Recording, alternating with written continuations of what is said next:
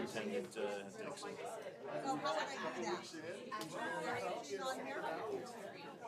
Oh my God.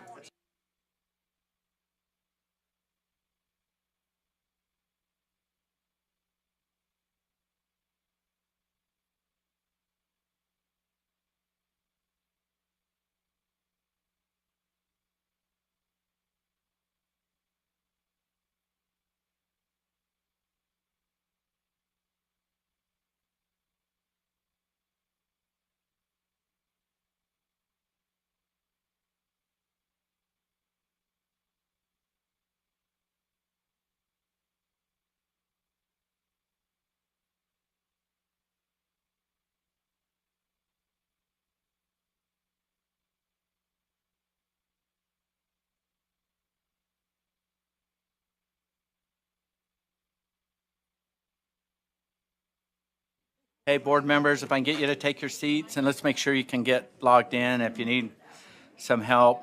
Jerry's here. Jerry's around. He'll look for eye contact or something to get your help. So we're going to start here in a minute.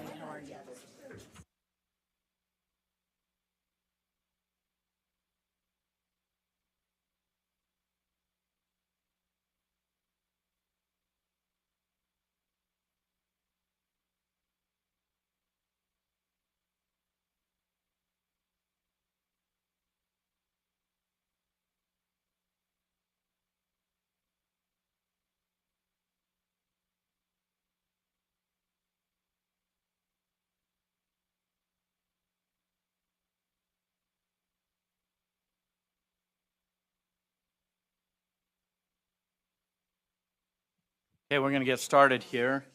A few minutes late. Appreciate everyone and their early arrival. Good morning. We're starting a little earlier than normal. We've got a really big agenda today, and we appreciate everyone making this happen. Before we get started, I want to recognize our Utah Highway Patrol, Chris Horrocks is somewhere around here taking care of business. Appreciate him. Our emergency plan, if there is an emergency, we just go to my right or to the east here, out any of these doors, turn right or left, and there's your exits. Also, the restrooms are just right across the hall, also to the east. Hopefully we don't have any kind of emergency. But we're going to dive right into this. This is streaming. So let's get right to our agenda. The first item is our Pledge of Allegiance, and Board Member Lear, you can lead us in the pledge. Will you join me in the Pledge of Allegiance? I pledge allegiance to the flag of the United States of America and to the republic for which it stands, one nation, under God, indivisible, with liberty and justice for all. Thank you.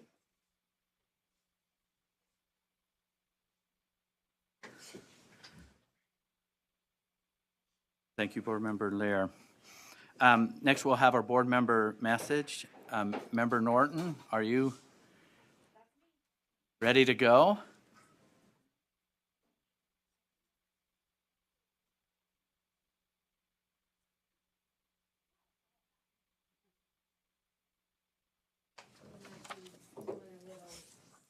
And you'll need to turn your mic. So we're having a technical difficulty, which is great. That's what we were planning to say.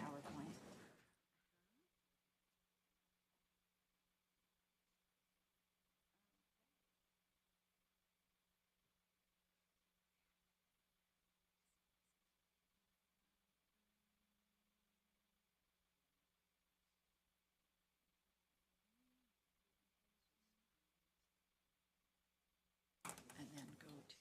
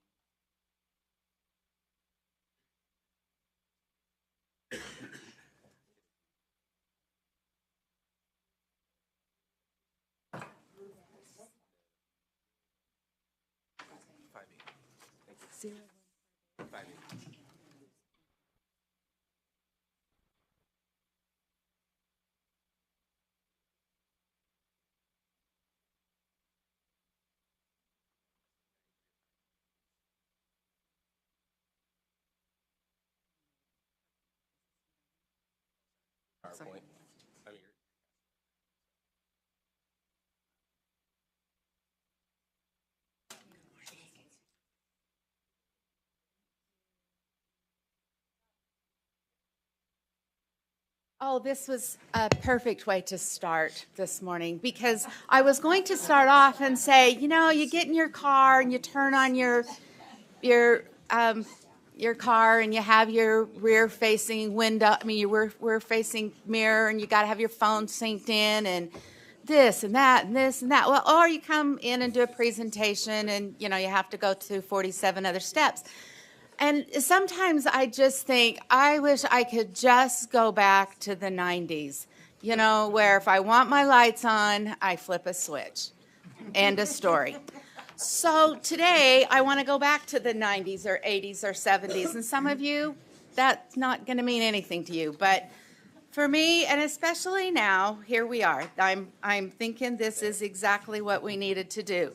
We're going to talk about puzzles, not computer games, you know, not iPods and AirPods and ePods and all the others. We're talking about regular cardboard interconnecting pieces of a puzzle. In my classroom, we've used puzzles my whole teaching career, but last year Rubik's Cubes became, you know, the new thing again. And one of the things that we've been using for the past couple of years have been jigsaw puzzles. And for those of you who want to just tune out right now because you don't care about puzzles, I do want to add some new words of your day that I learned in getting this presentation ready. An enigmatologist is a person who loves working on puzzles. And, let me see if I can remember how to say this right, a crucial verbologist, is a person who designs puzzles or is also a puzzle enthusiast. So just a little bit of trivia for, you know, those of you who have all the vocabulary. There's two new ones probably for you. Okay, just a quick rundown on why most teachers use puzzles. One of those would be, and now would be the time, because we have good content language development. So, for instance, you might be doing a puzzle of one of the master's art pieces, and you know, to hear your students talk about what medium did they use or where was the focal point. I like to use geography quite frequently, or geographic topics, and you know, to hear a student, instead of calling them mountain and hills, they might call them buttes, or we might be talking about, instead of just red dirt, sandstone. So those are things that are nice to develop that language. We also have, obviously, from the time they are 2 years old, small motor development with those little tiny pieces and manipulating those around. The collaboration that can go on because it is a group activity. It can be a great single activity, but lots of group interaction. Spatial reasoning is especially important in math. It's hard to teach unless you've got puzzles or things that kids manipulate and have to figure out how things are going to turn and be used in a different way. And one of the most importantly, and my 91-year-old mother will talk about this forever, and that's memory enhancement, remembering. Now, where did I put that little piece that goes right here? And then the last one is to compare and contrast, which is something we use in language arts all the time. But comparing and contrasting your pieces is really important. And when I first started using puzzles in my class, or jigsaw puzzles more precisely, I didn't realize that some kids have never used puzzles before, except for, you know, puzzles that have maybe 5 or 10 pieces in them. And to do a big puzzle, one of the first things you do is sort out the pieces. And just this last spring, I did this Eric Dottle puzzle of Zion, and I got the pieces sorted out, and I went, oh, man, this is going to be fun, because there were you know, a few border pieces and a few pieces of sky, and then about 249 pieces of red and 251 pieces of green. And I'm like, you know, this is just basically two colors over and over and again. And then I started looking more closely. I had to compare and contrast those red pieces. And I saw that, you know, some of the red pieces had vertical striations of those mountains, and some of them were more rounded. I also noticed that some of the red was painted with the Indian paintbrush of iron that goes through it, and some of them were interlaced with limestone. So it was easy to see that, and it made me think about, you know, other groupings that we see. In my class, we have girls and boys, and we look at those girls and boys, and you know, sometimes people are, especially teachers, are pretty quick to say, you know, a class with a lot of boys is going to be louder and rowdier, and yet I've had many years that I've had very quiet boys. And a class with a lot of move-ins is going to take extra time for these kids to get to know each other. Last year on the first day, I had a new move-in, not from even from our area, from out of state, who had about 75 new friends on his first day. So it made me realize how generalizations in puzzle pieces and in people need to get a second look. We have lots of different variations within common groups.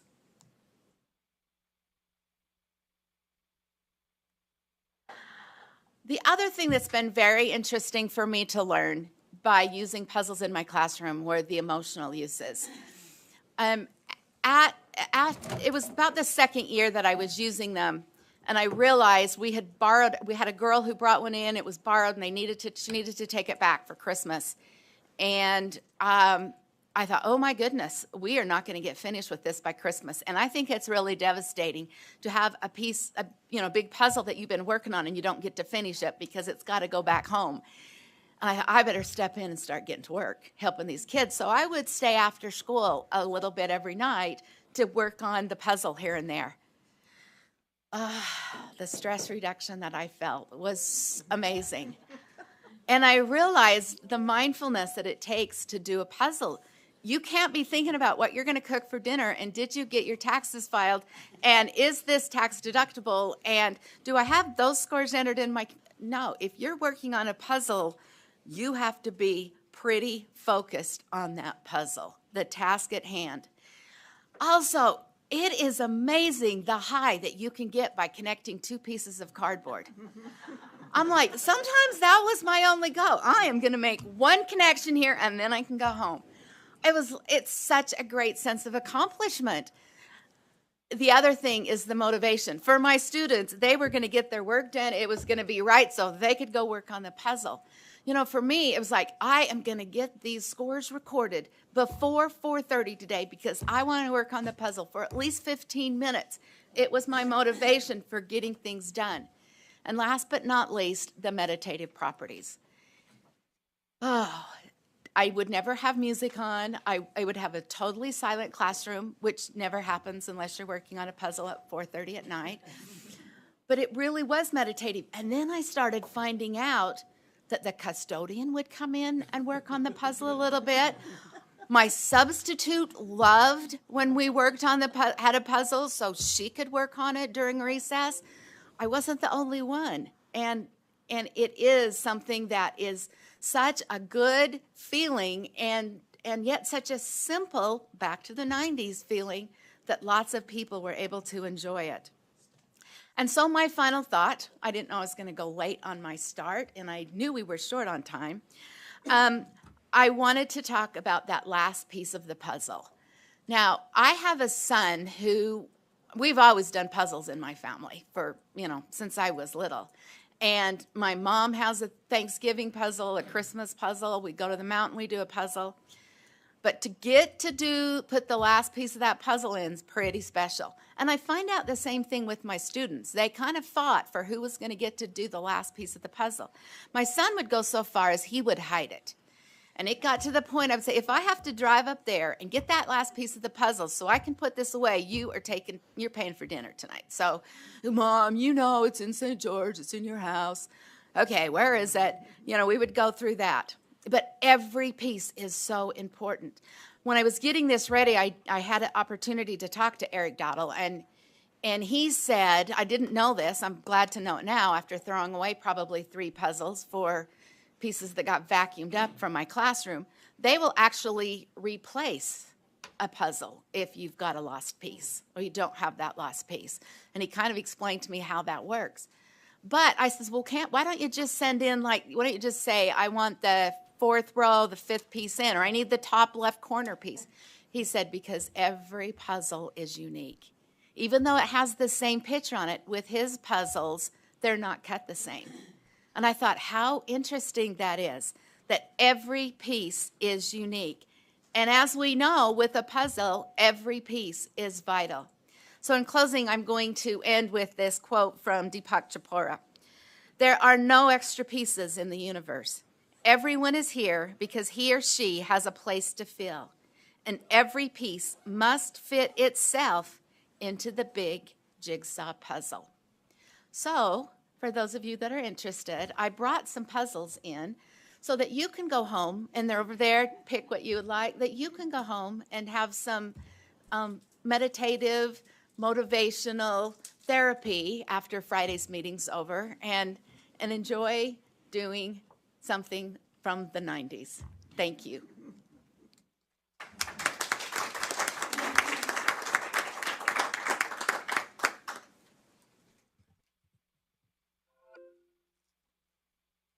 Well, I'm not from, well, I lived through the 90s, but I'm not a 90s person, so I'm glad. And I've seen those puzzles. They can be a nightmare. Hey, thank you. Thank you for the good message. Appreciate it. And next, we're going to have our education highlight. It's our Purple Star Schools. And Kelsey, are you part of the introduction, or is this Ben? Or okay, I don't know if there's an intro. Yeah, so you're going to do the intro, Kelsey. Kelsey, or is Ben? Well, both of you. So we have Kelsey James, our Board of Communication Coordinator, and Ben Rasmussen, who wears multiple hats, but one of them is the Military Interstate Children's Commission Commissioner. Did I say that correctly? Yeah, kind of. Will you correct me, please? I will. And some good friends also that it's always a privilege to see come in here, so I'll let you do the introductions, however you're doing it, however you've got it. Thank you, Chairman. Ben's going to lead the presentation here. Like you said, he's the military chair commissioner. So just on this year's Purple Star Schools and those who have done everything that they can to support students with military families. So Thank you. So Ben Rasmussen, and today I'm here as the Utah's Commissioner for the Interstate Compact on Educational Opportunity for Military Children is the full name of the compact. And as part of that role, I get to kind of lead Utah's State Council on Military Children. And this is the second year that we've implemented the Purple Star School program. This is a program that started a few years back in the state of Ohio, and it's spread to almost every state now as a way to help military students when they are transferred in on military orders with their families so that they can transition to their new school and help serve the function of making sure that transition is as seamless as possible. So let's see here. Where's my next slide?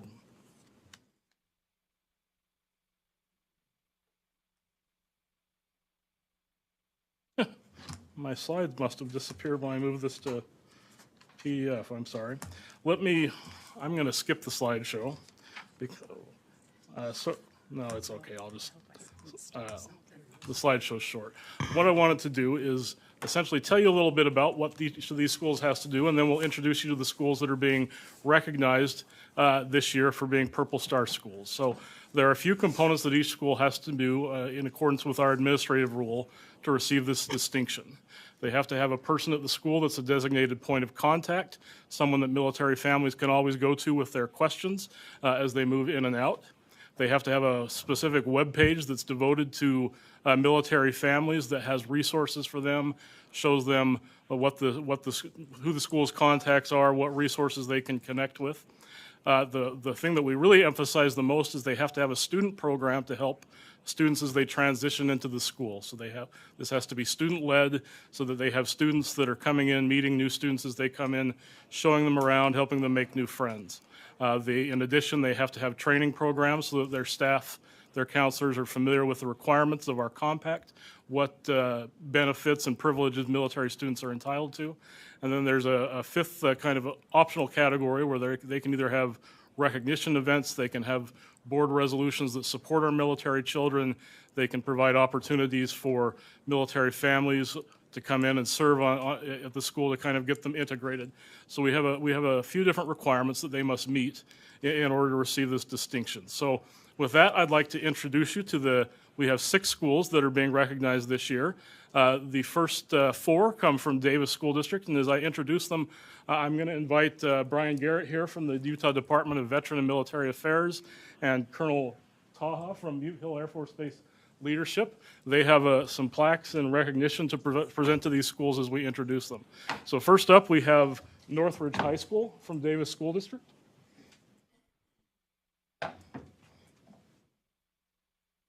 Then we have Legacy Junior High School from Davis School District.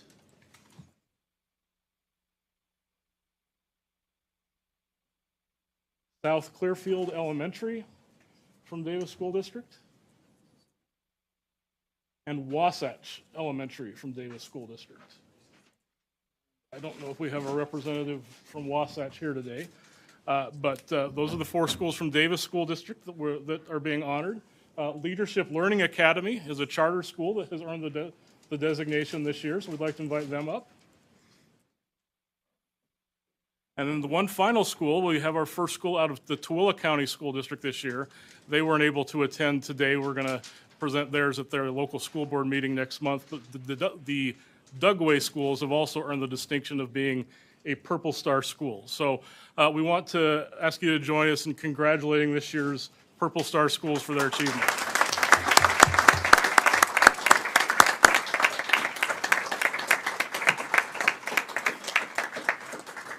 So in doing that, I'd just like to, as always, thank the Department of Veteran and Military Affairs for their help with this program. They've provided the plaques that we're giving them. Hill Air Force Base is a great partner on this program. Leslie Flynn helps me work with these schools and helps me make sure they get approved and follow and are able to take the steps to earn this distinction. She does great work in that regard, and they've also provided a nice recognition to these schools today. So we also want to thank them for their help with this program. And so that's the presentation we have. We're going to invite them into the hall afterward for some pictures, but do you have any questions for us on the program? Yeah, can Doug speak, or does somebody want to add to anything that was said? We've got some brass here that may have Brian something. or Colonel, do you want to? They're usually you have any not comments? without any comment. They usually can. I'll follow you if you want to start. But come up to the mic, so this is. This will be brief, but just want to say thank you on behalf of our students. It obviously means something. What you're doing resonates with our families here at Hill Air Force Base, and it's just an honor. And again, you guys are doing all the hard work, right? And so, what your commitment has demonstrated today, our photos here were made in our arts and crafts store, and so again, we hope you appreciate that. Thank you enough on what you are doing. Very vulnerable part for our Hill Air Force Base family, so thank you. I would like to echo Colonel Taha's comments. I'm Brian Garrett with the Department of Veterans and Military Affairs.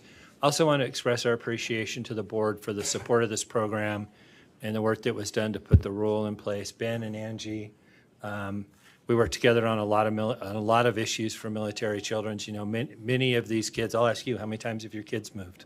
Well, my kid is 27 and in New York. So. Okay, all right, all right, you get off the hook. So I get off the hook. But sometimes you ask that question and parents will tell you they've moved 10 times over the course of their educational experience as they move into high school. And as you know, you move a kid, if you will, a teenager around, especially as they get into those high school years, it's really tough. Making friends, losing friends, new cultures, new climates, new communities, new countries in many cases. And it's programs like this, it's a tremendous support that the Department of Veterans and Military Affairs gets from you know, the Board of Education and all of the staff as we continue to look at the unique needs of these kids and help take care of them and support them in their transition. And most importantly, give some peace to their parents as they continue to serve our country and do the work that we've asked them to do there. So thank you, Ben, Angie. Thank you so very much for all your good work, not only on Purple Star, but all the legislation we work, all the issues that we work, and some of the challenges that we've been battling even at a national level to make sure we're able to take care of our kids. So thank you, Mr. Chair, and thank you. I would be remiss, Mr. Chair, Mr. Huntsman is a volunteer with Employer Support of Guard and Reserve and acts as an ombudsman that works with our guardsmen and reservists who are trying to serve and still keep their civilian employer happy. He's the referee sometimes between the two. Kind of funny, you're the chair. But really has done some great work for many, many years there, Mark. I very much appreciate your friendship and your time you spend with our service members too. Thank you all. Thank you. Thank you. We appreciate all you do. Sorry. Thank you for what you do. Utah's recognized for their outreach programs and what's happening here. It's our military is very important. They're all people. We're in the people business, and they come and go out of our state, and we welcome. They're part of our economy, but more so they contribute. And here's just another example of the many things that the good state of Utah participates in welcoming and supporting our military. And you guys, some of you might have heard me say this before on the Guard and Reserve side. I don't know if you're aware of this, but 49-point-something% of our military expertise, strength, best military people are Guard and Reserve.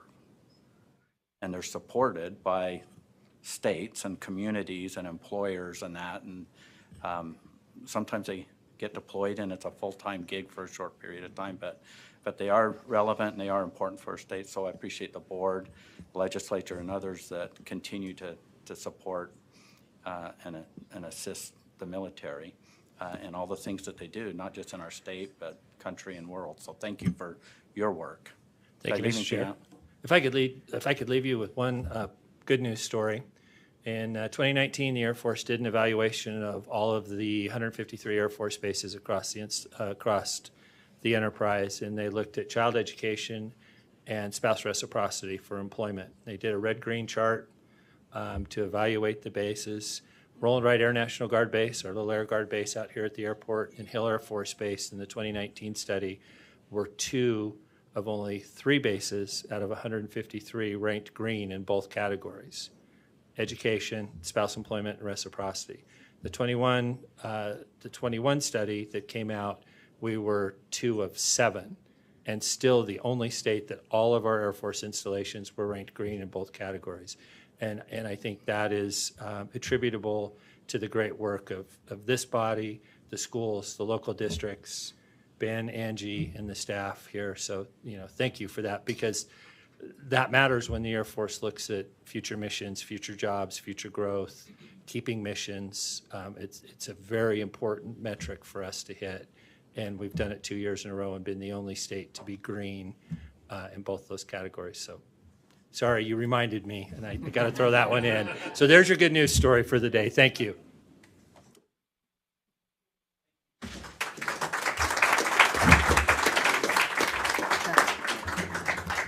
Okay, we're going to go on to public comment, but Brent, do you want to go get a picture? All right, we're going to move into our public comment. I just want to read some information first. Public comments are limited to 2 minutes per person. A comment can express simple support or dissent for regulatory systems. Individuals should not use the public comment to complain about personnel issues or attack or defame an individual. Speakers making a highly detailed or complex comment should also consider providing a written outline of their words to the board. Please remember that children may hear your comments. Be thoughtful and professional, and keep your comments appropriate for the general audience. We're going to start with our Zoom public that wants to speak. Susie Estrada, are you there? I'm here. Okay, go ahead, Susie, you have 2 minutes. Hi, hello board, good morning. I know it's been a while since the last meeting, so this might need some refreshing. But I would like to speak partially to requests that the board support the SHARP survey, but most importantly to ask that the board please look at past the havens that they have created in their own homes. In a perfect world, every child goes home to a loving family, a meal, and guaranteed safety that can be taken for granted. So much so that it is easy to forget that many don't get that. Consistently, we have had board meetings to bring up and discuss parent rights, about having parents read every question on the survey, or parents being afraid of children disclosing personal details to a teacher or administrator from their home life. As a child that grew up being told that what happens at home stays at home, this messaging of parental rights over the rights of children honestly scares me. In my home, there was conflict and abuse. Social emotional tools and SHARP surveys were not there to teach me that some secrets should not be kept, and there were no surveys that I remember to ask me about high-risk behaviors or identify what would signal a health crisis in my community. Looking back, all the cries for help were there, but still, I was invisible with the exception of one teacher who I still keep in touch with. Teachers need these tools and the trust on behalf of parents, students, and the community to be able to do their work. Even in the puzzle presentation we had just now, we heard about awesome cell tools and skills and methods that help build communities and improve productivity. I am remained in an abusive home, but knowing that one person saw me helped me to see my own potential and allowed me to be as successful as I am now. We can choose to censor and ignore the problem if we so want to, but let's not pretend that we are doing so for the best interest of all of our young people. I would like to stop with the what if scenarios and see what actually is and why these tools were created in the first place. We are on the same mission of safety for our children. Thank you. Thank you, Mrs. Strata. We appreciate that. Nicholas Willis.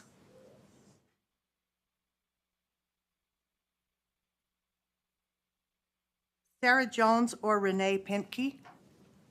Hi, I am here. Thank you so much. Who do we have? This is Renee Pinkney. Okay, hi Renee, go ahead.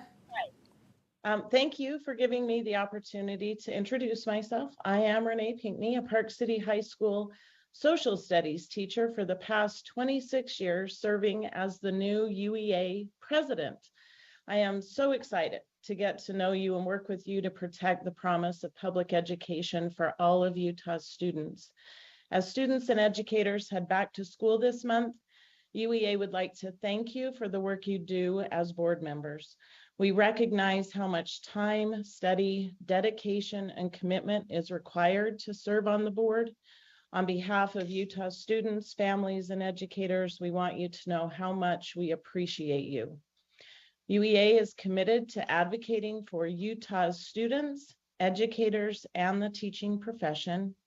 One way we strive to accomplish this is through engaging in policy discussion to promote quality public education.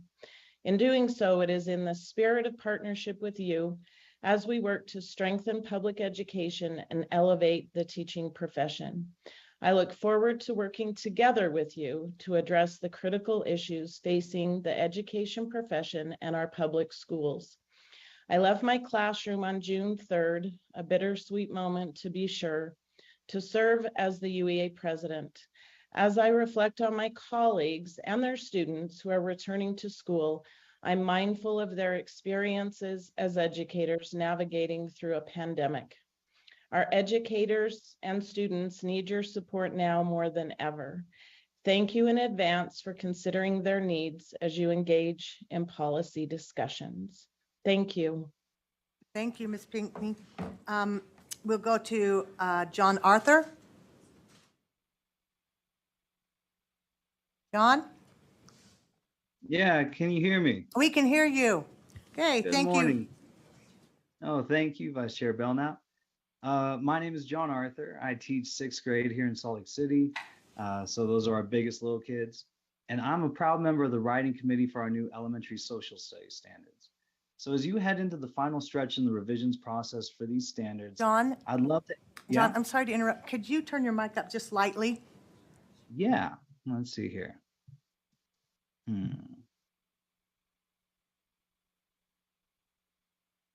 Or Jerry, maybe you need to.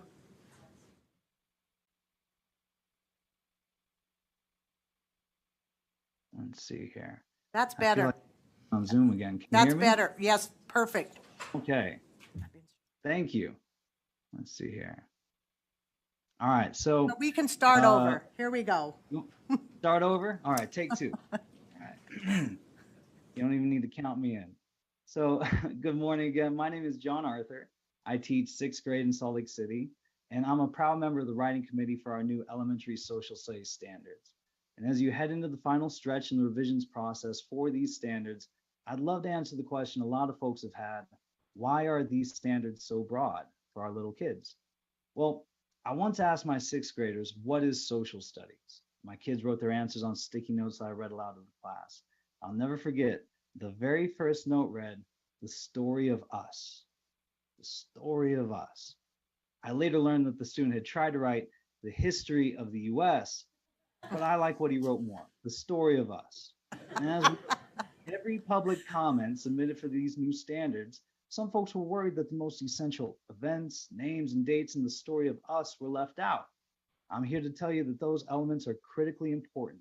They're still there, and there's a whole lot more to our story that needs to be told. It reminds me of the stunning images of the cosmos that were sent back by the James Webb Telescope. I don't know about you, but I was stupefied by the wonders I saw, and yet I wanted to see more. When I saw those pictures, I immediately wanted them to widen that lens, to turn it a little bit, to do something so we can see more of what's out there. And that's exactly what we've done with these social studies standards. We've widened the lens so our students can see more names, more faces, more dates and events that better capture the dynamic and kaleidoscopic brilliance that is the story of all of us. So as you consider your amendments and edits for these standards, I humbly ask that you keep in mind that each standard is like a spotlight on a stage. And when you shine a narrow light on specific names, faces, and events, you risk leaving whole communities unseen and standing in the dark. Seeing more doesn't mean you lose sight of what's important. It means more of Utah's children will see themselves reflected in these standards as they study and celebrate the accomplishments and contributions of all communities represented in our classrooms. In the words of maybe our greatest American, Bruce Lee, it's like a finger pointing away to the moon. Don't focus on the finger or you'll miss all that heavenly glory. Thank you. Thank you, Mr. Arthur. Annie Massey, I don't know if you're here or if you're on Zoom. Annie? Good morning. Yes, I'm here. Oh, hello, Annie. Go ahead. You have 2 minutes. Thank you. My name is Annie Massey. I'm a parent of 3 children and we live in the Davis School District. Today, I wanted to talk to you about student data privacy. Schools are authorizing the collection and disclosure of private student, parent, family, general information, and information that violates PURPA. This is being done with digital technology and instructional material choices that have increasingly neglected and abandoned proven effective paper-based instructional materials. This is also being done through written agreements, like in Davis School District with the Summit Learning Platform and with the Department of Justice. The FTC has raised concerns about this, and I can email you that information. There's a wide body of research that confirms both the harm and risks to student data privacy. DSD metadata dictionary alone confirms 172 entities are receiving data disclosures on minor children, their parents, and families. Adherence to certain laws like FERPA only expose and intrude on student, parent, family privacy. 53E 9202 directs the USBE to protect student, parent, family privacy to comply with FERPA protection. FERPA no longer protects students' privacy from disclosure. FERPA guarantees disclosures. What is missing from this law that could resolve the violations of privacy would be restoring legacy FERPA language that actually protects students' records from disclosures through explicit prior written parental consent and by adding existing parental rights code that directs the USBE to comply with parental rights, authority, and rights. Thank you so much for your time. Thank you, Ms. Massey. Appreciate it. Okay, Howard Stevenson. Good morning. Can you hear me? We can hear you fine, Howard. Go ahead. Thank you for this opportunity.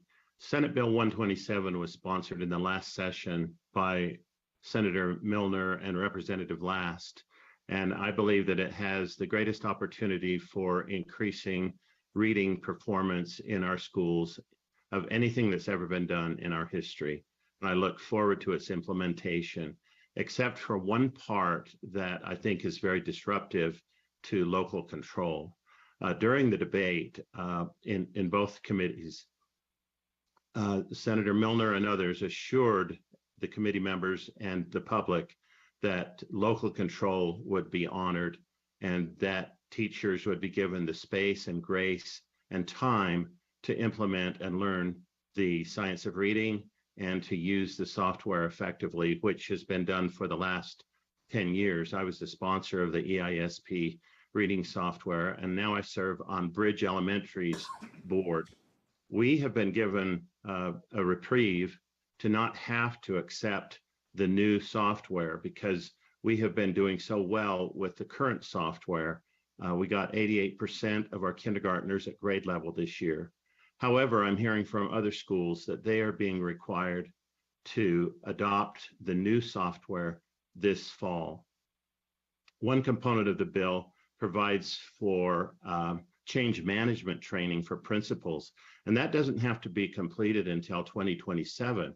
And I had no idea, and neither did the sponsors of the bill, know that this would be so disruptive to the current EISP reading software program.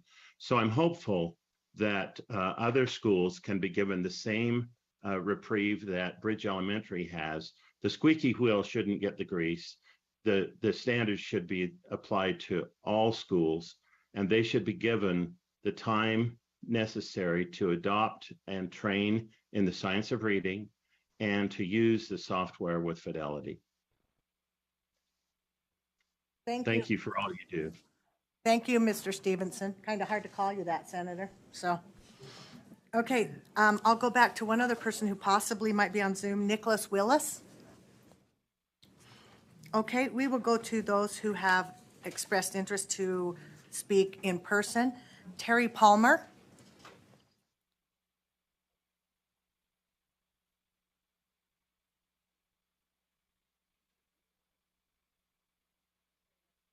That would be great if there's enough space for you.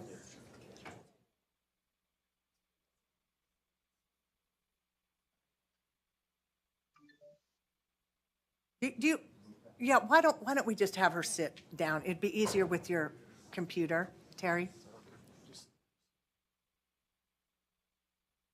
Yeah, I haven't been this nervous since I got married. Well, you're kind of walking down an aisle, so it's kind of the same thing. And I lived through it, 6.9 earthquake, but you guys somehow are more scary. Go ahead. Thank you so much for having me here and the opportunity to speak on Three Strands Global Foundation and the Protect Human Trafficking and Child Abuse Prevention Program. We are truly grateful for the thoughtful conversations we've had with staff and board members of this body. We have been tasked with creating human trafficking and child abuse prevention, and we take that obligation very seriously. There are many human trafficking awareness programs, but it is not what we've been asked to do. Awareness increases knowledge, but does not increase skill set and/or response. The Protect School curriculums teach students to trust their inner voice, understand their boundaries, and recognize that they have the right to say no if someone tries to cross their boundaries. I believe the combined Protect training for school staff and parents, already approved by the Utah State Board of Education, combined with the student training materials, help to strengthen families and communities. An email was shared with you from a Utah survivor of trafficking at the hands of her parents. Her name is Kimberly. As one of the many contributors to our curriculums of those with lived experience, Kimberly was very happy that bus drivers were receiving the Protect adult school staff training. She told us that she often missed the bus going home, but no one ever asked her why she didn't want to go home. The school would call her parents, and she would be punished horribly. If she had known the words to describe her abuse and the characteristics of a trusted adult, she might have been able to escape the horrible trauma that has haunted her into her adulthood. With these trainings, everyone in the community, parents, school staff members, and children, know what to do when they see the signs of abuse and how to report it. We ask that you support the curriculum so that we can move forward to end or even prevent abuse of our most vulnerable. Thank you. Thank you, Ms. Palmer. Lexi Cunningham? Lexi, do you want to just come to the table as well? Sure. Thanks.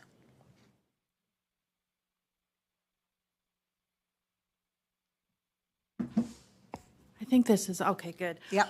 Vice Chair Belknap, members of the board, Superintendent Dixon, thank you for the opportunity. I'm here for two reasons. First of all, I bring greetings from the Utah School Superintendents Association. We'd like to thank you for all of your work, your leadership, and your commitment to students.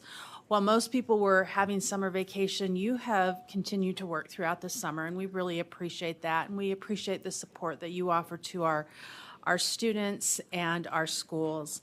The second reason I'm here is just to respectfully ask that you approve the waiver on R277628 school libraries.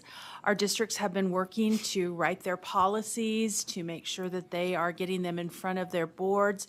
By extending the deadline from September 1st to October 1st, it will ensure that all of our districts can have their first reads and their second reads. We've talked about this policy at our June meeting and at our July meeting, and our districts are moving forward. Just extending the deadline a month will make sure that we can get that all completed. So when you're looking at agenda item 10, we hope you consider that. And again, thank you for all that you do, and I hope you have a great meeting. Thank you. Thank you, Ms. Cunningham. That concludes our public comment. We will now go into number 3, our Utah Schools for the Deaf and Blind Board meeting. Yeah, what? Did I miss somebody? No, we got her. We got her. Thank you, though. So, Joel, would you and your staff like to come up, and we'll just go right into our board meeting?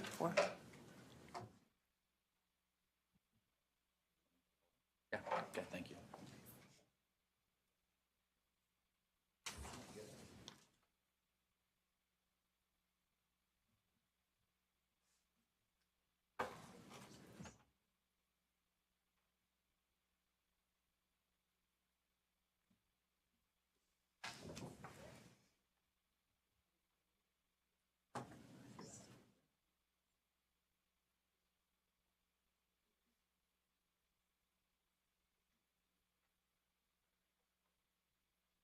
So, and following the agenda here, let's, we're going to start off with these consent items. But we're just going to take them one by one. Is that's how I see that we're going to be doing this. So 3.1. Mr. Chairman, we put them on the consent agenda so the board can approve them all at once or pull them off at their pleasure. Okay. So if we follow the same format that we've done before, is there any items that board members want to pull from the consent items off of the consent calendar, I guess is what we would call it. Vice Chair Davis, are you in the queue? I'm showing something. That's Joel. Okay. All right, I'm not seeing anything. So, Member Kent. Mr. Chair, I'd like to move approval of USDB's consent calendar. Do we have a second? Second. We have a motion and a second. Do you want to speak to your motion, or are you good? Okay, the motion for is the board to approve the consent calendar. Any discussion to the motion? Seeing none, all in favor say aye. Aye. Those opposed? Motion carries unanimously. Okay, let's move to 3.2. Following this correctly. Information, this is an information item, and this is about the boat race. So we'll invite Director of the Blind Campus Programs, Ryan Green. Are you going to speak to this, or someone else? And then as we speak, just your name and title for those that are just listening and not viewing. Superintendent for the blind, and I'm going to introduce Ryan Green, who is our campus director at the School for the Blind, and he has brought 2 students with him who participated in the 7048 boat race. So I'm really excited to have them. So what I think we'll do is bring Erica, them come up here, and they can sit and they can share this mic, and you can just put this on and off for them. Sounds great. Good morning. I do have a video that I'd like to share. Figured it'd be good. I had a presentation, and then I felt like it was going to be very much like a family reunion, like slideshow, and didn't want to do that to you guys. So, do you need some help getting the video? I up? do. I've got a YouTube link, and so if I could. So we have lots of rescue people here. That Sweet. That's how I survive, is through our IT come on people. up to.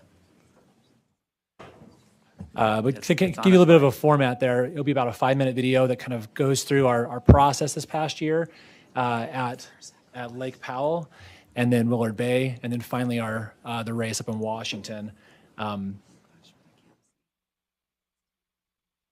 This is kind of like NASCAR when you come into a pit stop and you got all these, an excellent team come in and make it happen. Pit crew for you. That's right. Can we see your laptop on this side? Yes. Please.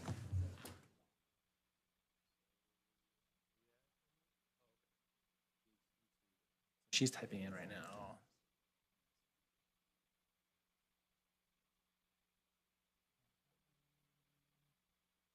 Trying to get on the air media.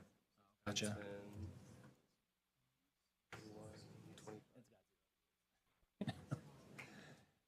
You want to type?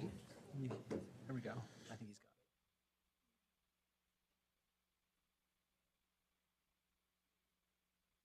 You're doing it like one-handed. I'm trying to do under 5 seconds, but I think I'm past at this point.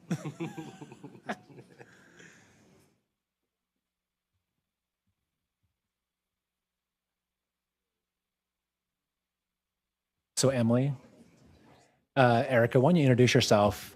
Tell the board a little bit about you, where you go to school, how old you are, what grade you're in, your favorite color. I don't know, just a little bit about yourself.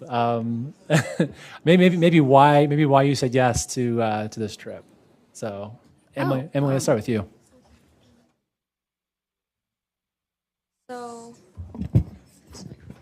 So, my name is Emily, and I am 14. I go to Jordan School District. I'm going to go to Bingham High School next year.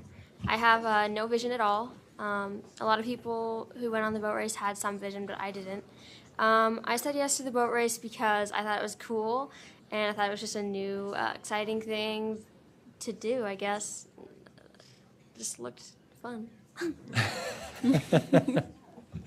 Absolutely. Erica. Hi, my name is Erica Emery, and I go to East High School. A lot of people always say, oh, hey, this is the school that High School Musical was filmed. And I was like, no, not again. But I guess my visual impairment is oculocutaneous. It's also known as albinism.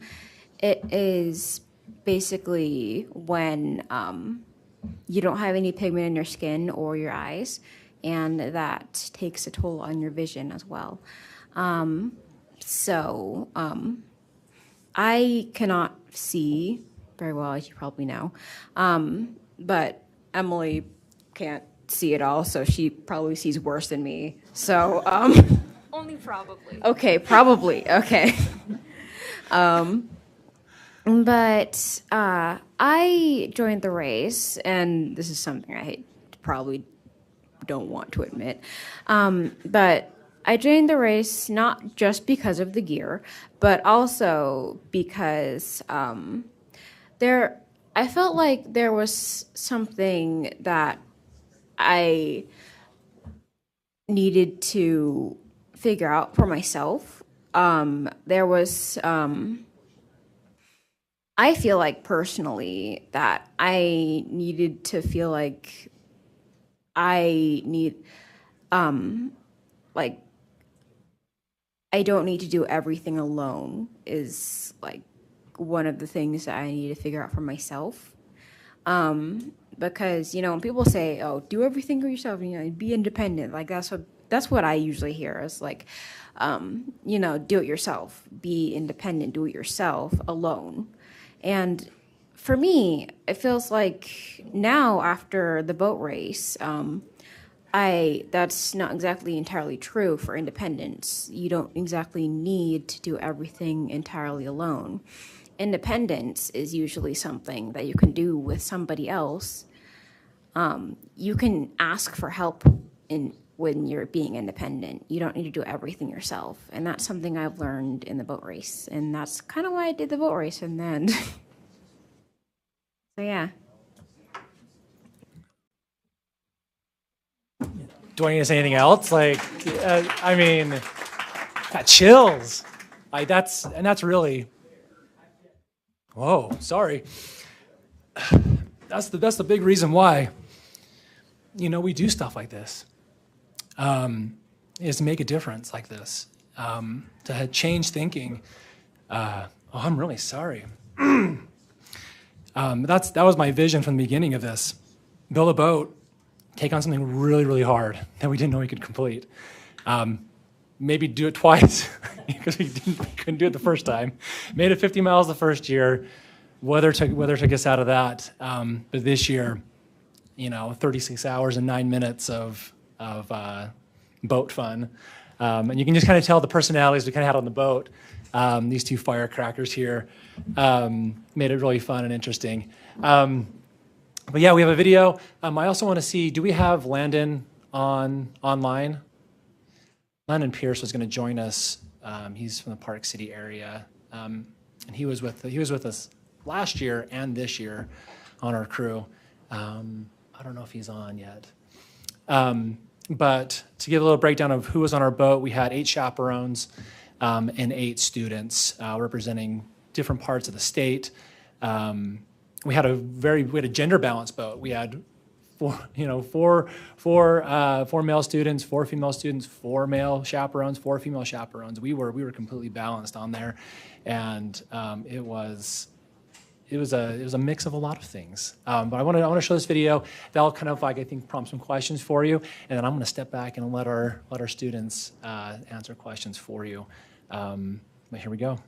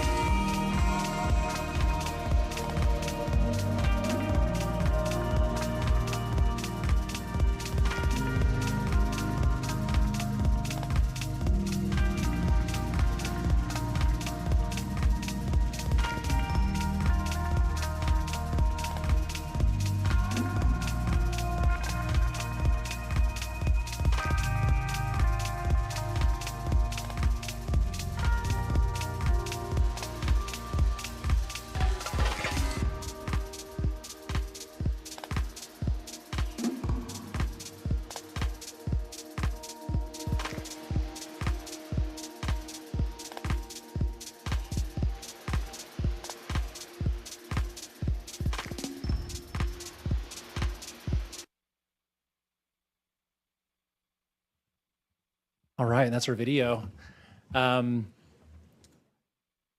Yeah, just a quick recap on the race. The first 50 miles, this time went by really nicely.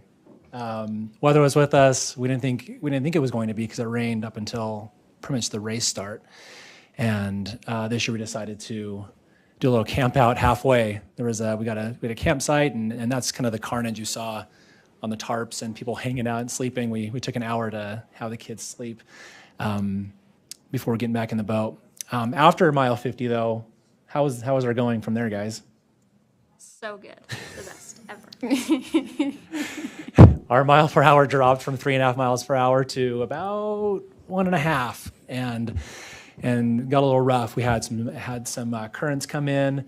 Had a couple scary moments, didn't we, with some bigger swells trying to go after us, and forced us to spend another night outside, which we did not want to do. Luckily, the Eagle Scout in me was like, we got to have some preparations here. So we had bivy sacks, we had freeze-dried meals, and found a lot of nice people on the shore of Cala Point that was like, we know the rules, we can't help you, but just let you know there's a gazebo and bathrooms just down the beach a little bit. You're more than welcome to use it. Everybody can.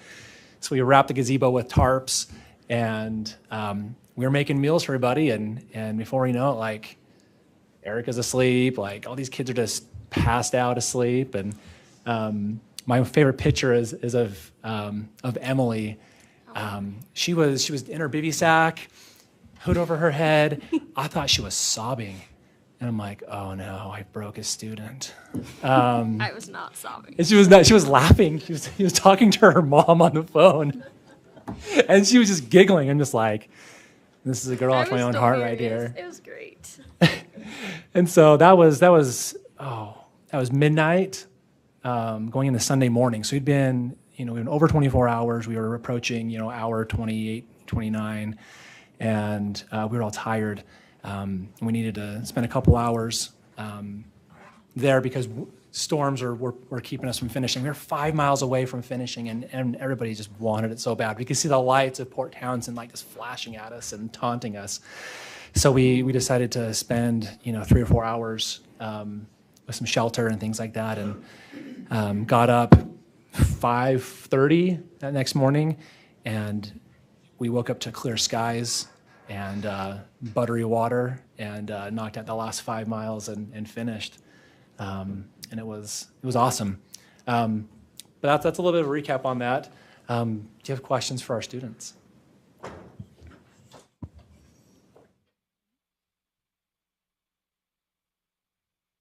I'm just trying to, Member Cannon? Yeah. Just tell us exactly where the race occurred. I saw maps. I was trying to figure it out. Tell us exactly where you were doing the rowing and spending your time on the river. So the actual race was from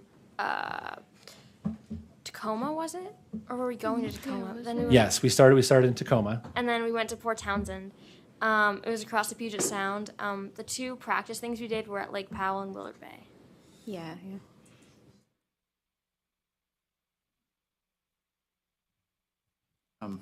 Member Lear? Thanks. I just want to say how, and I'm going to have the same problem, how much I respect Erica for doing this. Erica is in a group of young women that I work with, and she not only shared her experience with them, but she talked about, what were the hardest things? What did she learn from it? And it helped all of us talk about doing hard things. And it was really a good discussion, largely because of her and her experience with doing this and being willing to talk about it. And she brought out some ideas that I hadn't thought about that would it wasn't so physically hard, but there were some psychological and emotional things about it that were harder than I would have even thought about. So I just appreciate her candor, and same with Emily, that you would come and talk to us about it and give us your insights. Thanks. Thank you. Member Norton?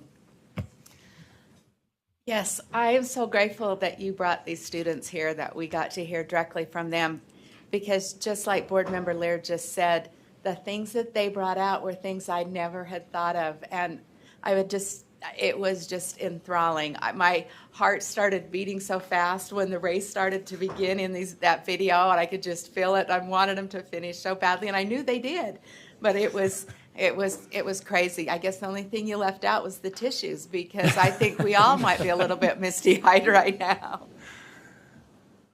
Thank you. I'm not, Member Booth?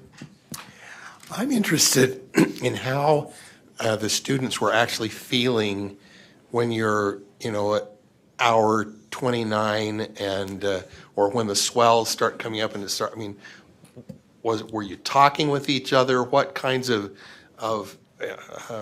were you anticipating you were going to finish no matter what? Were the discouragements or the swells enough that you were thinking, wow, this is kind of dangerous, maybe we better get to the shore quick? I just love to hear what your feelings were when you were right in the middle of those tough patches. Well, as far as the swells go, I wasn't really super aware of how big they were, so I was like, okay, there's some waves. Great, let's just keep going.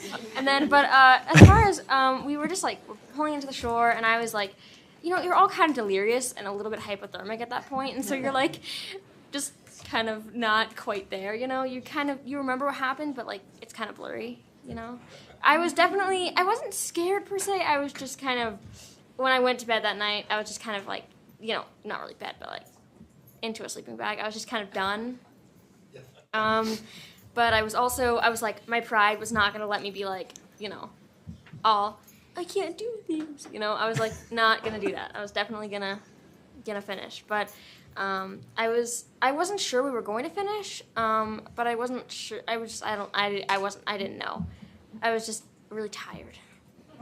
Yes. I think that I think Emily explained it pretty well.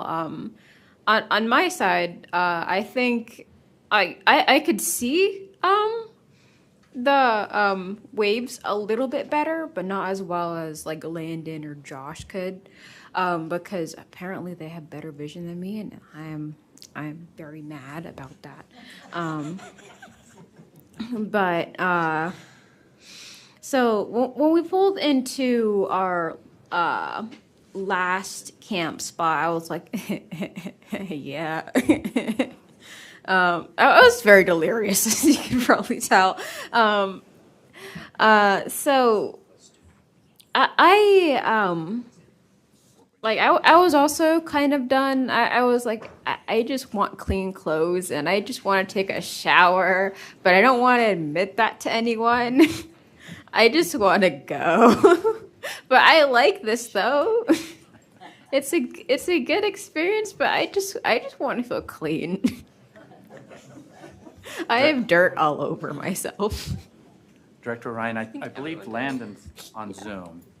Perfect. I think. Are we going to make it happen? Landon, are you with us? He said he was ready. He was waiting to be let in on. Yeah. Oh, there he is. Hey, Landon, how's it going? It's going. Good. You got the State Board of Education here. Very interested in hearing your thoughts on the race. You're one of two students that was part of last year's endeavor as well as this year's. Is there anything you want to say about that? It was nice to finish this year. I think it was. I mean, both years were an awesome experience. Learned a lot, did a lot. It was definitely, this year there, towards the end, there was a little bit of, worry that we weren't going to finish, but we pushed through that, and it was just an awesome experience that I'm grateful I was able to have. Yeah, I don't know much more than that. Thank you for the experience. It was amazing. Thank you, Landon. We have, thank you, Landon. This is Mark Huntsman, Chair of the State Board. We've had some board member comments and questions. Member Moss? Okay, well, I just wanted to say thank you for inspiring all of us. This is the coolest thing we do as a state board, is to hear from you guys, and just thank you for that. And Erica, I loved your comments about independence not meaning you're alone, that you work together, kind of an interdependence. And Emily, I just wanted to say that there's different kinds of vision, and hearing you say, I did it because it looked cool. I took on the challenge. That was striking, and that's, I think, a higher type of vision, to see something and take it on. So I'm going to share that with my kids, if you don't mind. Okay. Thank you both. That was Okay. really cool. Thank you. Member Earl? Yes, my question, last year you built the boat. Did you just refinish your boat this year, or did you guys actually build another one? We did not repeat that process this year. We, we're like, we need to have solid logistical pieces in place. You know, building a boat on top of all that was. So it's just the maintenance of it? It was the maintenance of it. Yep. We actually did a mashup of so last year, a high school in Colorado kind of inspired us to do the race. And actually after that race, they gave us their boat. They're like, we're not going to do it again. If we do it again, we're going to like build another one. So like, do you want our boat?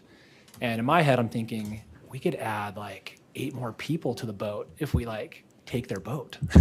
And so we didn't put 8 more people on there. We put 2 more than we did in the previous year. Just because if you get so long, like the way that the swells work, it can really rip your boat apart. And that's what they were kind of experiencing last year. So we shortened the boat and just added 2 more people to it. So we refinished it. We actually beefed it up with, I could go into detail, but just essentially we made it more safe. You don't have to go into detail. We I made was just we curious made it if more you safe. remade the boat. And, so that was. Yeah, but we were 8,800 pounds. Like, it was, we were not the light and fast, Washington University shells out there. Very good, thank So, you. You're welcome. Thank you. I'm not seeing any other questions or comments, but I think it's important for us to recognize the parents that are here. So I don't know if Erica and Emily, if you want to introduce who's here with you. Oh, yeah, sure. My mother is in the back of the room, I think. And she's standing up. Yeah, for she's us. right there. Okay, Hello, Mother. thank you. My parents are also here. I don't know exactly where, but they're somewhere. Okay, thank you. Thank you, Chairman.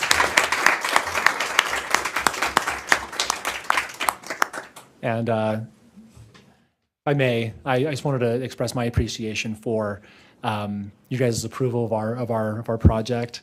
It really means a lot. I didn't think that this would get approved, honestly. And so I'm grateful for the faith that you guys had in us to do this, and to trust us that we do things safely. And we did bring everybody home, which is probably number one. But I'm glad that these students and us as chaperones were able to experience this great life listing type of thing. So thank you. Okay, so we want to express our appreciation as a board to Landon and Erica and Emily for being here, and of course Director Ryan. I always go to that space. I don't know why, but thank you for your presentation, and staff and parents and everyone that make this happen, and all the other many things that you do. This is not the only thing that you have on the agenda, but this was a big moment. And thank you for packaging it this way and sharing it. Been a good part of our morning, so thank you, and we wish you all the best. So appreciate it. Thank you.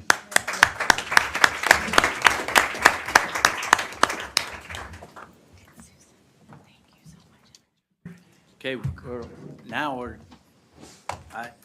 we'll invite our Carl Empey, the finance director, and I don't know how you follow this act. I mean, You don't. That was you hard don't. You placement to can't, do so- financials. But the good news, Mr. Chair, Madam Vice Chairs, and board members, we're financially solvent. The financial reports for the first 12 months, it does not include period 13. The state gives us an extra month to pay all the bills for the goods and services we received in June. And it doesn't include the other post-employment benefits that the state calculates late August, early September. So we'll be coming back with another set of financials that will include the entirety of the fiscal year. Just to be quick, because I know you've got a full agenda today, Our inflows were 46.8 million. I'm just rounding numbers as I usually do. Our expenses were 43.7 million. So we had 3.1 million more in inflows than we did expenditures. And we look to have about that balance towards the end of the fiscal year as we wrap up period 13. Our number of students served was 2,508 students, and our land grant enrichment fund balance is $671,024. The donated fund balance is $283,200. Again, I'm just rounding. And our education foundation balance was $1.3 million. The report behind that in your packet is the budget status report that gives all the supporting detail for the numbers that I just went through. On our enrichment fund projects, you had approved $1,526,000. We have spent just a little bit over $1 million, leaving just under $500,000 left to be spent. 200,000 of that is our infamous audiology van that we still keep hoping we're going to receive in December or January if the chips come in and all the parts, but that's kind of the target there. So we're going to roll that over. These funds don't lapse, meaning we don't have to give them back to the state because they're enrichment funds. We'll be able to roll those forward to next year. So with that, Mr. Chair, I'd be happy to answer any questions that anyone may have. Any questions from board members? Member Norton. Yeah, I just had a quick question on that, on your financial report page. About halfway down where you've got the number of students served, are there any crossovers there? You know, some students receive this service and they also receive this service? Yeah, the second section there, the additional services provided to children, there can be some duplication on that. Mainly audiology services is the big one in which we have duplication.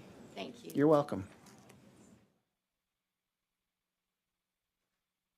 Director Ramsey, I'm not seeing any other questions or comments, but I just want to make note, thank you for getting these in. And, you know, this is about transparency, just not for us, but for the public also. So thank you for your thoroughness. You're welcome. there. Thank you. We'll look forward to the next report. So thank you. I guess we're moving to the superintendent's report. Superintendent Coleman. Thank you, Mr. Chair.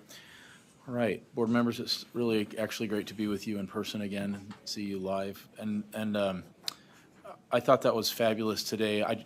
Well, during the presentation though, I thought you know, we have probably 40 summer camps that are great. They go for everything from a STEM camp on our campuses to adventures and camping and other things. And so this was just extra big. And I don't know what the future holds. We could do it again. We've also been talking with the families that were here. One of the moms that was here, Katie Green, is actually also on our advisory council. And so when, you know, sometimes high school students are not as verbose as we grown-ups are. And so getting feedback from the parents is important too. And the things that they said were just, they kept using superlative terms like life-changing and things. And so I was glad that the students were here to share that with you directly as well. But we are wrapping up the summer. We have our opening institute and our new employee orientation this coming week, because for some reason school openings have crept up to what feels like the beginning of August now. And everyone's excited, but excited and tired from all of the summer camps that we did, which were fabulous for the students and their families. A little update on our facilities. We can officially, I will no longer be reporting on our Mill Creek portable or our St. George portable. They are finished. They're done. So yay, that's my last report on those. And they're great. It's really good. We are working with DFCM closely to prepare for a meeting we're required to have with the Executive Appropriations Committee in September on the St. George and Salt Lake new or renovated building projects, and so we'll keep you abreast of that each month as we come in here. This year we will not be submitting any legislative IFRs to you. No funding increase requests, and so the one thing we'll be submitting to the state though is It's required in code. It's the what they call the WASA, or the weighted average salary, the weighted annual salary adjustment, which is where they fund our teacher educator increases based on an average of what the teachers throughout the state get. And so that's sort of automated, and they expect that number from us, but we won't be submitting a business case and so forth because it's not a special increase request. We also, something else, and Board Member Norton's question really made me think of something I should share with you. Internally, after this year where we just did the deep dive with the Public Education Appropriations Committee in July or June. Was that June or July? June. That was in June. We went there, and then your own questions have prompted us internally to say, what can we do better for the board, for the public, for the legislature, to help them understand, and even for ourselves to understand deeply which students are where, what the student-teacher ratios are, and so that can always be a part of our annual report and any monthly report that we can give to you or get other things. And so we've created kind of a new internal reporting process where we can get better information for you all the time. And one of the things that breaks out is what Board Member Norton asked for, is here's all the services that we offer. Some of them are duplicative, and here's where all the students are. And so we'll be able to show you more easily and answer your questions on just exactly what's happening where. And so your questions and the legislature's questions this year helped us, I think, to improve our performance as far as that goes and have a better handle on that. And you'll see that going forth each month this year. We also, I mentioned Opening Institute, new employee orientation, back to school nights. Just a reminder, our calendars follow whatever local district our campus is located in. So Springville is aligned to Nebo District, Mill Creek is aligned to Granite School District, and our Ogden campus is aligned to the Ogden School District calendar. And that is my superintendent report, unless Susan has anything to add. Superintendent Tanner is out of town right now on a work-related trip, but Superintendent Patton is here. If you have anything, Susan. Yeah, actually, just quickly, the 70-48 race, as Superintendent Coleman mentioned, we might not do that in the future year. We're not going to do it next year, but there's a couple of things that we want to replicate that we've learned from the 70-48. And the first thing is that our students who are blind and visually impaired and low vision, they miss out on competitive sports. They miss out, everybody is familiar with goal ball. And so whenever anybody talks about sports with our blind, visually impaired kids, they're like, oh, do you have a goal ball team? Well, yes, our kids have chances to participate in goal ball. But this has really taught me, with the 70-48, our kids are wanting that. They're hungry for competitive physical activity. And so that's something that we're looking at in the next year as far as at the blind school. The deaf school already has programs that are pretty rigorous, but our blind school does not. And it would look different because we're looking at serving kids from all over the state of Utah in all districts. But that's something that really stuck out to me is these kids, when they would go home, they said, we came in 68th place out of 129 people, of 129 race participants, and they were all sighted and in excellent physical condition. And it just resonated with me that, they're missing that. They're missing being on basketball teams, being in cheerleading or in dance competitions or all of that. They're missing that. So I wanted to mention that. And then also the push for physical activity. That's another thing that our blind, visually impaired kids miss. They miss the physical activity, and I think that's something that we need to focus on. So our summer camps this last summer, when I say last summer, we're still in summer, but it seems like that was a long time ago.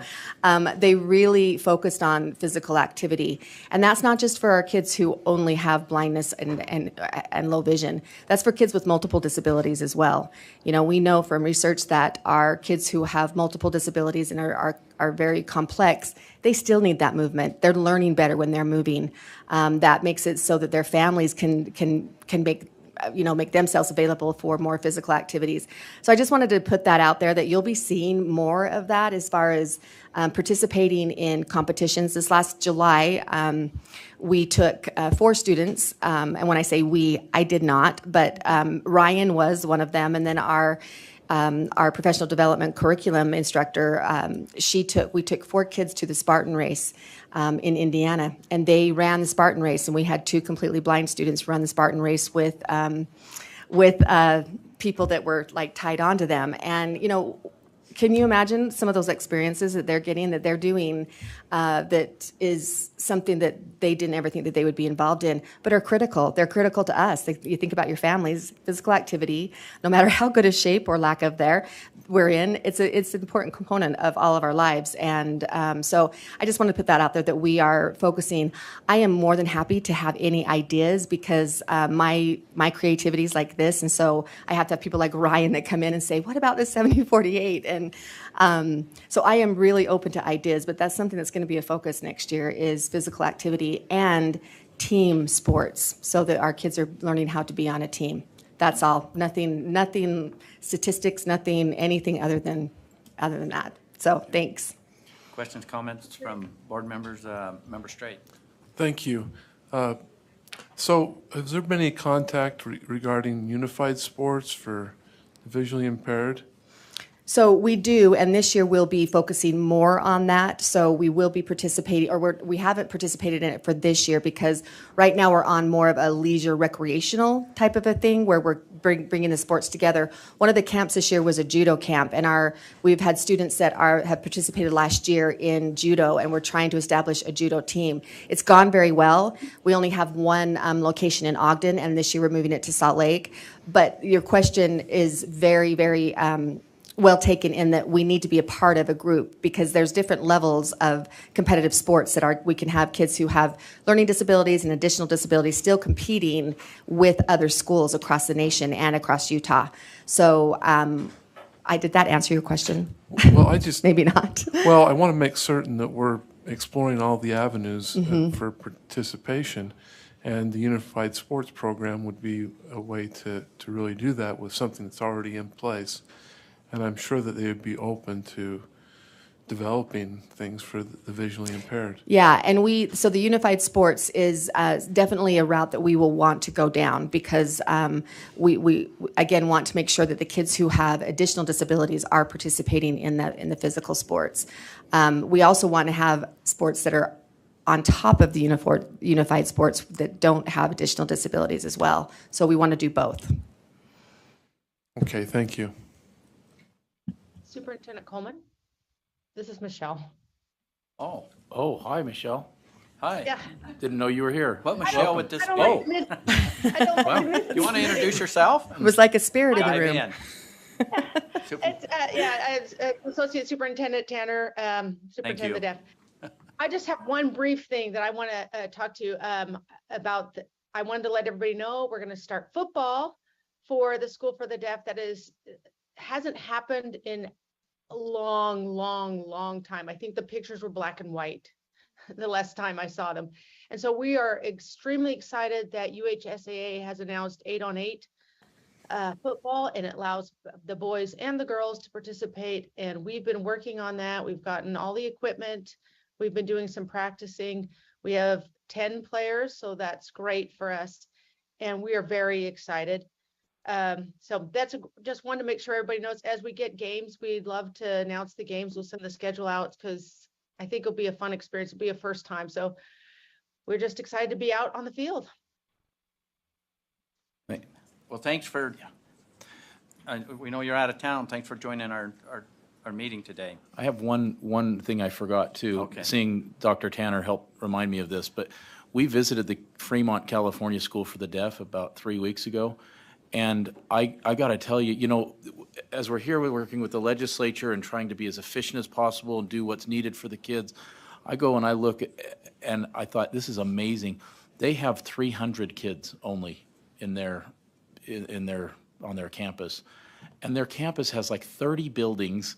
It's gigantic. They have a whole building as big as USBE full of clinical services and things. Not that we don't need that, but the perspective change, I thought, anyone that traveled around this country and saw how different schools for the deaf or the blind work would come back and say, what Utah's doing, and you hear this through all of public ed, right? It's phenomenal what we're doing with the good support that we have, but we don't have to do things the way other people do to have a program that's every bit as good in every way. And the whole time I was there, I kept telling Dr. Tanner, I wish we could bring the whole board with us to see this. And we quite often say that when we visit our colleagues around the country. So anyway, that's everything we had today, Mr. Chairman. Okay, I'm not seeing any other questions or comments from board members. Thank you for your report, and thank you, staff. This concludes our USDB portion of our board meeting, so thank you. You're welcome to hang out and hang around. Board members, we're going to take a 10-minute break, and then we'll be right back here at 20 after. We'll get into the Superintendent Dixon's report. So 10 minutes. Thank you.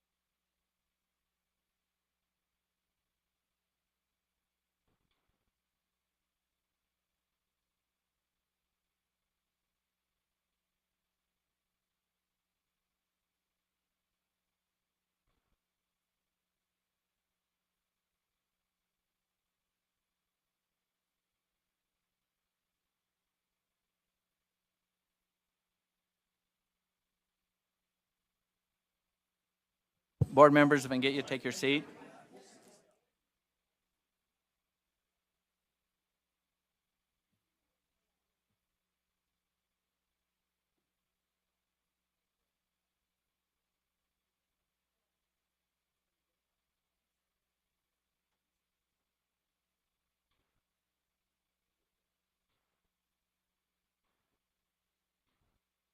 Okay, we're going to get started. Board members.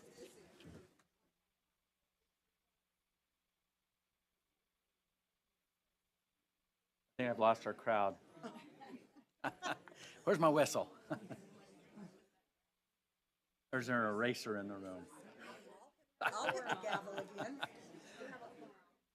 again. Board members, if we can wrap up your conversations, we'll get started. Thank you. All right, we're gonna dive right back into our agenda. The next item is our superintendent's report. Superintendent. All right, it's time for Hey, order in the back. it's Thanks. time to acknowledge our student artwork, and our students happen to be USBE employees. And you know, we get little glimpses of their talent where they'll post something on social media, or we'll hear about a project that they're working on. And I am so pleased that Kathy Jensen saw fit to put this together, and appreciate her follow through and working with staff. So with that, we'll turn it over to Kathy Jensen.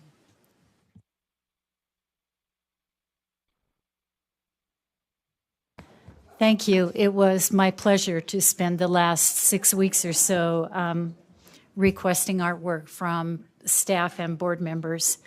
In our fine arts standards, we have 4 strands. They are create, present for visual art, respond, and connect. In respond, students will perceive and analyze artistic work and process. They will interpret intent and meaning and apply criteria to evaluate artistic work and process. In connect, students will synthesize and relate knowledge from personal and collaborative experience to make and receive art. They will relate artistic ideas and works with societal, cultural, and historical context to deepen understanding. So today I'm going to ask you to be the students. Will you respond and connect to the pieces of art that have been presented by staff members? And we'll start over here. We have Andrea Curtin in CTE. She has presented 4 pieces and a piece of jewelry. The 2D art that she does is very interesting with the textures in the paintings, the layering of the textures. Over here, we have Jared Wright, elementary math, with 2 pieces that are watercolor. The math department is overrepresented. Our secondary math specialist, also Lindsay Henderson, presented this beautiful piece of tatting. I will tell you on the connect side, this is meaningful to me. Tatting is part of my heritage, part of my grandmother's work, and something that is almost a lost art. Over on this wall, we have a beautiful piece. Please take the time to talk to Dr. Patty Norman about her piece and how her grandchildren connect and respond to her art and the way that she does that. She has another piece that I think she took to her office. We should bring it back out and put it up against the wall. And then the circular pieces are from Liz Bunker, who has 10 years experience as a secondary art teacher. She now works at USBE in our charter school department. as a remediation specialist. So all of us can make meaning by responding and connecting. And the first strand in our fine arts standards is create. Are you willing to try? Are you willing to create? I shared this book before, The Dot. Inside the front flat, it says, just make a mark and see where it takes you. The words of Vashti's teacher are a gentle invitation to self-expression. But Vashti can't draw. She's no artist. To prove her point, Vashti jabs at a blank sheet of paper, leaving an unremarkable, angry dot. There, she says, that one little dot marks the beginning of Vashti's journey of surprise and self-discovery. That one little dot marks the beginning. Here's my dot. I did it with colored pencil, watercolor pencils. Watercolor pencils, you add water, and it looks like watercolor. This is another one that was done by somebody on our art team.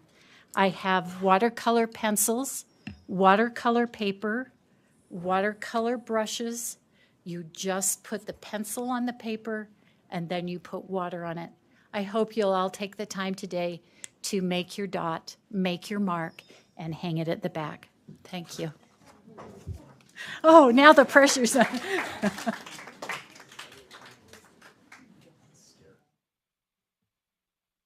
Thank you, Kathy. Are there any questions or comments from the board, Chair Huntsman? Okay. With that, I think we're moving to Michelle Watts with our new employees.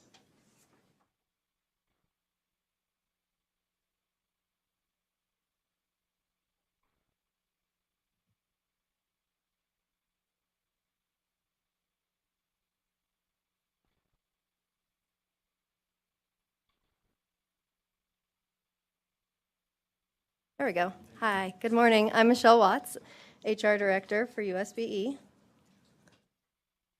Let me just bring this up.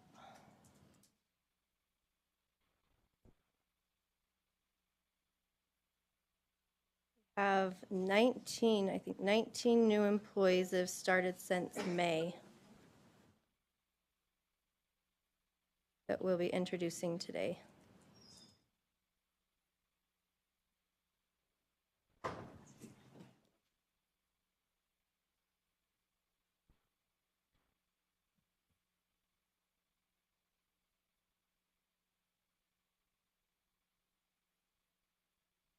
So Director Watts, if you're having any challenge, we have this NASCAR IT team that will just come in here, rush in. Nope, there you go. I think we're good. Just need to be able to type faster, so.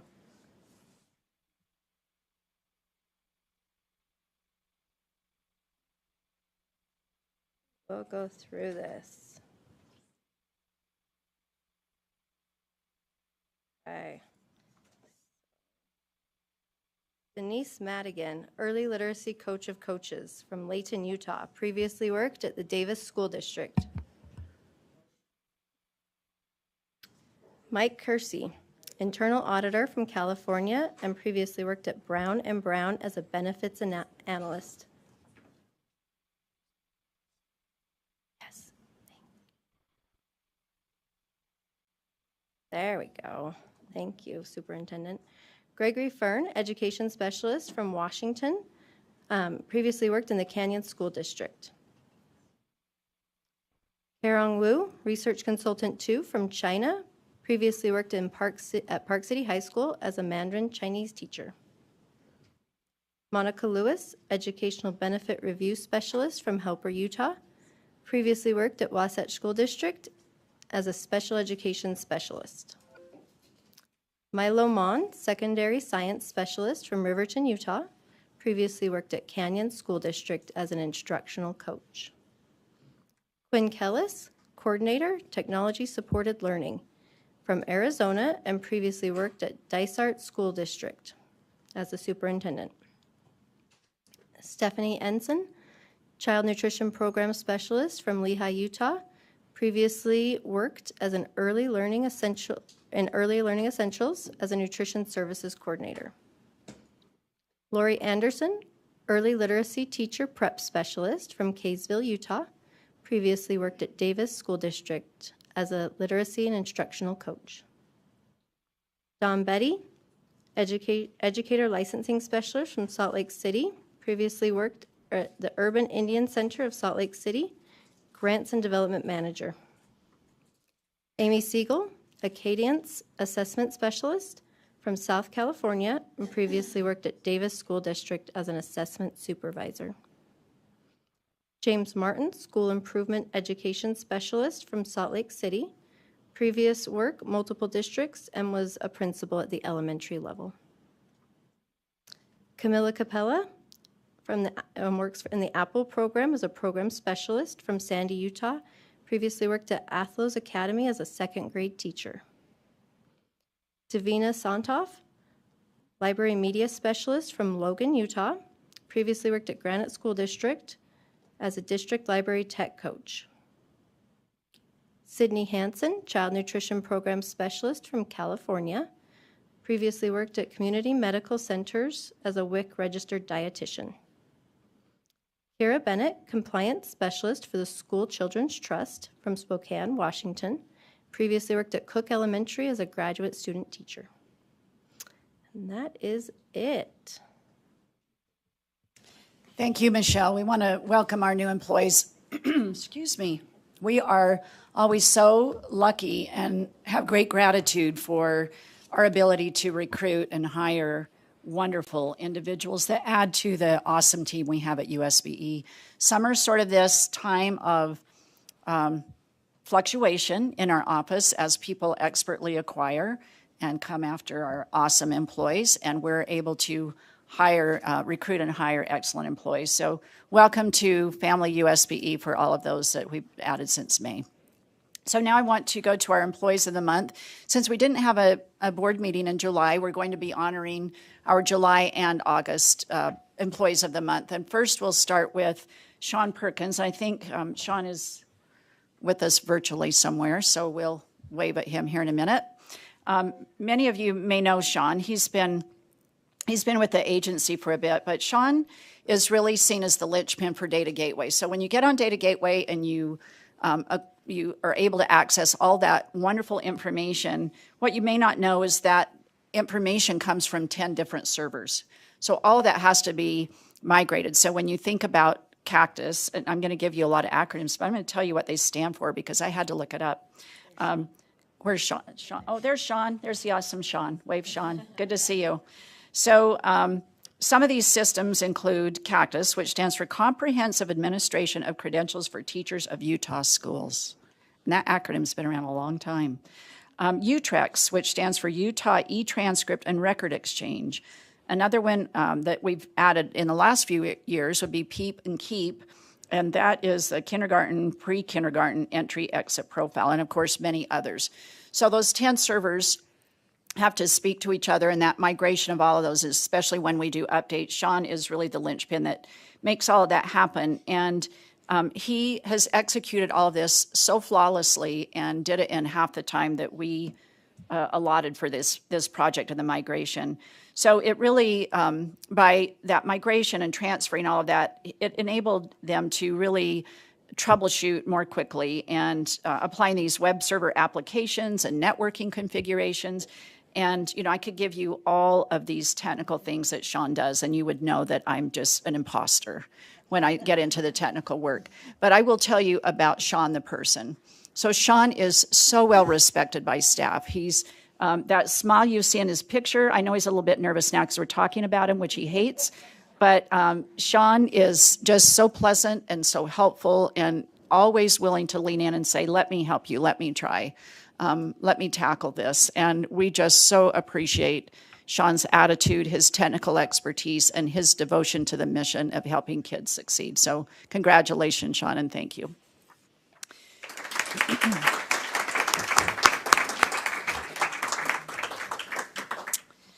Our August Employee of the Month, many of you know and have seen as well, and this is Melissa Holt. Melissa has the best spelling of her name. So I'm sure that it's been misspelled her whole life, but it's M''Lissa. And she is an outstanding human being and contributes so much to our agency. She supports both the data privacy team and the data and statistics team. And we just feel like she supports all of us. I mean, Melissa just shows up in every corner to support everyone. And she's been part of our Employee Action Committee and just really pays attention to the overall tone and culture of our agency. But she's been consistently stepping in to ensure that the budget and contracts are up to date and accurate. And, we had an employee that was out on long-term medical leave with the statewide longitudinal data system, and she really just stepped in and did whatever she could to make sure that she gained all this knowledge so that she could assist. It wasn't just let me mess around the edges, but she really tried to gain some deep knowledge so that she could help with that system. And then, as people retire, again, she's taking the initiative to say, well, let me step in and learn how to be a financial analyst. So I just love that Melissa is always growing and trying to weigh in wherever she can. And she's just such a valuable part of our agency. I think everyone when Melissa comes into the room, everyone lights up and smiles because that's who Melissa is. She just brings that to every setting. So congratulations to Melissa Holt.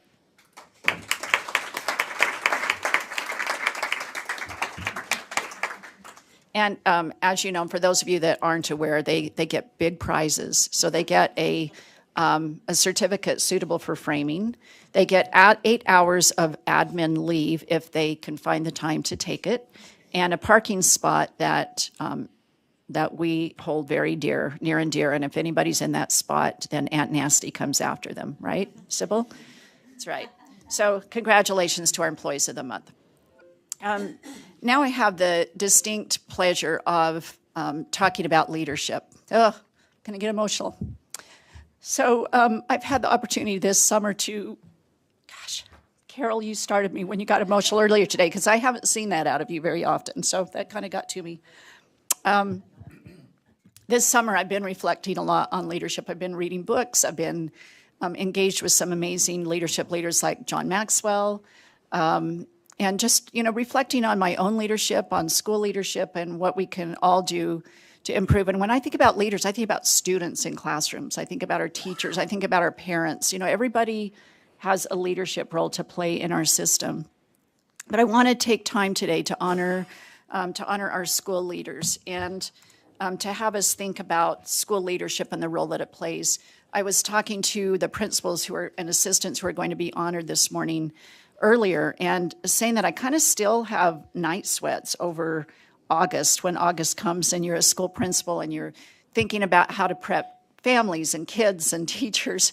And it's a lot of work, and you never stop thinking about that. You might take a nanosecond in July to go get an ice cream with your family or maybe go on a vacation, but you're always thinking about how to improve your school. And so school leaders matter a lot. I forgot one thing before we get to leadership. I need to give this staff shout out. This is really important.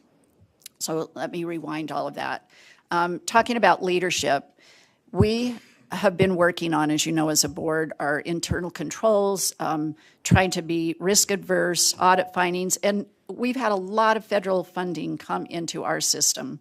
And so we have these single audits that come and they look at our federal funds, and we have those every year. And our LEAs, our schools, our districts and charters also have these same audits. And so we actually have had no single audit findings this year for USBE or LEAs on our single audit funds. So that's our district, yeah.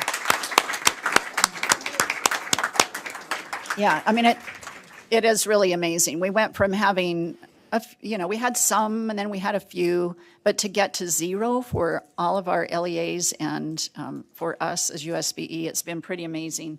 So Deputy Jones, do you want to come to a mic and just talk a little bit about that? I mean, I can read and muddle through, but I want you to emphasize the significance of that, if you would. Yeah, so thank you, Superintendent. Deputy Superintendent Scott Jones, Utah State Board of Education. So really the credit does, as the superintendent articulated, and as you all know, we had an influx of federal money, right, from ESSER, GEARS, ARP. So many, for the first time in the history of public education, a lot of LEAs were moved. It's a $750,000 threshold, right? So a lot of LEAs were elevated into that sphere, if you will, of single audits. Zero findings for your LEAs. That means your business administrators are just, and I've always said this, they're all phenomenal, but in the face of such, injection into the system and the controls and things that they've put into place, it just echoes how just well run Utah public education finance is at the local level and at our level. We had zero single audit finding here too by the Office of the State Auditor. So that's just, the credit does go to the LEAs though, because as you know, we pass through that money to them. So we're on the hook for it too, as but they're the sub-recipients. And so all the monitoring, the systems, the grant management system has made a huge difference in the ability for us to control and manage funds effectively. So again, really the credit goes to your LEAs and your business administrators. So thank you, Superintendent. Thanks, Deputy Jones. I appreciate that detail. Thank you. So I love sports, and I particularly love, one of the things I love about fall is football. I love college football. I kind of follow the pros, and I love high school football. One of my claims to fame may be when I was a high school assistant, I wanted to run, well, actually I was a school counselor, and I wanted to run the chains on the side. I wanted to be right down there in the dirt and the sweat and the smell, and I was told I was a female and too small, and it was too dangerous for me. So I was never allowed to run the chains, which was probably okay because then I was able to really pay attention to the game and cheer on the sidelines while I'm watching kids and making sure that they're not getting in trouble. It's all right. I've gotten way past it. That's all right. However, one of the things that I am very interested in with football is, in any sport, is coaching and the role that the coach plays. And this summer, I was just a couple of weeks ago, I was with colleagues in New Mexico, and we were studying a Harvard case study on Pete Carroll. And if you watch Pete Carroll at all, he's bent over chewing gum as fast as he can go and really intense. And there was a famous game where he was in a Super Bowl, and it was right down to the wire. And he made a decision as the coach to let the clock run down. It was his play call, and then a pass at the last second that didn't take, and so they lost the game. And just kind of studying his reaction to that, and how when the team does well, it's all about the team, but when they don't, he takes the blame for it. And I was reflecting on that element of leadership and how our school leaders really do everything they can, like Pete Carroll does. He's very much into the human part of football and trying to build the teams. He's learned from John Wooden and others that you really focus on individuals. And that's the work of our school leaders. They focus on the students and the teachers and the families. It's the humanness and the culture that they bring to the school setting. They set the tone. The school year is going to go off by the way that the tone is set from the top. And I really admire and appreciate that about our school leaders as the coaches for success to build leadership in their schools. So with that, we have the opportunity to support our Utah Associations for School Leaders as they recognize school leaders. And I want to talk just a little bit about this association for those of you that aren't aware. So we have the Utah Association for Elementary School Principals and the Utah Association of Secondary School Principals. And these two organizations have been a valuable part of my career. They do a great job of supporting our principals and assistants, our school leaders. And in many cases, I think we're getting better, but in many cases, they were kind of the only game in town to provide professional learning for administrators for a long time. But they, you can see their missions here, that it's about having a unified voice and an organization that supports the principals. They recognize, promote, and enhance leadership of their administrators. So I want to recognize our UAESP and UASSP leaders who are in the audience. Rhonda Brumley, if you'll stand, who is with our secondary school principals. And elementary, I think we've got David Burbage. Yeah, David's right there. Did I get that right? Oh, Pendergast. I don't know where sorry about that. I knew that, David. I apologize. You were looking around like, who is she talking about? Thank you, Mr. Pendergast. I knew better. So thank you for your leadership and your work and for bringing these great principals and assistants forward to us. So with that, we'll recognize the organization's leaders. So we'll first start with our Utah Principals of the Year. And I'm going to read a little bit about each three of these amazing individuals, although I'm questioning Doug Webb based on the way he teases his sister, Susan. But I just found out today that they are siblings, and they act like siblings. I will just say that. And Doug, you were correct. When I mentioned something to Susan, she said the same things about you. So good sibling rivalry. So our principals of the year are Scott Jameson from Altaview Elementary.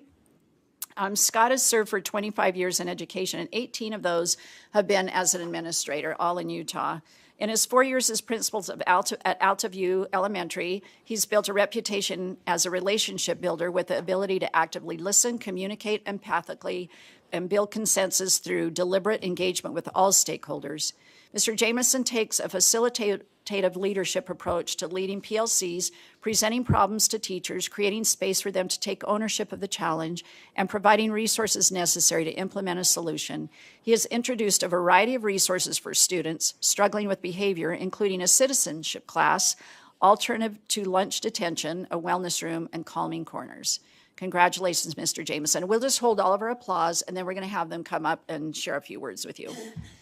Mindy Robinson is principal at Midvale Middle. Mindy oversees one of the most challenging middle schools in Utah, Midvale Middle, which is Midvale Middle School. She serves as an advocate for her entire school community.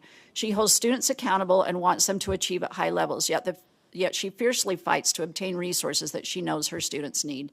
And I clearly don't have my reading glasses, Mindy. I apologize for stumbling over those words. Congratulations to Mindy. And I've been at some of these schools and watched you in action, which is near and dear to my heart. Last but not least, we have Doug Webb, who's principal at Lehigh High School. Doug helped to carry Lehigh High School through a complete high school rebuild while navigating COVID and providing opportunities for all students. As if COVID wasn't hard enough, Doug.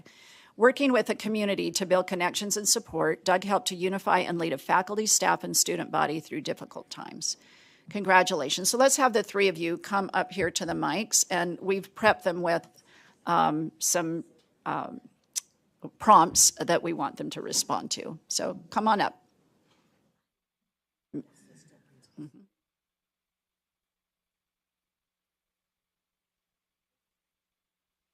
Yeah, so if you'll repeat the school that you're principal of and where the district that it's located in, and then respond to the prompts that we send out to you ahead of time. Thanks. Go ahead, Scott, we'll hear from you. Push the speak button. There you go. Okay. Scott Jameson, principal at Altaview Elementary and Canyon School District. And the biggest thing I would say is behind a successful principal is a whole village of people that are helping. And I can't believe the impact that people have had on me throughout my life with good mentors, but also with teachers and achievement coach and other support staff down to the lunch ladies, custodians, you name it, that have made such a difference. And that's really what it's about. It's about everybody working together to help do what's best for kids, and that's what I'm so grateful for. Kind of exciting. I'm Mindy Robinson. I am principal at Midvale Middle School from the Canyon School District, and I love education. Years ago when I decided I was going into it, I've always wanted to help students, and especially as a leader to help teachers. I think we've had very challenging years. I especially love the students who don't always have the people advocating for them. And at Midvale Middle, I've had an incredible opportunity to get to know a community, families that need us. And so thank you for your work, because every day I look forward to going to work. Some days I have no idea what I'm doing at work because it's exciting, it's new, and that's what makes leadership amazing.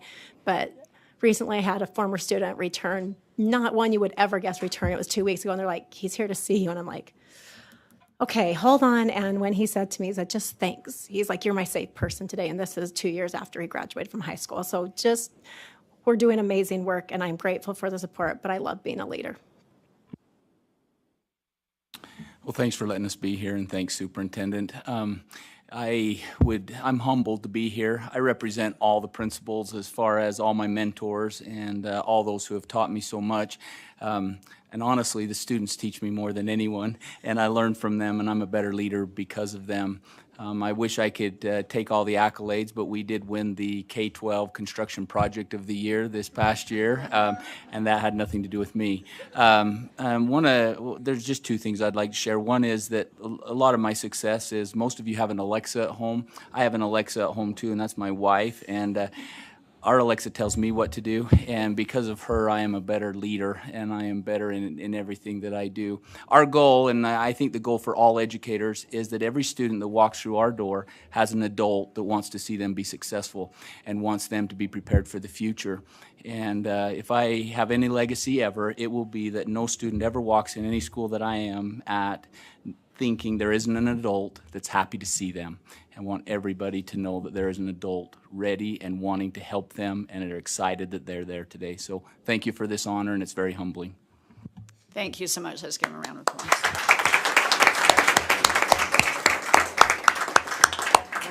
And I might add that, you know, this is a week that many of our teachers are back, so we're pulling them away from their staffs to be here. So thank you. And I know that I think we had 2 spouses in the audience, or maybe any family members that belong to these great leaders. Go ahead and stand and be acknowledged, because it's a family career choice for sure.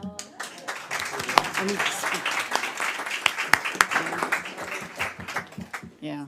And then we'll go to the assistant principals, and then we'll give time for you all to, if you have questions or comments. Okay, so for our assistant principals, and again, we'll use the same format. I'll read a little bit about Mike and Christy. And Christy's online. She's doing about 5 things at once today and couldn't be with us. But so Mike, we'll have you come up, and then I think Christy, we have her tuned in, hopefully, somewhere. So Christy Wheeler is the Assistant Principal of the Year at Centennial Elementary School in, I believe that's in Davis District. Christy has been serving as the Assistant Principal at Centennial Elementary for just under 4 years. She holds a master's degree in educational leadership and administration and a bachelor's degree in elementary ed and teaching. Mrs. Wheeler's colleagues look up to her because she always remembers that her students and coworkers come first, and she tries really hard to figure out what she can do to make a difference in their lives. Congratulations to Christy. Mike Felix is the assistant principal at Lake Mountain Middle. Mr. Felix believes the most important educational practice is to foster meaningful, positive student-educator relationships, which allows students to thrive. He believes true teacher collaboration can help educators identify best practices and make data-driven decisions to improve student learning and to help students gain confidence. Mr. Felix has implemented the flex schedule intervention systems at Willow Creek Middle School and Lake Mountain Middle, which reduced failing grades by more than 50% at both schools. The key to the intervention system is the enrichment component, where activities facilitate positive relationships and a sense of belonging. So congratulations to Christy and Mike. And Mike, we'll have you come up and have your wife stand now, because she failed to stand earlier. So thank you. And Jerry, I don't know if we have Christy connected or not. If you can. So you might be flying solo, Mike. So go ahead with responding to the prompt that we gave you. First, I'd just like to thank all of you for the work you do to help my teachers and my students, help them thrive. What we do and how we set up things, policies, create safe spaces for them, and I appreciate all that you guys do. I love junior high. Not a lot of people say that, but I've even told district leadership I never want to leave the junior high. My wife says it's just because I'm immature, but I love being a part of helping them figure themselves out. It's such a hard age, and helping them realize that we all make mistakes, and those mistakes don't have to define them. It's not who they truly are, and they can learn from them and move on. And I love helping teachers help their students gain confidence through their curriculum and realize that they can do this and they can do whatever they set out to do. Like Doug said, Similarly, I really appreciate those who have helped shape me, administrators, teachers, parents, students who have influenced me and inspired me to be better, better for them, to help them meet their needs and grow as individuals.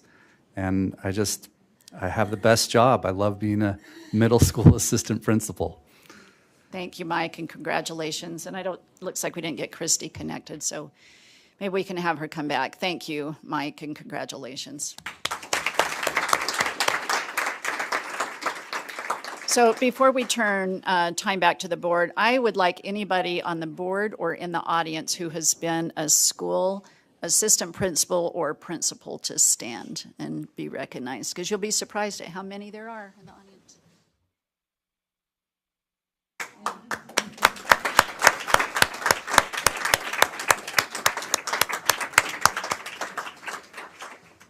So we have an office full of people who have been in this role, and because of that, I think we have such fondness for our school leaders, and we know what a difference they make. I want to thank the board for prioritizing and focusing on school leadership. You all know how much it matters, and I'm grateful that we have school leaders as part of this board to help us be reflective, as well as our teachers, to help us be reflective and mindful of the real life and the daily tasks that our wonderful school leaders go through. So thank you all. So I'm sure, Chair Huntsman, I'll turn it back to you. It looks like we have some comments or questions.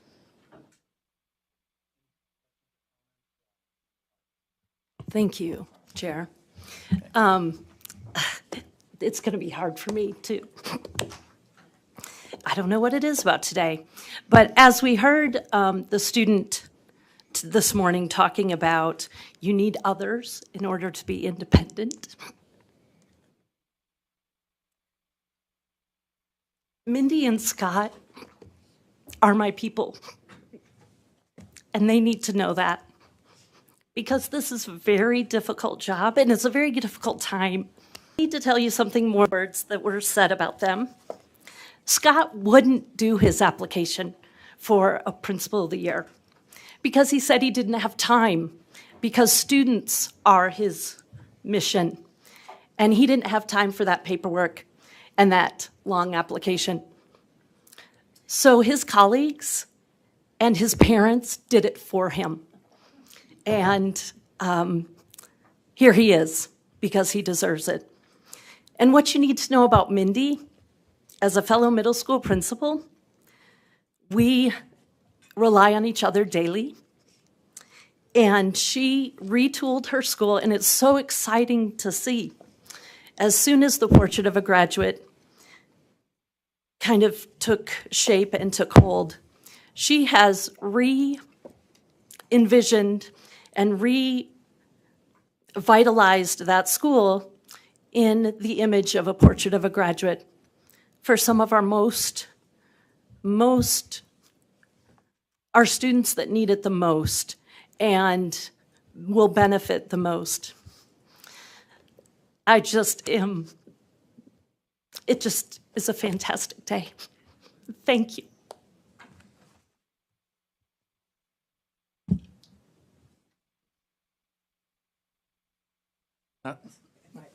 Our microphones there are you go. mixed I've up. got to look. It's not cued in the way that I want, so I have to look for it. Vice Chair Davis. Well, Doug and Mike and Christy, you are my people, but I won't cry because I got all my tears out in an earlier session today. Man, it's been a hard day on this board. A wonderfully, beautiful day. But I will say I'm just so grateful to be a part of everything that you do for our students and all of you. And Mindy started teaching at the school where two of my kids attend right now. So I'm going to kind of claim you a little bit too. But I remember when Lake Mountain Middle School was opening and they were behind schedule and had to start in these trailers in another school across town. And I just remember all the administrators, Mike and included, just making the best of it and pulling everybody into this other campus and then moving over to their own school. And I remember going just a couple of days before the move-in, and it was like frantic, but all their families were there helping. And it really is, when you work in education, you're not working by yourself. It's a family job, as anybody knows who has worked in this space. And so I'm just so grateful to all of you and your families and the service and sacrifice you give to Utah students. And I will also say that Christy Wheeler was one of my student teachers at UVU. So that so severely dates me, I guess. But it's exciting and fun to see these wonderful educators and the difference that they're making for our Utah students. If there's anybody else. Not seeing anyone here on the monitor or lights up, so Superintendent, you. Yeah, I guess I would thank you, Chair Huntsman, and thanks to board members for recognizing and supporting our school principals. The last 3 years, you all know this. I mean, they've just been in some ways pure hell. I don't know how else to frame it. And, it was one thing to go through COVID and navigate uncharted waters. Talking about uncharted waters this morning when we heard from the students, that is how our school leaders faced COVID, because we just didn't know, and they had to make decisions, and some worked and some didn't. But they were the sole person who were trying to work with parents in making decisions for kids and schools and schedules. And last year, we've heard time and time again, was even harder. So I want to personally commit to our school leaders, and I hope we will as a board as well, that we will commit to do what we can through policy to support our school leaders, to help ease their burdens and make their roles one where they truly can focus on creating cultures and ecosystems of support for their teachers and students to do their very best. So I hope that's our collective commitment to you all. And we know that you here represent the many school leaders out in the system, but it's something that's critical for us to continue to have quality education in Utah. So thank you from the bottom of my heart and from the board for all that you do. And that's for all of the school leaders in our system, particularly those of you who have been honored today to represent your colleagues. Thank you. That concludes my report, sir. Thank you. Good report. Okay, we're going to move to our next agenda item. And thank you for being here today. It looks like they're leaving, which is fine. They've got plenty to do. We're going to our general consent calendar, and this is the time where I'll see if board members need to poll any items, need to go into discussion. I know we do have a housekeeping item that's a little bit unique that's in here. Member Moss. And my computer went this way. Chair, are we on item 1 then? 5.1 for contracts and agreements? Okay. Or no, I'm sorry. I'm going to wait. I've got something to pull from. I think you're 5.3. Correct. So we're going to pull 5.3. 5.3, the last one on Brigham Young University, I'd like to pull. Okay. Can I briefly? Well, hang on one sec. Okay. Member Klein?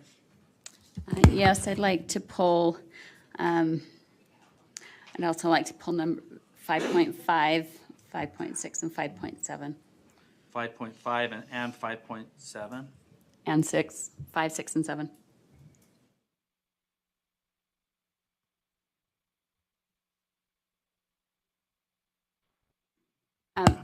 Okay. Is all of 3 pulled, or is just the BYU portion? It pulls the whole. All of 5.3. All of 3. But Okay. then we'll come back. We'll see what specifically is in there. So right now, I have 5.3, 5.5, 5.6, 5.7 pulled. Anything else?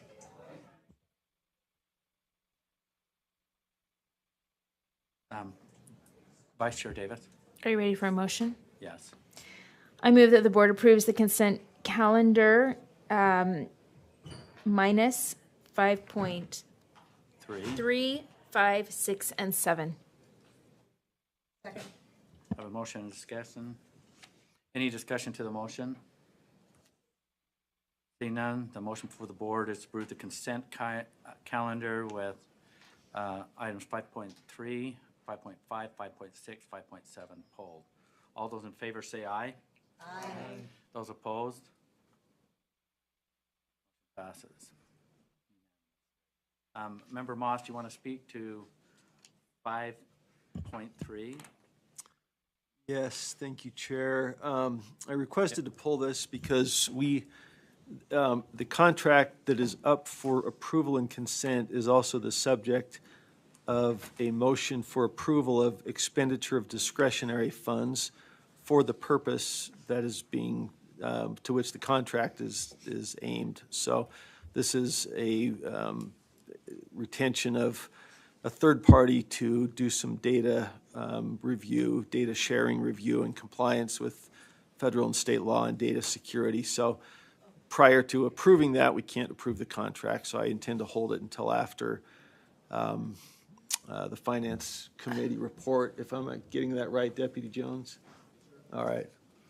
Thank you, Chair. And I'll just come back for approval after that, if that. So do you have any question or do you have a motion? Well, do I need to postpone it formally to that, or can I just move to conditionally have it approved depending on the approval of the expenditure after finance? What's the best? So it would be appropriate, if you're speaking specific, you can table it, or you can make a motion that you approve the premium contract contingent upon approval of agenda item 12.5. So moved. Can I adopt? Well, I'll state it. This is housekeeping, but Yeah. It would say that the board approved the BYU Item. contract contingent upon approval of agenda item 12.5. Right. Approval of board discretionary funds for data research scheduled later in the meeting. That would put it. That sounds right. If I it's a contract, move. you can move it forward, Yeah. but it puts it at risk when that item comes up. So Right. So I move that we approve the BYU contract listed as item number 13, conditioned upon approval of the use of expenditure, use of discretionary funds in item number 12.5 in the finance report this afternoon. is there a second? Second?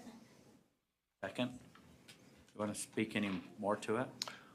No, I think I explained it. Basically, this was a recommendation from another board member that came into finance. We reviewed and approved and put it on the finance agenda for approval because it's a fast-acting item. They reached out. It was a single-source contract, as Deputy Jones explained.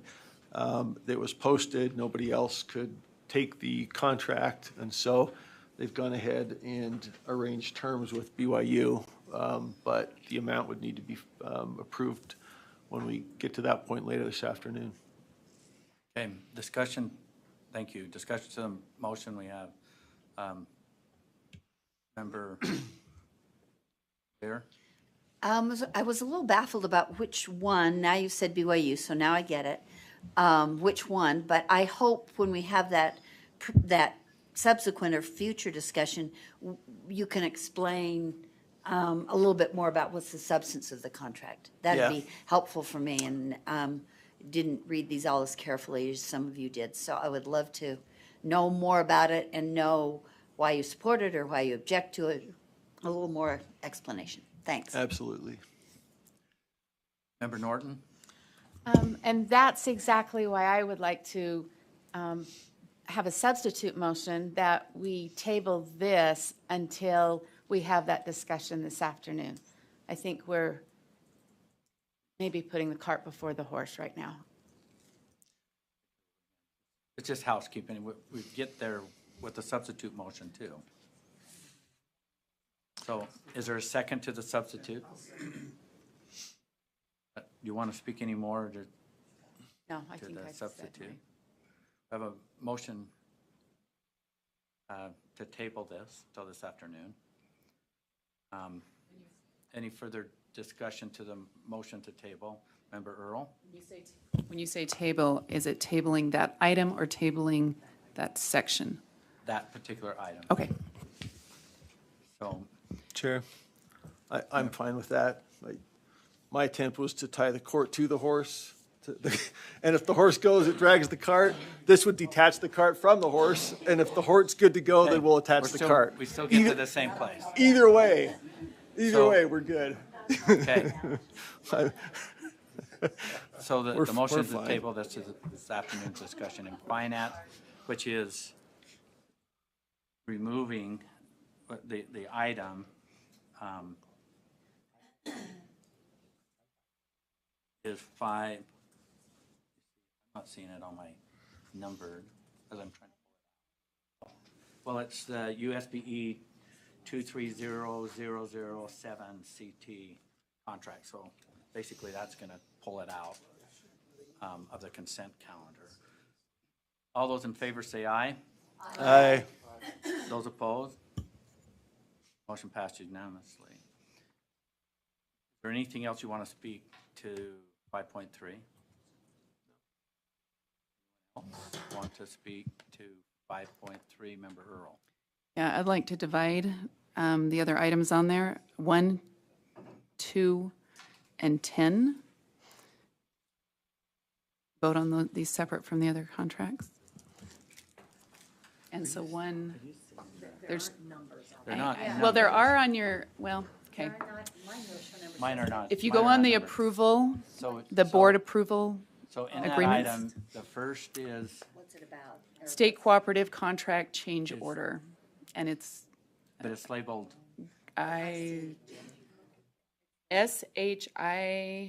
sorry, I have to go so back you want out. to table the SHI? No, I don't want to table it. I'd like Or us to. No, you want to. Pull it out. You want to pull it out. I want to divide the vote. So you want to divide, So is it ending in 75 or ending in 95? the one that me a ends with second. 75, So the, 95, yes.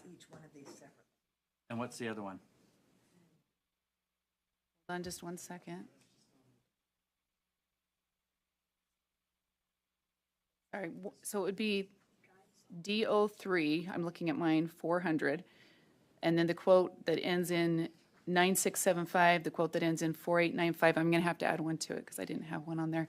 And then at the bottom, the quote that ends in 13. So those So it's a four 303, items. 400, then 23, and a whole bunch of zeros, and ends with the 13.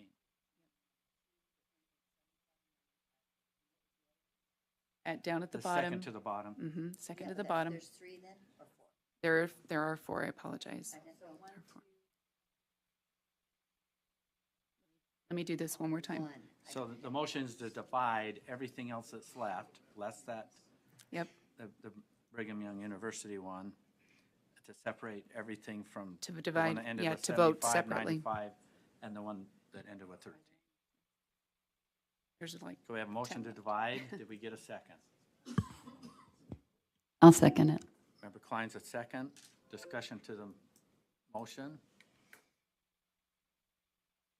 Seeing none. All in favor to divide? Say aye. Those opposed? No. The ayes, raise your hand to be called out. So we have Member Earl, Member Hart, Member Hymas, Member Hutchings, Member Klein, Member Booth, Member Moss, Belknap, so that's 8. Okay. Moss.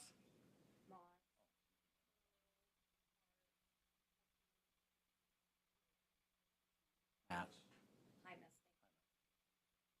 Okay, motion passes. Any, have a motion, do you have a motion or a question, Member Earl? Yeah, I'd like to make a motion that we pass the 4 items that were listed. I don't know. Pass how you- everything except the one that ended in 75, 95, and 13? Or you want to pass those three? No, I'd like to pass those through, the ones that were identified. The one, So would you like me to read those again? So Okay. DO 3, 400. I don't know if I need to read the whole So let thing. me I'll call them out by Okay. contract Yep. number. So your motion is to approve. reference them up here? That's what I, Here they are. oh, let me get my glasses on. Oh, that's handy, thank you. Which ones, Jen? So it'd be 2, 3, 4, and 12. The item is 3. It would be numbers 2, 3, 4, and 12. Yeah, 3, 4, and 12. So the motion is to approve 3, 4, and 12. Can you guys see those numbers? 2. And 2. Divide.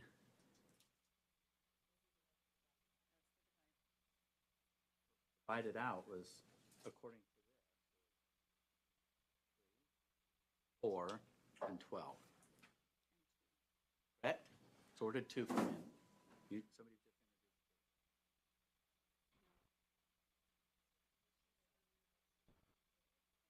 So there's 4 of them. Yeah. Without objection, we're going to include that in the divide. Anyone object? Oh. No objection to it. So your motion is approved.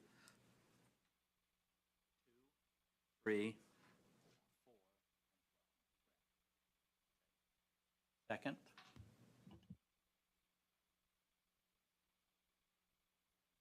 Member Norton. Member Straight.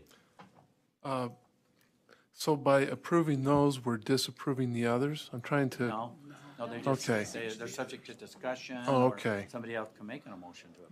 So what is it about those 4 that we want to pass? Because I'm not even sure I know what they are. I'm looking at. Well, they've been in the consent calendar since the agenda, so as you look at the list of what's in the consent calendar, number 13 down there is Yeah. tabled. Right.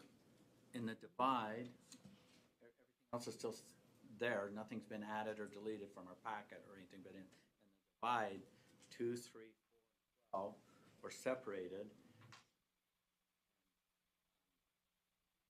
Earl wants to move those forward for approval. Best for other board direction or another motion. Earl. So we'll find out the why later. So the maker of the motion doesn't have to give a why. That's fine. But then you can, But, but you can find out the why if you make a motion to put something on the table. right, okay. So. Thank you, staff, for putting this up there. So the motion before the board right now is to approve item 2, 3, 4, and 12. Let's see any discussion to the motion. All those in favor say aye. Aye. Those opposed? The motion passes. So what did not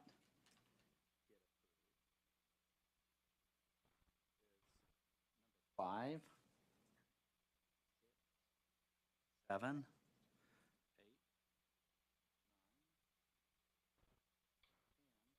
8, 9, and 11.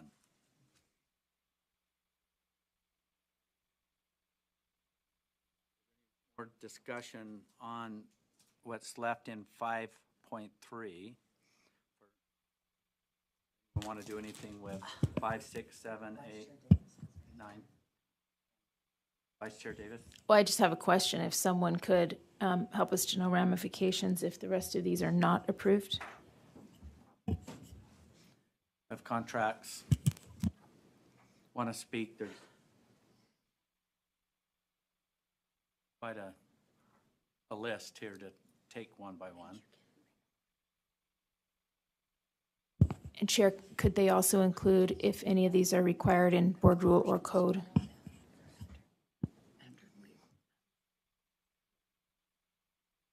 Name, rank, serial number. Yes, Adam Hurd, Director of Purchasing and Contracts for the board. So the question is, what are the ramifications of not passing the rest of the contracts? That is a question. And if any of them are required in board rule or code, or fill those needs? Yes, so I would need to review them again, to see if any are required by code or rule at this time. I don't know that off the top of my head. But if they were not passed right now, then we would be unable to execute the contracts and move forward with the work with the vendors until the board approved them. So I'm sure you're going to have support staff. Oh, there's support staff. It's going to speak to as many of them as possible. Bronston. Jennifer Thronson, Director of Teaching and Learning, and have been working closely. This is related to the SB 127 bill that passed, as to why we operated a new RFP process, had to do a substitute during that process because the law changed midstream during the RFP. And so these are the final products of the eligible. We had 13 vendors apply. These are the ones that were approved based on their alignment to the science of reading as well as their research base. Some of them have the research and some don't. So they are eligible to be used with some kids versus all kids. So happy to answer questions specifically. The process is the process, so Adam can definitely answer those questions. But from a content or kind of practices what the law says, happy to tell you lines 297, lines 317 through 19, and SB 127 do say curriculum is connected to the bill and the requirement of evidence-based for intervention and supplemental material, which is what these programs are, and therefore are required to meet that eligibility requirement to provide those services for kids. Okay. Did you have a follow-up? So we are required to provide options like such as this? Is that what you're saying in the law? So there is a software bill that has, like, we are given $12.6 million to curate software, and then SB 127 added the kind of designating qualities of that software moving forward as a curriculum. May I follow up, Chair? Yes. So what process did we go through to choose these? We basically followed the criteria that was in SB 127? So we used the RFP criteria, which included an alignment to science of reading as well as the evidence base to determine if they were a level 1 or a level 2 provider. SB 127 says for kids that are below or well below benchmark, they need to use evidence-based materials that have been shown to work. Some of these products have that evidence and some do not. So if you're at or above, you can use any of the products. If you're below or well below in your reading proficiency, then you are required to use materials that have been proven to work. Last follow-up, Chair. Yes. Would it be appropriate to ask those who are voting to not pass this through, do they have recommendations for other programs that better meet 127 or We our don't have anything on responsibility? the table, so you're not Just make a speak motion. to it, so you get something on the table. This is. Well, I guess I'm this is kind of an seeking oddity. information to decide if I'm going to make a motion. Well, this is why this goes on the agenda, and I've got a question for Adam. Has anyone from the board reached out to you on this to try to get preliminary discussion or research or? No, Chair. Okay, Jennifer? Is there Board Member Moss has reached out to me. on an item or one or? On the software. On the software one. This is just really odd that we're in this position, but you gotta put something on the table or it's gonna die of lack of action. Oh, well, then I'll This put is- something on the table. So we're, Okay, but here we go, I'm gonna get going here. In order, Member Klein. Okay, so a couple questions. You mentioned the 12.6 million of software. Was in a different bill than SB 127? Yes. What bill was that? I don't know the bill. It was years ago. It's been a decade that we've had this bill. Oh, are they just now using the money from that bill? No, we've always had Okay. software. So- What's changed with this bill is the requirements of who can use what software based on whether it works or not, or at least has been proven to work or not. Okay, and then my understanding of SB 127, and obviously I haven't read it recently, was that this was to help fund early literacy coaches, not necessarily software. So do we need the coaches if it's all online, like So software? The software is not funded in SB 127. SB 127 had about 18.6 million. 4.5 million of that is coaching, and there is a lot of other components in SB 127. Software is separate, funded separately from SB 127. So are the literacy coaches helping kids run the software programs? No, the literacy coaches are supporting teachers in effective instruction. but it's the software that the kids are using. No, it's reading instruction in general. It could be supporting teachers on looking at the data of how the kids performed on the software to provide targeted intervention instruction. But the kids, they're supporting teachers, not kids. But the kids are learning on software, digital software to learn to read. If Is the that school correct? chooses to use software, yes, it could be part Okay. of their program. All right, last question. Howard Stevenson was here earlier, or spoke during public comment about, I think he said EISP reading software and his concerns. Is that something that's listed here, or is that something That totally is separate? This program, early interactive software program, are these contracts. Oh, so these are all under that EISP. So I'm trying to remember exactly what he said and what his concerns were and how they relate to this. Can you explain? I think his concern was that people have had programs that they've been using, and changing this rapidly is hard. As you all know, when legislation happens, we get to roll with it as quickly as it is expected to be executed. The bill passed in May and is expected to be implemented after May. And so people are having to change their software program. So in his school community, they used a particular program. They want to continue using it for all students. That program does not have the evidence base to suggest it works for all kids, or at least has the effect size required to be used for well below and below students, and therefore his school is not eligible to use that product for all students given its lack of evidence at this time. Okay, so are any of these currently being used, or Yes. are these all new? Nope, 4 of the 5 are current and 1 is new. Okay, thank you. Member Hanson. Motion to approve all the remaining contracts on 5.3. Second. We have a motion to approve the remaining contracts, which are 5, 6, 7, 8, 9, 10, and 11 on this list. We have a second. You want to speak to your motion? I think staff has articulated these are required under statute. We've gone through an RFP process, so we've followed the procedures that need to be followed to get these on the agenda. If there are reasons that folks want to pull particular contracts, they could certainly try to divide this, but we need to move things forward. Okay, we have a motion and a second. Discussion to the motion. You have more? Is your light on for more? Yes.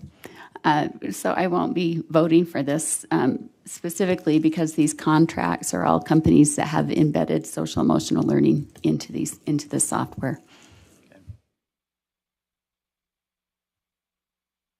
Okay, motion, we're going to vote on this. Motion for the board is that the board approve the contracts listed in the consent calendar. I'm going to be specific to this list, which is item 5, 6, 7, 8, 9, 10, and 11. All those in favor say aye. Aye. Those opposed? No. Got 2 noes, correct? Okay, the motion passes. We have 3 other items pulled from our consent calendar. Member Klein, did you want to take, I mean, you pulled them. Do you want to take 5.5 first, or do you have a particular order that you want to ask questions, or? No, I don't need to speak to them. I'm just a no vote on them. Okay. Member Norton, your light's on. Yeah, I just have a question about on what I have on my paper was item 15, the Amp Flow Corporation. Has that already been passed? Where are we with that? On which?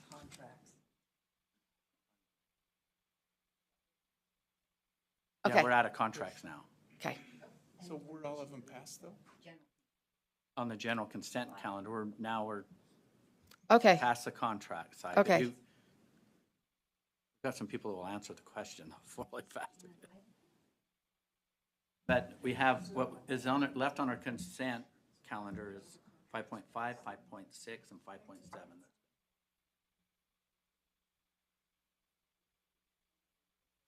Yes, so what's the? All the contracts That is correct. until later? And that's for later. On the record? Yeah. I think we're,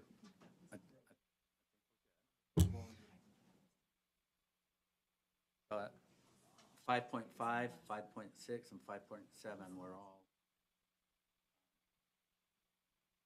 action items, not information. Want to address or have any questions on those, or I've try got to one. move Am them I not forward? showing up on your? What's that? I've got a question. Oh, but I couldn't see that. Oh, well, see, it's not Will my, you borrow? I'll come over to Sybil. At first I was just feeling ignored. Now I'm understanding. Yeah. It's showing. Okay. Sounds like you're on, Carol. Okay. Yeah, go ahead. My light's just maybe battery's out. It's the,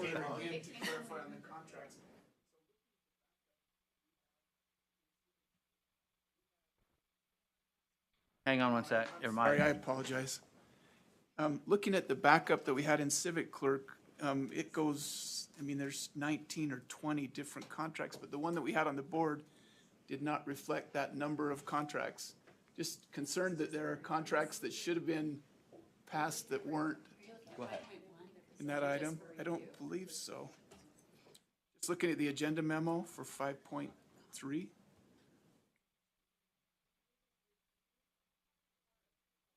Yeah, there's a review piece and an approve. Okay.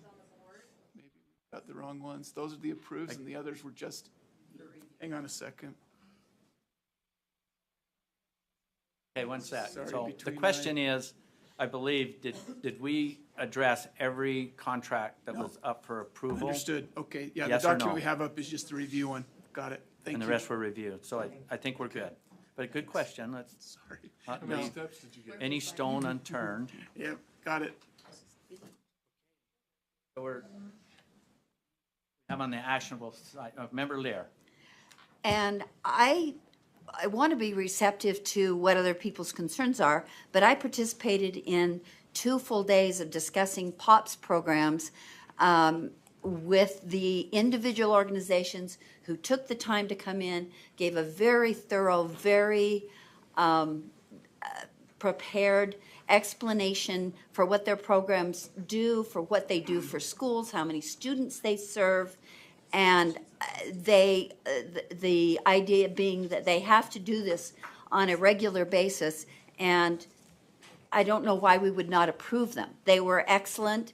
There was one slight program with one of the, 25 programs, and I may be exaggerating just a little for effect, but, Member Lear, hang on one second. We're speaking maybe to a motion. There's not a motion on the table to Oh, approve anything. I thought I So said before we I talk moved. to it, you gotta put it on a Well, then I table. move that we approve items 5, 6, and 7, 5.5, 5.6, 5.7. Sorry, I just wanted, I Okay, was so well, excited. let's get it about on the this. table. We're okay. We're all right.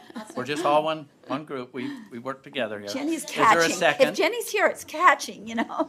Is there a second? Yeah. Member Cannon, or plenty. Now, do you want to? And I mostly spoke to it. I mostly spoke to it. I just can't see why we would delay this.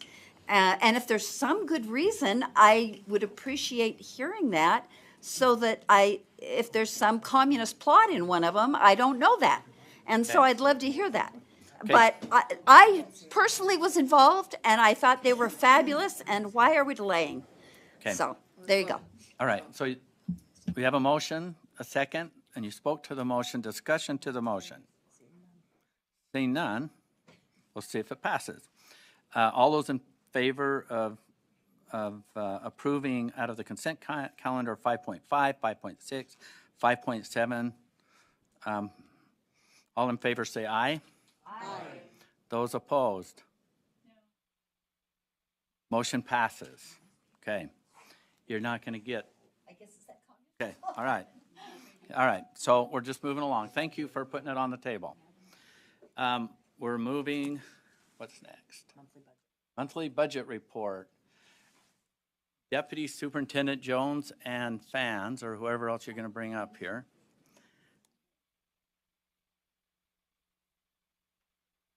And your support staff. Thank you.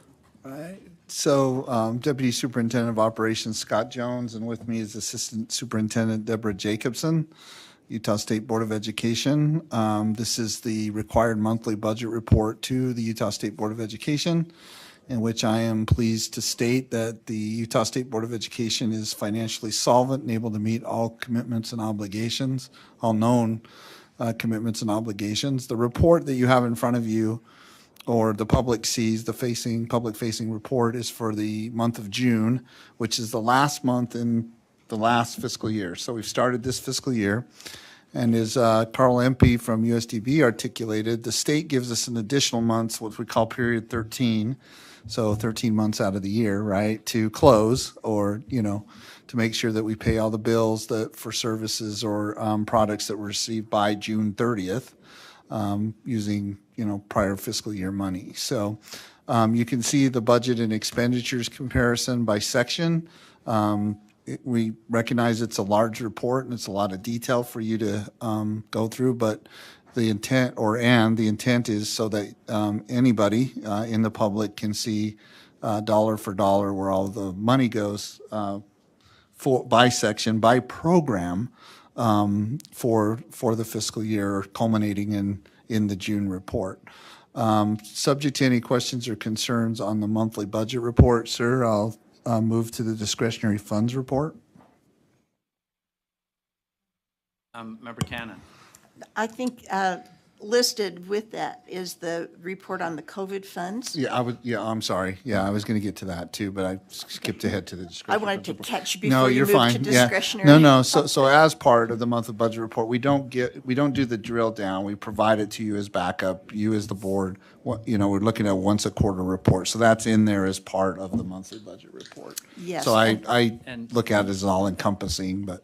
Member so Cannon, yes, we ma'am. do that purposely also so that there's certain legislators and other people that Right. want to track this and that we have transparency and they have that access and not.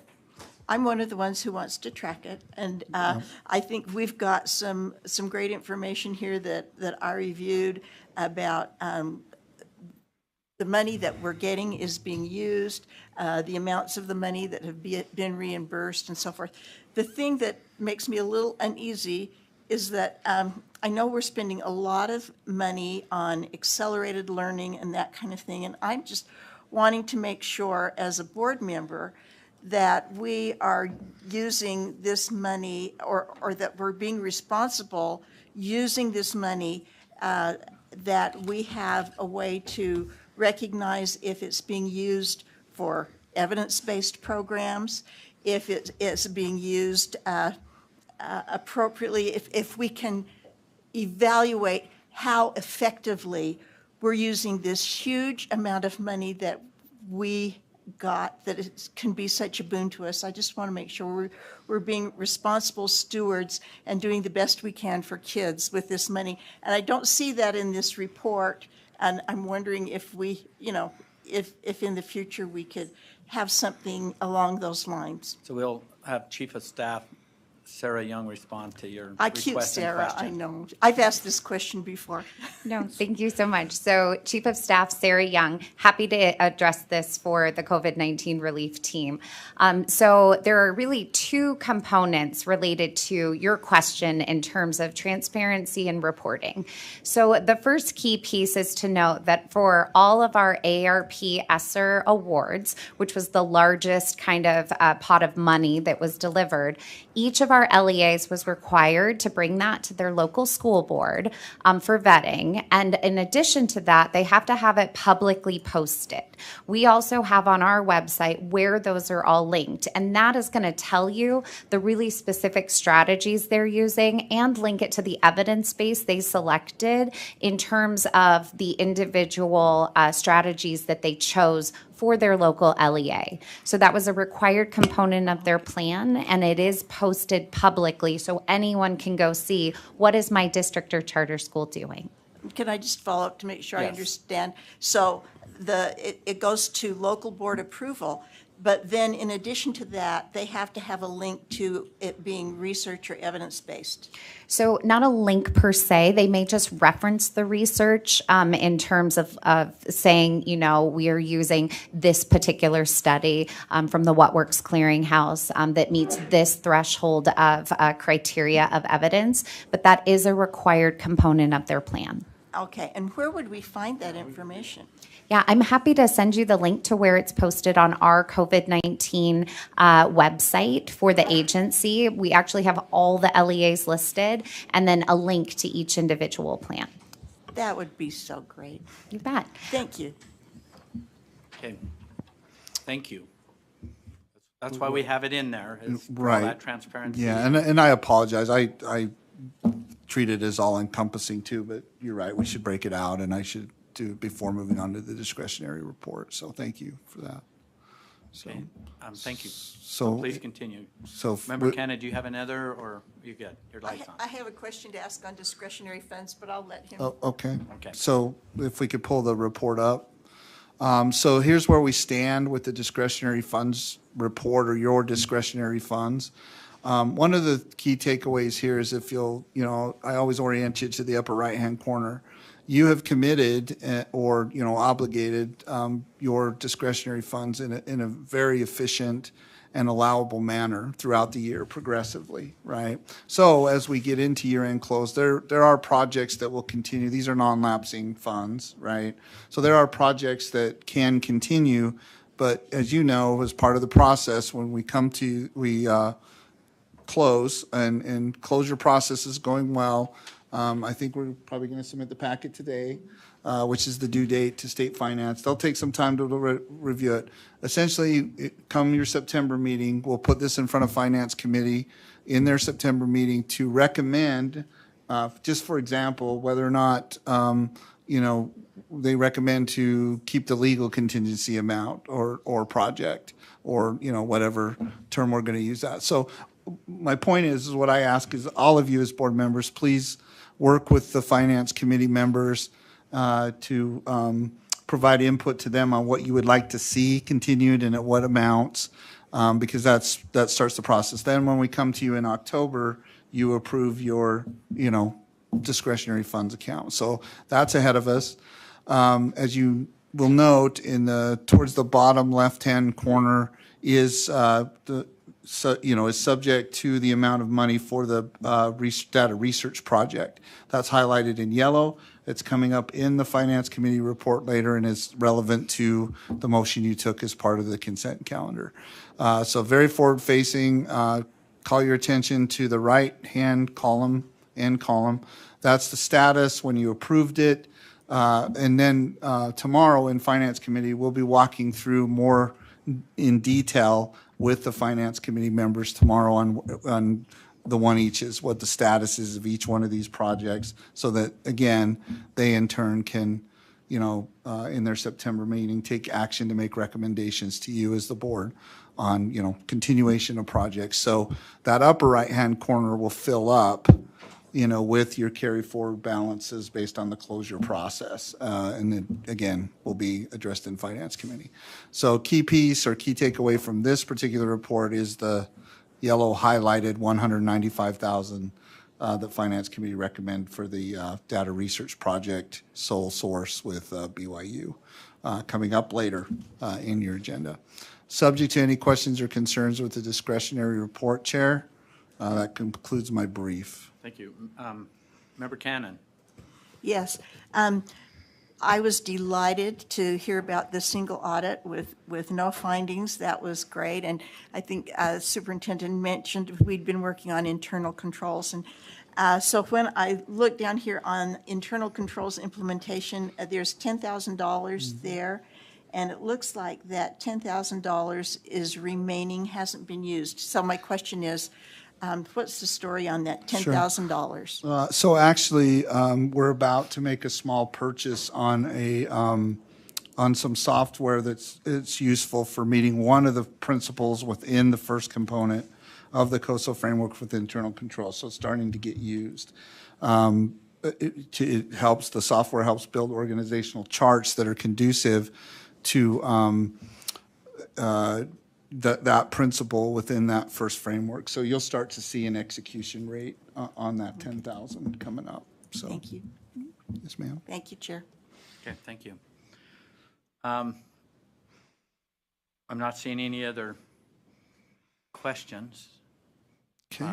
So I thank you for your report. Yes, sir. Unless you guys have anything else you want to add. Just, I know there's a lot of concerns about the recession, but, Top Gun Maverick is an indication that, we're well on our way to, over $100 million. So, I think, as we move into the other agenda item later today about the requests and things like that, I think we're in good shape. I mean, I know we always have to be conscientious about things, but you're going to see the great work that Chief of Staff Young and Mr. Call have done in putting, the tracker together. I mean, it's just a really great process, really board driven, things like that. So as we delve deeper and we get closer to the legislative session, as we do the year-end close, you are a financially sound organization within the state of Utah and an example for all to follow as far as funds control and funds management, more system development, things like that. So thank you for the opportunity to sit in front of you and tell you how good things are. I mean, it's not perfect. We do make some mistakes sometimes too, but overall we're doing really, really well with public education dollars, and your LEAs are reflective of that too. So thank you. Well, thank you for your report. I made the mistake and I didn't hang on to something, but the other day I was cleaning up my office a little bit, and everything kind of goes in the shredder. You either scan it or shred it. And I had an old board packet from year one. And I had our financial reporting, and for the board members that were here 7.5 years ago, our board packets were paper. And they're like this thick, and then when you got here, you had another pile. And we've come a long ways, but on the financial reporting, though, you didn't need an interpreter or an accountant. So thank you for what you're doing here. It's come a long way. And then the other part, I don't know if some of you remember, you get the board packet and you're flipping and you sticky notes and stuff, but it produces this paper that falls on everything, kind of like heavy dandruff. But I wouldn't know. I don't have any hair, but I don't know what that's really like. But I kind of feel like that's what that is. and it's just been interesting. But I shredded it all, so hopefully somebody has something there, that we can, kind of dates us a little bit of how far we've come. But thank you for your effort and the evolution of listening to a board, and again, future boards of how you want things to be presented, all in this transparent space. So thank you for your efforts. I wish we would have brought it and I could have shown how challenging it was to go through those reports. Hey, what's up next? Board chair report. Not that I'm old or anything, but driving up this morning, and it's always fun. I love, I like to sleep in my own bed, but it's very relaxing. It's a couple-hour drive, and get to see the sun come up a little bit. But I've had this song in my head, and I'm sure I'm probably the only one that will confess that I'm a fan of the song in here, but it's a song that came out in 1972, actually April.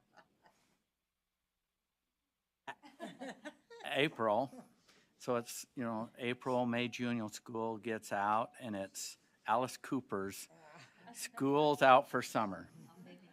And it just in my head, and it dates me a little bit. I'm not a 90s person, like remember Norton was talking about living in the 90s. I did live through the 90s, but when I was young in high school, and in 72 I was a freshman in a school that we had two high schools sharing the same building, same football field, same track, same baseball. And it was very interesting. That same year, where I grew up, you could, when you were 14, 15, right in there, you get your driver's license when you're 16, but you could ride a motorcycle and have a motorcycle license. It's also a year that my motorcycle was stolen at this high school that we're sharing with. Very difficult. It was a freshman year, but I enjoyed it. But I was so glad that year ended, and that Alice Cooper song just burned in my brain. I could never get it out. So I thought, well, maybe I play it, but it wouldn't be appropriate. But I think you guys know exactly what it's all about. And it seems like every year come fall, it pops back in my brain and it stays until school starts. And it's amazing, though, if you track the song, there's been redone quite a few times, and it's still relevant to kids every year, especially seniors. That song still creeps up. But is school really out for summer? Is it really a summer break? And we're in a different space. We're not in school, but we have kids and grandkids and that, but we're in the education business. Our education community, I want to speak to a little bit about the summer break, but before we get into the slides, is in my family, I've got 3 girls that are educators. I've got a sister-in-law that's a principal, and if I just go to cousins and their relatives, there are a lot of educators. And they take a lot of offense when people or somebody says, "Oh, what are you doing this summer? You got the summer off." It's not off for our education. I'd listen to these great principals and stuff, and they're ambassadors, and they represent all this wonderful stuff that happens with principals and assistant principals, and they're not off. Even when they're on vacation, they're not off. Even in their little break out of contract, they're not off. They're consumed with hiring and all the challenges of getting ready for school. It doesn't. I mean, they start that before school even ends. They have some pause moments that they get to spend with their families here and there, but still, I have meetings here with USBE staff. They join the meeting and they're on vacation. You know, that there's just this huge commitment from public education. I want to recognize it today a little bit through this summer break. There was a little bit of a break and maybe away from some students, but it's not really a break from classrooms. You look at schools and you still have teachers every month. I spend more time around rural schools, and there's still teachers in there working in their class, getting ready for the next year. Especially the month of August and the last half of July, because they're in this ready, set, go mode. So that's what I want to talk a little bit. Not only what you're seeing in schools, but this office.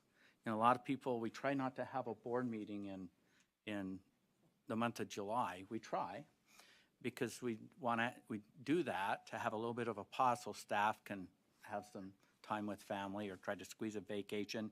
And they're in the ready, set, go mode too of supporting schools and everything that's going on. And I hear from our education community, even my family members, that they're engaged with USBE staff all through the summer months, including while they're on vacation or they're taking their time off doing a home improvement project or something, working with their family. And so I want to recognize the efforts that have happened this summer, and I don't want to leave anyone excluded.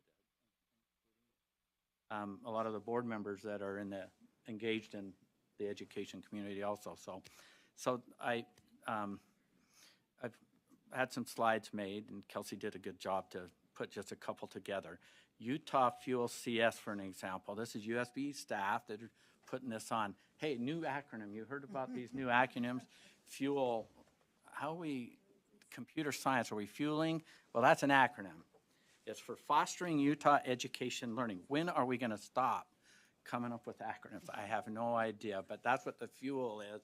And here you can see right here where USB staff is working a week, and these are, if I remember right, these are rural schools they are rural educators, 12 of them that come in and dedicate a week of their life in trying to bring betterments forward. Next slide, please. I'm not going to be able to get everything that happened in the summer, but here's our Utah Systems Conference, where it's over 500 educators, a hybrid conference in this space of acronyms, CSI, which sounds really cool if you're with your DVR, and on TV, and personalized competency-based learning and family engagement. All through the summer, a lot of USBE support, but then a lot of participation also. Next slide, please. Utah Institute for Special Education Law, you know, we hear a lot about special ed and everything that's attached to it. It doesn't turn off. The continuous improvement, learning more, getting it right. I want to do it right. Here there were 1,400 educators and parents hybrid, wasn't it? Conference that happened here that right topics and everything. This happened through the summer. Next slide, please. And this is a unique one. You've heard about it, and then a lot of you participated in it. Show Up for Teachers. It's actually hosted by Utah's First Lady, Abby Cox. I could not make it. I can't remember what I had. It had to be a big emergency. But I knew that a lot of people were engaged in this.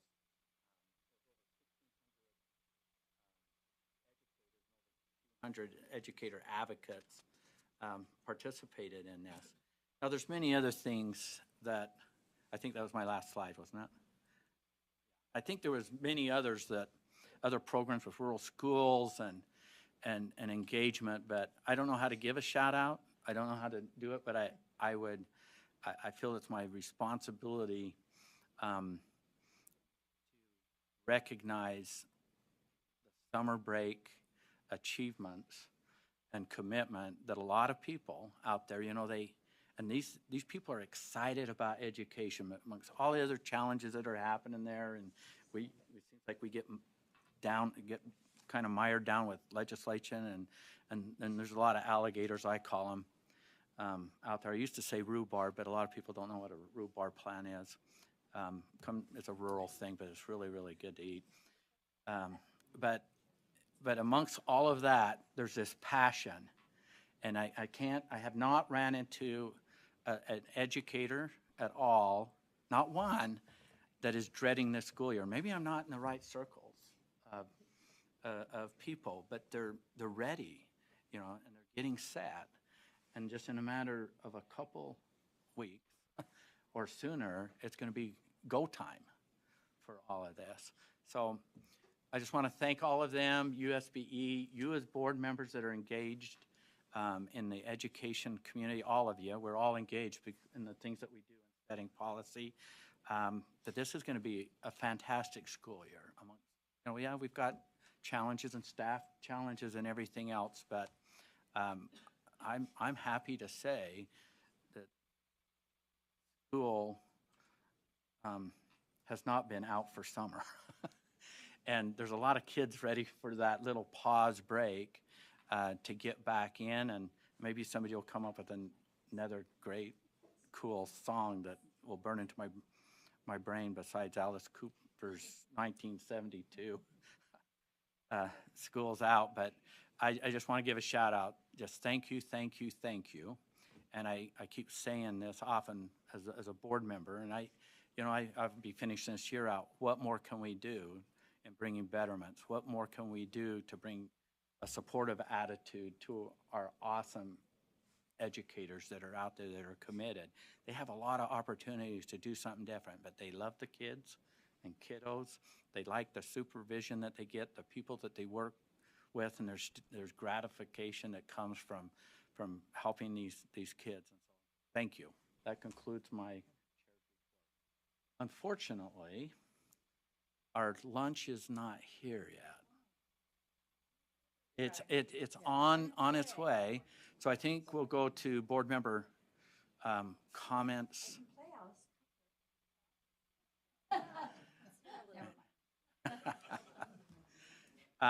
Board member comments if you have any. So let's take advantage of time. I appreciate all of you. Okay, Member Cannon.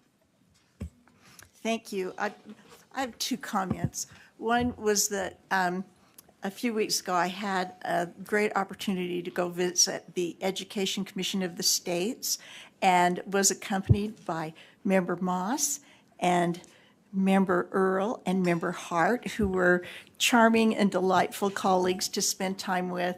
I just thought I'd comment on one thing that I heard there. we heard that there were over 200 pieces of legislation across the nation that were trying to address teacher retention and teacher shortage issues. And I had a chance to visit with the state board chair from Texas, who said they have dealt with this. And if you don't know about Texas, on their school trust lands, they have oil wells that support education, and a lot of their public education is supported by their trust lands because they get all of this income from oil and gas and so forth there. So they're pretty well funded, and he was telling me that they have addressed the teaching issue by making it possible for a teacher in the classroom to earn up to a six-figure salary while teaching. And they're doing that by giving them bonuses for teachers who will teach in high poverty areas, for teaching traditionally marginalized schools, for going into rural areas, and they're paying, the state is paying money for teachers who will do this and trying to put their very best teachers in their neediest schools. And I thought, that made me happy to think that teachers in Texas could, get that kind of a salary. I was thrilled to hear that. The other thing I want to mention is I was asked if I would read the applications for Utah Teacher of the Year. There were 28 of them. It took me at least a half an hour to read one of the applications. So I spent days and lots of hours doing this, and I can tell you, it was time of inspiration and gratitude and admiration for the teachers we have in the state of Utah who teach our kids. If I could just highlight a couple of them for you. We have a science teacher who teaches in a Title I school, and she's created a class called Mission to Mars. She's worked with NASA. She's brought all of this stuff in, and she writes grants to get money so her kids, many of whom have never been out of their little part of Utah, can go with her places and study what it would be like on a mission to Mars. She uses that grant money for her kids to have these little excursions. Just amazing. Another teacher has farm projects, and the teachers and the kids raise farm animals, and he interacts with the community to give these kids learning about the law of the harvest and the farm. Just outstanding. They have a teacher who teaches full-time and uses his medical degree part-time. And he keeps doing his medical degree and service so that he can keep up his medical information at the very highest possible level. We have another one who does Beverly Taylor Sorensen's arts and helps all the teachers in the state bring this into all subjects and across the curriculum. I can tell you, we just have some of the most outstanding teachers, and I hope that you'll RSVP to go to the Teacher of the Year banquet and learn more about these incredible teachers that teach in the state of Utah. Thank you. Okay, thank you. Member Earl. Okay. Yeah, Janet is a great companion. So just saying that, we had some great discussions and meals together. When we were back in DC, one of the things that stood out was there was a gentleman by the name of Bernard A. Harris, and he talks about reimagining STEM education of the 21st century. And this is the National Math and Science Initiative. But his presentation was very, very well done, wanting to assist all children in being highly successful.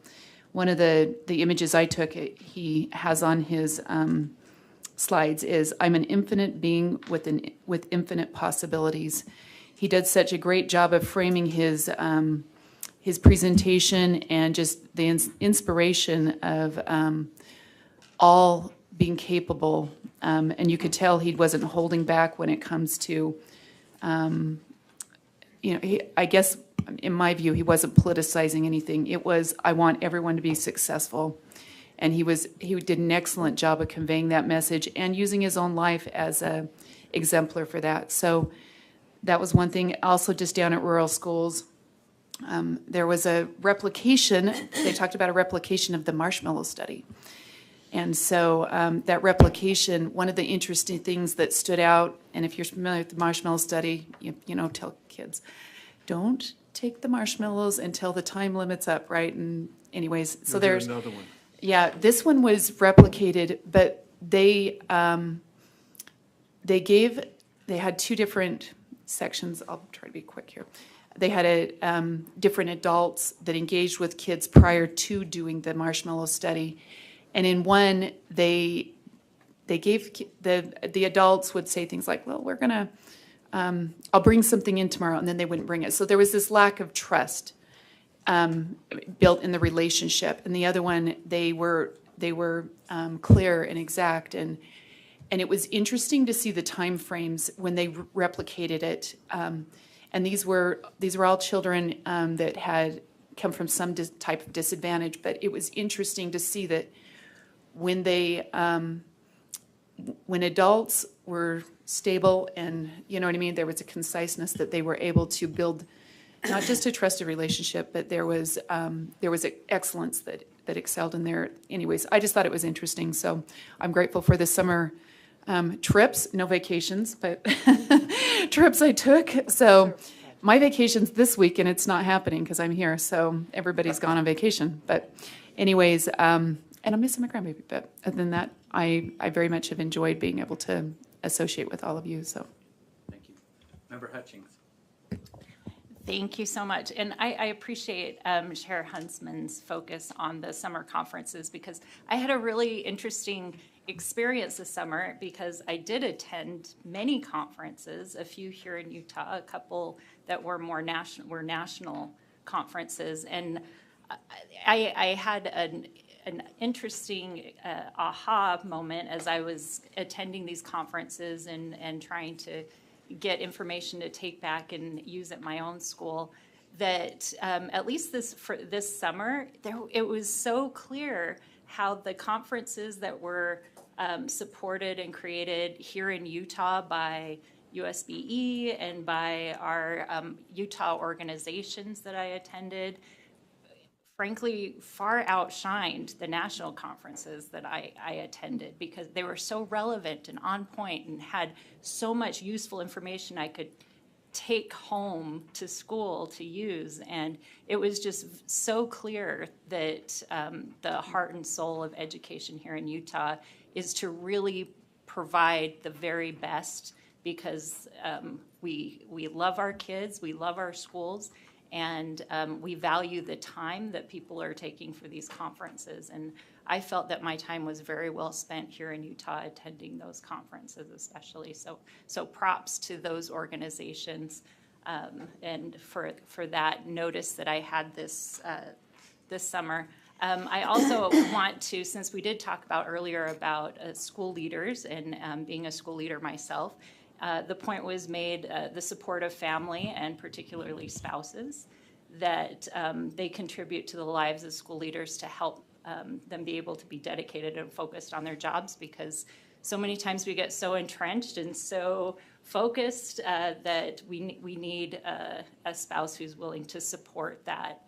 And my husband's here in the back, so I just wanted to give props to Eric Hutchings, who popped in to say hi, apparently. And just let all of you know and let him know how much I appreciate him and his support of me in the career that I love. And I just want to say thank you, and I love you. Member Booth.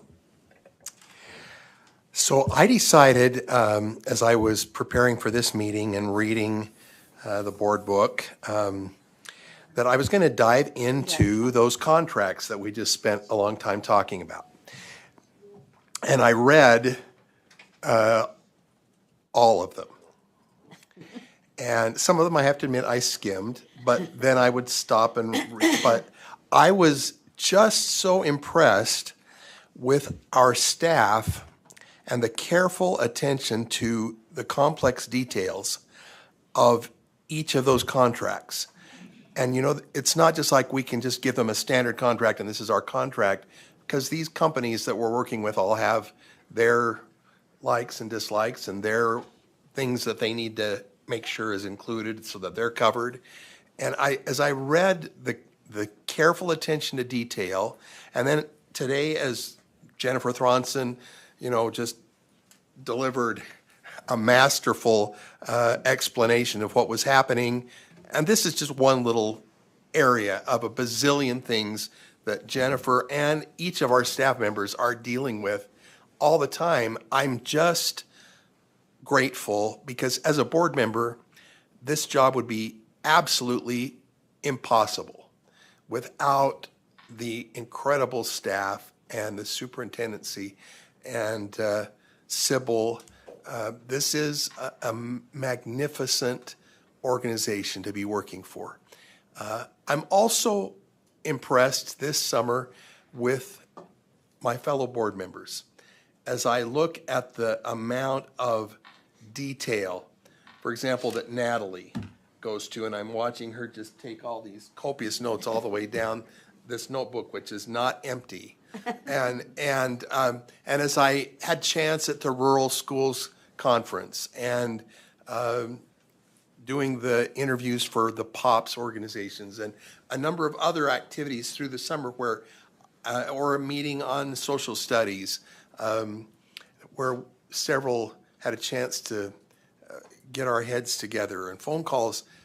Wow, we are surrounded and motivated by a group of committed citizens who want to make sure that our education for these kids that we love so much is the best we can possibly provide.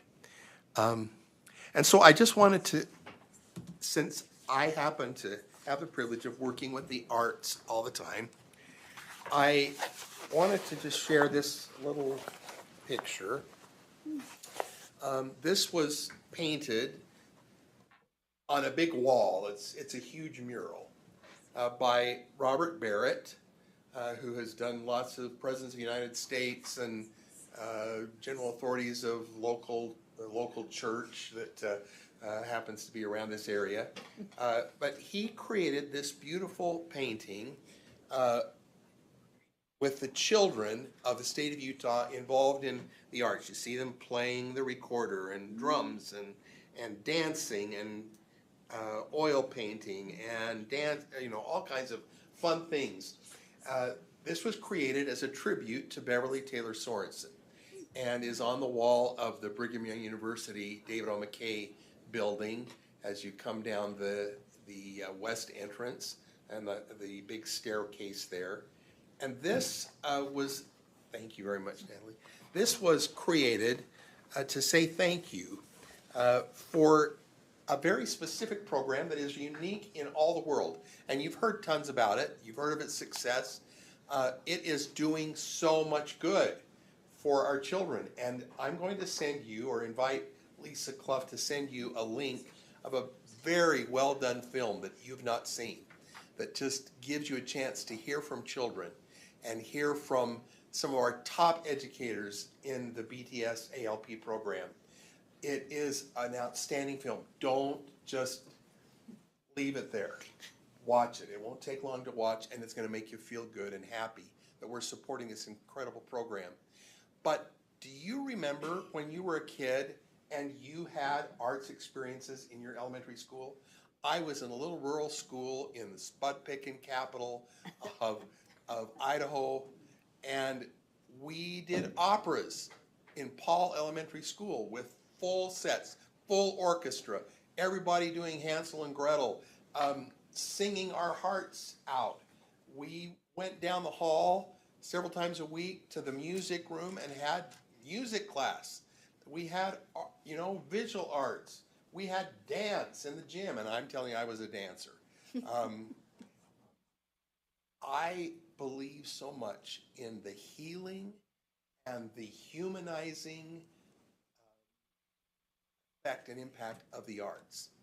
And when we focused so much years ago on literacy and numeracy, which because it takes time to really get the focus and see the growth that we needed to have in literacy and numeracy. For the most part, the arts disappeared because what do we spend our time doing and our resources? The things that can be measured and tested for. And so we lost. I have grandchildren in Utah Public Schools who have no arts right now, none. And it just upsets me that we have such a great program and it's extended so far, and the legislature continues to increase time a little bit more, and we're getting closer. But I'm so ready for every child in Utah to have an arts integrated experience. And this is the key that you've got to remember. Integrated with literacy and numeracy and science and all kinds of other wonderful core subjects. The arts in the state of Utah with the Beverly Taylor Sorensen Arts Learning Program is an integrated art experience that supports the other parts of the core curriculum. What a gem. What a treasure. And we have the opportunity to offer that to every child in the state. So you'll be hearing more about that later on. Thank you very much. Member Lear. I am now standing between you guys and lunch, so I will be really quick. I have to just say, though, in response to Randy's comments about the arts programs when we were growing up, I was not one of those lucky ones, except for in 5th grade, our teacher taught us how to do pottery. And our version of pottery was putting the old-fashioned chairs on top of the desks and then hanging a slingish thing and then putting our little pottery item on that sling, and it turned it into a little bowl. And I still have that teardrop that's about this big that I made in 5th grade. And it is the greatest artistic achievement I have, and I peaked in 5th grade, obviously, and I'll someday bring it to you like hula hoops and use it for some reason. Secondly, I wanted to just say to Chair Huntsman's comments about the conferences this summer. I attended the Education Law Conference. I've done that for probably 15 years, and it's really hard to make a conference like that consistently good. It is so excellent. With all the schools we hear about that have problems with following the rules in special ed, this is a really wonderful free refresher every summer.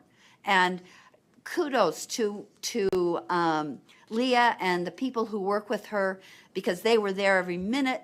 When the app didn't work well, they supplied links to the materials, and it was just fabulous. Thirdly, I attended the Stand Up for Utah meeting sponsored by First Lady Abby Cox, and I think Dr. Timothy Shriver is the most inspiring man I've heard in a long time. It doesn't hurt that he's really good looking and easy on the eyes, but he is just a charismatic, engaging speaker who I heard that huge big room full of educators, and there was no partisanship for about the 35, 40 minutes he spoke. And it was really an engaging, enriching, uniting kind of opportunity. So I really am glad that, again, Sybil facilitated my last-minute decision to go to that. Thanks. Member Straight. I will pass, but that was beautiful. Thank you, everyone. I appreciated your comments. Okay. Vice Chair Belknap. I'm not going to pass. I just want to go back to Board Member Norton's comments today because it made me think about my fellow board members here.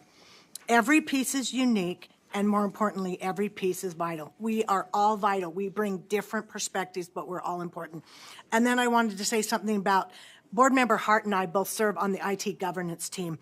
And I just want to thank Jared Felt and his team. They are diligent. They are thorough, and they work to complete this ginormous task to keep the wheels on the bus of this organization. So I wanted to thank them. That's it. Thank you. I'm not seeing any of their hands raised or anyone on this little monitor that's really teeny for me to look at right here. So we're going to have a half-hour lunch break. let's try to be back in the saddle and working at 5 till. So that gives us a little more than 30 minutes, about 32. So thank you. We'll have lunch and come back.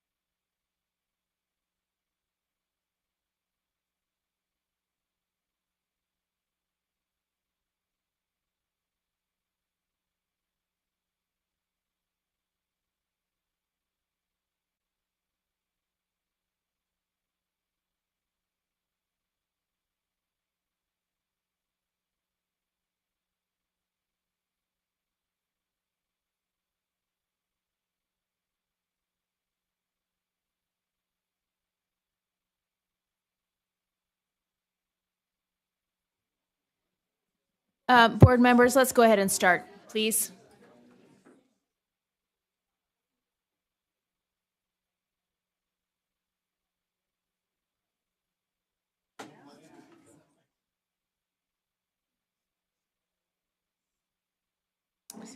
I think we have a quorum. And we have Deputy Superintendent Stallings. Can you talk with us about potential statutory changes, and we'll have you go through each of those, and then we'll open the floor up for motions. Sure. Vice Chair Davis, did we want to do the board rule waivers first? I think there was an item before the statutory requests. I'm just ahead of myself, I guess. Yes, well, let's go ahead and do that. Thank you. Okay, thank you. Angie Stallings, Deputy Superintendent of Policy, and I also have Jeff Van Holten here with me, USBE Policy Advisor. First, we're going to talk about, I'll be addressing the 2 board rule waivers that have been requested, and then we'll move to the statutory requests and into the legislative preparation. So the first waiver request is to R277625, mental health screeners. And currently in R277625, if an LEA wishes to implement a mental health screener, number one, they need to do that using a board-approved mental health screener, but they need to notify the State Board of Education, or USBE, by May 1st of each year. When that date was selected back in 2020, it was kind of an arbitrary date. And now we're finding that that doesn't work for 2 reasons. Number one, you may have some changeover in administrative staff for a school, and so it may be that a school makes the decision to implement a mental health screener after May 1. But number 2, many of our LEAs, when they are preparing their school-based mental health grants, that's when they make that decision to implement a screener. But the deadline for that program isn't until May 30th. And so that's what happened this year, where we had a couple of LEAs put in their mental health, school-based mental health grant, this decision they were going to implement a screener, but they had already missed the May 1 deadline. So staff are requesting or recommending that the board we have about 5 LEAs who missed that May 1 deadline for this year, to change the deadline from May 1, 2022 to September 1, 2022. So that's the first board rule waiver. Does anybody have any questions? Seeing none, let's talk about the next. Well, we need to take an action. I'll seek a motion. Chair Huntsman? Well, I think Member Cannon beat me to it, almost. She was trying to get to it. Yeah, we're both trying to help out here and get a motion off the floor. So I'll move that the board approve the waiver of the May 1st deadline in R277-625 to be extended to September 1st, 2022. Thank you. There's a motion on the floor that the board waives the May 1st deadline in R277-625 for the 2022-23 school year and extend the May 1st deadline to September 1st, 2022. Would you like to speak to your motion? So, second. Second, thank you. Would you like to speak? No, I think it's pretty obvious. Okay, thank you. Board Member Lear. Oh, sorry, no. Okay, that's okay, thanks. Those in favor say aye. Aye. Those opposed? That passes with Board Member Klein opposed. And my vote will be with the majority group unless I specify a dissenting vote or a tiebreaker. Next, go ahead. Next, the second board waiver request is related to R277-628 school libraries. You may remember that the board approved this rule back in February. At the time, we selected a date of September 1 by which all of our LEAs need to have their policies in place on their selection and their process about if they receive a complaint or a request for the LEA to remove or library material. The LEAs are now requesting that September 1 deadline be moved to October 1 to give them 1 additional month due to the recent passage of the board's model policy on library materials. And so, and you did hear some public comment this morning with that request from our LEAs as well. Are there any questions? Board Member Straight. Would you accept a motion? Yes, I will. So I move that the board waive the September 1st, 2022 deadline in subsection R277-623-31 and extends the September 1st deadline to October 1st, 2022. Do we have a second? Second. Okay, Board Member Norton. We have a motion on the floor that the board waives the September 1st, 2022 deadline in subsection R277623-3 and extend the September 1st deadline to October 1st, 2022. Would you like to speak to your motion? Yes, briefly. I appreciate that we can get this done with the extra 30 days. I know we were behind, and it took us, the AG, and to finally get this put together. So I think this is more than fair to give an extra 30 days. Thank you. Board Member Klein. So I know that they've had a long time, and I understand that we were delayed in getting our model policy out, but the model policy is just a suggestion. And HB 374 has been in place now and active since, I think, May 4th. And so that's what they should have been building their policies around. And so, you know, maybe checking them over quickly once we passed our model policy to see if there's any adjustments that they needed to make. But they should have had policies taken care of or put in place. And most had policies put in place before HB 374 was even passed to some extent. So I guess I don't see the need to put it off another month. Thank you, Board Member Hymas. I support this motion. I don't see this as a stall tactic. I have been pleased with the LEA's responses quickly to, we've all seen that books have been removed, processed, looked over. I'm pleased with what we're doing. I do understand and agree with several LEAs wanting to do this right, get this done in a manner that is not rushed. So I support this motion. Thank you. Member Norton? Yes, I too want to speak in favor of this motion. I think that, like what Board Member Hymas says, many of them already have their process, or they have already started the, you know, checking out of their libraries. But I think many were waiting for our rule for them to finalize their, you know, the rule that they need to bring forth. And they were also, like we were waiting for the Attorney General's comments. So I think that, you know, to give them that extra time that they need to do those final touches is important for them to get it right as well. Thank you, Member Hart. Yeah, I also support this.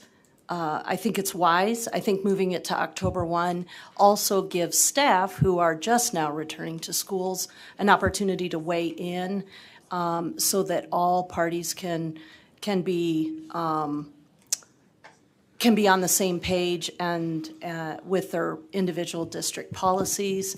And I just find it to be inclusive, and that hopefully means that it will go smooth for those districts. So I see absolutely no reason in delaying. Thank you. Vice Chair Belknap?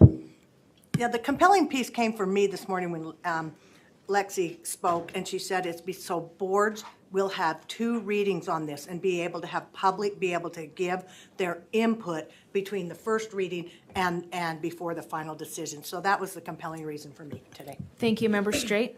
Yeah, just to follow up on that, so from a procedural standpoint, we would be putting some districts in a bind based on their procedures of adopting this rule in their board. I know many boards have actually had their meeting for August. We just barely sent out the information for at this time, so on the 26th, I guess, was our date of adoption. So yeah, it just fits and makes certain that we do not put LEAs against their own timetable and their own procedures of doing things properly. Thank you. With no other lights, we have a motion on the floor that the board waives the September 1st, 2022 deadline in subsection R277-623-3 and extends the September 1st deadline to October 1st. Those in favor say aye. Aye. Those opposed? Nobody's opposed? Okay. That passes unanimously. Let's move to Deputy Superintendent Stallings again. Yes, thank you. We're going to be talking about our policy requests related to our 2023 general session preparation. There are 6 that I'll be reviewing, and we'll quickly go through those. But of course, if you have questions, you can stop me at any time. The first one is about the school accountability system redesign. As many of you know, and some of you around the table have been participating actively in that work. We have been engaged in studying whether how our school accountability system can be redesigned, and we're anticipating a report coming from the executive and policy committees, likely to the board in October of this year. And we think there may be some recommendations that would require statutory change. So what we would be, what staff are requesting now is the opportunity for us to work with the legislator to get a bill file open in anticipation of any potential statutory changes that might be recommended from that report and that group.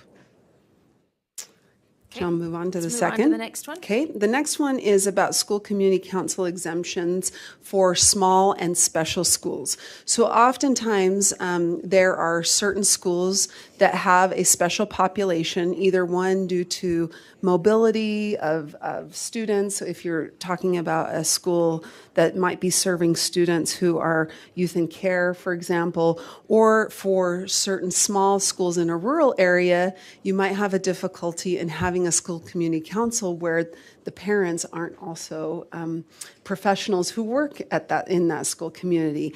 And so each year we've had requests from usually no more than 15 schools, but you might have up to 15 schools where they are unable to meet those requirements of having more parents than teachers or school professionals on their school community council. And we currently have a process in place in our board rule to grant those exemptions. And we would like to have that explicitly codified in code. Right now there's a general grant.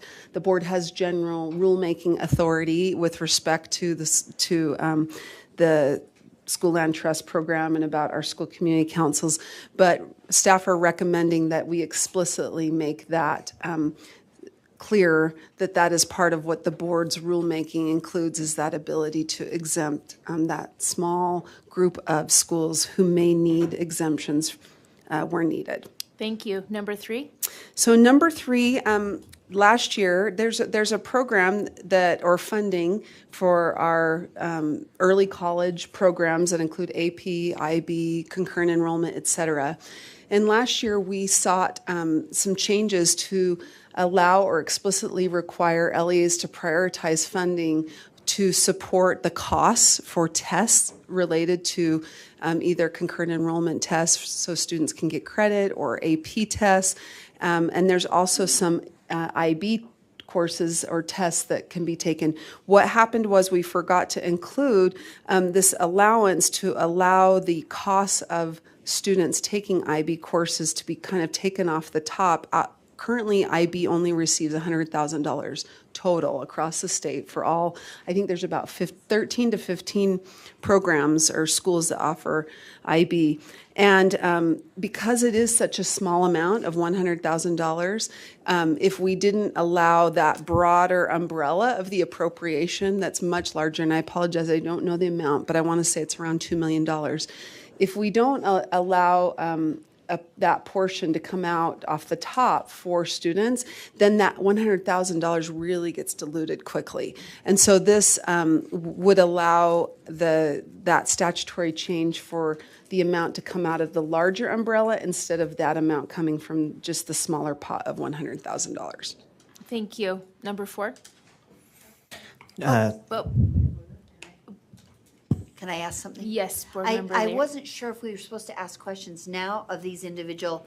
Are you getting to the end of all of them? If your light comes on while she's on that topic, then I'll call you for a question, or you also could ask at the end. That'd be great. Either Thanks. one. It's of a previous one, so I'll just ask at the end. Thank you. Number 4. Okay, Jeff Van Holten, Policy Advisor for the Board. Glad to be here with you all in person. Number 4 is the SOEP Early Graduation Policy Request.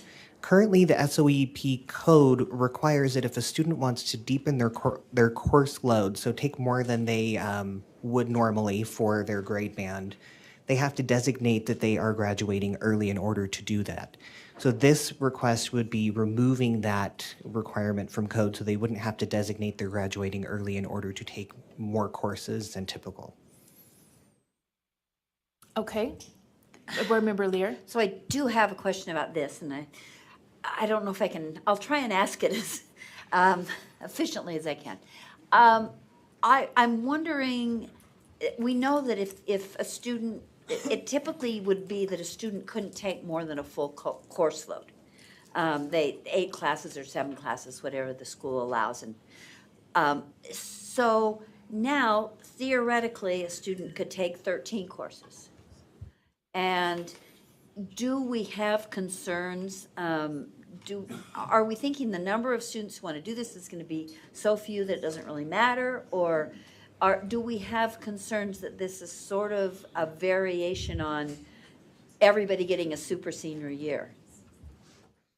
If you see what I mean. If we're funded for 8 courses per student per year, how does this affect the funding both for LEAs and for the overall public education funding? All in favor of, kids being overachievers, but we at some point we have to say, yeah, and it's going to cost us money. May I respond? Yes. Okay, Jennifer Thronson, Director of Teaching and Learning. In this case, my daughter is one of these children. She took 3 SOEP courses this summer. What the LEAs aren't doing that they can do is if they knew that was happening, they can actually claim more on their ADM for her coursework and get more than the 8 credits they're allotted because she took more than she would typically earn an LEA. Right now, they're not well informed to know that they can do that and tracking when students are taking it in their plans and claiming the ADM. The challenge is we say to people, you can't do more, but you legally can. Yeah, that's kind of my point. Yes. So Brian actually, our AG, Quisenberry, said, well, the kid could because you do not have the right to refuse them to continue earning credits once they've maxed their credits that they've earned. So there is a challenge. LEAs can receive that funding for that student, though. A lot of them think they're losing money. It's because they haven't increased their ADM to account for those additional courses that a student's taking. So quick follow-up. So what are we doing to better inform BAs or maybe it is curriculum directors or school counselors so that all schools are created equal, that everybody, not just really sophisticated kids or sophisticated parents, get to be overachievers? Absolutely. So one of the, may I answer? So Please. I'm trying to do better. One of the things we're working on right now is updating our counselor guidance to help with some of this, but this really does get to the business administrators, but counselors have to know this kid took more, I need to notify someone to claim more for this student. So it is a combination.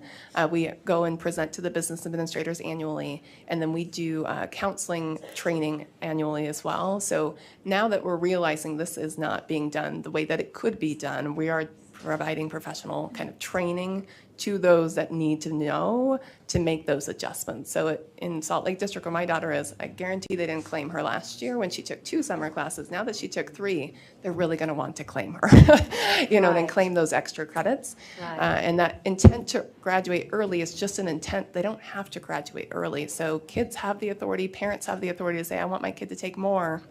And the school system really can claim that more right now. And because it's not a huge percentage of students, you're not seeing a big take on the WPU for this. But right now, LEAs are losing out because they're not claiming those funds for those courses kids are taking in the summer. Thank you. Okay. Deputy Superintendent Jones.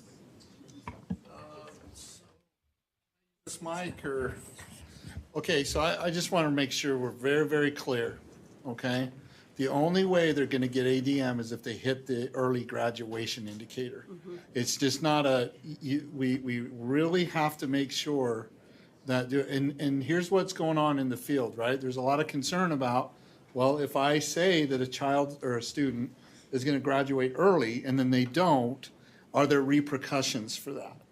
Right? So this is part of this code change too. But just to say that, you know, they're eligible for ADM, our systems are only set up to provide that additional ADM if they hit the indicator, you know, and this is where you're getting, you know, feedback from your counselors and from your BAs on, you know, a counselor will say, hey, well, you know, we're taking these extra courses, but that's the only way that, you know, when we do the head counts and things like that, Director Thronson's right. It can result in additional average daily membership, but it's triggered by that indicator that they have stated that they're going to graduate early. So you're going to have BAs that are going to say, well, can we get, you know, some kind of internal control in place that says, you know, parents have to sign an affidavit that so then it doesn't become an arbitrary, you know, well, they can't, you know, they are going to graduate early or they're not. There has to be some kind of internal control on that aspect. What was the intent, right? Was the intent to fund beyond, you know, the SOAP for early graduation? And then if they don't, I think that's part of the question on why the code change needs to be addressed. So hopefully that helps. So point of But key clarification, takeaway. Yes, ma'am. financially, on the language here, it says that the SOAP program, that we're asking them to remove the requirement for students to graduate early. And you're saying if we remove that requirement, then LEAs can no longer claim the ADM. No. No, I'm not saying What? that at all. Just the opposite of that? Well, If we that's what we remove the have. requirement to graduate early, then They can claim 150 SOAP classes Right. that semester. if the code currently says to get ADM, you have to indicate that you're graduating early. Additional ADM. So you're saying that the code would allow, we're asking to allow to pay for 40 credits instead of 28 required graduation credits? Is that what we're asking? Well, that's what I'm. That's an Is that what this proposes? That's what has to be clarified. There is a limit in SOAP code of how many Right. credits a year you can take. So it doesn't allow you to go, I think it's 6 credits. I see Dr. Count just joined us, but I believe it's 6 credits that you're limited to. So it's not, you can't go crazy, but you can do some. But I have one more quick, Vice I Chair. have one more quick follow-up. Go ahead. But I have one Member Lear. follow-up too. Go ahead. I just wanted to clarify something that is almost Angie asking a question while she's trying to answer your question. So if Scott or Jennifer disagree or want to clarify, please do. But I think what Jennifer was mentioning a moment ago about her daughter taking courses that were above, you know, the full load, just because she did that didn't mean that the LEA got additional ADM. So I think what Deputy Jones is clarifying is you're not going to get the additional membership or the additional funds unless you put that early graduate code in.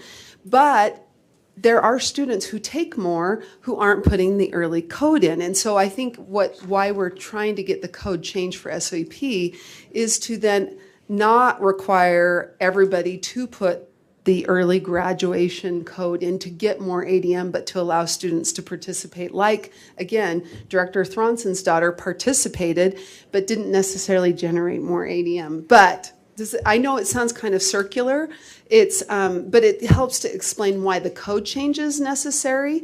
But I think to Deputy Jones' point, the additional funding isn't going to come unless they designate that they're planning to graduate earlier. And that is actually in our board rule, R277419. That's set, that requirement. It's also in code. But I know it's also in 419 where it states that if you want to generate more than 180 days, that you have to put that you're an early graduate as well. But now I have 2 follow-up. Thank So you. you're Quick confusing follow-up. me. I thought you were saying that if we get rid of this intent to graduate early, which a lot of parents don't know about and a lot of VAs don't know about, that's what our policy change would be, to get rid of that intent to graduate early. And then then a student, regardless of where she wants to graduate early or she wants to just be a superstar, take as many classes as up to the limit as she wants. So that's what and if that changes, then the LEAs will get increased ADM. Well, Okay. Can I? Deputy Superintendent Well, Jones. So we're asking for the legislature to change the code. Right. And that's going to be a question for the legislature to address is, okay, what is the forcing function basically if you change the code to allow for average daily membership to be calculated beyond a full load, right? So if they, because then we're going to get into the likelihood of triggering a fiscal note, right? To say, well, with this change of code, there's a then what do you, cost. right? So Why are what we do you estimate? pretending otherwise? Right. So what do you estimate the impacts will be by changing the code, right? And as we all know, and I've seen this since I've been here, the participation in SOEP has increased exponentially, right? So then if that continues, right, and then you don't have to necessarily put in an early graduation requirement code to trigger ADM, the likelihood is it's going to trigger ADM if the legislature decides to choose the code. The magnitude of that from the funding would be something that we'd have to work out in addition to this proposal, right? So I would, so that's what you're doing now is you just, I mean, Deputy Superintendent Stallings is spot on. You know, she translated what I was saying very well. And so it's just, one step at a time, basically, right? Do you want to change the code? I just wanted to make sure everyone was clear as to where we're at right now. Where we're at right now is the only thing that triggers additional ADM is that indicator, right? It's just how our systems are set up. We configure our systems to support the code and the rule. And currently it says early graduation rate. So I'm not for or against anything or trying to say it would do it. I'm just trying to say this is, as of this date time group, that's what triggers additional ADM. So Deputy Superintendent Norman. Yes, Dr. Corey Kent has 2 sentences that will clarify this also that is specific to the SOEP program.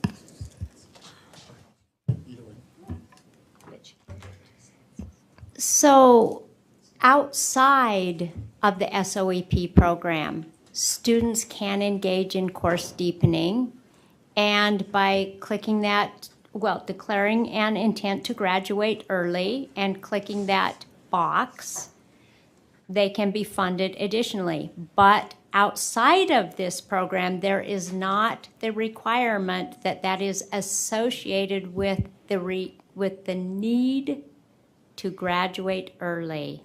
That's specific to this program, and that's what we're looking to have a statutory change surrounding. Thank you. Member Norton. I had one follow-up. Okay. Can I come back to you? Yeah. Okay. Member Norton. So when will we be discussing who's going to pay for it? Because And what it comes out of. which fund, right? Because, we also have a situation where we have LEAs that this is landing in their, their fiscal problems, and they had no idea, and it's just a big surprise. So that's going to be, if we do this, when a lot of stuff's going to be rolling downhill, does that mean we got to hurry and get a business case to get that set up for the financial part of this? Deputy Superintendent Jones said that the legislature would make that decision in legislative session. Correct, sir?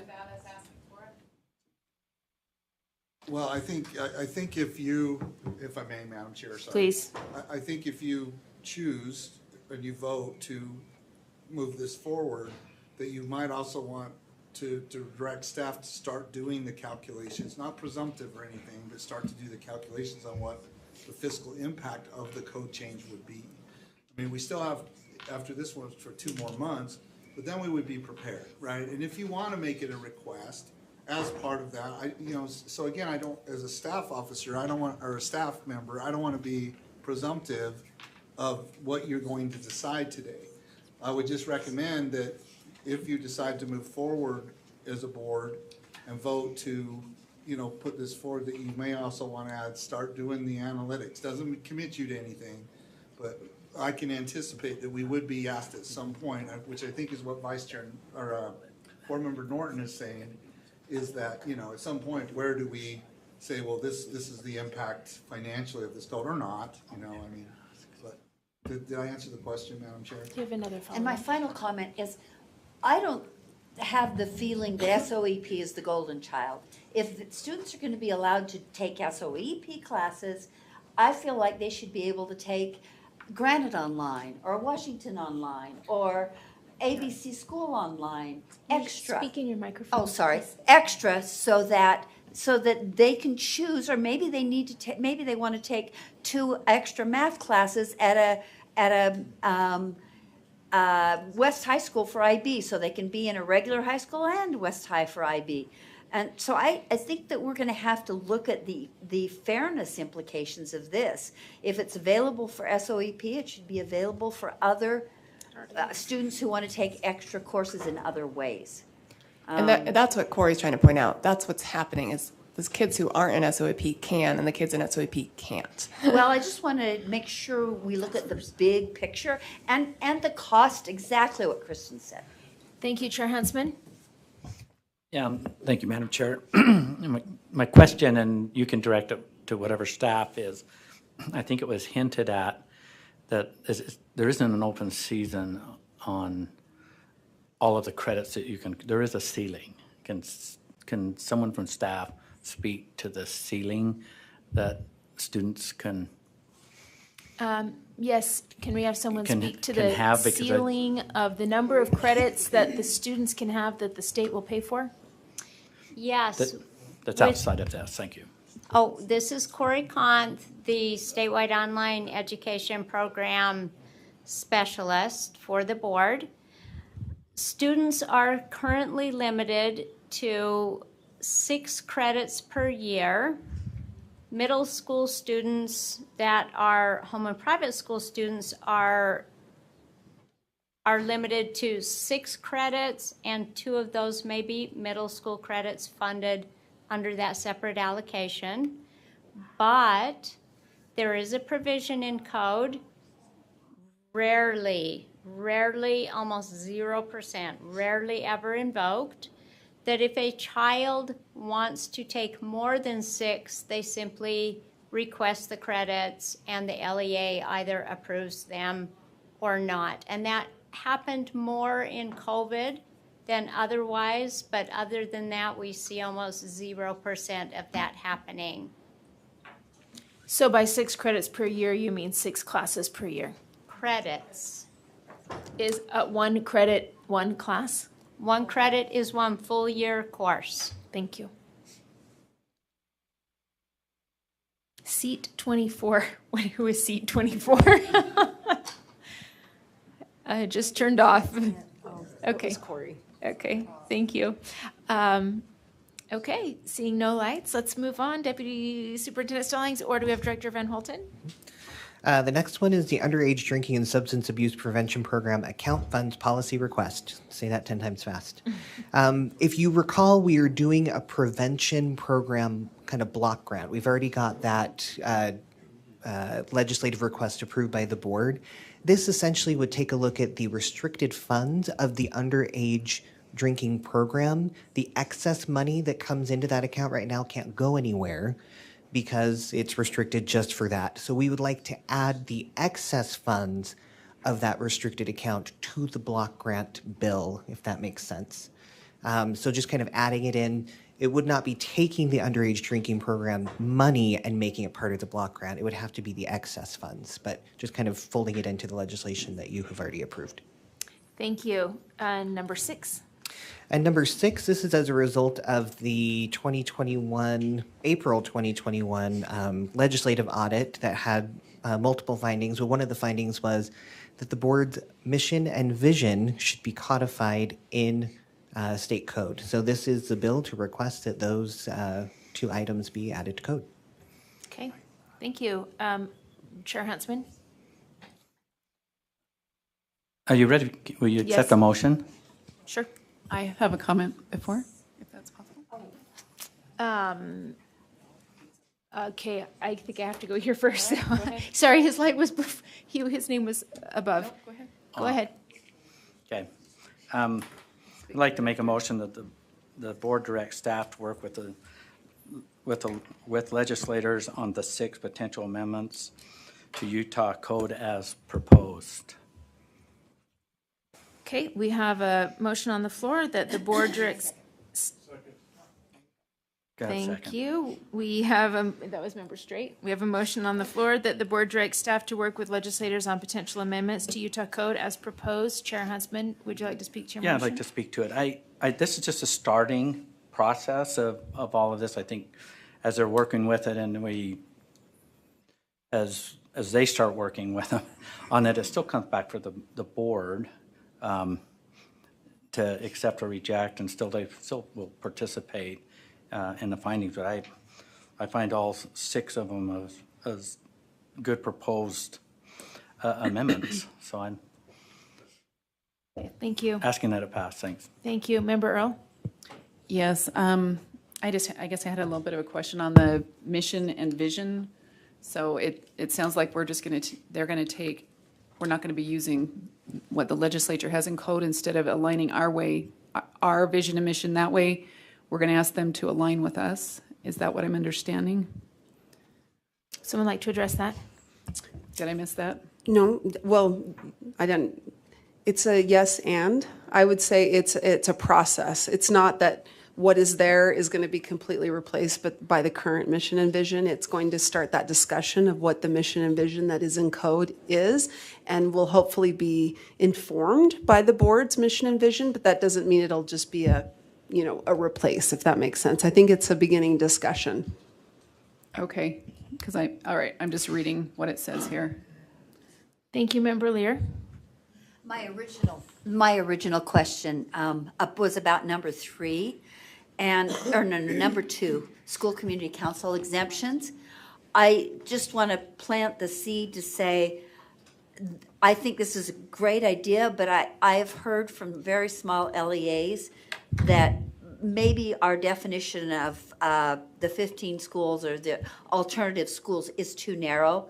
And if we're going to look into this for certain schools, I think we maybe ought to expand our evaluation of maybe specific kinds of schools, niche charter schools, so that we do this time capture all schools for whom this is a really difficult process. And I personally think it's sort of unnecessary, but if there's legislators who feel like it is, then at least give LEAs that are really small an opportunity to have a successful community council. Thanks. Vice Chair Davis, may I make Yes. a comment? Just as good news, the reason this policy request came forward is because the School Land Trust Advisory Committee is discussing that very topic right now. So meaning they were looking at the board rule, what the criteria are for granting those exceptions or exemptions, and then made the request for the policy change. So what I wanted to state is I think we've got a group who's looking at that very topic right now. What should that look like? And you might see some recommendations for board rule changes down the road. If we move on this, I hope we would also include schools that serve entirely populations with students with special needs. Because we're seeing that difficulty there. Okay, Board Member Hart? It's about the same thing, SCC. If we didn't pass, don't we already exempt some? So if we already exempt some, why are we needing to change? Yes, that's a great question. We currently have very broad rulemaking authority, as you know, and it was recommended that we be very explicit about the fact that the board is doing this.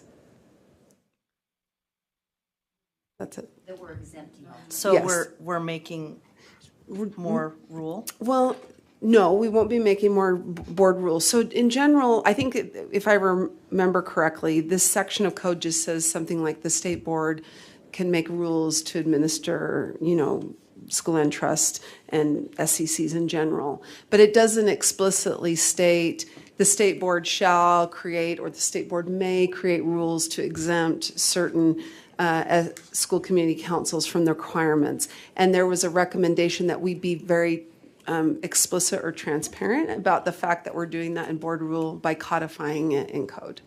Can I follow up? Please. So are we expecting that there will be other areas in which we will need to be more specific instead of having that broad kind of statement? We're not anticipating any right now, but this one was brought to our attention. Okay, thank you. Thank you. Member Earl? Yes, while we're kind of looking at and combining prevention programs, it would seem that, I don't know, I'm just looking at the underage drinking substance abuse funding here, that those would be wrapped together. Are we anticipating, I'm just doing a quick read here, but something different? In other words, with that, the funding we're looking, the surplus funding, are we looking at putting it into prevention still? Or is that, okay. And then I want to divide the question. Are you making a motion? I am making a motion. Okay. Sorry, that was a little quick from one to the other, but I'd How like do you to want to divide. divide? I would like to separate the mission and vision from the other items. Okay. Do we have a second? Second. Okay. We have a motion on the floor to divide the question and separate the mission and vision policy code request from the other items. Would you like to speak to your motion? No, I just want to vote on it separate. Okay. Those in favor say aye. Aye. Those opposed? No. Okay, will the ayes raise your hand, please? Okay, that passes. So let's go ahead and take the first 5, and then we'll talk about the mission and vision separately. Board Member Moss? Question back on community councils really quickly. I like the idea of making it flexible so that they're not precluded from having a council if they don't have enough parents. Having served on one for a number of years, I also just think that having that parent majority is a unique function. It's an important one. It's a very collaborative process, but there are occasions in which, the parent feels strongly about something. So my question here, I see what we're proposing in code is that we would make a board rule to allow the exemption. And do we already have an idea in place of what it would look like to get an exemption? Would they have to show, hey, we put it out by email for 2 weeks, didn't get any applicants? I want to make sure it doesn't become the presumption that you can say, well, we're small, so we don't need to follow that sort of parent majority part of the rule. Just maybe that's a preview, but before I vote on the code authorizing it, it'd be helpful to have some idea what that would look like in rule. Yes, and so Vice Chair Davis, it's okay. In general, we have something in rule right now, and so I think Director Paula Plant could speak to that, but she may also be able to speak to what they're thinking or considering for future board rule change. Thank you, Director Plant. Thank you. So what the board rule currently does is makes this a responsibility of the local school board to decide, because they're aware of the needs of the students, the parent population, whether they can get enough parents to serve on the council who don't also work at the school, because that is actually a requirement in the law. You can't be a certified teacher and also serve as a parent even if your children go there. So what's in the code is really specific about elections, who and who cannot serve, which then limits sometimes the ability for people to get parents to serve. So what we currently have in the rule just says that the local board needs to annually vote to exempt a school, and they need to provide those minutes where that vote was taken to us so that then we can proceed with the exemption. Quick follow-up. So we don't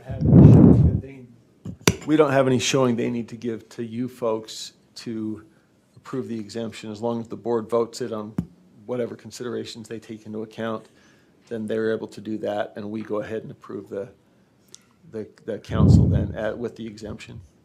May I respond? Yes. Okay, so yes, we base. Okay. But I will just tell you that currently the schools that have the exemption are either youth and custody schools or seriously school, very small schools that cannot seat a council under the current law. Gotcha. And Thank you. one final? Okay. I can wait. Do you anticipate any change to the rule if we get this code change? That's what really initiated the discussion. There have been some discussions about schools that are having difficulty seating a council, like, for instance, schools that have ethnic minorities that are not feeling comfortable in a school. Could we make some changes in the rule that would help someone move from non-compliance to compliance? Is that making sense? So it's not an attempt, the discussions have not been about allowing more schools to not have parental involvement. That's not what it's about. It's about trying to help some schools who are having struggles with compliance to get into compliance. That's where the discussion started. Yes, thank you. Chair Huntsman? Yes, by making the motion to get this on the table, but I guess it's divided by taking one off. I just want to just share from the experience that this starts the dialogue. And what happens with the legislature, they can hijack it and add a bunch of, who knows what's going to come from it. It just gets the ball rolling, gets maybe bill files or sponsors in place, but everything still comes back to the board. And there's not any guarantees that we will or will not have to change a rule once we start this, go down this pathway. Depends on what happens with the legislature. And I'd like to move to previous question. Thank you. We have no more lights, so I think I'll without withdraw. voting on that, we'll Okay. move forward. There's a motion on the floor that the board directs staff to work with legislators on potential amendments to Utah Code as proposed minus the mission and vision proposal. Those in favor say aye. Those opposed? That passes unanimously. Thank you. And we'll go back to the mission and vision proposal, and we'll have Board Member Earl. Would you like to, are you making a motion about it, or? Okay. It's already on the table because it's divided, right? So is there anyone who would like to speak to this? Board Member Hanson? I would just like to inquire of staff kind of the reasoning and the practicality of doing this. I think once we're in code, when the law changes, then that would have to be updated. And I assume there would be debate and things on the legislative floor about what our mission and vision are, which I'm not sure that I'm in favor of that. So if you could help me understand that, I'd appreciate it. Chief of Staff Young?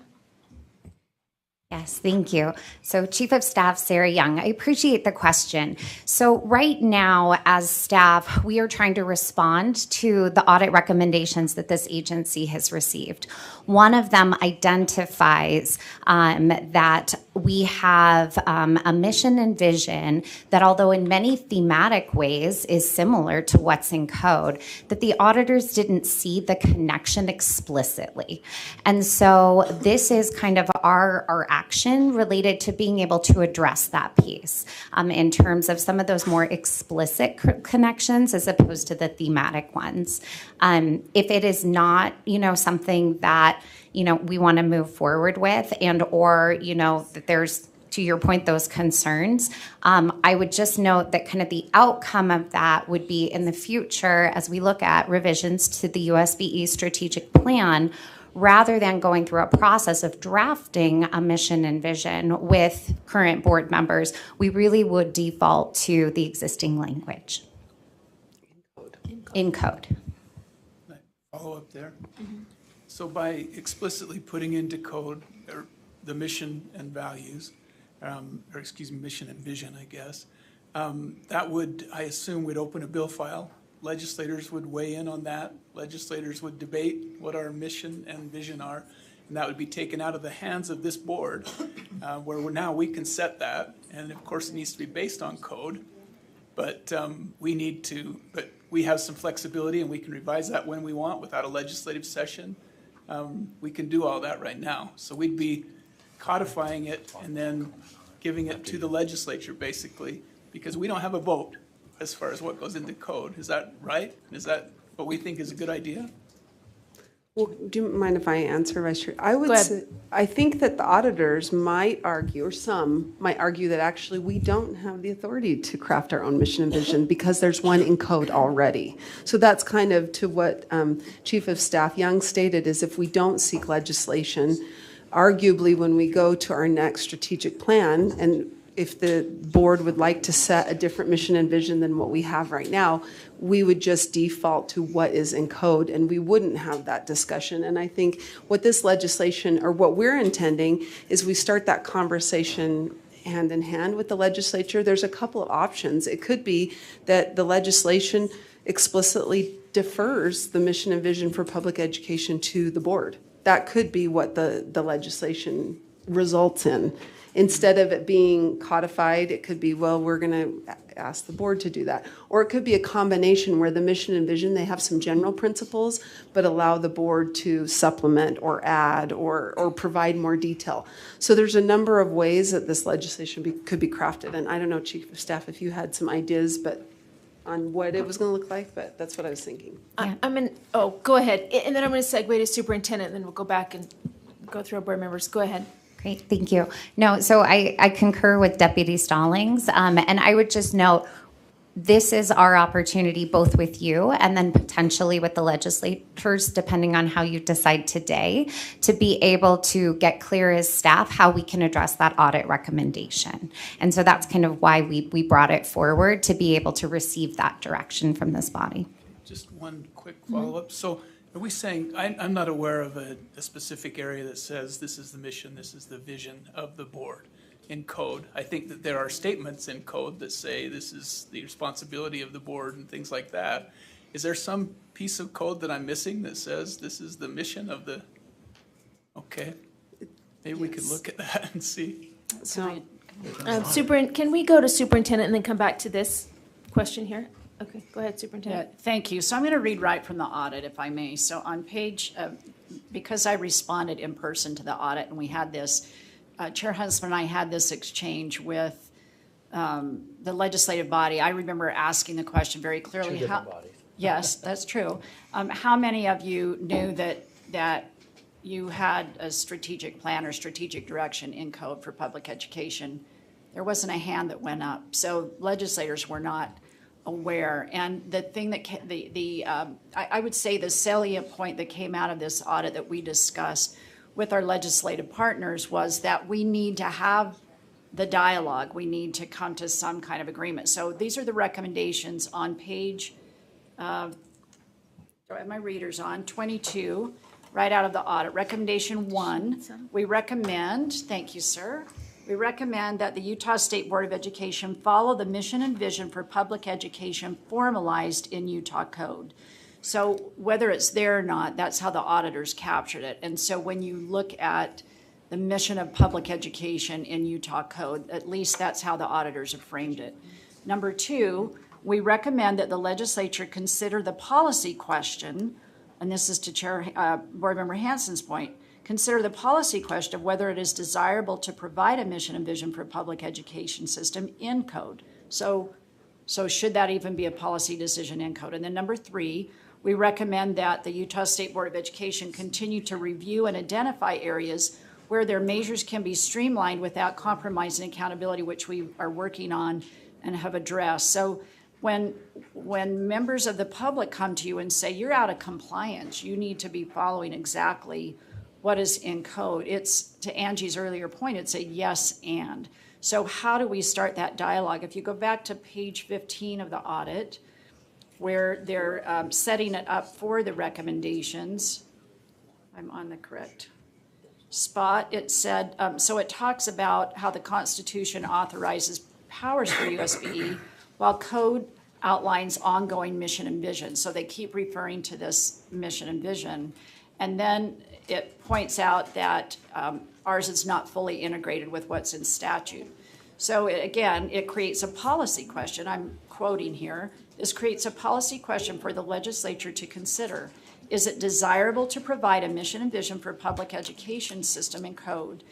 Regardless, a mission and vision currently exist in statute, and alignment is needed between our strategic direction that's provided in statute.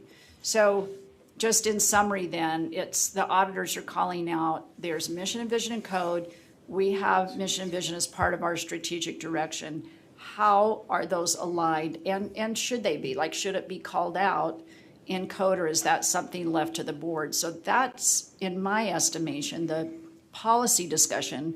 Chair Huntsman, you might remember this differently, but my remembrance of this, I'd have to go back and listen to the audio. But basically, the dialogue was around, you need to work together as partners to determine what should the policy look like. Should that rest in code? Should it be integrated? But it's a joint effort to make this policy call about mission and vision. Thank you. Member, get my readers on. Member,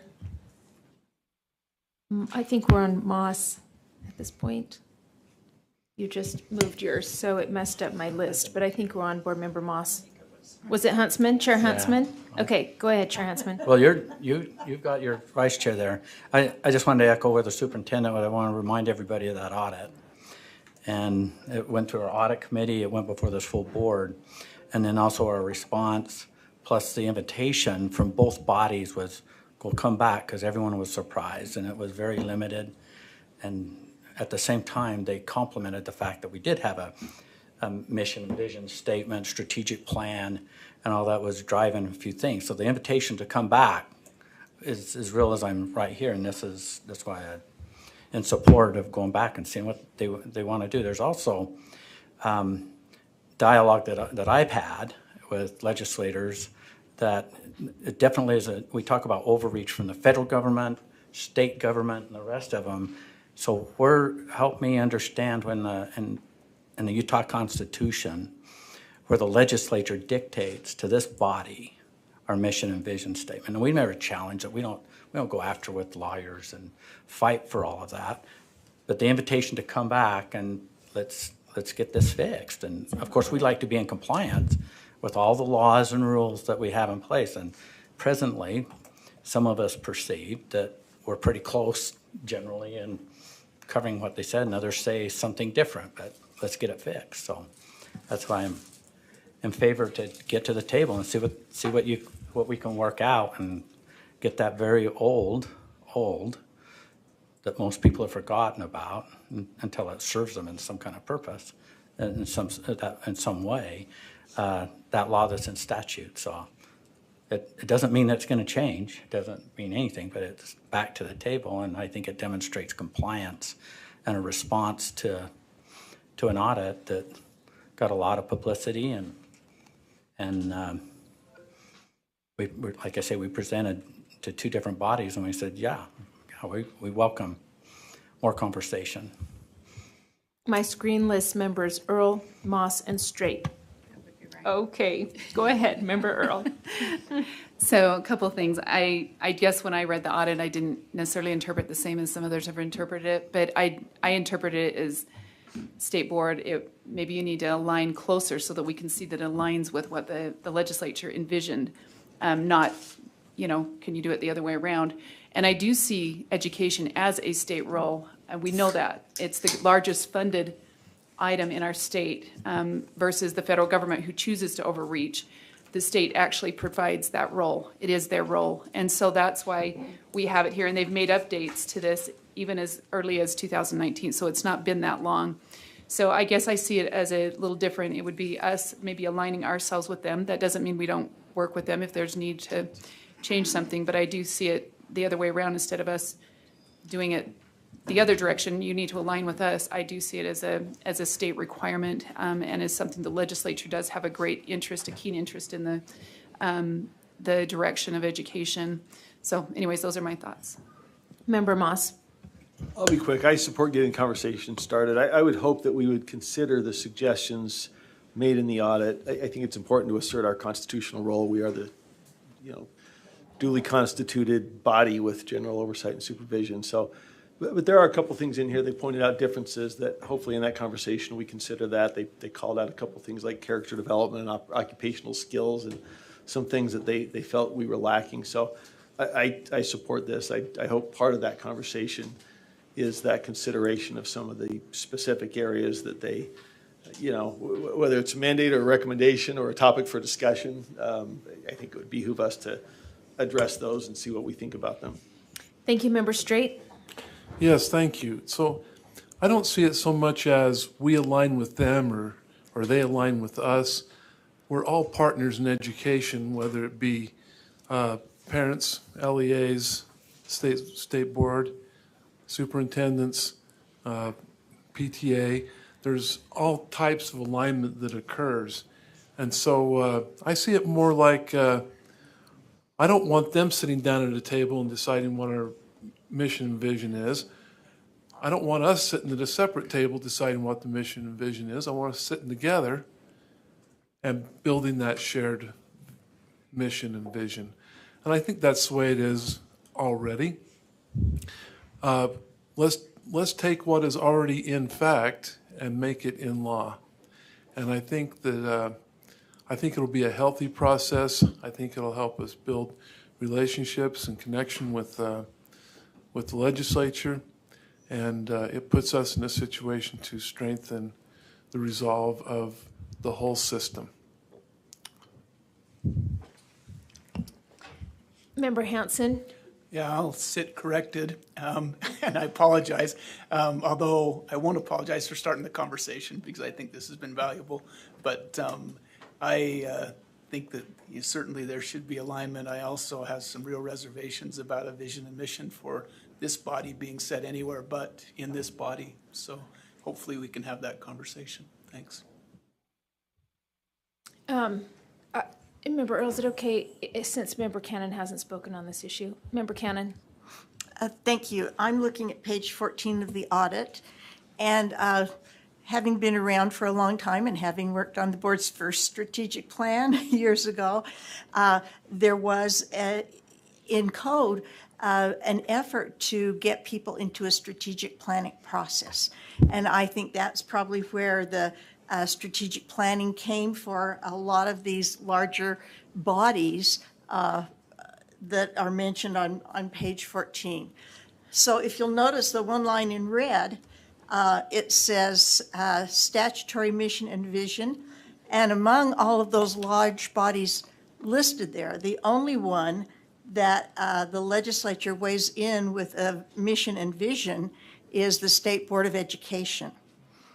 And so I was very surprised to find out that they had a mission and vision statement, because I remember being part of the process when this body worked a number of hours putting that together, because we felt like that was the role of our body to do so.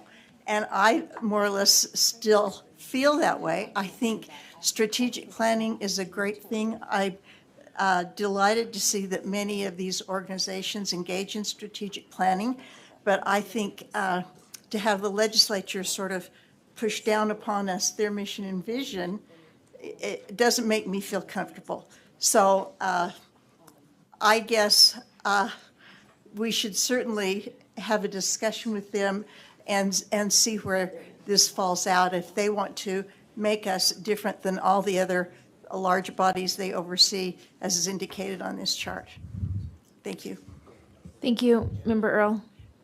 Thank you. I'm just curious, the process. That really interests me. In other words, what does this look like before I vote for it? Is it us taking our stuff up there and who and what? How does that dialogue process matters on this one for me? Right? Is it a couple of us? Is it just leadership? Is it, I don't understand where that process is. So I don't know does that make any sense? So. Do you want me to answer? Okay. Do you want me to answer your question? Yeah. Answer, okay. I think that's an important question, Board Member Earl, and I think Angie, Deputy Stallings addressed that early, that these are just streams to get this going, your permission to get some of these things on the table and drafted. I'll just tell you the way, like, if I were in charge of the world and not just this little corner of the desk, then I would perceive it would be just the process that we would always follow, and that would be to draft something and bring it to you for your consideration, your input, and whatever you determine as a board would then be the policy stream that we take that. And it could be as simple as saying that the Board of Education, as they develop, we're kind of up for renewal of our strategic plan anyway, and it's intended you would work on that.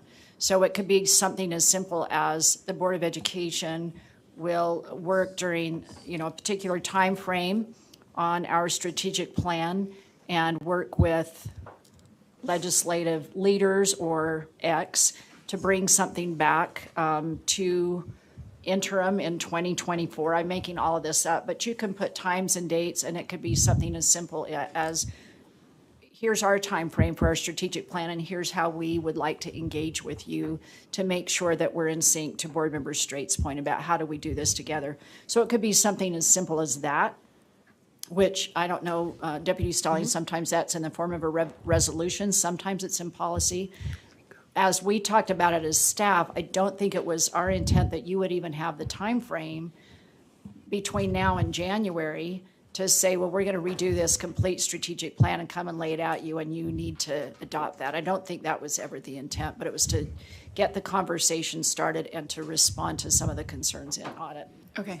Is that helpful? And then Deputy Stallings, you can challenge anything I said or add or delete.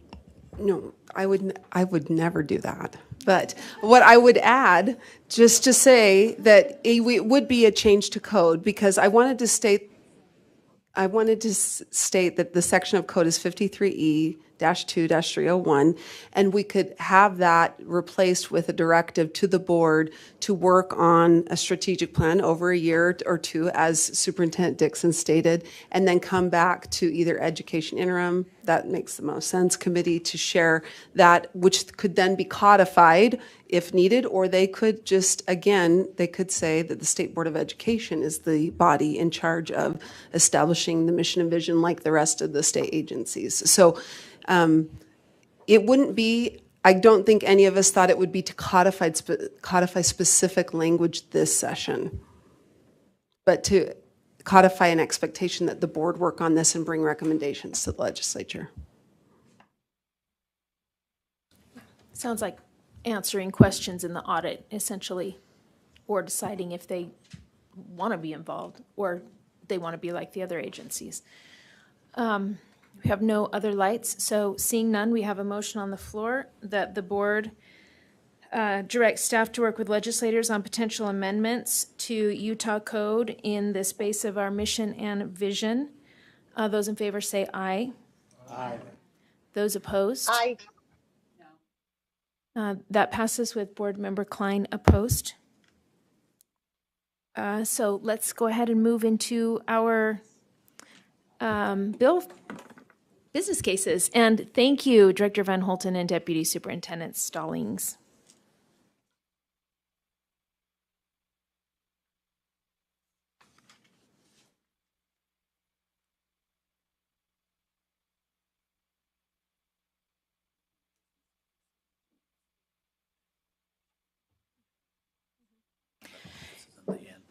Yeah, board members, just a little note to let you know that we have business cases, and they've basically kind of been chunked into three groups. This first group that we're discussing right now is the group that were proposed by individual or multiple board members. And then we have another group that was created after requests for information were asked by board members. And then we have another group that are requests from the field. So we will have today for, I think an hour is our amount of time, perhaps a little more. And then we have tomorrow 2 hours to discuss all of this. Any questions on just that process and the time allotments before we begin? Okay. I think we have an assumption that our board members have come prepared and can bring forward business cases to support. But did you have something that you wanted to say prior, Deputy Superintendent Jones? Yeah, thanks, Madam Chair. So Deputy Superintendent of Operations Scott Jones. One of the other requests that was made is, obviously this is an iterative process year to year. And we wanted to make sure that we started this off orienting you to the success we had last year with your requests, right? So that's what this sheet is that's displayed in front of you now, is to provide, and we can include it in the backups all the way going forward too. But we wanted just to make sure that you had seen again, especially since we haven't met since June, but then going forward, what this process has resulted in. Now, this is just last year's results, but if you can see, or anyone can see, that over the last 5-6 years, the legislature's been very supportive of, funding for, even during the COVID pandemic. And so we feel strongly as staff that this process is a good one, in the sense that it does result in measurable outcomes in the sense of funding. The other piece to this too is that you'll see here in a second, Chief Staff Young's going to bring this up, is, we refer to tracker all the time. So this was the culmination of the tracking of the process last year, right?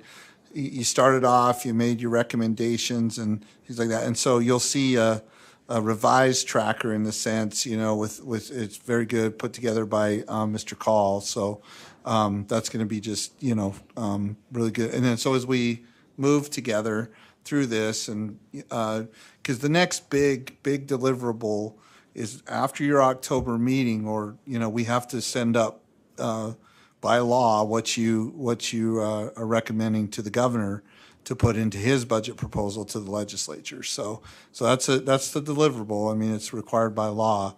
And so my understanding is that we're not going to use this meeting here to talk about priorities yet or anything. It's just as Vice Chair Davis stated.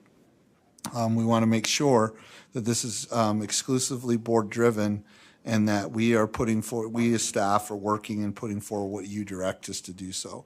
And so we've made progress along that line. So subject to any questions about, last year's results and the way forward here today, I think we can turn it over to Chief of Staff Young at your direction, ma'am. Thank you. Did you want to say something, Chief of Staff Young? Yeah, thank you. So, Chief of Staff Sarah Young, again, we would like to give credit for what I'm sharing on your screen to our new Director of Strategic Initiatives, Todd Call. So one of the great things about this tracker is that it is highlighted kind of in a color coding fashion to be able to help us track as a group which business cases have been voted on and or which have not or are not currently board supported. So this is exactly the same PDF that was submitted in the board backup, just an active version. You'll see that those are in green are the ones that in June of 2022, the board moved forward to be on the board supported list. So as we start the process, and I'm going to start with one of our business cases that was brought forward by one of our board members, Board Member Booth. After you have the opportunity to be able to consider, is this business case board supported, I will then be noting that here in this column. And if I change from to be determined to yes, you'll see it turns green. And that's really designed to be able to help you in terms of knowing which ones we've addressed and which ones we may not have. If the board makes a different decision and decides like, no, that does not move forward, it's red. So I just wanted to flag that color coding piece for you to be able to track kind of along with the conversation where we are in our process so that you kind of have a sense of where we're trying to get to by the end of the discussion. That's so helpful. Thank you. And just to be very clear, if we vote to support something today, that means it's on our list of not necessarily priorities, but it is on our list of programs or things that we do support. It will be sent to the governor's office with the group. It will be sent to the legislature with the group. But that will become the group that we use for the next month to do our ranked choice ordering. And then we will determine our top 10, if you will, plus give or take, 2 or whatever, for our priorities. So I'll go ahead and entertain motions now. And I realized we're actually an hour behind schedule. That was a really long conversation about statutory changes. So I am going to ask board members to consider speaking once in for or against these proposals, since we all had them ahead of time. Thanks for considering that. Well, we have 8 minutes left instead of an hour left. So we're only, 52 minutes behind. Okay. Okay, you So- are Vice Chair Belknap in my screen, so Chair Huntsman. But I just wanted, for point of, that's kind of a point of order, or just Okay. for clarity. We don't, you can still be against something with the way you vote. You also can be for something with the way you vote. There's Correct. not a requirement to speak to it like you're lobbying. Oh, correct. Unless you really want to Oh, take your no, time. because I'm it's all just your- saying, if you're going to speak, try to get it into one comment instead of 5. Yeah, thank you. I see no lights, so we have no board member Booth. All right. On the first page of the business case for BTS, I didn't get it to them in time, but I want to reverse those paragraphs where we actually describe the request, so that the second paragraph with a little bit of tweaking would, when you first start reading it, would say, provide equity and access to every K-6 student in Utah by providing funding for every public elementary school in the state for a qualified arts educator to provide integrated arts learning through the Beverly Taylor Sorensen Arts Learning Program. So you're just asking to switch those paragraphs? So that the priority of this business case is to get it to every student. And then in support of getting it to every student, we have discovered through the last several years that we don't have enough coaching going on to help the LEAs know how to use these resources the best. We want to try not to, if possible, get into wordsmithing and changing around, but I think without objection, does anyone object if we make that change? Switch those two paragraphs. Yeah, let's submit that to staff then Okay, without great. a vote. It sounds like there's not objection to that. Thank you very much.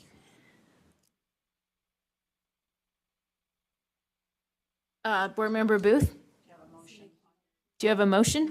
I do. Okay. I move that we support the BTS program as it's been presented here in the business case, and that we move it forward for our consideration in the month of October as we prioritize those priorities. Thank you. Do we have a second? Second. Board Member Cannon's hand went up first, so I'm going to go with Board Member Cannon. Thank you. We have a motion on the floor that the board moves that the draft business case for BTS be supported for the 2023 general session. Would you like to speak to your motion? I think you know what I would say. Thank you. I think we heard some great board member comments today about that. Yes. Board Member Hanson. Not speaking to this one. Okay, Member Lear.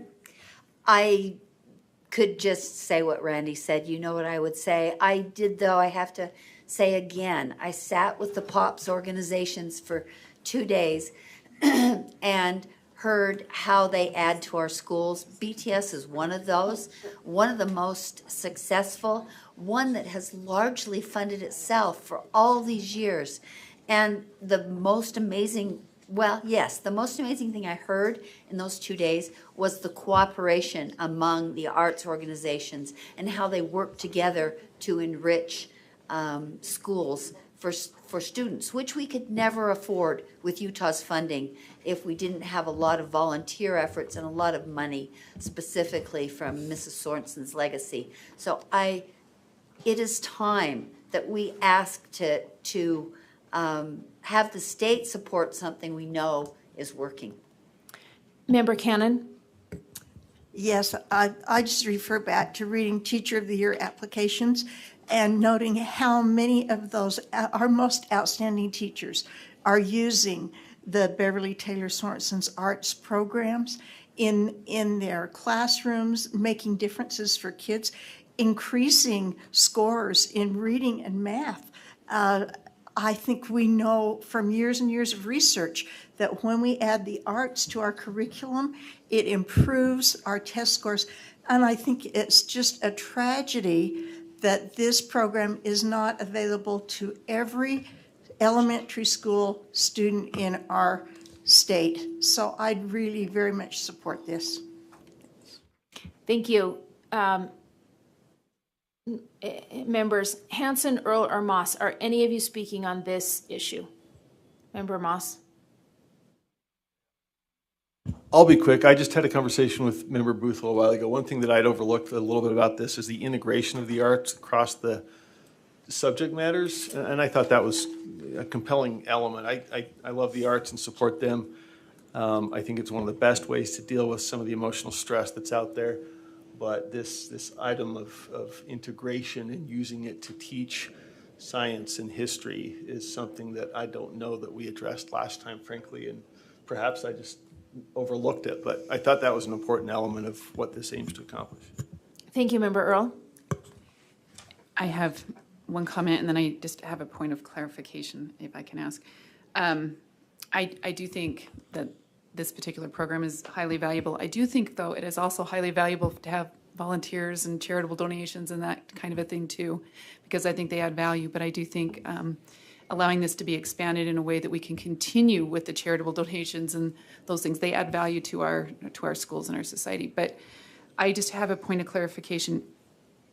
In my mind, we have no framework or boundary today. Am I asking that right? It's like whatever you want, right, is what we're voting for. Deputy, there is no framework. Deputy Superintendent Jones, do we have an idea of what our funding is going to look like this year? Do we have, can you tell us what our funding was last year, how much was funded, and what our total request would be if all of these were funded this year? Right. So, and that's a lot, if I may, Madam Chair, that's a lot of the reason why we wanted to start off with showing you what we did last year, right? So we ended up being appropriated $7.2 billion. So basically the legislature estimated that income tax receipts, corporate tax receipts would be $7.2 billion. While there's some early indications or predictions on what that will be, it's too early at this point for me to say, well, this is what you can anticipate revenue will be for public education. As part of this iterative process, we really don't find, we start to get indications of that this month, but late after your meeting, when we start to go to in September with the EAC meetings, right? The Executive Appropriations Committees start to put out, indicators of what revenue will be leading into the session. So from a revenue standpoint, no one should really say, hey, plan on getting this amount of money for public education or do it. Would I love that to start that way? Yes. I mean, a budgeting process, you'd love to start with, hey, you can expect it, for this. So that in itself shouldn't be a constraint or a parameter, right, is to say with revenue. At the same time, though, we were asked, if you saw I did send out the governor's GOPB guidance, on the process. They asked us to be considerate of, that we can anticipate a recession, things like that. But that shouldn't prevent any of you or as a body putting any one of these forward or all of them. It's at your discretion at this point, right? Because we're not, my understanding was we're not going to get into prioritization or anything during this meeting. That's what I guess that's what I'm asking. So this is more of a Christmas wish list, and then we do the shopping later kind of a thing? Is that, okay. Yeah. I'm just making sure, because otherwise my brain thinks differently. We do the prioritizing later. Yeah. Right, we do the prioritization. We feel good about it. Yeah, because right now, and this is really important, is we want you to focus on the board member ones, that are in the yellow part or the gold part, however, I see it as gold, but some other people see it as yellow. Then, we get to the end of the day today, we still have the study session tomorrow, because we also really want you we're really trying to do it differently this year, and this is why a lot of the reason why I started early, is so you don't feel rushed, that you have time to review the business cases and to come back with questions. I mean, eventually we are going to run out of time, I get that, but this was really intended to provide as much of a lead time as possible for you to decide which ones you do want to go forward. Thank you. Chair Huntsman? Oh, I'm just in the queue. Okay. Sorry. I'll step We have a motion on the floor that the board moves the draft business. Raising hand. Oh, Sorry. Vice Chair Belknap. I'm sorry, I was raising my hand. I have 2 points of clarification. One, Board Member Earl was asking, what does this really mean? Yes, but when we do our Christmas wish list, this entire list will be something that our office and the legislature and the governor's office will see that we have put forward. The prioritizing of maybe our top 10 will be later. Second, I have a question. Do we really receive funding from the Beverly Taylor Sorensen Foundation for this program any longer? Number two, how much is already in this program, and what will the total be if we add what Board Member Booth has asked for? Can we get answers to those questions? How much private money is going into BTS? How much state money currently is going into BTS? And when we add the request, what will the total be?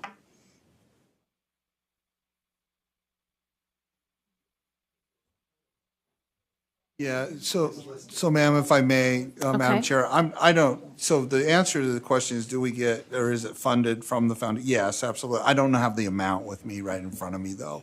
So we're getting that amount for Okay. you, but I don't have it off the top of my We head, have I'm sorry. phone a friend going on. We're phoning a friend, and- yes, ma'am. But do we know how much state money is going in currently? Is that in our?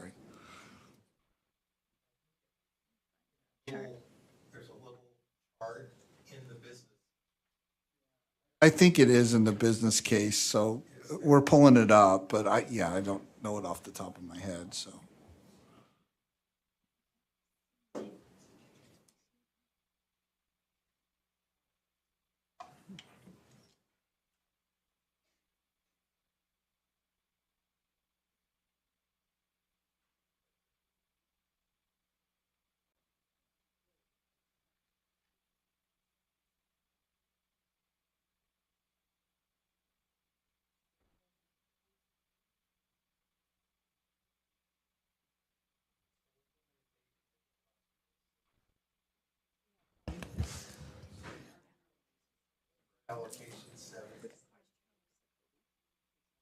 Okay. Are you ready, Dr. Norman? Dr. Thronson? Thank you. Jennifer Thronson, Director of Teaching and Learning. And the one I can answer, we're recruiting Kathy, she's somewhere in the building, is there is no funding from the BTS Foundation any longer. It is all state funded at this time. And we're pulling up the COBE to tell you how much in current funding there is for this program, which did increase last session. It looks like, give us one more moment.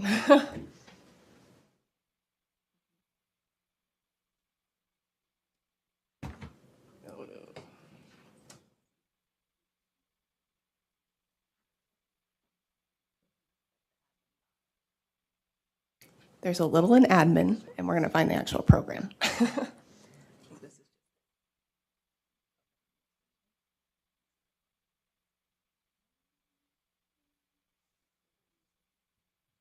That's everything.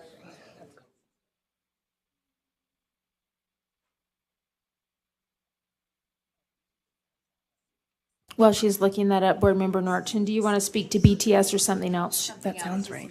Thank you. Yes. Yes. Okay. So up on the screen, you see the total amount that's currently funded, which is about 17 million. The LEAs have to match 20% of that. So we have an 80% allocation from the state and a 20% match from the LEAs. So from the state funding, you're at that 17 million, but there's additional funding coming from the local LEAs if they choose to participate. And would that continue with this additional 9 million, 9.8 million? Yes, the intent is to keep the model, but just to grow the program so every student can have access. Thank you. Seeing no more hands, we have a motion on the floor that the board directs staff to work with legislators on potential amendments to Utah Code as proposed for the Beverly Taylor. Let me just back up and redo this. We have a motion on the floor that the board moves that the draft business case for BTS be supported for the 2023 general session. Those in favor say aye. Aye. Those opposed? That passes unanimously. Board Member Vice Chair Belknap, are you on board Yes. Are you a yes? Yes. Thank you. Board Member Hanson. I'd like to make a motion that we support the school improvement USBE capacity business case. Second. Thank you. We have a motion on the floor that the board moves that the draft business case for school improvement be supported for the 2023 general session. Would you like to speak to your motion? Just briefly, this case is fairly straightforward right now for school improvement. There's a requirement in code that we use an external improvement service provider to coach basically the schools that are in some kind of improvement program. Right now, Springboard and Elevate would be the ones that we're looking at, the service provider. I'm proposing a change to code that would allow USBE to be that external service provider so that we could, I think the advantages of doing that are, one, we probably can do it more cost effectively, but even if we can't, it would keep the institutional knowledge here in the state, would allow us to share best practices, and would also allow us to develop a continuous improvement program within the state of Utah that would be consistent among schools. So the ask is for $250,000. That would be ongoing money, and that would fund two heads here at USBE who would be, I would envision, experienced school improvement specialists that have perhaps, we cherry pick those or headhunt those from providers that have already been out there and are experienced in this. Thank you. Members Norton, Moss, and Earl, are any of you speaking for this? And then I'll come to you. Yes. Member, okay. Member Moss? Member Moss? Okay, I think I'm getting at the head of the line. I was going to defer, but I'll be quick. Question, I support this. I like it. I think we looked at this last legislative session about whether we had alternatives. One thing I'm curious about is if we have this in-house capacity, does in-house extend to finding mentors among LEAs that are of a similar mission? We had some discussion about this in the last legislative session. And I'm obviously the in-house that we would be paying for would be people here in this building. But would that include the opportunity to perhaps pull those folks in where we find expertise in the area of focus of a particular school or experience with that kind of challenge that they're facing in turnaround? Can I respond to that? And this again is, there's folks from staff that could comment as well, but my idea would be that when I talk about sharing best practices, that's where the best practices come from. We would pull someone who's doing something well from one school and allow them to, articulate what they've done, lay out their, history and their experience with that, allow other schools to adopt that. Thank you, Member Earl. I might have to, you got me thinking another line. I should always write these down. Hold on just one second. I can come back to you. Member Norton? No, I'm on. Oh, I'm back to you. Oh, I do. My question is this. Do we already have funding that goes to help these schools, even though it's not with USBE? Wouldn't this just be a, maybe a legislative change for that funding? I'm just trying to figure out, are we double funding now? Does that make sense? Is that inaccurate or? No. Deputy Superintendent Stallings? Thank you. Yes, so currently, schools that are designated either Elevate or Springboard schools would be allocated, and I think it's about $120,000 a year over the 3 years or so, where they can contract with external providers. My understanding of what Board Member Hanson is speaking to is that instead of contracting with an external provider to get those supports in order to improve their school improvement, they could actually elect to work with staff, USBE staff on that. Normally, I think the reason why the upfront cost of the staff is anticipated is it's a little more difficult for us as an agency to hire people without, we don't have that same ability that a private business might have to kind of build up their business and then charge. So I think over time, and this is now Angie, as I read. And no, I think it states that in the business case. This would be self-funded after some time, but upfront, we need to have folks. I guess that's what I was looking at. Are we double funding something? So you're saying that we would actually charge, if they choose to use us, we would charge them? Yes, but it's a build it and they will come kind of thing, right? we have to Perhaps. first have the capacity in place before we could sell that capacity, and then the funding needs should diminish over time as revenue comes in. Okay, so that's an interesting dimension for the state board to be in the business of. Thank you. Member charge? Cannon? Just a point of clarification, would this preclude as Springboard or Elevate School from using an external provider? Or this is just meant to give them a choice? It's just a choice.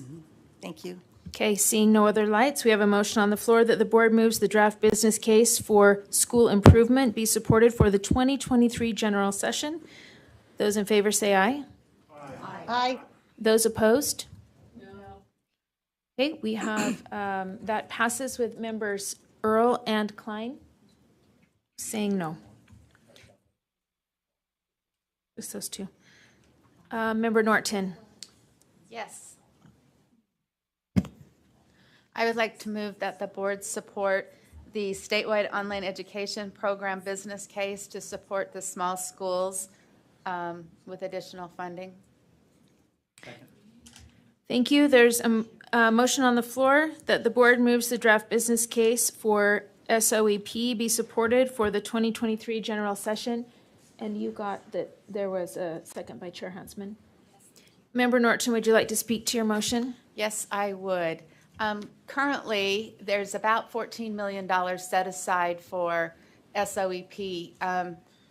Only $680,000 of that is set aside for the small schools, which are schools that are less than or areas that are less than 1,000 students. And there is very low usage of that because these LEAs are so concerned about an overuse that they're not advertising it. They're not requesting students take these classes. If you worked it out, that $680,000 that's set aside for them would basically give one school one credit for the year. And so that's why they're not widely asked. Meanwhile, there is $14 million in that account. The rest of that goes to private and homeschool. The homeschool group's using about $1 million, and the rest of that's left for private school. Now, we had originally asked that half of that money be split over, transitioned over to the small schools.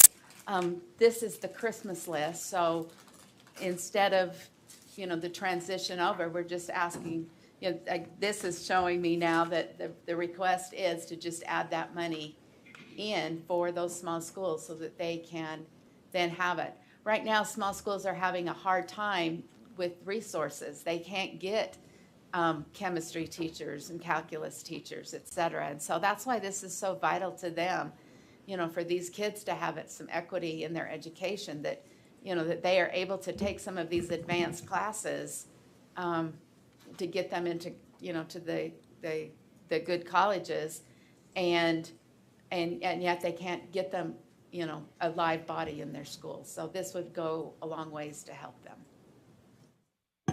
Thank you.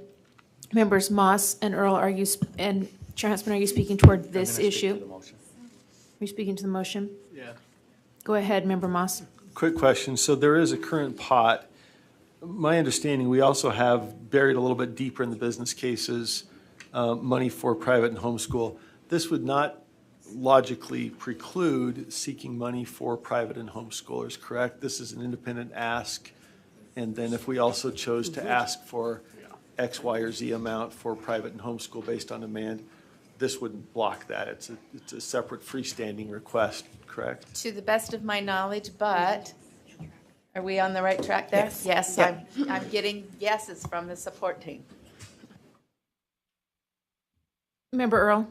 Yes, I'm just wondering about, and I'm sure you've checked into this, I read through the thing, but the usability, people are asking for it. I'm sorry, right? what? Is that okay if I ask her that? Go ahead. Remember, they're asking for it, right? Okay, because I just see some other programs out there too. That's all I'm asking is if you're Yes. getting, okay, that's all I want to know. They're in great need.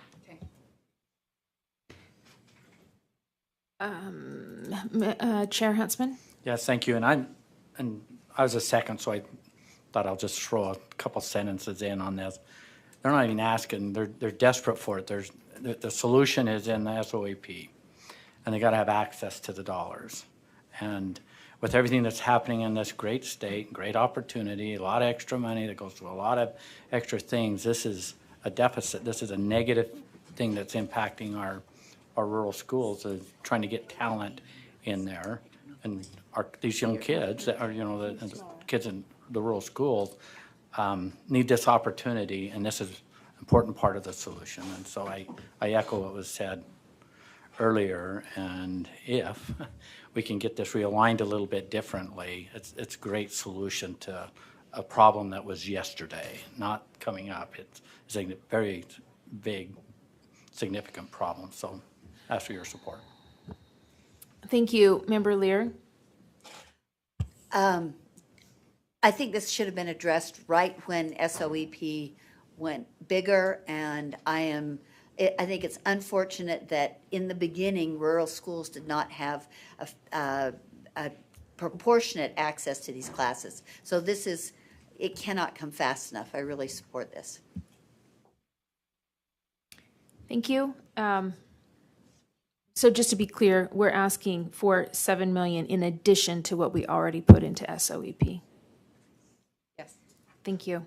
Seeing no other lights, we have a motion on the floor that the board moves the draft business case for SOEP to be supported for the 2023 general session. Those in favor say aye. Aye. Those opposed? Okay. Member Klein, abstention. Member Norton, your light is still on. Sorry. That's okay. Okay. Okay. No one else is bringing any more cases in this section forward? Chair Huntsman? Yeah, I was just looking at the clock, and maybe people are looking at the clock also. And we also get to work on this tomorrow, but I was kind of hoping that I took myself out of the queue so we could try to finish up about 3 so we can dive into some of these things. But if you want to take another one. We can move on in the agenda and continue Okay. this tomorrow if All that's right. your preference. Okay, so then we'll start back in board member requested business cases tomorrow at 1 p.m. Thank you. Okay, let's move on to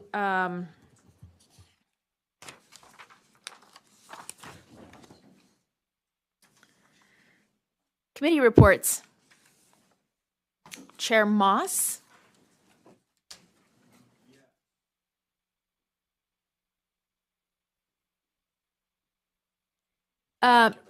Members, do we need a 5-minute quick break?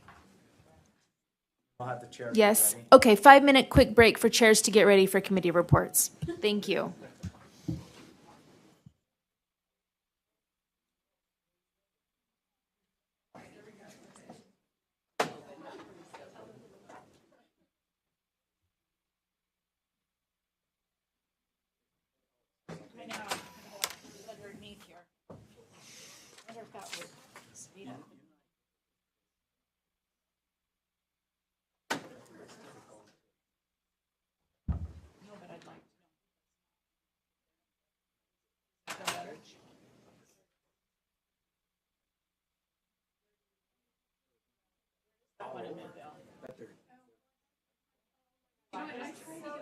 Born again.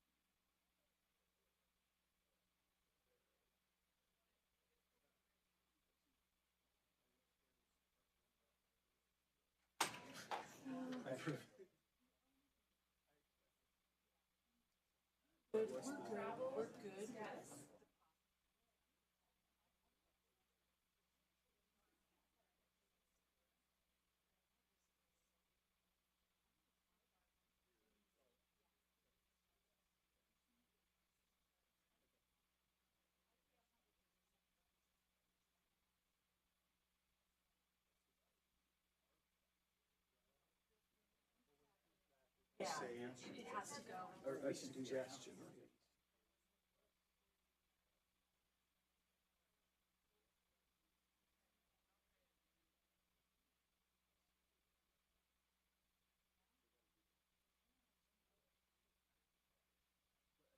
It was.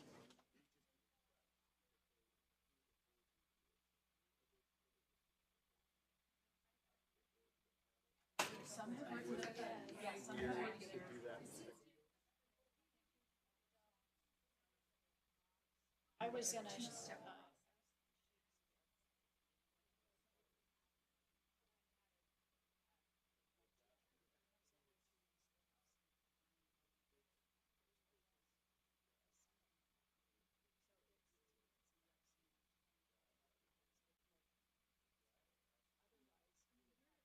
BTSA specialist.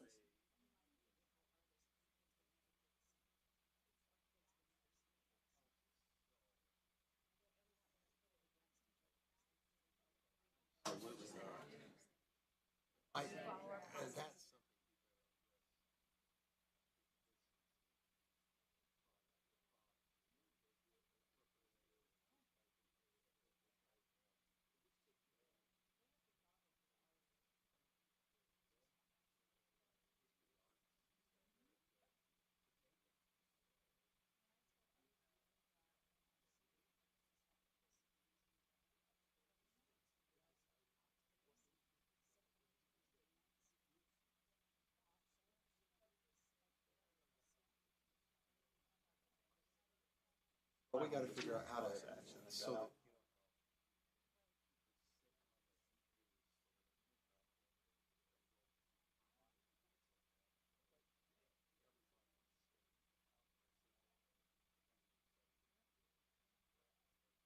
Or that it's automatically.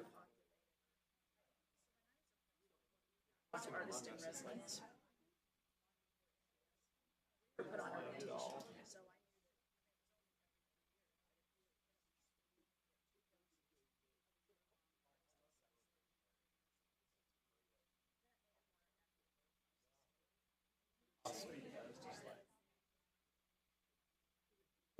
It's like.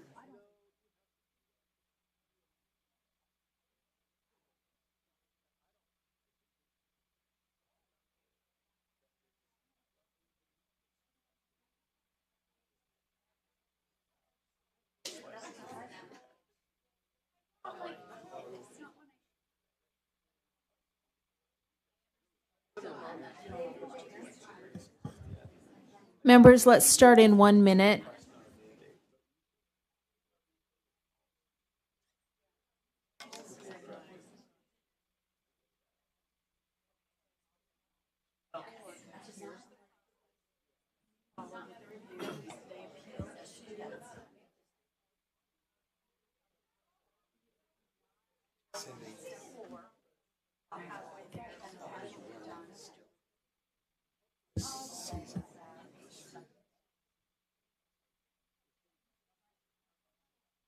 Might be like 20 days.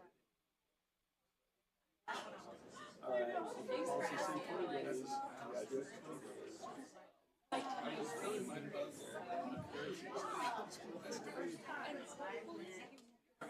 Yeah, exactly.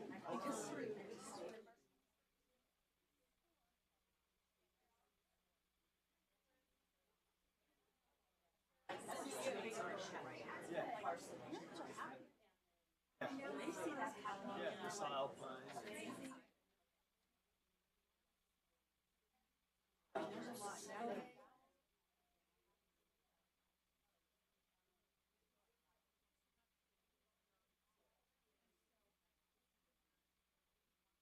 I do too, you don't want to.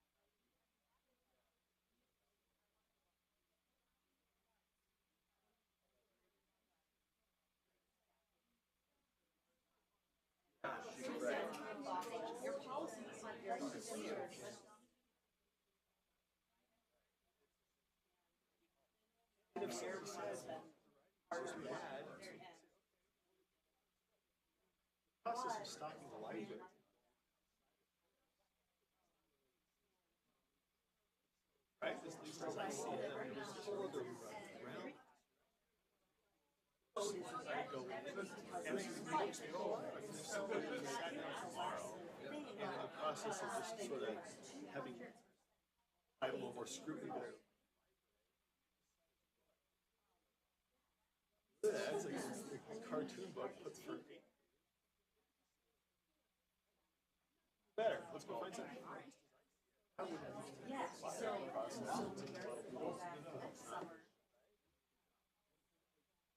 I was gonna sharp this, but I didn't know how to set the BTS is what I wanted to sharp. There was some I assumed it's going to be.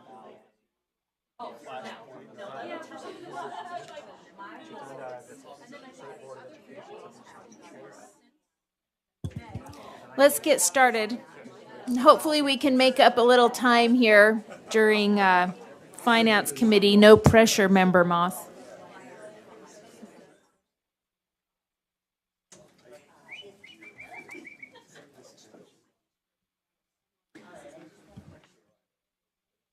All right. Chair Moss. Okay, welcome to the finance report. Let's see, I apologize, I was queued up and then I got out. So, first motion. I know. I was supposed to use this to get ready, wasn't I? All right. First motion out of finance, and we only have, I think, 3. So I recommend that the board approve R277-629 Draft 2 on second and final reading. Thank you. There's a motion on the floor that the board approves R277-629 paid professional hours for educators Draft 2 on second and final reading. Those in favor, say aye. Aye. Aye. Those opposed? That passes unanimously. All right, thank you. Next, action item number 4, R277-919. I have a memo and an amendment, so I will read the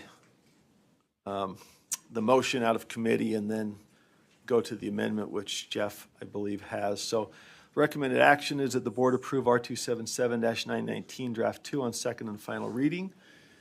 And if I could make an amendment to the motion. Yeah, I think so. That'll come up in a second here. So will we need a second? Mark? We don't need a second coming out of committee, but will we need a second to amend? Okay. Not the motion, but the amendment, right? So my amendment to the motion out of committee is that we add the green language on, let's see, I'm not sure what line this is. Beginning of line 106 of draft 2, we add the language, if a minimum funding level is required by state law for an originating program. And then scrolling down a bit, add to subsection C, if a minimum funding level is required by state law for an originating program. The blue language is already in the draft passed out of committee, so I'll continue on with the green language. So the next part of the amended motion would be that the board replace regularly with yearly on line 111 and add the words, including any unduly adverse effect on an originating program, to the end of line 112. And in subsection E, a plan for yearly would replace regularly, reporting to the superintendent regarding budgetary expenditures from restricted funds to ensure compliance, and add the language, including any unduly adverse effect on an originating program. I'm sorry, I'm repeating myself. There you go. That's Thank the you. amendment. We have an amendment on the floor as stated. Do we have a second? I'll second it. We have Board Member Earl, second. Would you like to speak to your motion? Yes, briefly. So this relates to the request for funding flexibility that's in the statute the state office is required to create an application and consider it.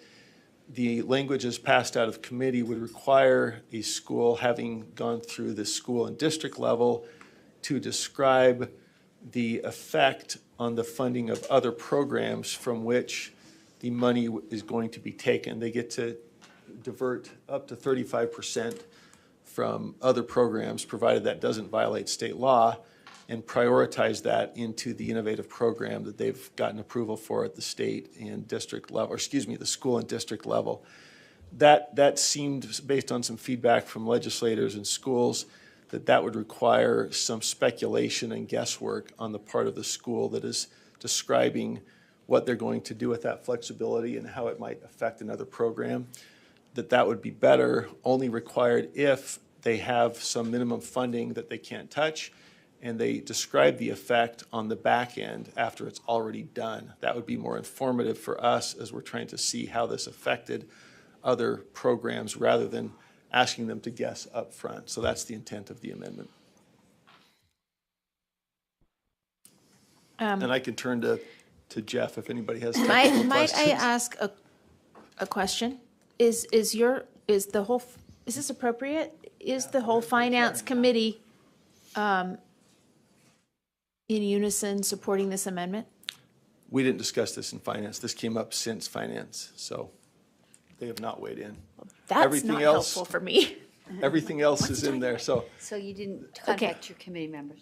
Okay, that's okay. Yeah, what's in the backup in blue and red shows what we did in committee.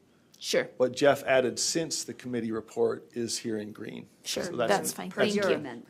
Yeah, I was just curious if you all had gone, oh, we missed something. Or, Right. Member Lear. I feel like this is aimed at somewhere, and I'm just being dense. So maybe you can help me with an example of a school that's having this problem and wants us to do something different. Can I respond? Please. Well, the program hasn't kicked in yet, and so this would be the first time a school is able to take some money from other programs and use it to support the innovative program that they get through the community council in the school.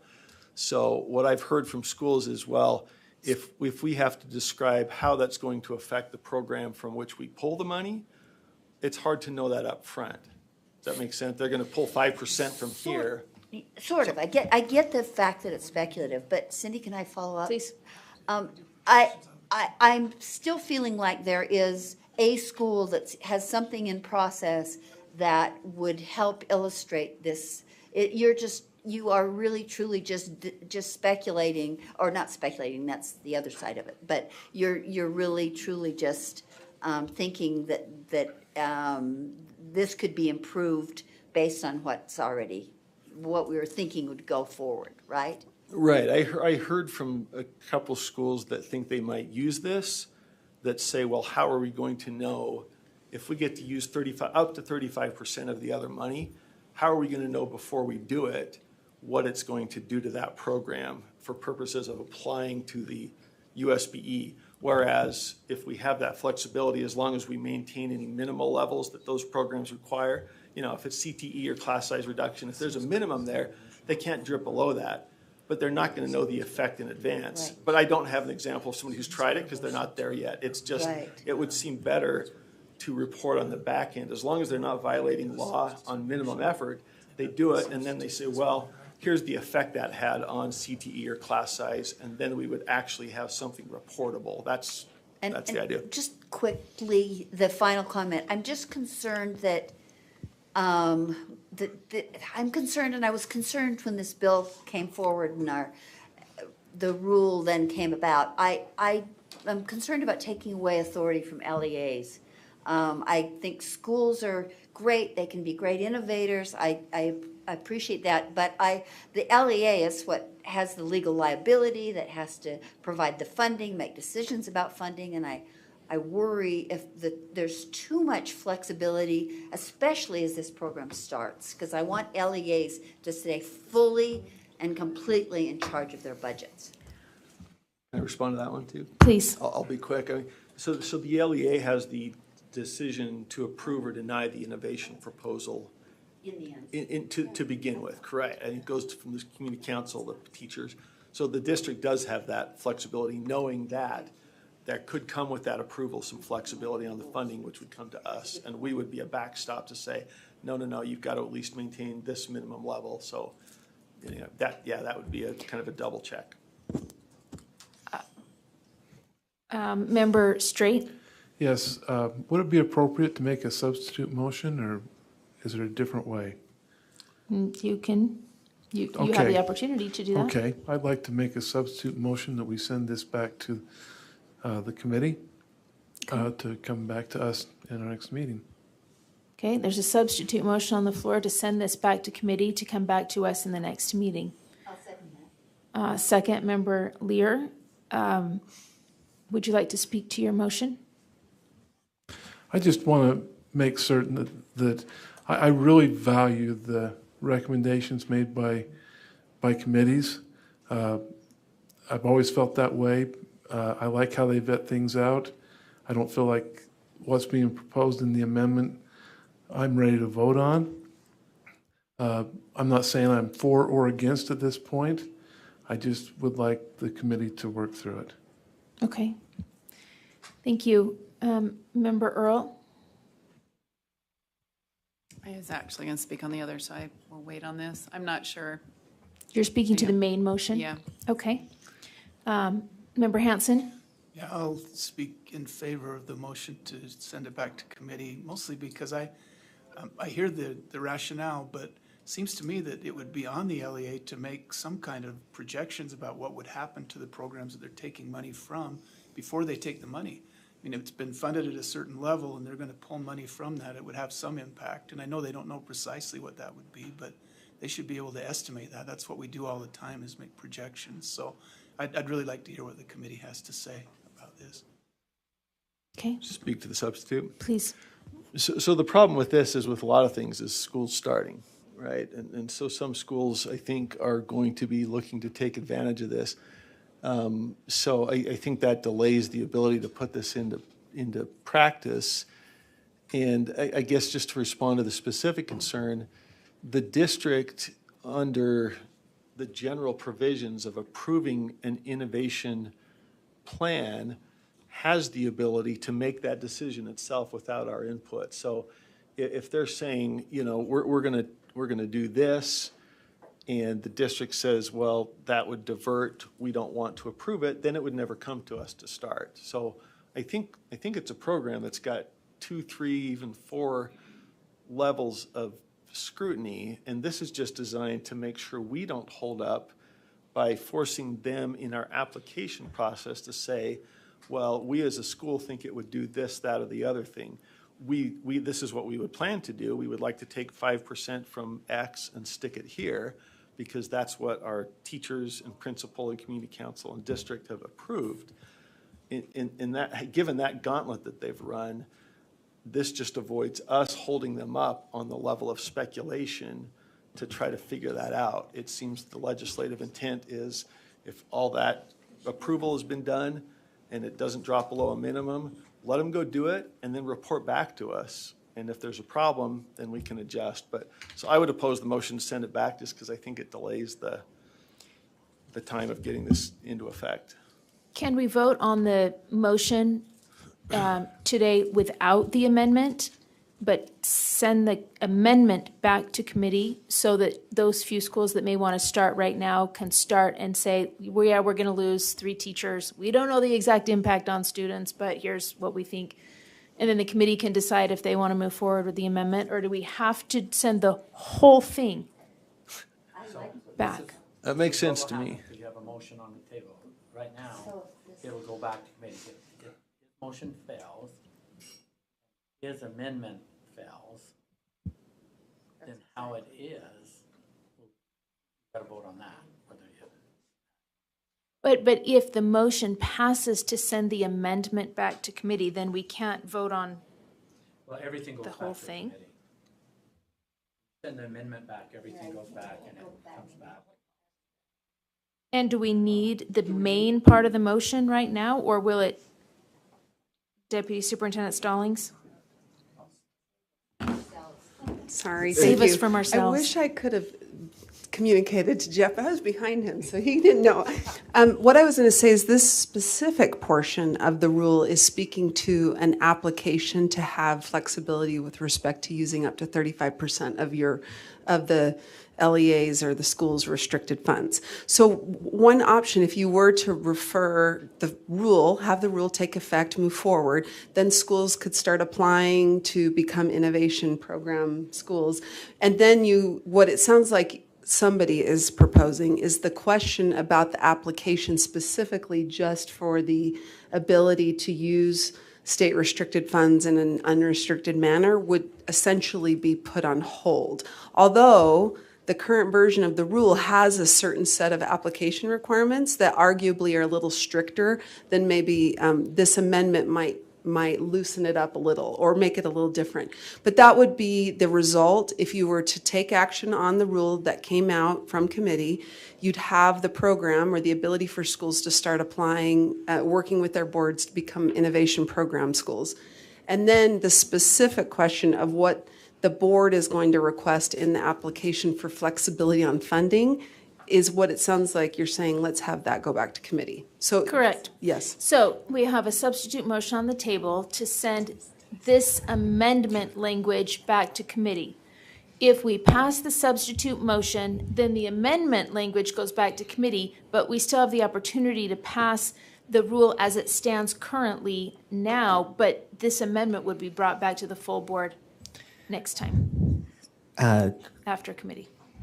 If I understand the motion correctly, though, it was to send the rule back to committee, not the amendments.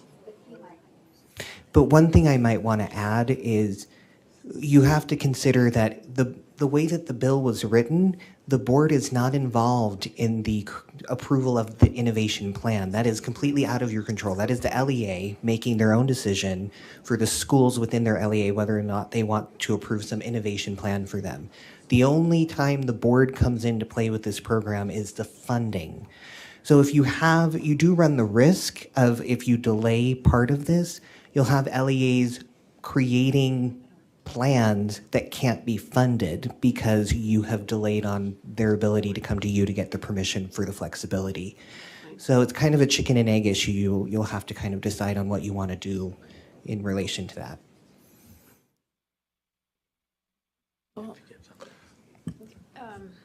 Okay. Member Straight? So I would be fine to vote on the unamended portion of this, get it passed along, and then have the committee look at just the amendment. Is there a way that I could accomplish that? Or Director Van Holten? Another issue you have here is you're discussing amendments to a portion of a rule. So if you approve the rule without the amendments in it, you're also approving the application process that's currently in the rule without the amendments. Okay. So But we can bring an amended version of that back, correct? you can always request, board leadership can ask staff could proactively bring back the rule without board member Moss's amendments and start it all over again. It's kind of its own separate process. The risk you run there, however, though, is you have a rule that's in effect that has an application process that then suddenly you're going to amend halfway through the school year. And so you might have an application process for the schools that applied in October, November. But if they come to you in March, once you've passed the amended versions, they're now going to have a new application that they have to submit with But changes. the application would just be less work. So I don't know that they would complain about that necessarily, so. Something to consider. So, point of order. We, even if this amendment, even if this rule is passed by the board today, either amended or not amended, it's not going to become effective till the middle of October. So at least, so we're already into the middle, or into the first part of the school year. It's not like this is going to begin on day one school starts. Is that accurate, Angie, Jeff? Okay, so let me just get my original question answered. Can we direct this amendment idea to go back to committee for further vetting? And if we do that, can we still pass the main body motion? You can. You'll just have Okay. a split process, something to Okay. consider. Board member Straight. you are willing to send back just the amendment language, and is anybody opposed to that? Does anybody feel that we need to stick to the original motion to send the whole rule back to committee? Okay, then we're not going to vote on that. We're going to change, that's going to be it, okay? So, there is a substitute motion on the floor to take this amendment language and send it back to committee to be vetted. Those in, do you need to speak to that? No. Okay, those in favor say aye. Aye. Those opposed? Okay, that passes unanimously. Now, we're going to go back and vote to the main motion. We have a motion on the floor that the board approves R277-19 Education Regulatory Sandbox Draft 2 on second and final reading. Those in favor say aye. Aye. Those opposed? That passes unanimously. Chair Moss. Okay, that works. Thank you. That's what happened. All right, action item 5 is approval of board discretionary funds for data research. So this is the item that was referenced this morning and for which we pulled the contract. That has moved along, and I can let Deputy Jones speak to this. It's moved along because there was only one entity out there that was already doing this type of thing, and that was the judgment of our staff. And so they found a contract, and assuming if we approve this use of discretionary funds, then the contract is also ready to approve. So I will move that the board approves the use using the remaining $93,888.57 of land exchange funds, $67,544.96. I'm sorry, somebody's writing this, aren't they? I'm going to slow down. I do this in depositions too. Yeah. And 33, and 34. I think they have it written down. You got everything? Okay, I'll just read it then. I got it. You have it here? No, I've got it. I thought somebody was dictating. And $34,000, $166.47 of state funds for a total of $195,600 for the purpose of entering into a sole source agreement with Brigham Young University to conduct research on data sharing between the State Education Agency, USBE office, LEAs, vendors, and other agencies for the purpose of reporting on the specific data being shared, the reasons for the data being shared, and the use of the data being shared. Thank you. We have a motion on the floor as stated. Would you like to speak to your motion? I'll speak briefly, and then I would defer to Deputy Jones, and also Member Earl was involved in bringing this to the Finance Committee. So Title 53 requires that we safeguard data, student data. We have a lot of entities that have entered into contractual arrangements in which data is being shared. The purpose of this, as brought to Finance Committee, was to get an outside entity to look at all these existing contracts and practices and processes that, by which data is being shared, and ensure that that data is being used in compliance with state law. So if Member Earl or Deputy Jones wanted to fill in the gaps there, that's the idea. And Brigham Young University has somebody who has an arrangement for this with an entity they subcontract with that's experienced in this kind of review.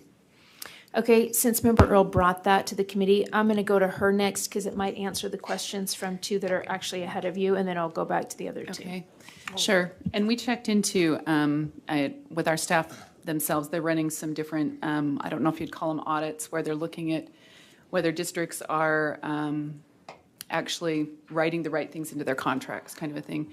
But this is one step beyond that. It would be going from where the contracts are to where the data is being shared. Is the contract actually getting to, not the contract, but the sharing of data, where is that actually going and who is receiving that? So it's just understanding that.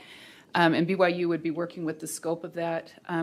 Clearly, we've got a lot of ed tech organizations out there that are working with our children, so they'd have to narrow the scope a little bit and then be asking that question between the different parties that share, and is the data getting where it needs to go, and who is receiving that? So it's kind of asking those questions. Hopefully I articulate that well. I'm not exactly, earlier we were talking about technology terminology. I'm not very good at technology terminology, but it's the idea of knowing who's receiving that information and how they're using it. So. Thank you, Member Hanson. Just a question about the scope of the actual, I guess this is an audit, how that's going to be defined. I can see, generally what's there, but I think I have questions about the detailed scope. But then also, have we considered using I saw some notes in the committee discussion about potentially using our audit, internal audit function. Has this gone through the audit committee, and have we considered that? Which might give us the ability to adapt and work a little bit better and maybe more cost effective as well. Member Chair Moss. We did discuss this, and I could probably defer to Deputy Jones. One of the items that came up was having an outside perspective is, a good thing when you're monitoring your own practices and your own contracts. So I could defer to Deputy Jones, though. Madam Chair? Please. Okay, so just real quickly to your second question, right, about our own internal audit.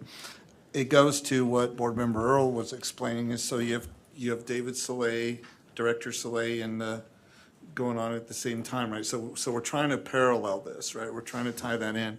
And internal audit, they have, and Mr. John's here, he can speak to it, but they already have priority. So the timing of it is to align, so that we get the most highest payoff, if you will, for the parallel processes that are going on with data privacy and the description that Board Member Earl gave, which relates to the scope question. Madam Chair, does Board Member Hanson have specific questions about the scope? Do you have a follow-up? Yeah, for follow-up on that. Member Hanson. Yeah, I guess two things, I guess, with regard to our internal audit committee. They're established particularly to be independent from the board and work independently, so I don't know that I buy the advantage of a third party doing that, or else all of our internal audits would come into question and should be done by third parties under that reasoning. But with regard to the scope, I'm just wondering, how is that going to be set? Is that going to be set by the finance committee? This is fairly general right here, the specifics of that scope and seeing how it meshes with what's already going on with Mr. Soleil and all of that. Right. What's the process for that being established? Does that come back before the board? So if you could call on Director Hurd, my understanding is the scope is pretty much set already. There would be no revision or addendum to the scope. But I think you need to hear from him on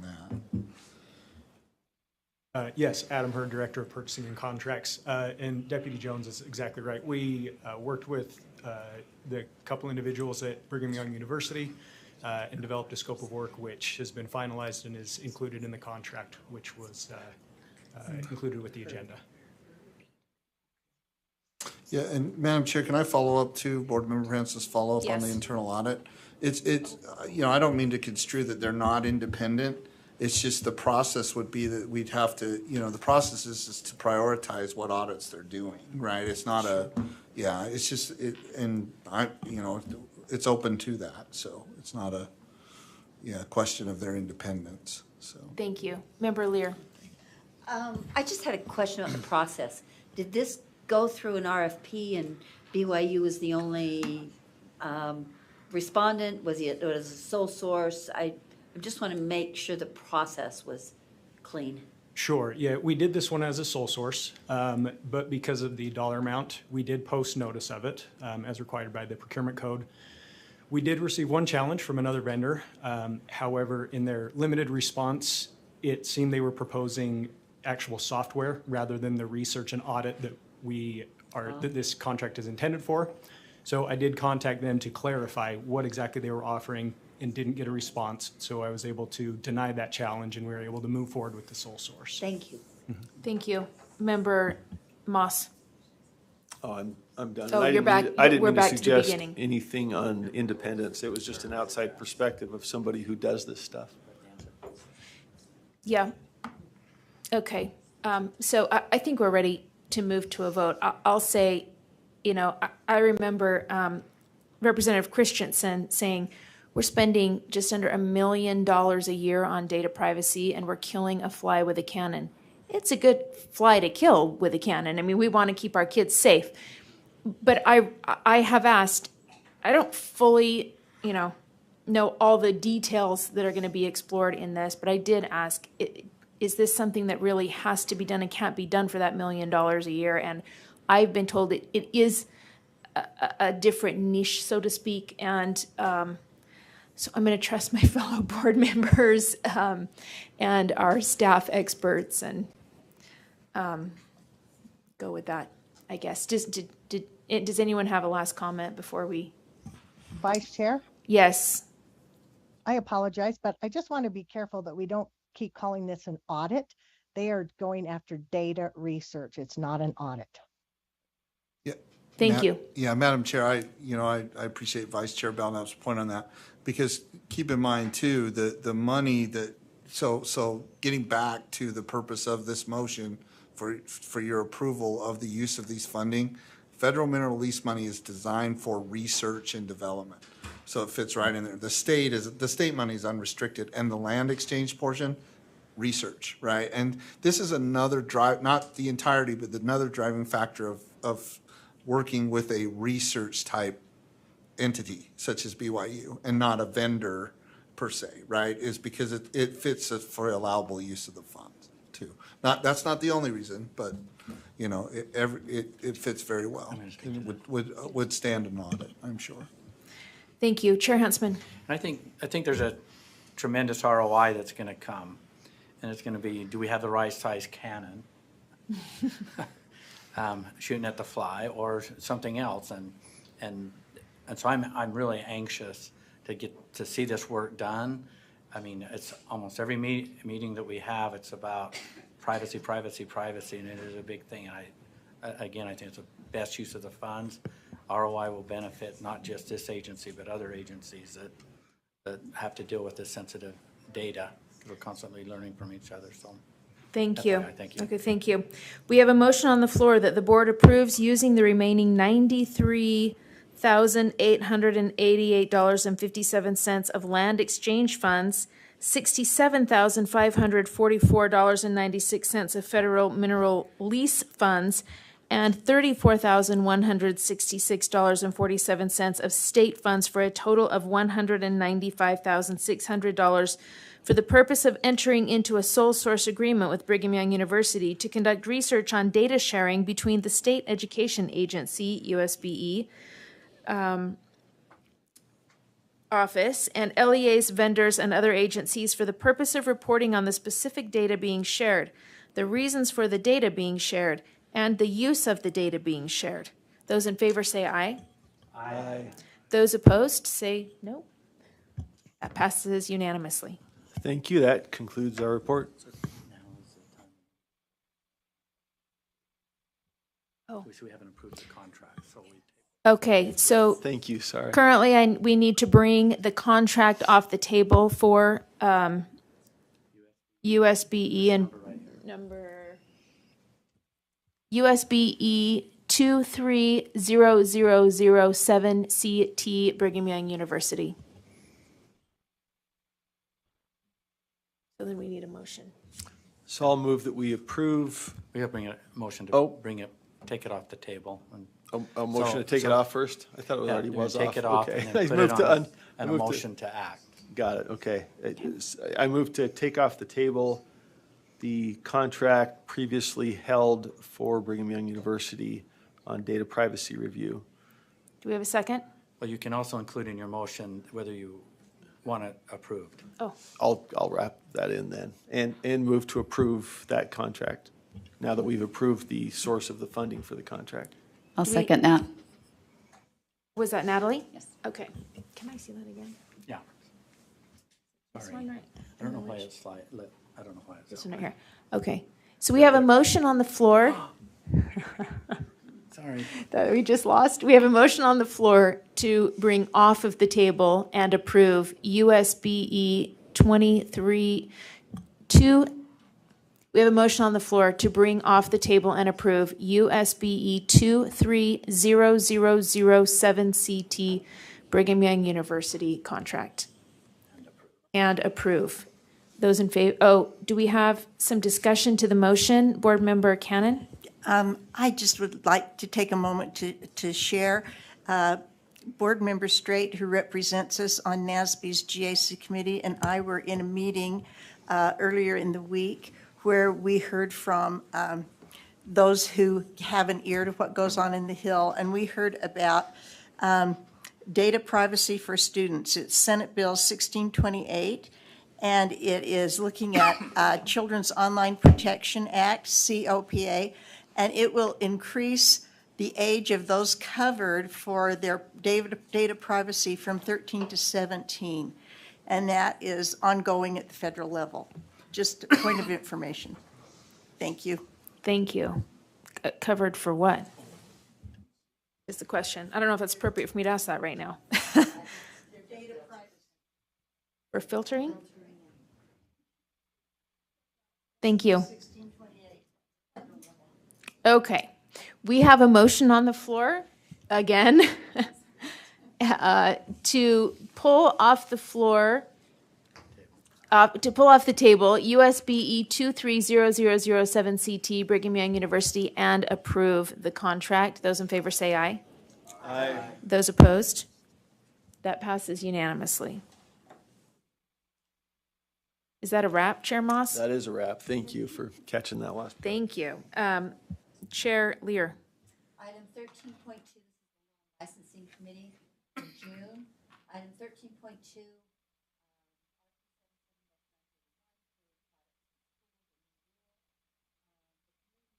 Board approve R277- products in schools, draft 2 on second and final reading. Thank you. We have a motion on the floor as stated for discussion. Board Member Earl. Yeah, just a question on feedback. Is there a mechanism for us to getting feedback from districts on, I would say maybe the usability or the, I mean, because I'm just wondering because we used to have period products in the schools anyways. So I'm trying to understand, I guess my question is as we're putting it down in elementaries, the feasibility or the, do you know what I'm saying? Versus, is there a mechanism for reporting, I guess is what I'm looking for. Does this rule include a mechanism for reporting about feasibility and other such issues? Deputy Superintendent Stallings? Thank you, Vice Chair. It does not have a reporting requirement. The whole rule is simply clarifying when the statute says each female or unisex restroom within an elementary school facility, it is essentially exempting bathrooms that are exclusively used by students who are in kindergarten or younger. That's all the rule does, so it does not have anything about reporting. Okay, and so I guess do we in general, I mean, if we've got these sitting in elementaries, which may need a usability, I'm just wondering if we're going to get feedback on, you know, I don't know. I guess I'm wondering about feedback on it. Does the code require reporting of that nature? Okay, Vice Chair, I don't believe it does, but Sarah Young may have, I wanted to see if she's here. And if not, that's fine. I just had wondered. Okay. It doesn't require reporting. And I think this is one of only 2 pieces of new code that we are doing a rule on that wasn't required in code because of this confusion with the kindergarten bathrooms. And so that's the only reason we're doing this one right now is the kindergarten bathroom piece. Correct. Because we've been asked to clarify the kindergarten. Okay, so we have a motion on the table that the board approve R277931 period products in schools draft 2 on second and final reading. Those in favor say aye. Aye. Those opposed? That passes unanimously. Chair Lear. 13.3, this is a USHE data sharing agreement amendment. The committee moves that the board approve the data sharing agreement with USHE. Thank you. There's a motion on the floor that the board approves the data sharing agreement with USHE. Those in favor say aye. Aye. Those opposed?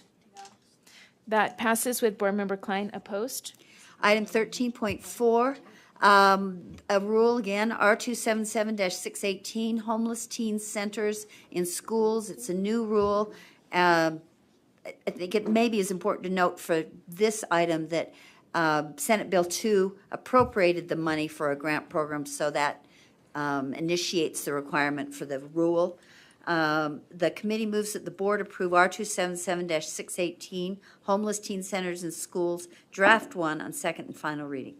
Thank you. There's a motion on the floor as stated. Discussion to the motion, Board Member Earl. I have amendments. Plural? Yes. Okay. And I think, does someone have those? I think I sent those.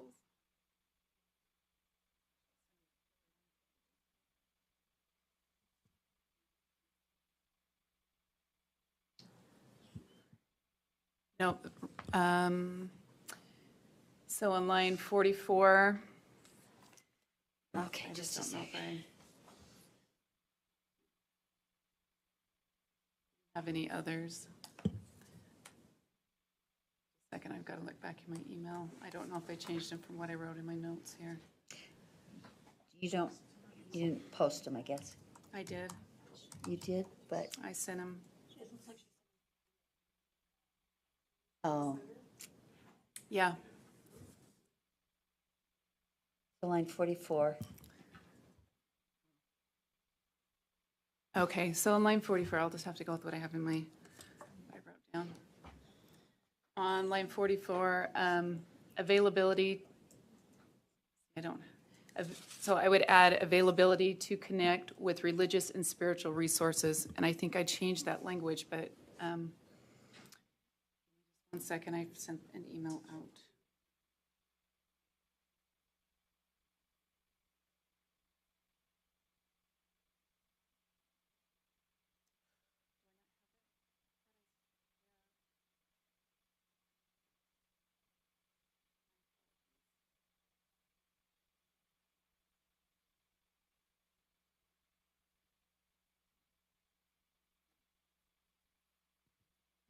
Board Member Earl, did you say you sent them to somebody? I thought I sent it to the whole board back 2 days ago because I had 3 amendments.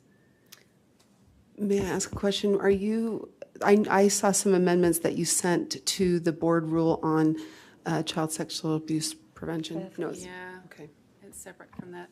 I apologize. I should have had this pulled up in front of me.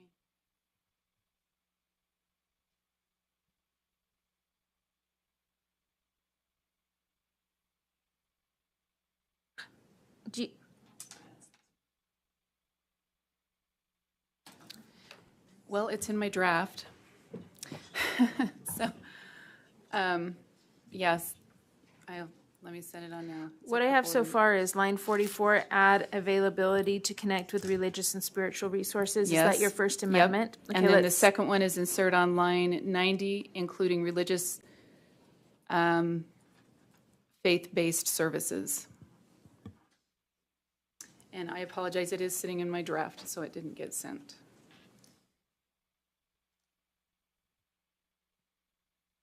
On line 44 and line. So on amendment number 2, what line was that added to? Line 90. Thank you. And what's your third amendment? And that's it. It's Just the those 2 amendments, yes. Okay, we have, do we have a second? Second it. Okay, we have a second by Board Member Klein. We have an amendment on the floor to add to in line 44, add availability to connect with religious and spiritual resources. And in line 90, add including religious faith-based services. Would you like to speak to your motion? Yeah, I'll speak to that. So under this area, we have a number of items that districts are going to work with, including collaboration with district and county agencies for mental, dental, medical, and vision. Then we have mindfulness and social emotional services, and then collaboration with local tech.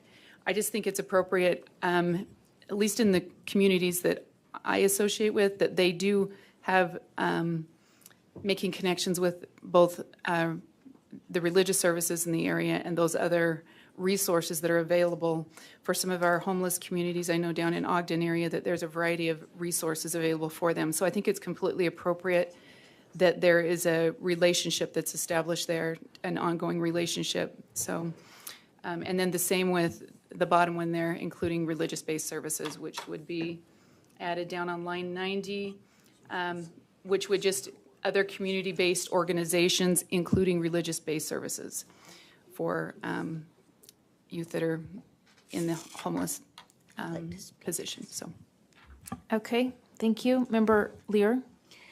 And I'm sort of concerned, I'm thinking about an amendment, or to the amendment, because I think if we're going to offer faith-based and religious services, we need to also offer non-sectarian social support services, which could come from any number of groups that would also support these students that don't have a religious basis. They're sometimes anti-religious, but that would make it content neutral in terms of what we would offer. And I feel like it should be that way in order to be a content neutral statement of what kind of services would be offered. So that's my concern, and I probably can propose an amendment to the amendment in both places. Okay. That would be after let me see if I could, including religious faith-based services and non-sectarian social services.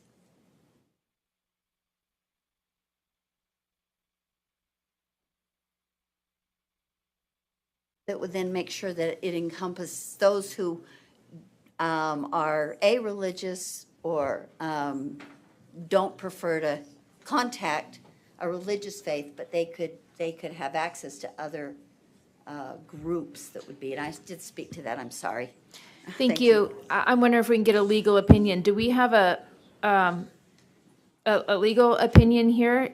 Will this, by using the word including, will this require them to reach out to refer students both to religious and non-sectarian services? Vice Chair Davis, I don't believe it requires, it's not a shall or a must, it's including, but I do agree with that the concept of being content neutral, and that's some First Amendment language that Member Lear is referring to, and so by including the non-sectarian language, then it does become content neutral, which would be important if there is a challenge to this language. So it's in a may section, not a shall section, is that what you're saying? Yeah, yes, ma'am. Okay, thank you. Member Straight? Oh, I'd kind of taken down, but I guess when I look, am I speaking to? Wait, do we have a second on the amendment to the amendment? Do we have a second on the amendment to the amendment? Member Booth, second. Go ahead, Member Straight. So I don't know, but I would like some opinion on whether line 90, when it says other community-based organizations, if that is actually more inclusive than, by that language, than trying to put in all this other verbiage. Would it include those two things already, is what you're asking? Yes. Can we get a legal opinion? Would that include those two things already? Meaning religious and non-sectarian services? Would you restate that again? I'm trying to look at 44 where this language would go into, and so I was going to focus on that. Would you restate that question, please? So it's line 90, where it says other community-based organizations. The question is that more inclusive than trying to wordsmith and add these other things in? So you're asking if the phrase community-based organization, if that kind of as an umbrella would include faith-based and non-faith-based, and it sounds like it would. I think that sounds general enough, broad enough to include that. So yes. Member Lear? Yes. Are you still? No, I'm wanna just. speak? Member Earl? Well, and with that argument, you could also say local health authority, local food bank. I mean, you could be, I think the reason why you would articulate the other is to just, reach out to services that are broad for that reason. So yeah, I think it needs to be in there. Okay. So. Thank you, Member Moss. I was just going to say the same thing. Sorry. It seems to call out an option for them to look at partnership in a realm that is very frequently sort of out there in the neighborhoods doing stuff while balancing it with the non-sectarian. So I support having the language as long as it's balanced to make it not tilted one way or the other. it reaches into a section that's pretty heavily involved in that kind of work. Thank you. We have an amendment to the amendment to add the words "and non-sectarian social services" to the proposed amendment language. Those in favor say aye. Aye. Those opposed? That passes unanimously. We have an amendment on the floor as amended to add in line 44, add availability to connect with religious and spiritual resources. And in line 90, add including religious faith-based services. Those in favor say aye. Aye. Those opposed? I thought, well, he's got line 90. You also add the non-sectarian social services on line 90. Yes, I did say as amended. Wouldn't that put that in? Yeah. Oh, I'm sorry. Then. Yes, that's fine, no Thank problem. That passes unanimously. We have a motion on the floor that the board approves R277-618 homeless teen centers in schools draft 1 on second and final reading as amended. Those in favor say aye. Aye. Those opposed? Board, that passes with Board Member Klein opposed. Item 13.5 is an action item R277-120, licensing of material developed with public education funds. It's only a continuation. No changes. The committee moves that the board continue and approve R277-120, licensing of material developed with public education funds on second and final reading. Thank you. And I thought we amended this in committee. It is amended. It's as amended, wouldn't it be? Deputy Superintendent Stallings? So, so we have a motion on the floor that the board approves R277-120 draft 1, licensing of material developed with public education funds as amended on second and final reading. Okay. Those in favor say aye. Hey, I have an amendment. Oh, okay. Board Member Earl? Sorry. I have an amendment on line 92. Okay. Okay, give us a second Yes. to get there. Okay.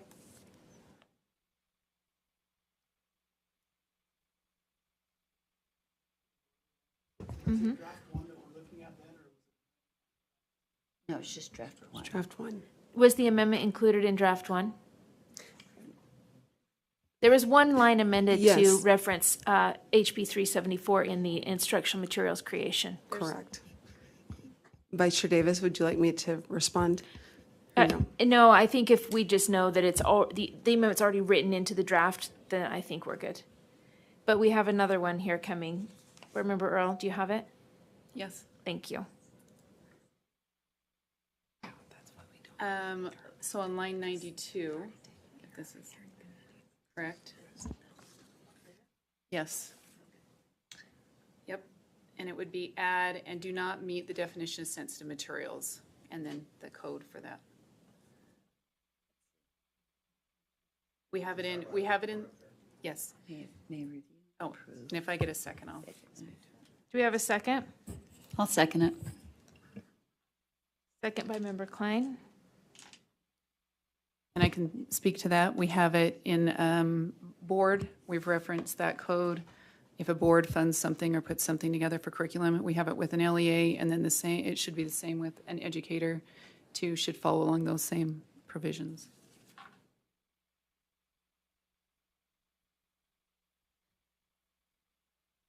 Sorry, I have it on the wrong. I think it needs to be on line 98. I apologize, not 92. Doesn't make sense on the other one. No, that's, you mean it to be professional educator standards? On 1 second. Let me make sure I've got it on the right line. An LEA may review and approve materials delivered. Just a policy question while she's looking that up. Would the amendment already cover that? Because the materials can't be created unless they fall into line with HB 374 sensitive materials. So is this amendment needed legally, or does it do the same thing essentially as the other amendment? Deputy Superintendent Stallings? So the amendment that's in draft 1 says an individual or entity may not develop sensitive materials using board funds. And sensitive materials is the definition that is in 53G 10-103. So, and then Board Member Earl's amendment would say an LEA may review and approve of materials developed by educators on contract time, which would be public funds. The other amendment says board funds, and I wonder if we meant. Two provisions that were added. Oh, okay. They also added line 81. Oh, Do you want to speak? sorry. Can we Ben just say Rasmussen, public? Director of Law and Professional Practices. I was just going to point out there was the second provision that was added on lines 81 and 82 that I think covers this because it requires the LEAs to have a policy on materials used developing their funds. And so we added that language that a policy shall prohibit the development of sensitive materials with LEA funds. And so where Board Member Earl is trying to add the language is covered under that policy. Thank you. Cindy, can I speak? Yes, but let me go to Superintendent Dixon. Sure. Thank you, Madam Chair. I think Ben just indicated what I was going to. The stems of those two lines, one is about can they do this on or off contract time? And we always want to make sure that there's a provision for teachers to do things on contract time where possible so we don't force everything after school. And then the other focus in STEM is about sharing materials. So if you feel comfortable, Board Member Earl, I think that overlays all of it so that we don't detract from those other stems and those lines that apply across the board to material development. I think it's a good add as that amendment where you have it in 81 and 82 that covers everything. Okay. Thanks. I think just talking through that and seeing that where it references it, I actually think it does cover that. So I appreciate the thoughtful dialogue. So are you withdrawing the motion? Yes, I am. Okay, thank you, Chair Lear. It either sits on the board unless, right? Without objection, Yeah, that's. Right, withdrawn. Could I just ask a related question Yes. here? We have public funds, board funds, and LEA funds, it looks like referenced here. Are those different? It just came to mind as we were talking about it. without objection, can we direct staff to be consistent with the use of the word public funds? And clean it up. With no objection, yes, Deputy Superintendent Stallings? So one section of the rule is speaking about the state board may not develop materials. And then the next section is talking about an LEA may not. So that's why we have board funds, because they would be funds that the State Board of Education has. Then the next section would be LEA's funds, would be any funds the LEA has. So, but public funds. you could put public funds in both places if you'd like. Sometimes they use some of this and some of that, and they don't always distinguish.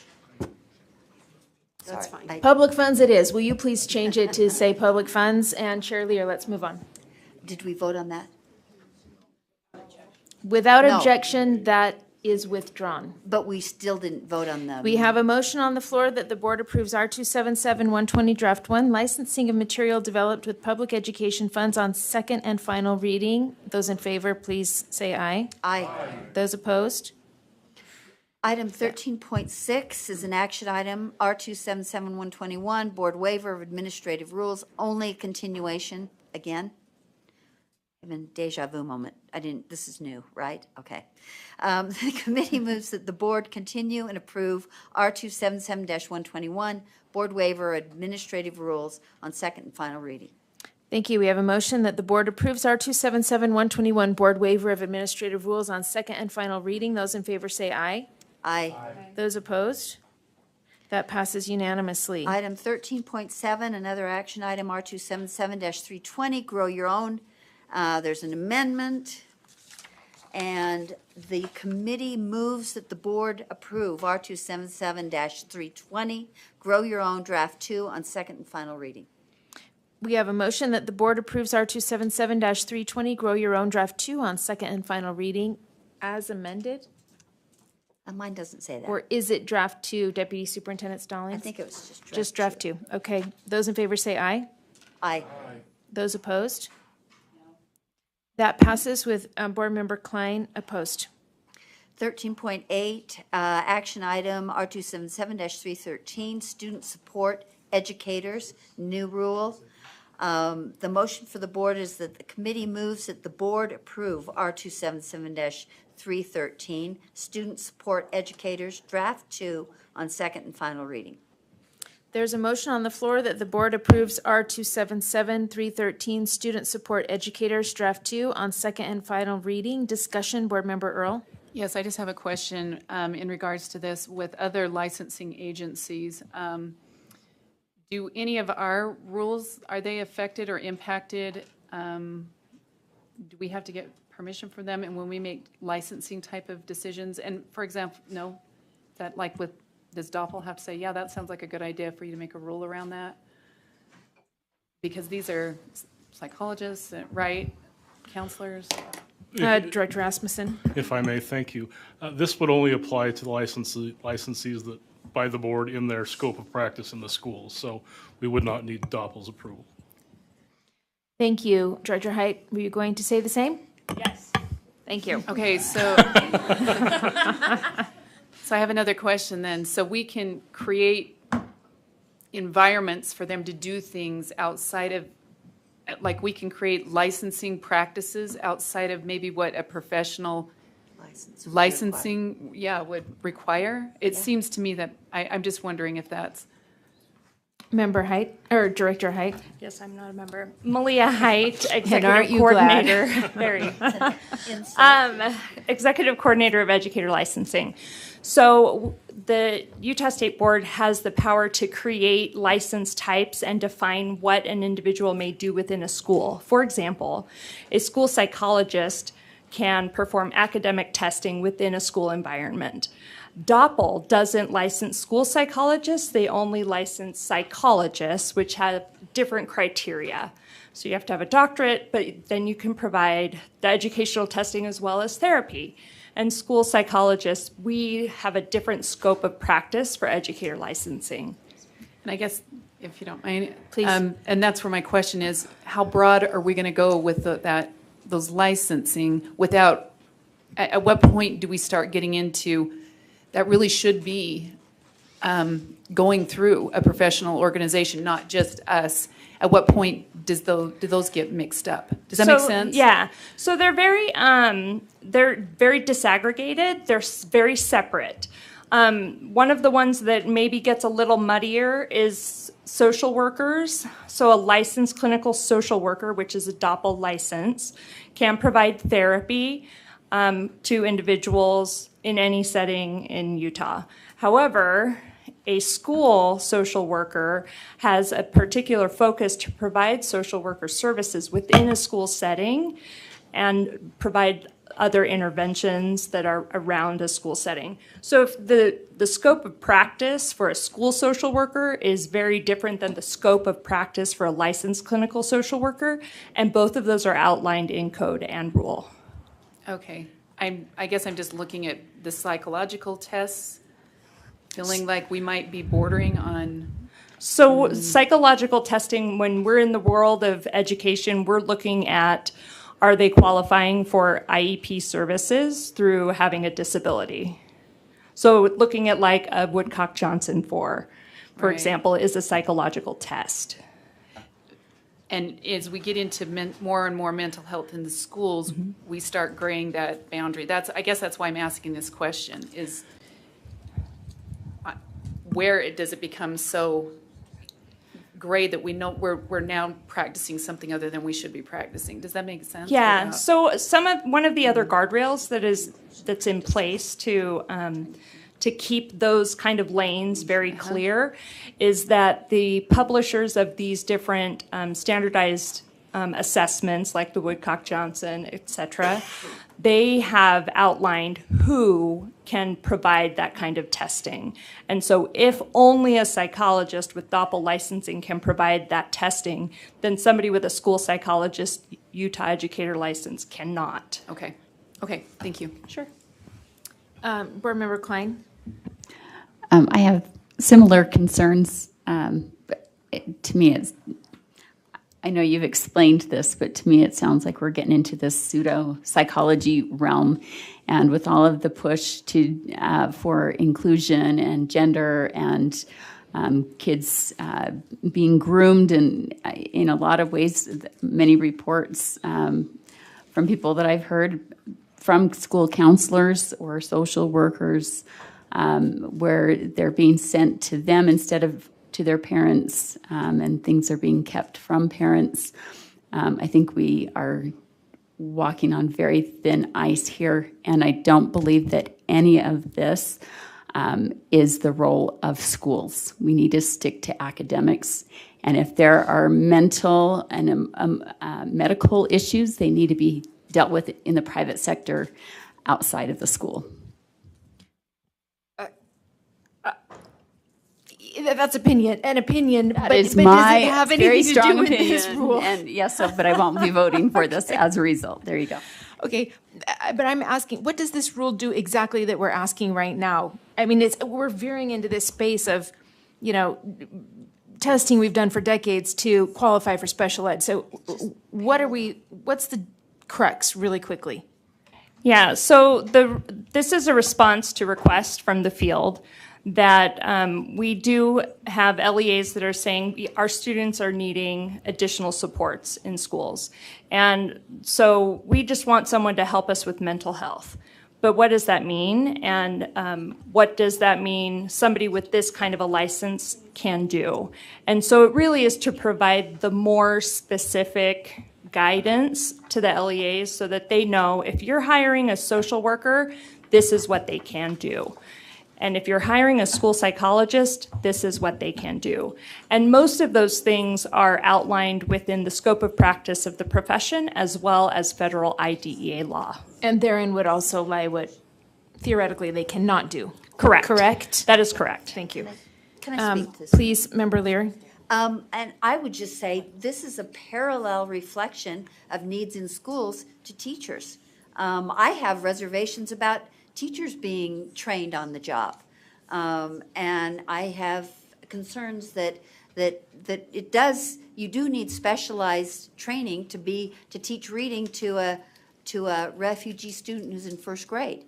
And we are going along with the on-the-job training requirements because we have a shortage. We also have a shortage of these support professionals. And I think we would be doing a disservice to LEAs to not consider both kinds of support and instructional people in schools.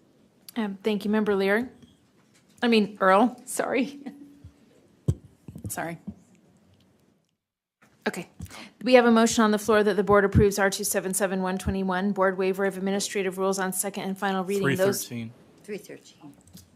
Student support educators. We have a motion on the floor, thank you, that the board approves R277-313, student support educators, draft 2 on second and final reading. Those in favor say aye. Aye. Aye. Those opposed? No. That passes with 2 members opposed, Member Klein and Member Hutchings. Item 13.9 is an action item, R277-326, Early Learning Professional Learning Grant Program. There's an amendment. The committee moves that the board approve R277-326, Early Learning Professional Learning Grant Program, draft 3 on second and final reading.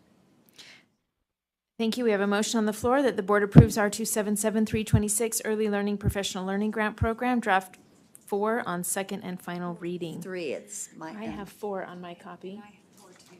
Oh, yeah. Deputy Superintendent Stallings, do we have a draft 3 or 4? I have 4. Okay. It's number R277-326. Okay. Okay. So we have a motion that the board approves R277-326, Early Learning Professional Learning Grant Program, draft 4 on second and final reading. Those in favor say aye. Aye. Those opposed? No. That passes with board member Klein opposed.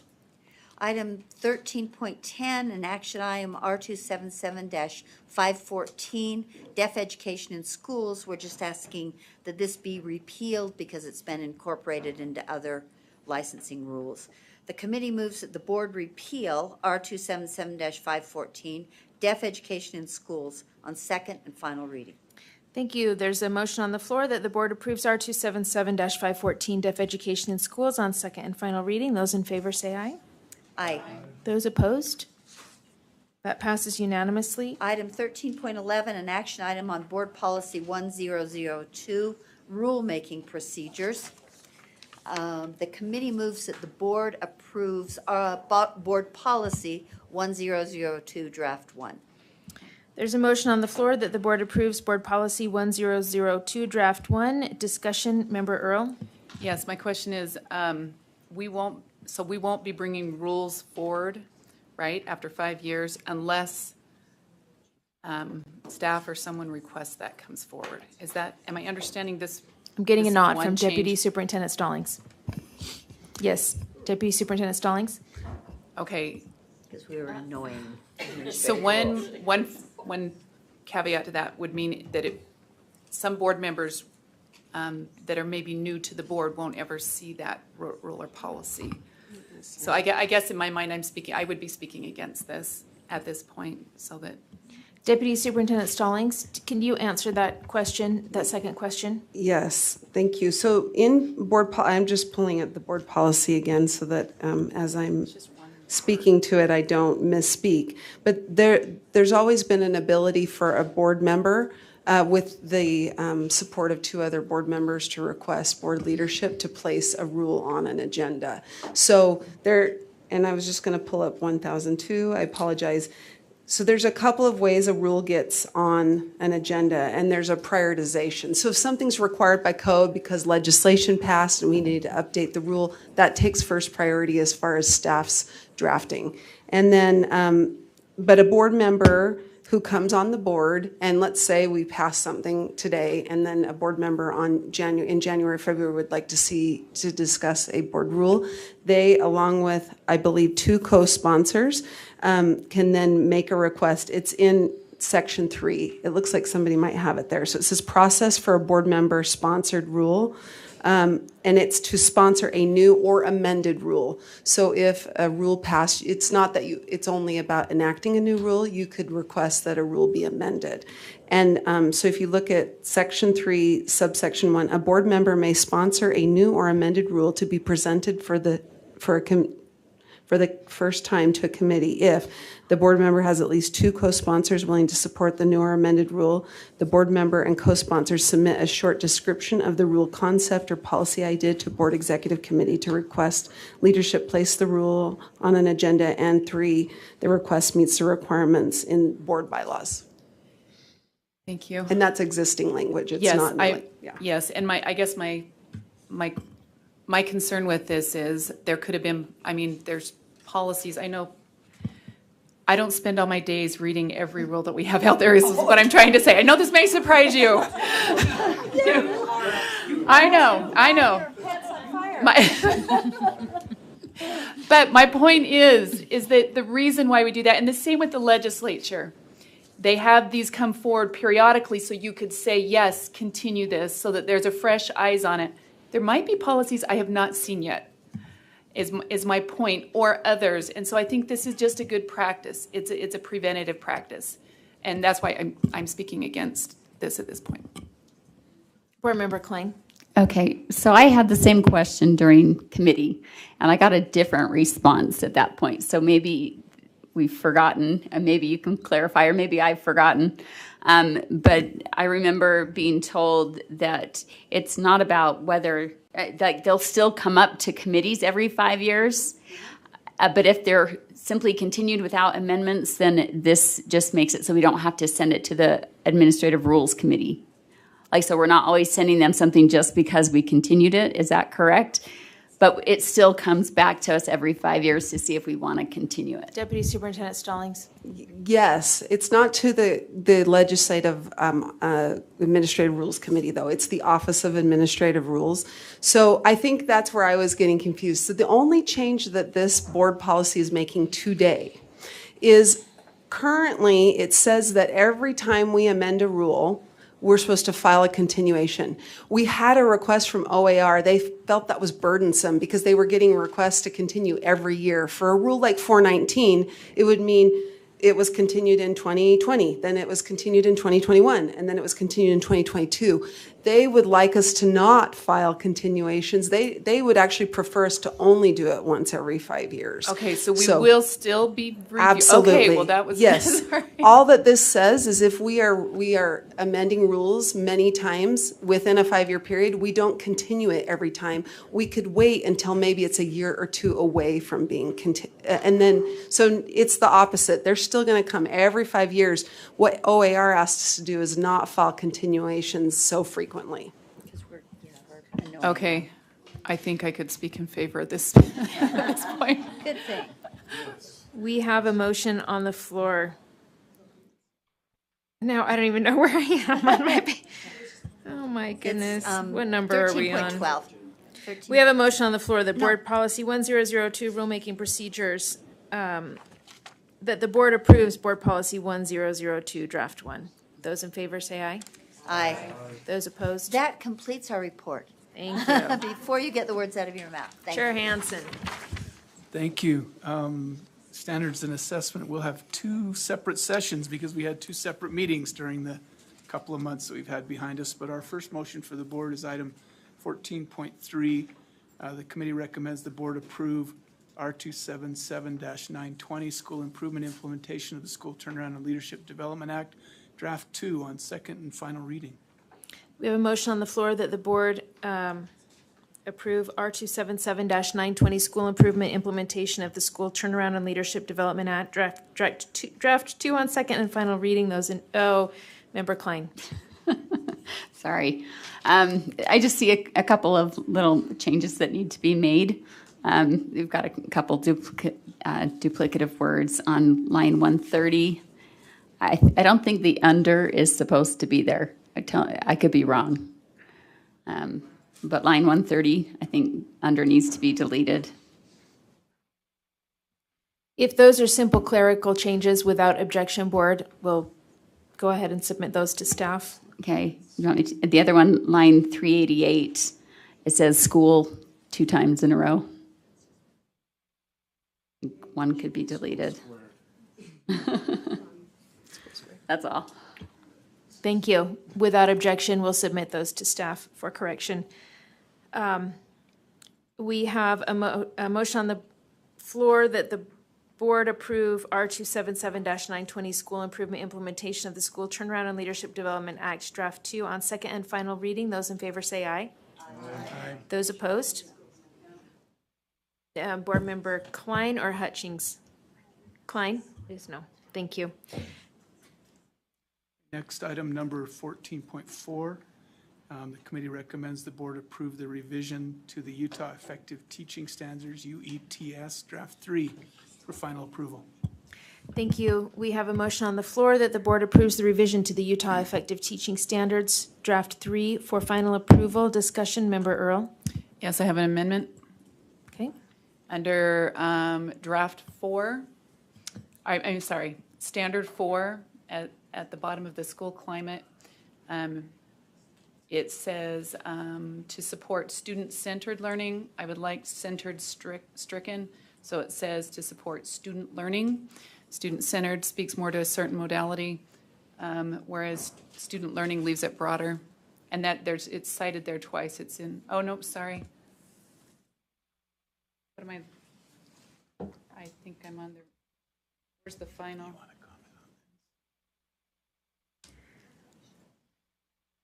It is under that one, though. Could you repeat? It's on It's Standard just 4, striking. bottom of where? Yeah. School climate. Bottom of school climate. Okay, thank you. You want to strike the word centered. Yes. And I'm sorry, which action item is this? 14.4. Effective teacher standard. 14 point. Oh, continuous school Yeah. improvement. No. Do we have a second? Second it. Yeah, so it says Standard 4, climate, classroom climate. Effective teachers create academic, physical, social, and emotional conditions to support student-centered environments by, I'd like to strike the word centered. So it's student environments. Okay, and that second was Member Moss.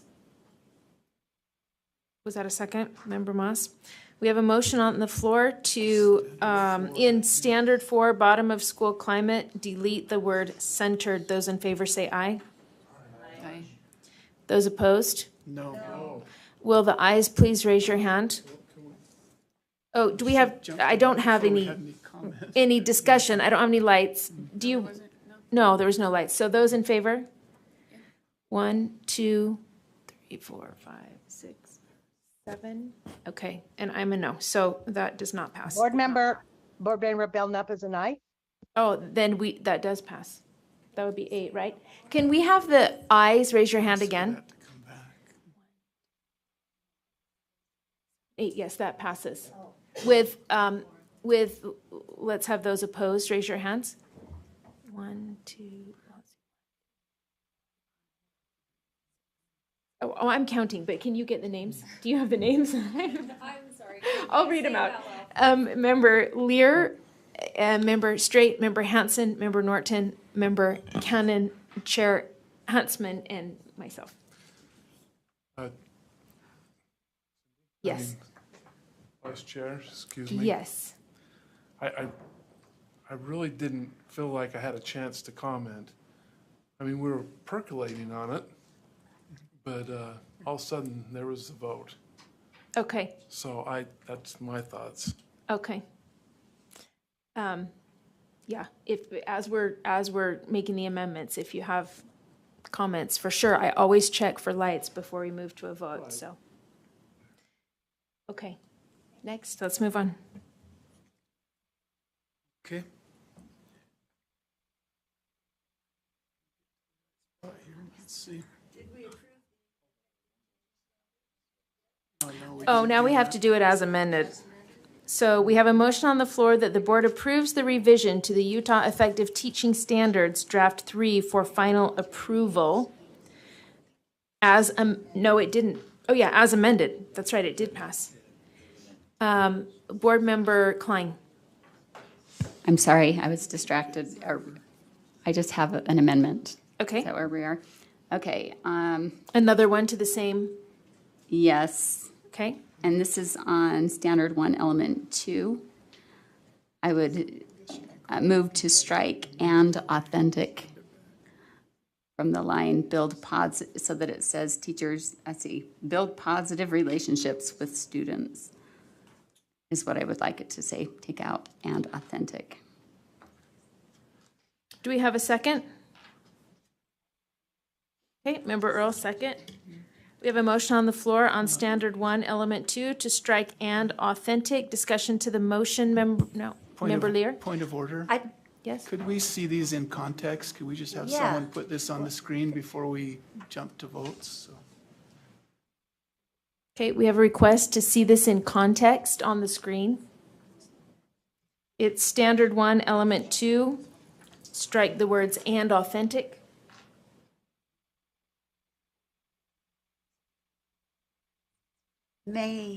Cindy, while that's coming up, can I ask a question to the Absolutely. maker of the motion? I'm curious what bothers you about "and authentic." I don't think we want them to build phony relationships. I think authentic would need to be defined if we're going to use it. A dictionary definition's not good enough. No. Building positive relationships is sufficient. I think that covers it. But can you tell me what bothers you about authentic?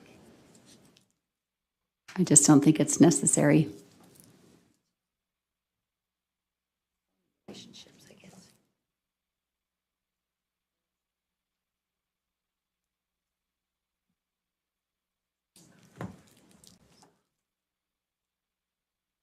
Okay, so on the board we have Standard 1, Element 2.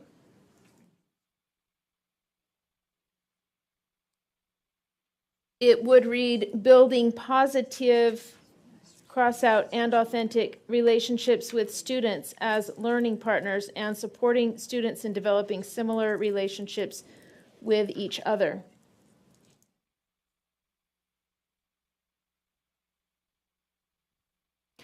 Seeing no lights, those in favor say aye. Those opposed? No. No. Will the ayes please raise their hand? Board Member Hutchings, Klein, Booth, and Moss are yeses. Everyone else is no, that does not pass. We have a motion on the floor that the board approves the revision to the Utah Effective Teaching Standards Draft 3 for final approval. Those in favor say aye. As amended. Those in favor say aye. Those opposed? No. And that passes with Board Member Klein opposed. Chair Hansen? Yes, the next item is 14.6. Motion for the board is that the committee recommends the board approve the parental exclusion form as amended for final approval. We have a motion on the floor that the board approves the parental exclusion form as amended for final approval. Those in favor say aye. Aye. Those opposed? That passes unanimously. Go ahead, Chair. Moving to, let me get to the right spot, 14.9. A motion for the board is the committee recommends the board approve the education equity set 2 definitions, not including the definition of racism, for final approval. That's 14.9. Excuse me, sorry, I swallowed the wrong way. The board approves, there's a motion on the floor that the board approves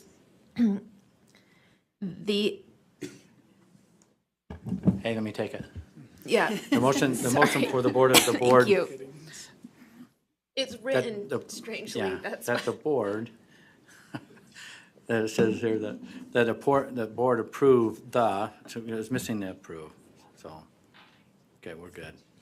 Education equity set 2 definitions and not including the definitions of racism for final approval. Is that what you have? Yes, let's see, Member Earl. I have a question on this then, because there was one coming forward. So we're going to discuss that definition in committee? Did I miss something? I'm sorry, I was talking to someone. Excuse me, the one that wasn't the racism that was pulled from this set?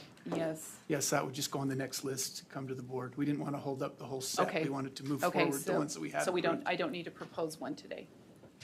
No, that definition Okay. will come back. The racism will come back. Okay. Yes. Member Moss.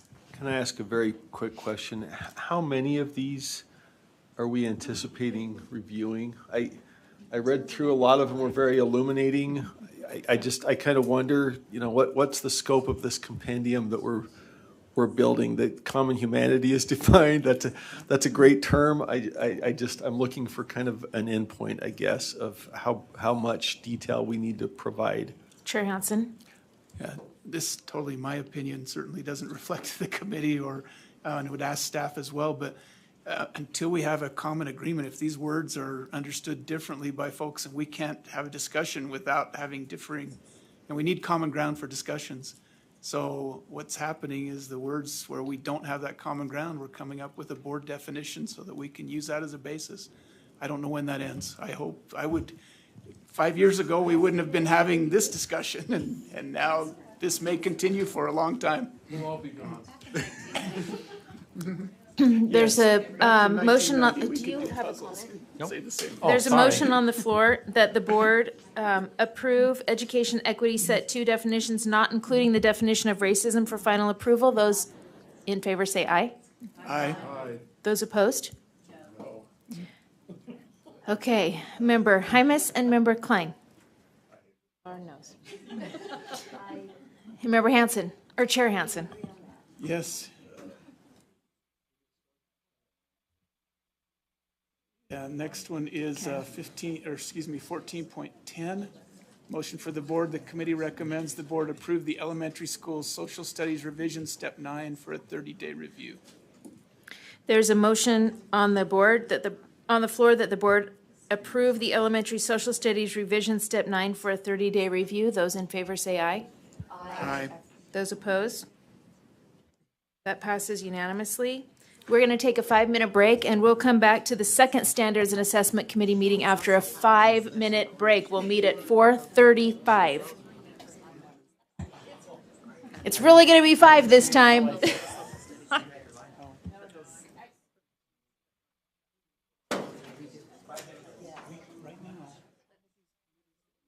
Any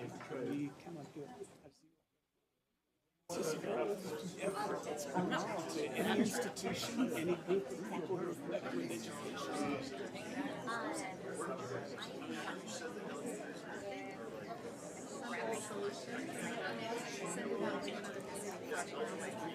But they don't it doesn't reflect Utah educators or anything.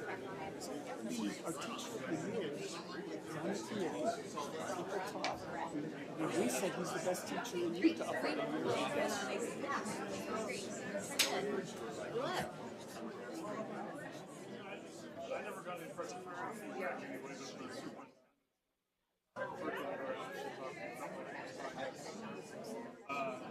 I guess I can see where you're coming from. Absolutely.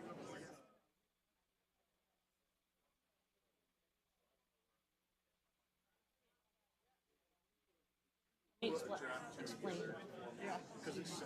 I've got that marked up. It's in a second.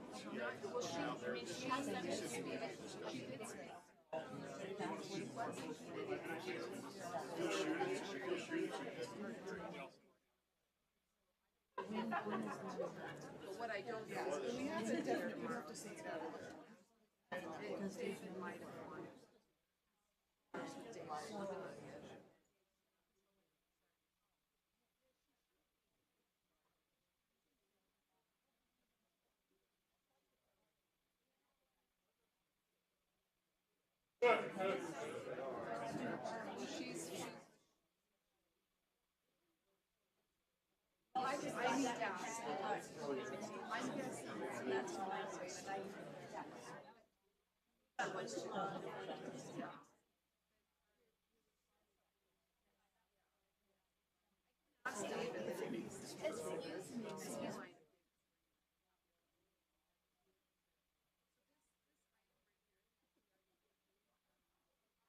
Data sharing agreement involved her. She spoke to.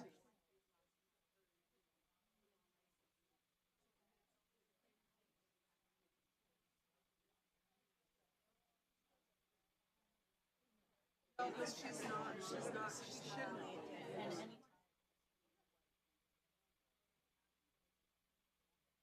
Do you want me to ask him?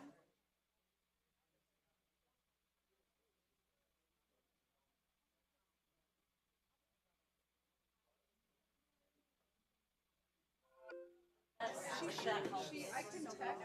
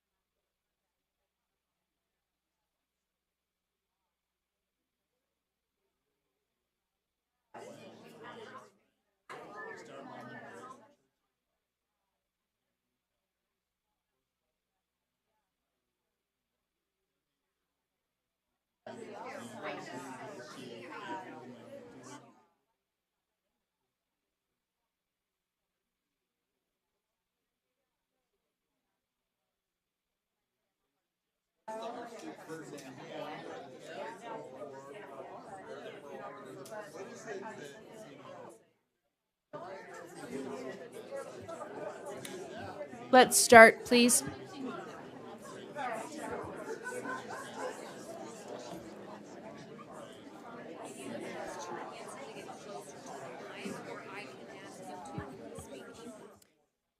I'll go ask him.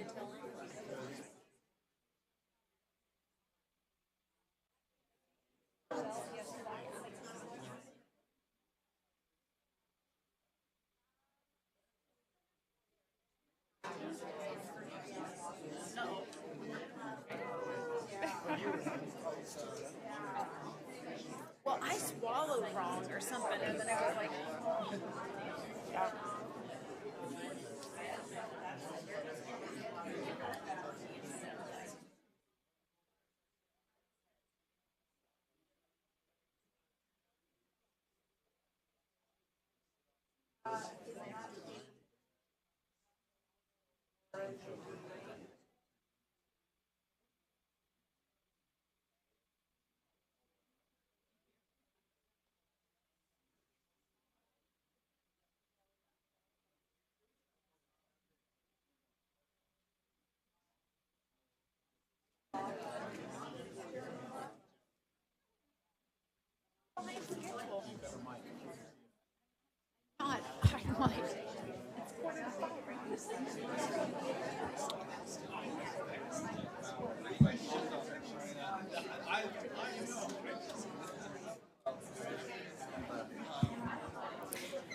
We're starting now. Thank you, Chair Huntsman, for pounding the pounder. One day I'll feel actually. Does it feel good? I'll give it a little tap. All right, there you go. I used to not like it. Okay. We're going to go ahead and start. Board Member Booth. Madam Chair, I would like us to, I would move that we return to agenda item 14.4, where we removed the term student-centered learning. I believe we didn't have a complete discussion and get all of the feelings out on the table that we need to, and we don't want to have negative repercussions for teachers and leaders who are confused by an action like removing student-centered learning.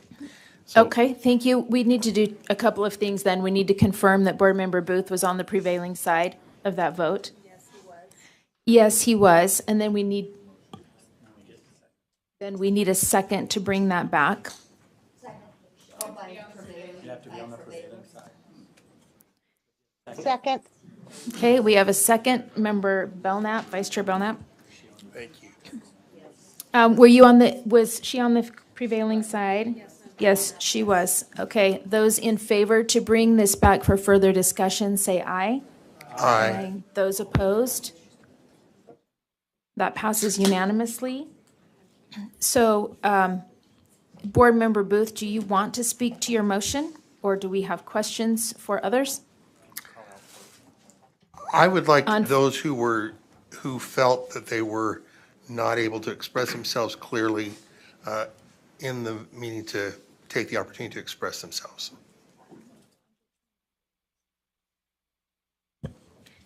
Okay, thank you. I just want to be clear about where this comes, and it's 14. Get it on the screen. Can you bring it up? Yeah, just put it up on the screen. So it's in the effective teaching standards, standard 4, at the bottom of school climate. And we had voted, for those listening online, to delete the word centered from student-centered. And this now has been brought back to the floor for discussion. So, Member Earl. Yes, and I'll just speak to this. When you look at standard 4, Could we, get back down. point of order? Oh, it looks like we're bringing it up to the screen. Thanks. Yeah. Talking about classroom climate, effective teachers create academic, physical, social, and emotional conditions to support student environments. If do you want that, or do you want the finished product? Do you want the drafts? Running it. The whole document and good educational practice does focus on students.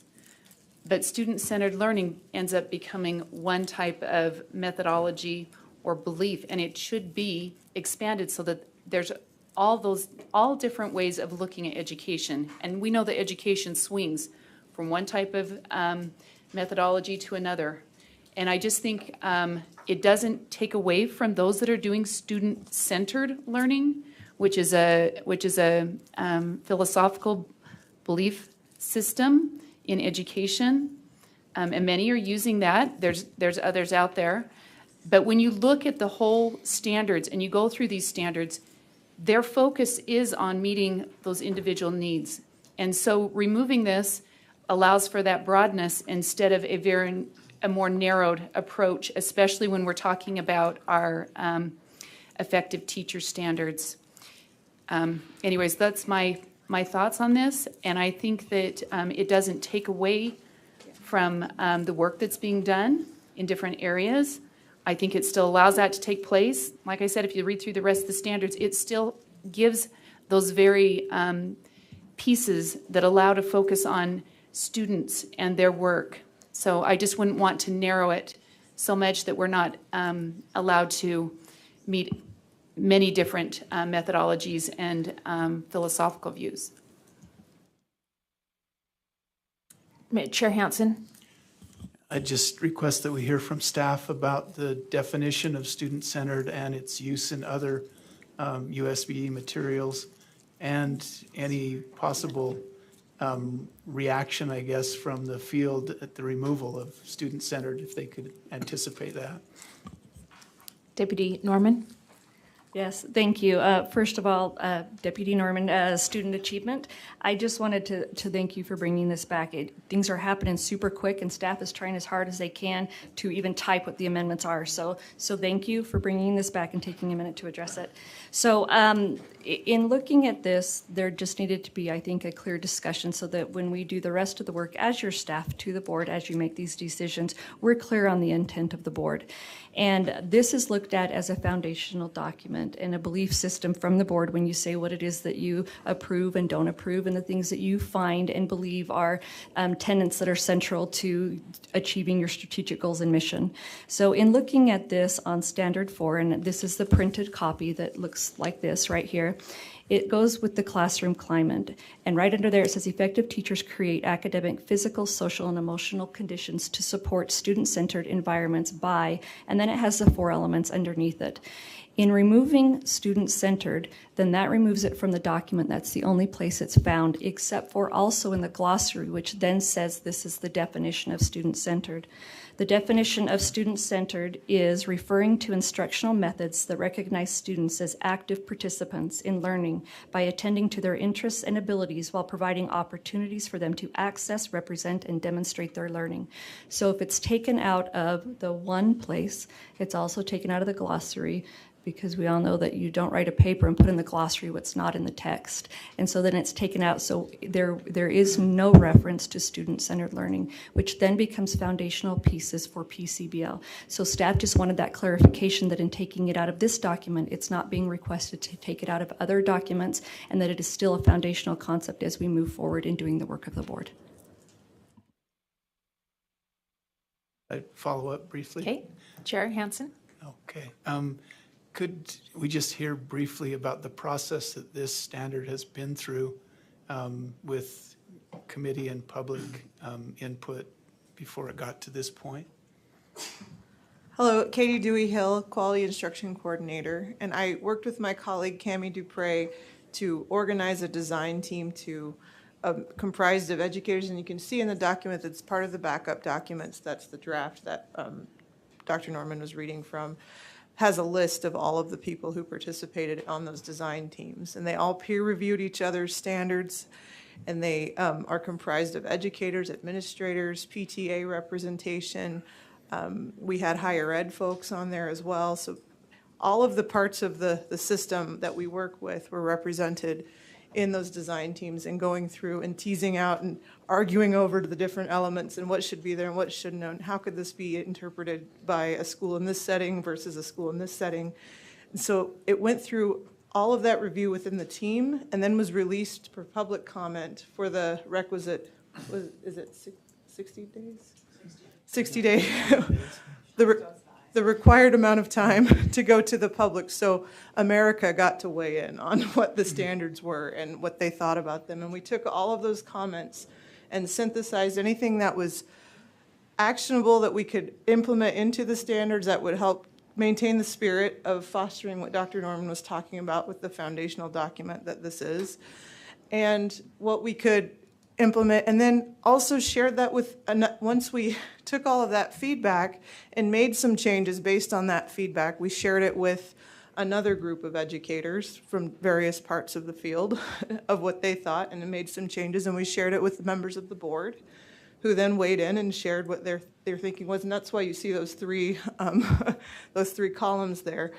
So these have been seen by many eyes from many different perspectives, and it was a real honor to be part of that process, because we learned a lot about what the priorities are in the field and what the priorities are. Education isn't just educators, it's basically everyone, right?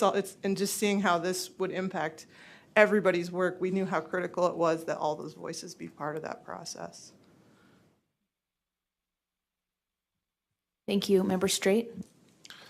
I so appreciate the context, and it's a good reminder. I mean, we all know of the processes that these things go through, and as an educator, student-centered learning, being student-centered is really one of our main objectives, if not the objective. So thank you for the context, and I appreciate the opportunity to revisit this. Board Member Booth? I just want to speak to the incredible value of listening as a board to the staff members who have spent even more hours than we spent poring over our board book to get ready for this meeting, and the other hours that we've spent in committees and in discussions and personal study. I am really grateful that we can bring the ideas and the perspectives of people who are not in the classroom and who maybe have a lifetime of experience in the big picture. But it certainly is reassuring to hear these comments and to know that there is very careful attention being given to hearing the voices that are going to eventually lead us to what's best for our kids in the classroom. And I'm very appreciative of these comments. Thank you. Thank you, Member Hart. And I just want to say that the motion that we made to bring it back technically is a motion to reconsider rather than bring back to the table. So I said it poorly, but we are reconsidering now. Thank you. Thank you. My concern is that I'm wondering what are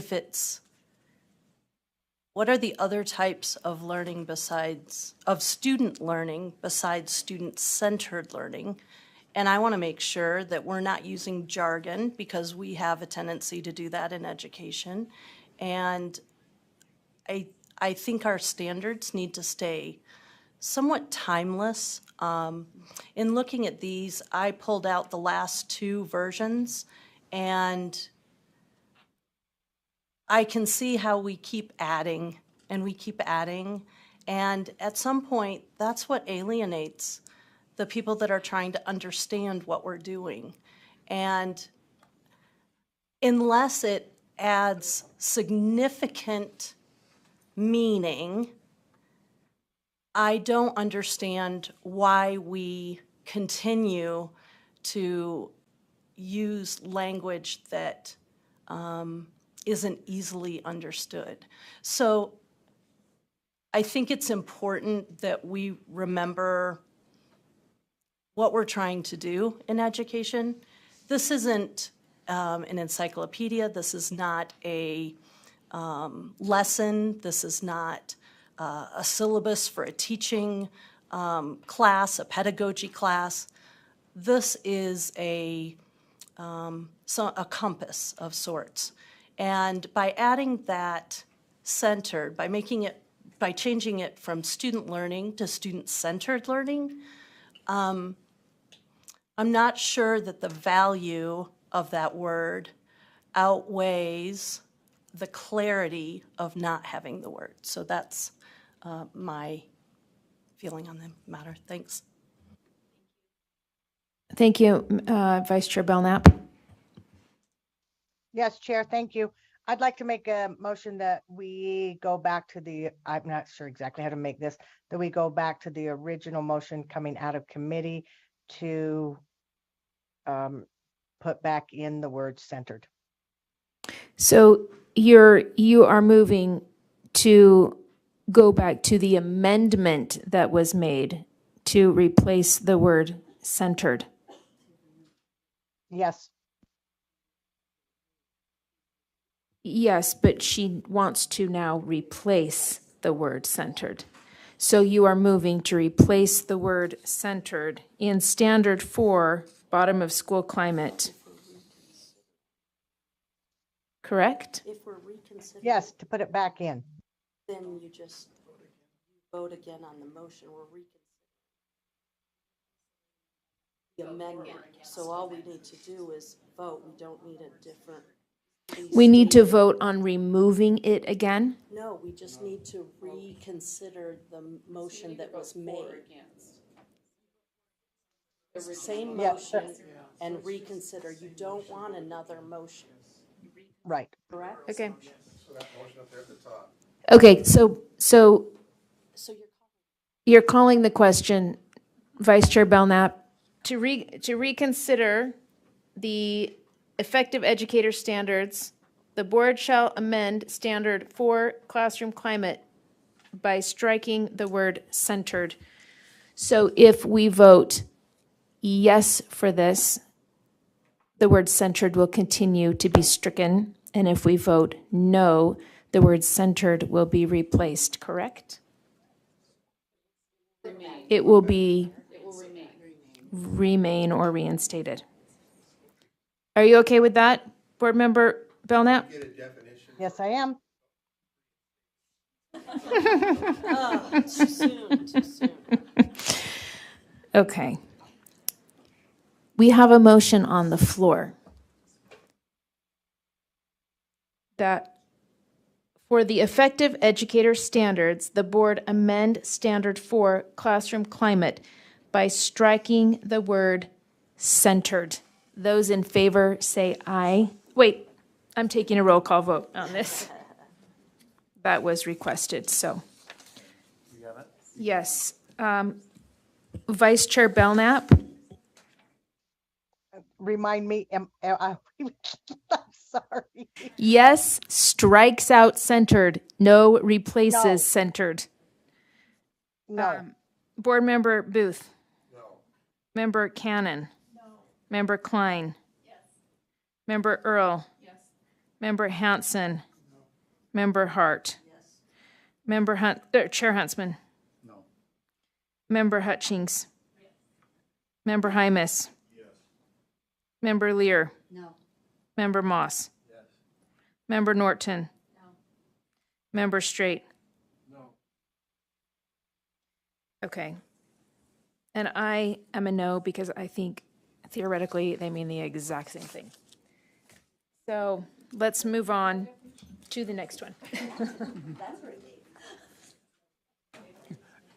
Chair Hanson. Yes. Back to the second session of standards and assessment. We're on item 15.2. The committee recommends. Wait, sorry. Oh, sorry. Oh, we still have to vote on the motion. Yeah. Yeah. It's not amended. Now do we have to Yeah, vote we on the haven't whole passed thing it. as Yeah. not amended? Yes. Okay. Yes. Back to the original motion. Okay. Both amendments did not pass, correct? But we still have to go back and vote on the original motion. We have a motion on the table that the board approves the revision to the Utah Effective Teaching Standards. Do we need to have someone make that motion again, or can I just repeat? That was the motion from committee. Okay, we have a motion that the board approves the revision to the Utah Effective Teaching Standards, Draft 3, for final approval. Those in favor say aye. Aye. Those opposed? Well, we only have two, Member Klein and Member Earl. Chair Hanson. Thank you for that. We do want to do it right. Thank you. Back again to item 15.2. The motion for the board is that the committee recommends the board approve 3 Strands Global Foundation Protect Utah Student Instructional Materials for final approval.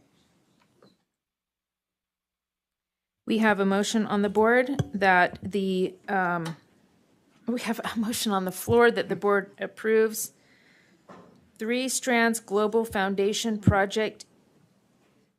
I'm going to start over. We have a motion that the board approves 3 Strands Global Foundation Project Utah Student Instructional Materials for final approval. Board Member Earl. Yes, I have a motion. An amendment?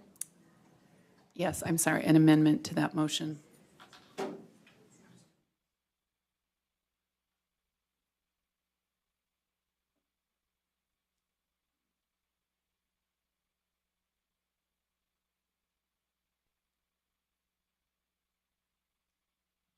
And I don't know if anyone has that or not, but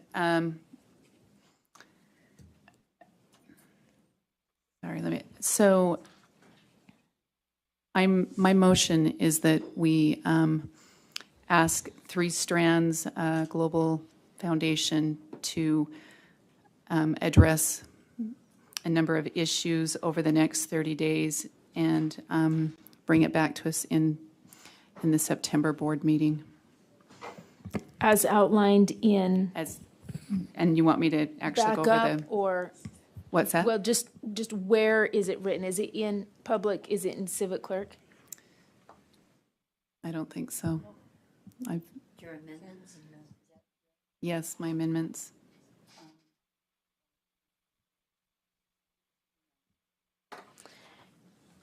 Can you do a quick summary of yes, I what will. you would be asking Number 3 one, Strands to that- consider? Yep. Number 1, adopt age-appropriate instruction for page 53. It's not addressed in the lesson plan. Do you want me to explain that? So age-appropriate instruction for page 53, if I'm going to simplify it. And number 2 would be address parents within the curriculum. Number 3, on slide 10, It states that there isn't anyone that is safe by nature. We need to address that. This is a false statement, should be removed. They want to clarify with some kind of other comment there. Number 4 would be clarify language so youth understand that personal stories of abuse should not be publicly disclosed in a classroom setting. Number 5, remove the consent language framework and apply clear refusal skills that align with 53G 10-402.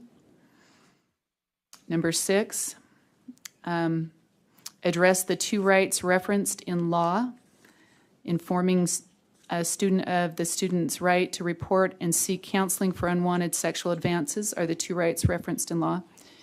And then change other rights to I can statements. Number 7, you shouldn't be asked to keep information discussed in classroom private, so there's a concern over, all right, I'll be specific. Slide 12 and 27. And on slide 11, they're asked to keep information secret, or they don't use the word secret, not shared outside the classroom. I think needs to be revised. Number 8, remove strangers and friends you meet gaming as potential safe people on page 72 and 73. Number 9, parent notification can assist in avoiding situations where a child is triggered by past experiences. Just making sure those are in their form. Number 10, remove right to fill. And I don't know if I need to explain that. No kids have nobody has a right to feel something. We have other rights, but feelings cannot be. So those are my 10 recommendations. Thank you. Chair Hansen? Yeah, I've got I'm sorry, was question that for me? staff. I wondered if we could hear from Oh, I staff. think you said Huntsman, sorry. If we could just hear. Sorry, I said Hansen, but Oh, sorry. Sorry. I know, Yeah. you're fine, I'll wait, sorry. I think it'd be valuable for us to get just some background information from staff, and then I would also like to speak to the different amendments as well. okay, Member Hymas. Second. Could we ask, let's see, there she is. Deputy Norman to speak to us for a minute.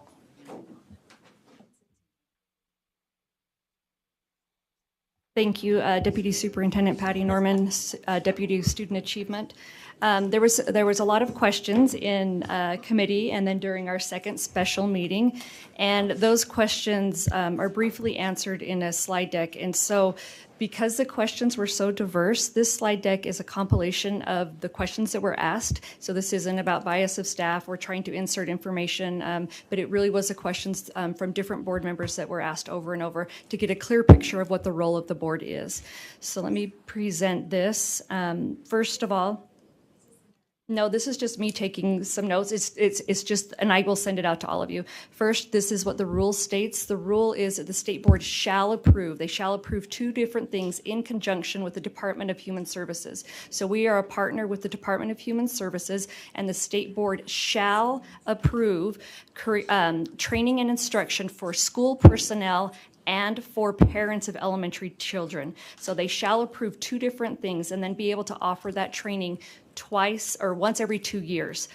Then it says that these materials that are approved, then you as a board, you place them on a website, and then with this, a school may choose to also have curriculum for students. So the shall is instruction to parents and educators. The may is schools may provide curriculum, but if a school chooses to have curriculum for sex abuse or human trafficking, then the state board shall have an approved list of that curriculum. So although it's a schools may, your job is to have a list for them to choose from if they choose to do that. So with that in mind, this is a notice of parents, because this is a question that comes up a lot. Parents have to be notified. Then they also have a different guidelines or ways for them to be able to participate. One is notified in advance. Two, they can be in the classroom during the presentation, so they can be present at that time. They also have the opportunity to review beforehand any of the curriculum that is set before them that will be taught in the classroom. So they can excuse their child, they can be present, and they can also review the curriculum. Those are the things that this gives their parents the right to do. Then the other part of this statute is that the school shall provide evidence of compliance. So with those things, the state board, meaning all of you, and then we as staff have provided that website, and this is the website that we have. And then on that, this is the list of approved curriculum that you as a board have approved in the past. If you look at that 3 strands curriculum, and this is an important piece, has already been approved by you as a board for adults serving youth and also for the parents and guardians. If you look again, there is nothing in the section for youth or for students. That means that the state board is out of compliance, because now we have schools who are asking for this. They've incorporated the may, and they're saying we need to, and they're saying where is it, and there's nothing for them to use. So then we've also been asked why are we doing this in the state of Utah? What are the national statistics and what are the statistics for the state of Utah itself? More than 4/5 of perpetrators are between the ages of 18 and 44. More than 1/2 are females, and 47.1% are males, and 77.2% of perpetrators are a parent to their victim. So those are the national statistics. So let's see and the other national statistics, well, how many students is this? 4.4 million referrals, which impacted 7.9 million children, so almost doubles. That means that there's more than one child involved in every one of the reporting in there. And then the second statistic is that we've also been asked, is this overreported, underreported? It actually stated in this, and I have all of this I can give to you afterwards, that and this was from the Department of Child and Human Service. Yeah, thank you. And there's a report that's also in here from 2020. So it estimates that only 1 in 10 children victims disclose the abuse. And so the numbers that you see immediately are low, and then they increase afterwards because as adults they have feel they have more of a voice. So within that, what does that look like in the state of Utah? In the state of Utah, there's over 40,000 reported cases of abuse. 20,000 of those were accepted for formal assessment. So it goes 40,000 to 20,000, and then about 10,654 of those are confirmed cases. Of those, how does that break down for specifically to sexual abuse of children? That's 14.3%. So in the state of Utah, that equals about 745 students per year that are being impacted by this. So those are the numbers that have been asked for by different board members. And then what does that look like? If you remember, the national statistic is 77% are parents, and then the Utah-specific statistics are 72%. This is in child and abuse neglect cases. This is not specific to sexual abuse. Going on, because this curriculum 3 strands actually does 2 things. It meets all of the standards and requirements that were set forth in the child sex abuse and human traffic curriculum. So this is the only curriculum that has been given or provided to the board to review that meets both of the requirements and actually could go in both areas for youth. There are 251 number of human trafficking victims served between 2019 and 2020 in the state of Utah. And Utah is the 4th highest state in the nation for human trafficking. So with that, here's what your role is during this in looking at this curriculum.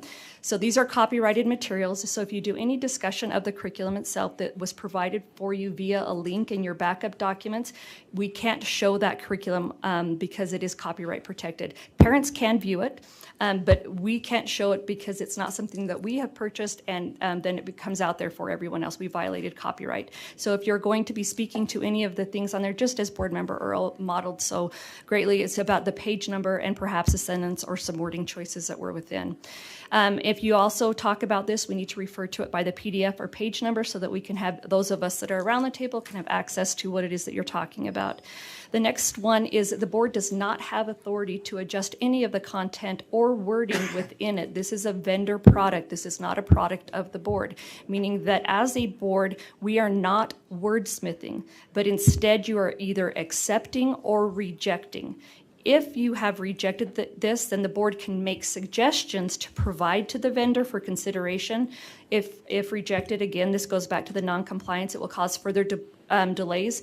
And then there's also the safeguard in here is if you as a board do accept this, then it does go on that vetted site for an LEA to then to be able to choose from. If an LEA chooses curriculum, then it does implement that process that's involved where they then have to go through their formal process of approving curriculum as an LEA. So you would be the first filtering process for approval of a curriculum, and then the LEA would still need to go through that process on their own.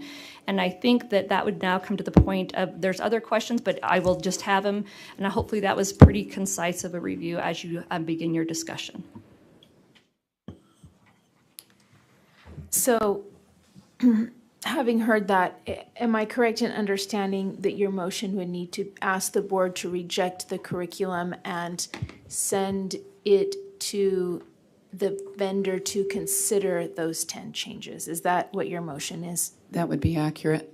Okay. Yep. We have a motion on the floor to reject the 3 strands curriculum and send these suggested changes to the vendor for consideration and for their response to be brought back to the board, correct? Discussion to the motion? We had a second, which was Member Hymas. Are you fine with that clarification of the motion? Yeah, I would just like to hear some discussion. I know that Member Earl went through those kind of quick and stopped herself from that discussion, so I'd like to hear more on that if she's willing. Okay. Let me go ahead and speak to your motion, Member Earl, and then we have several people who want to speak, so we'll ask everyone to be as concise as possible. I'll try to be as quick as Since we're possible. way I just want to behind. be clear, we're not out of compliance. We haven't had anybody meet the requirements yet. There have been a number that have come forward and they have not met the requirements. So the idea that we're out of compliance is not an accurate statement. We haven't had anybody that's met those requirements yet.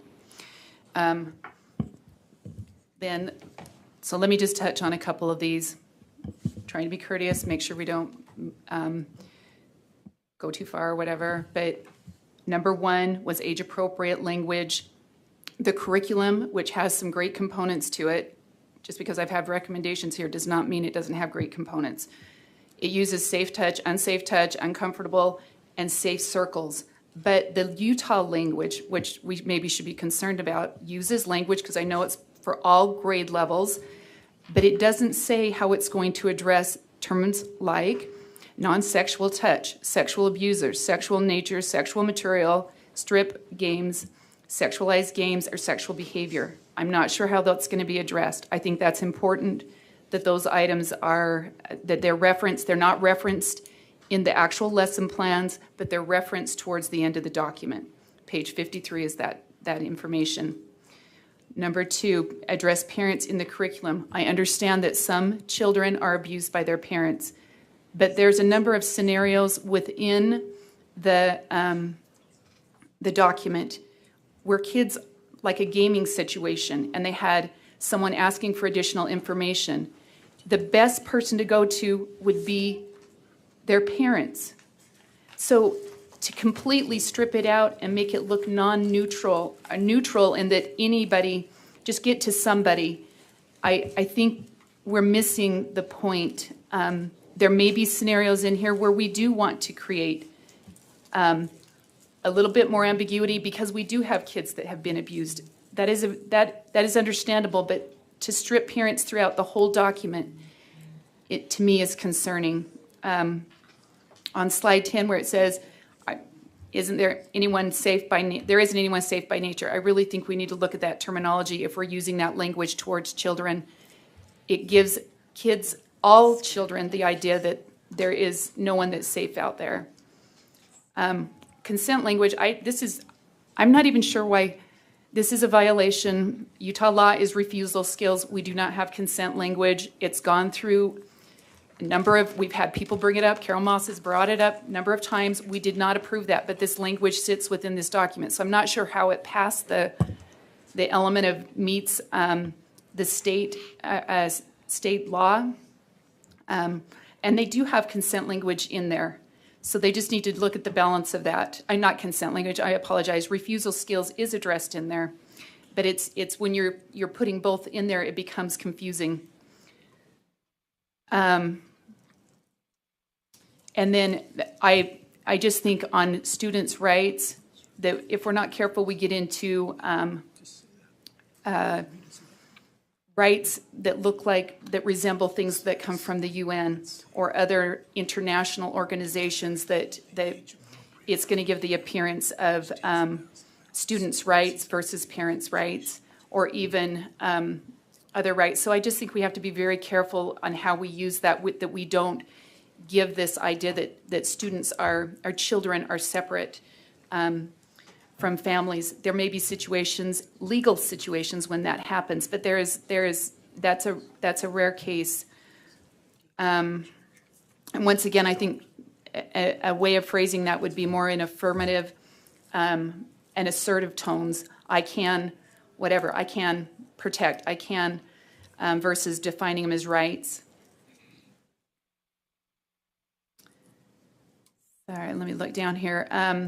As far as in the class discussion on slide 12 and 27, there is a suggestion not to share about the contents that are in the class.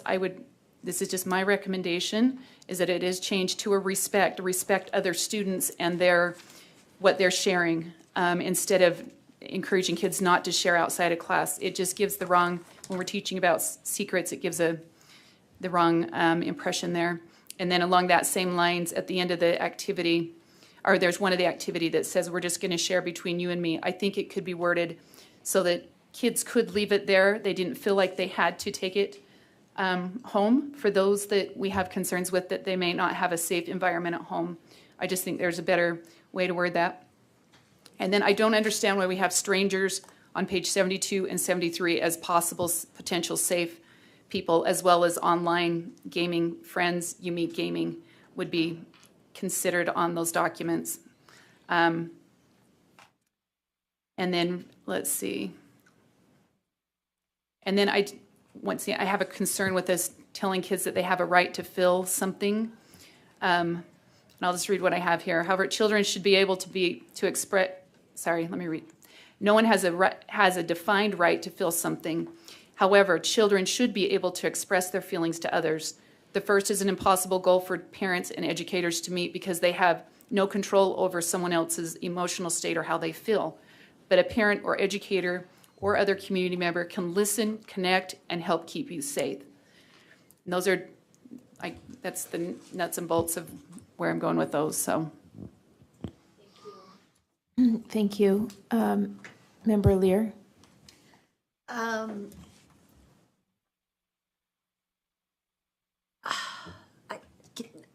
Ask other people for a minute.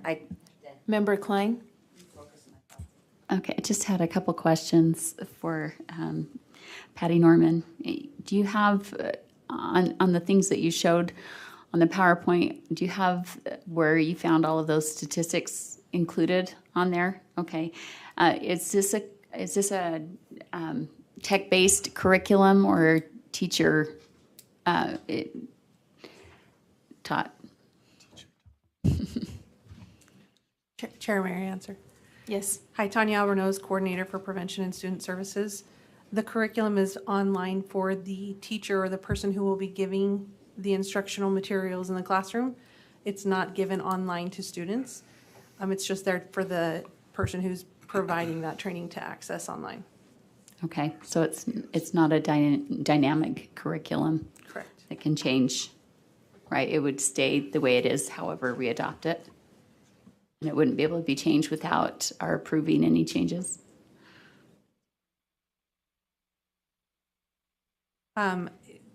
So we'll be considering a rule right after we're done considering this instructional materials that will clarify that. At this time, there is no rule in place that states that they have to come back for approval if they make changes to it. But if that rule is passed, then there will be something in place.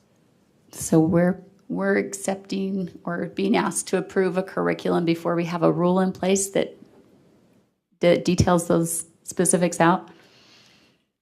So the staff that that were in place when the statute was passed determined that they didn't need to put a rule in place because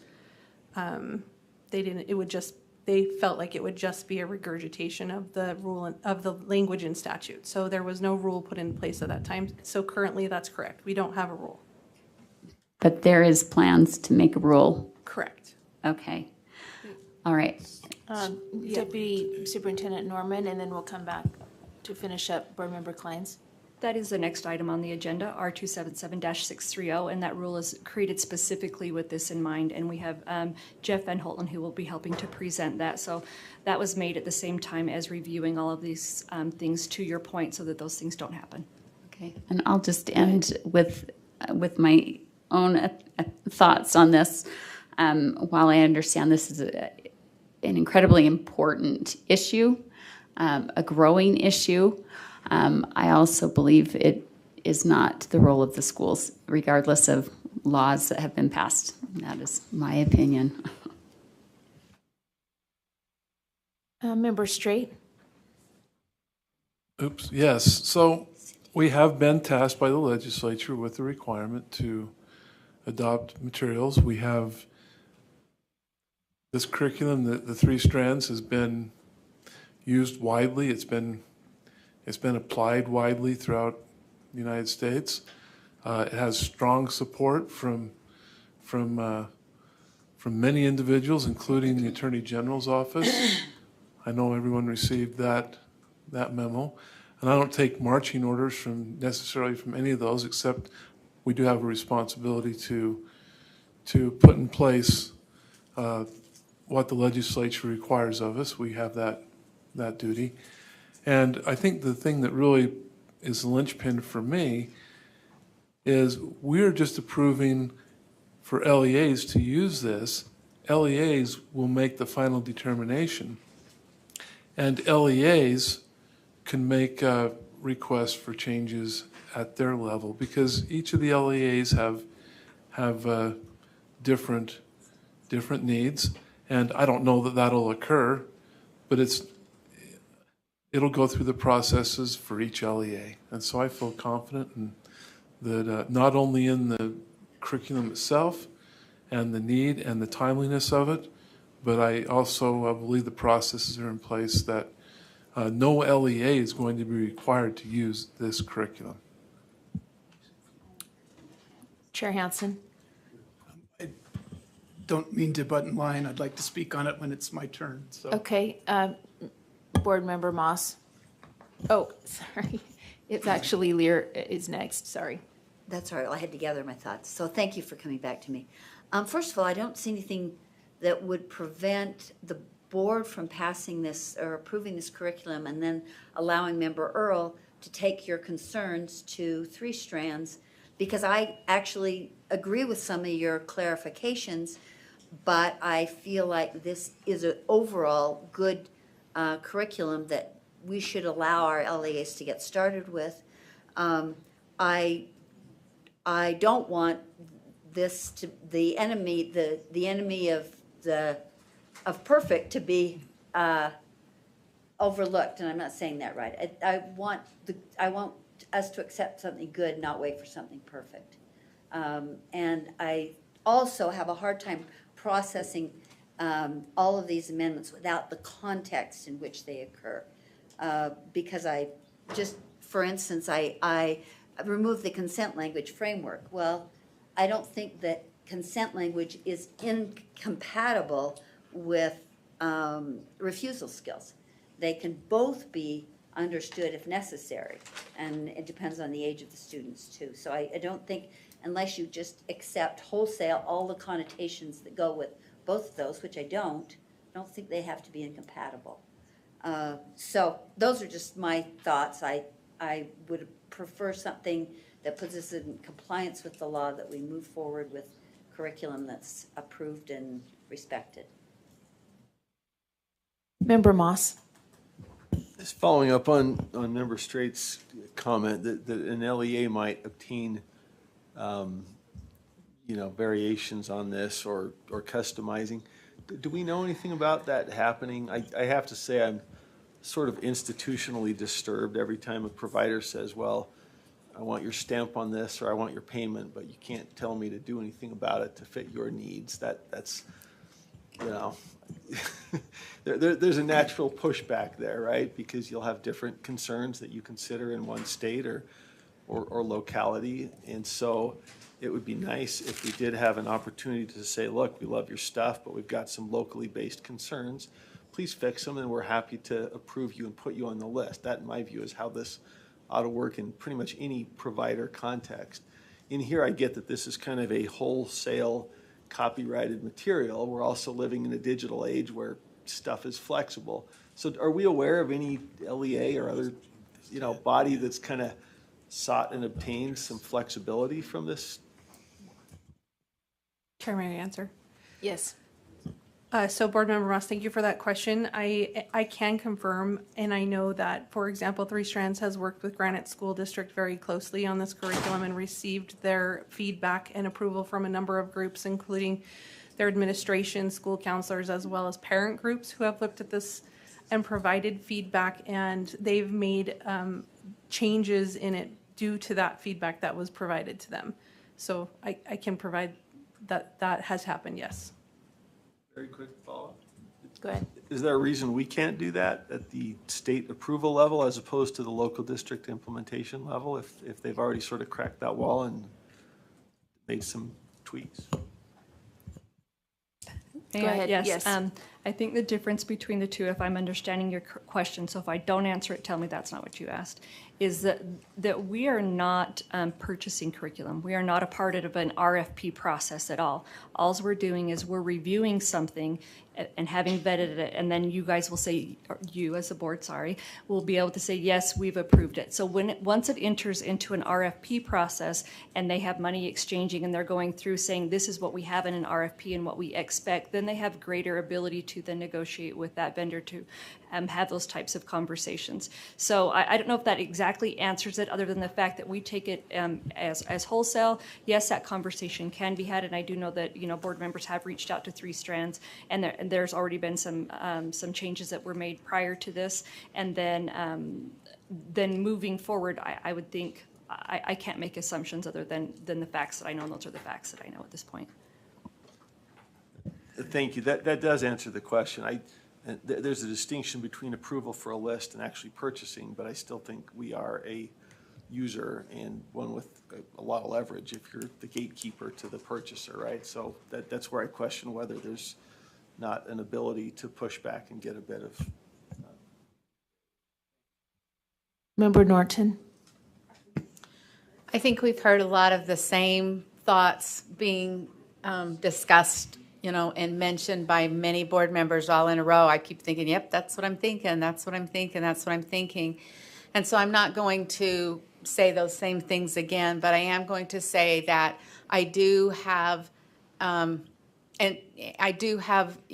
strong conviction that the philosophy that we are telling children to not, talk about this, and they can change who, what, where, and when, but we can't be telling kids to keep things like this a secret. I think that's a big part of this whole problem, is it's been a secret too long.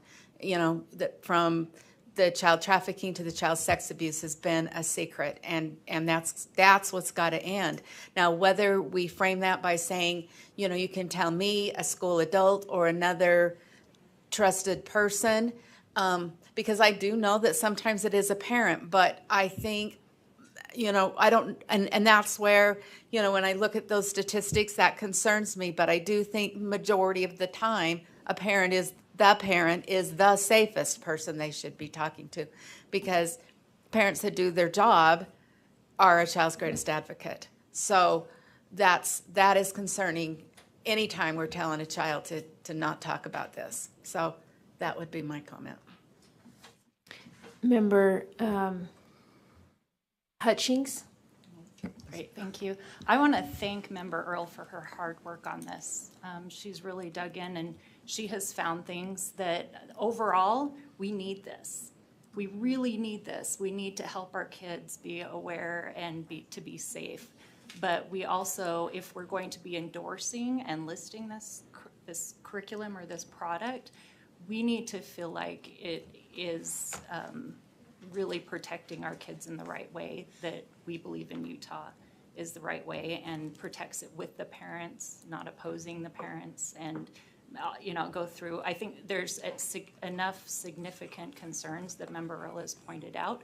We need to go back and negotiate. We do need to be in compliance also. It is important that we're in compliance, but this is the process by which we become compliant in a product that is going to benefit our kids. And these are significant enough issues that we do need to go back and ask them to make some modifications so we can feel really good about this very serious issue that we'll be addressing with children in the state of Utah to keep them safe. Member Hart? So when I reached out and spoke with Three Strands, they did indicate that there were some adjustments. And I have some verbiage. I know you said not to because of copyright, but I believe it's short enough. So I'd like to just enter this in as an example of the materials and some of the adjustments that they made. Quote, engage with students as you go over key takeaways from the lesson. Reflect and frame what they share as appropriate. Let students know who is available for support. Remind students about trusted adults who they can talk to about anything discussed in the class today, on or off campus. And that was an addition that they made. Emphasize to the class that what other students have shared during the lesson should not be shared with other students outside the class. And that was an addition they made as well, based on feedback that they got from board members prior to today's meeting, but after, it had moved forward. And then it continues, this is not intended to be a secret, but rather a way to avoid any potential gossip about personal things that students have shared. If there were any comments made about children being harmed, follow your mandated reporting procedure. So I just wanted to indicate, just so everybody's aware, that there are some places where I think Three Strands has heard the message. I don't think they've been impervious to those pieces of feedback. What concerns me is the fact that there's nothing in that column. What also concerns me is a very large district in our state has worked with this company or this organization, and I'm wondering, my question after all that is, what would this do to what any district that has worked with them? Does this have any implications for them? Does anyone know? Is there someone that would like to take a shot at answering that? Please. Patty Norman, I think that let me clarify your question. You're asking that if changes have already been made because a district currently is using Three Strands curriculum or has met with them? Well, that was like part A. My part B is my question, and it is, if this does not get approved today, what happens with perhaps districts that they already are working with in our state? That would be Chair Hansen. Oh, no, I'm fine. I'd just like to get in line here. I deferred for a couple, but I've been. Okay. Go ahead. I don't know if Director Albernos. Coordinator. Coordinator Tanya Albernos, I'm Albernos. Coordinator for Prevention and Student Services. Essentially, what it would mean is that they would not be able to use this curriculum until it is approved by the board. Chair Huntsman. So this is a question for staff to help me understand exactly where we're at. I understand this is about compliance and that we have to put this out there, this or something else, or multiple. but it's a may and not a shall. Correct? It's not a shall, they don't have to accept. So there's a part to it. So the state board, so if a school may provide this curriculum, if they choose to provide this curriculum, the state board shall have the approved list. So the role of the state board is to have they shall have the approved list, but a school may choose to teach the curriculum. But if they do, it has to be on that approved list. Okay, so what's interesting about this, that I heard you say this, so we approve this curriculum, but yet the LEA then works and purchases this, and they can negotiate away from that curriculum. That's what I think that's what I heard. So we could put next to nothing on here, and we're not going to get the water to the end of the row of what our expectations are on the curriculum. It's a starting place. This is what I'm hearing how the statute reads, but we have to have something for them to start with. Then they go negotiate away from what all of our work that, we get this feedback. This is what I'm hearing. So let's just say for an example that we don't approve this and we say, be mindful of the board comments, and then see if you bring some curriculum or a different thing back. Still, that curriculum that they're using, that vendor has to be on our list, but the content in there is subject to negotiation by the people that are paying them for it. So all of our work is kind of a starting place. This is what I'm hearing, unless I'm wrong. So we could do all of this due diligence, and it just is to first base, and then they go negotiate away from it in their own contract process according to statute. So I'm finding this really difficult in saying, is the juice worth the squeeze for even anybody to listen to us? But we have to start someplace. So maybe we just make the attempt to have them listen and come back with something that appeals to us. But my expectation, our expectation as the State Board of Education, is this just as a starting place, and they can go right back to where we were or go off on some other tangent away from this curriculum. So that's my concern, and that's why I understand. So I appreciate this. Let me just finish up with this. When I read this, I'm going, we got to get something out there. I know this is a big issue. I know this is hard and scary stuff, and we got to get it out there because we want to protect kids. And it wasn't like perfect to meet my expectations, but I appreciate all this dialogue, because now the mays and the shalls and how we don't have really skin in the game, because they can go negotiate something completely away, but yet we, as a board, start that process to allow them to negotiate something that could be a disaster. That's kind of my concern moving forward in this whole process. So can you speak to my concern, staff? I guess I should direct this to the chair. Can I have staff speak to my Deputy concern? Norman. Yes, I just want to manage expectations too, sorry. Yes, I am not the legal eagle in the room, and we have lots of them the board has hired, so I'm going to leave part of that, because as I read it, you are correct, because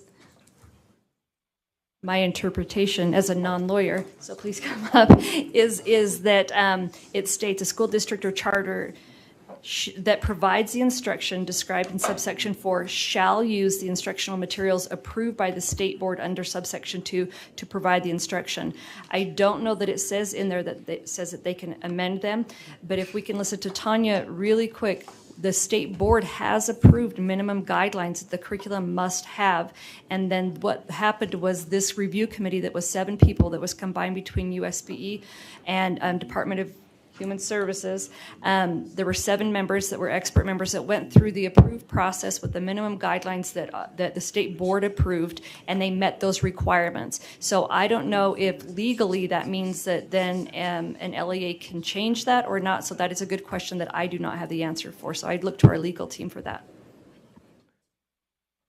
Yeah, and if I could speak to that just for a moment. Tanya Albornoz, again, Coordinator for Prevention and Student Services. Just as a reminder, as a part of this process in 2014, when the statute was passed about child sex abuse prevention instructional materials, this board approved a set of minimum guidelines that were used in the vetting of this material by the review committee, as Assistant Superintendent Norman has stated. And then in 2018, when the statute was amended to add the human trafficking prevention instructional materials portion to the statute, this board again passed guidelines, minimum guidelines, and those were the guidelines that the review committee reviewed to. So those minimum guidelines were the standard that was set by the board, and that is what we reviewed to. And I just wanted to remind you that that was a part of the process. Yes. And this is for staff. Whoever wants to answer this question. So those minimum guidelines were approved by the concerns that Member Earls brought forth. Were those specific concerns in the guidelines that we approved in 2018? 2014 or just, and was then it so broad that? But I'm just having a hard time comprehending that we would approve some of that as a guideline. But so the specific concerns brought up by Board Member Earl are not specifically addressed in those guidelines. Okay, and so that's what's. May I follow up? That's why there's some angst right now.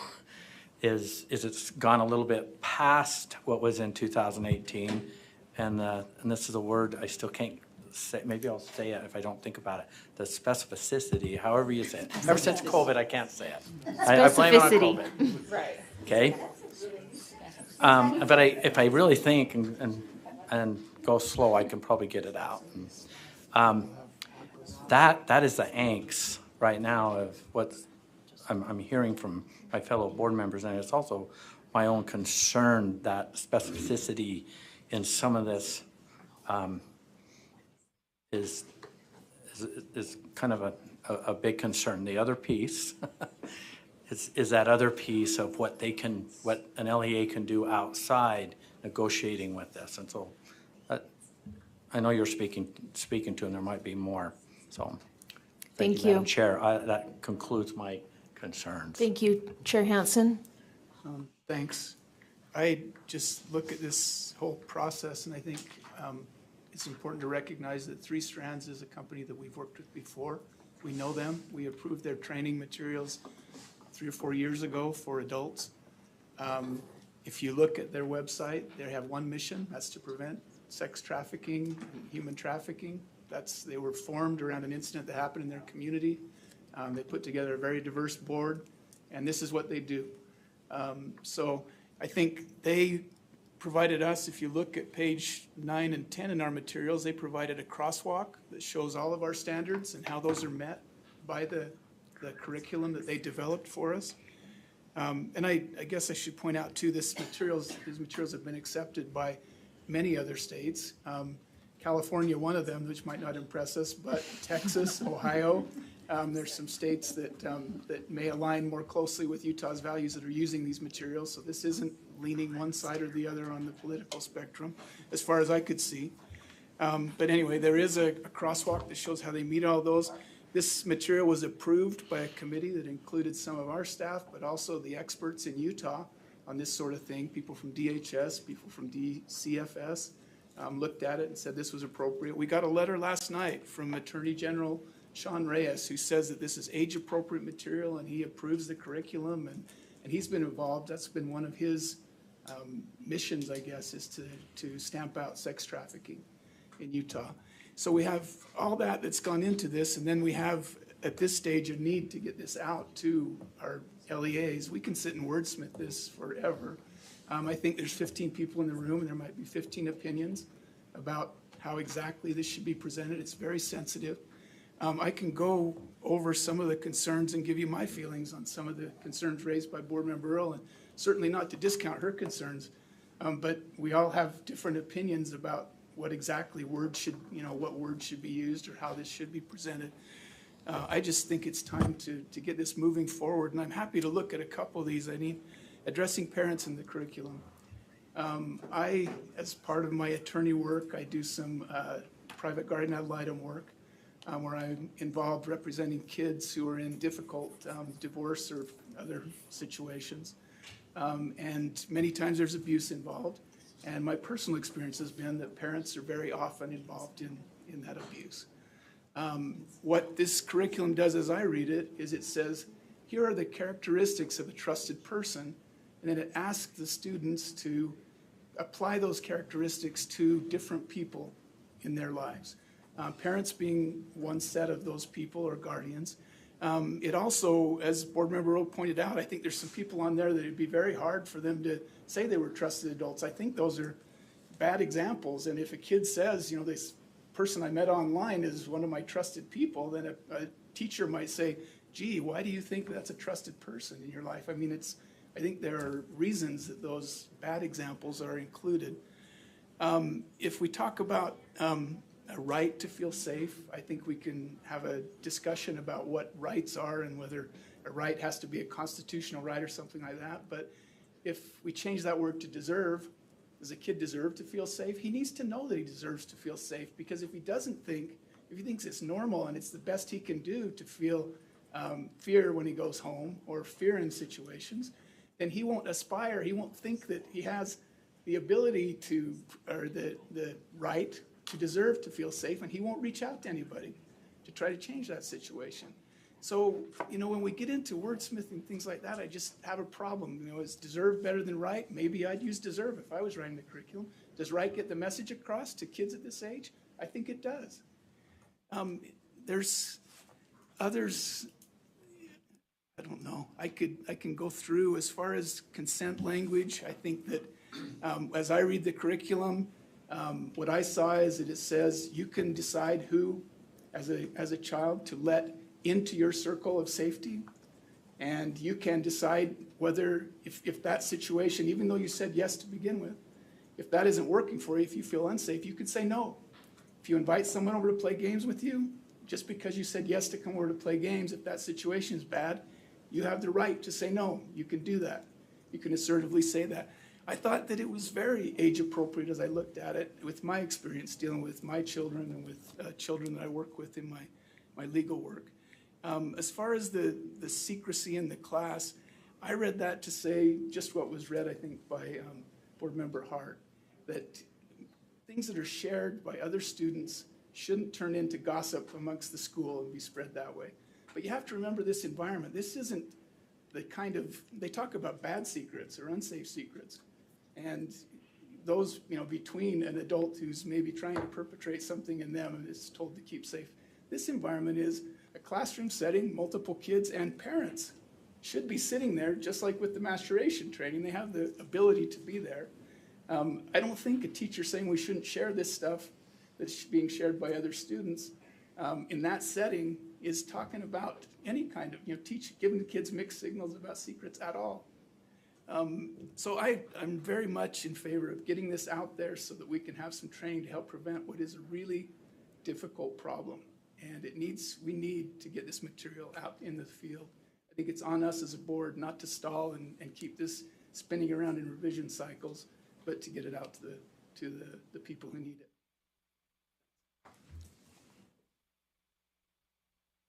Member Earl.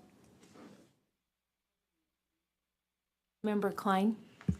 Okay. I'm trying to remember where we stood on the motion, but I'd maybe like to amend the motion to say after the 30 days, or if we need to do it sooner, that we bring back those 7 minimum guidelines and revisit those if we need to, in order to make sure that we pick a vendor or a curriculum that aligns with what we want in there, instead of using these guidelines or these minimum guidelines that were created clear back in 2014. 2018? Or was it 14? 14 and then 18. I don't know that that's necessarily an amendment. We have an amendment on the table. I think that would be a new motion. Are you asking Can I to amend restart the the whole amendment? process? Like start new guidelines, start new processes, request curriculum again? Yeah, if that's what we need to do, I think it's important that we all are on the same page with the minimum guidelines that this is all being based on. I don't even know what they say. Does anybody have a copy of them as they currently stand that we can look at? They are in the backup. They're in the document. backup. Would that be an amendment to the amendment?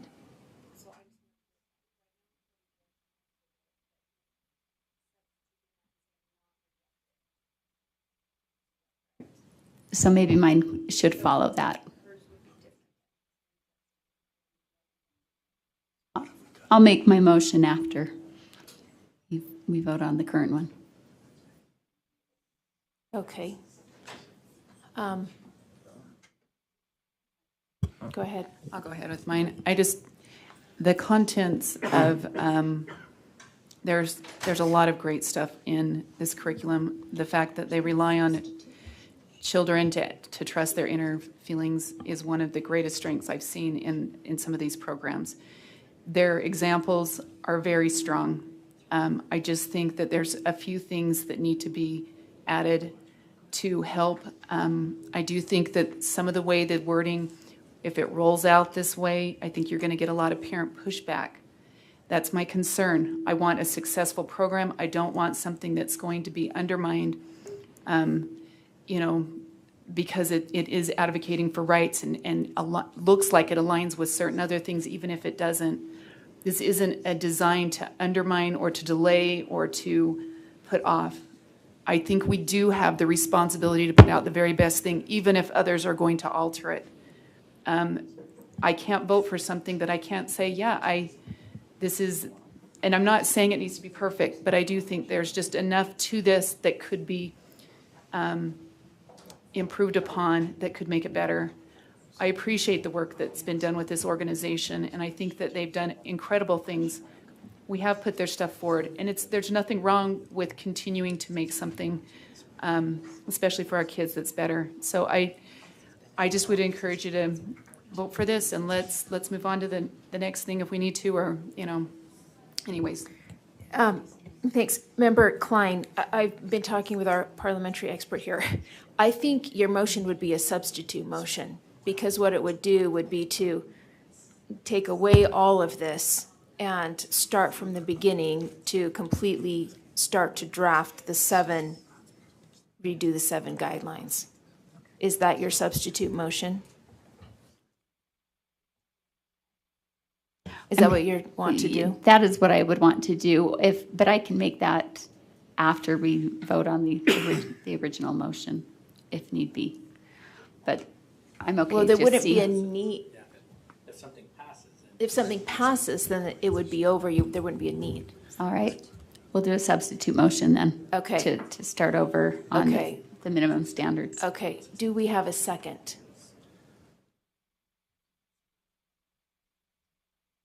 Okay, we do not have a second. So we'll go back to speaking on this particular motion. Member Moss. Point of clarification, is the pending motion then to reject it? And was that an amendment to an underlying motion to send it back?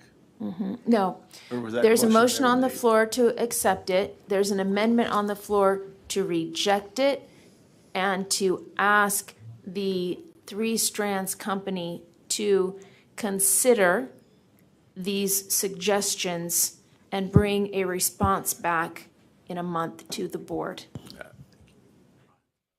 I'm in favor, Hey, by the AG way. Quisenberry. Vice Chair, I believe Chair Huntsman asked, or his concern was along the lines about being out of compliance if if the board does not vote to pass these materials today, and maybe another board member also mentioned some concern along the compliance. And it's my understanding that as of today, we're not only currently out of compliance, but we've been out of compliance for a long time, for a couple of years. So to the extent you do postpone this or push this down the road another month or two, it's just kind of expanding that compliance that much longer. Chair Huntsman, I think, was that, if I can, did that answer Chair Huntsman's question about The other compliance? question is, once this becomes the curriculum, can an LEA modify away from this minimum standard in their contracting space to change the curriculum? That's a question. Sure. So in other words, if this board approves it and then Granite goes and changes it, I believe according to the proposed draft rule that you're going to look at here tomorrow, or is it later on today, then the minute they change, say a Granite School District changes the content, then it puts the content out of approval of this board according to that rule. If that's the way you want the rule to go, then yeah, changes would essentially violate your rule. Can I ask a question to the maker of the motion? The one to Sorry. reject this, and would it be your understanding that if we voted yes to your amendment, that we are asking Three Strands to make the changes that you suggested? I think we're asking for them to review that and consider them. So yes. But not make, but consider them in the feasibility or not feasibility.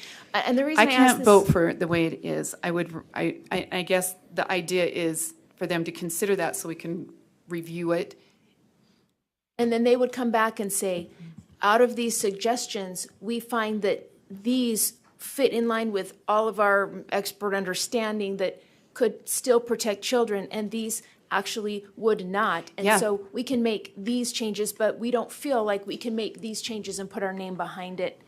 Absolutely. And I think there may be some maybe they've got a valid reason why, Mhm. right? And that there's no reason why they couldn't put something forward that way. Okay. Right? Because I agree with some of the suggestions and disagree with other suggestions. So I feel like if I vote to do this, I don't want it to send the message that we're asking them to make these changes. We're asking them to seriously evaluate the requested changes. For example, I really like how you juxtaposed like the prevention, dimension, refusal language against the consent language that's in there. I like that. I don't like the idea that children don't have rights. Children are protected under the 14th Amendment. Children have the right to be safe, as evidenced by our laws that change. Fetus has rights. Change if they're not safe. Children have the right to nutrition, as evidenced by what happens when they are neglected. It's not about the feelings. It's not about children feeling safe. Children have a right to be safe. They have a right to be safe.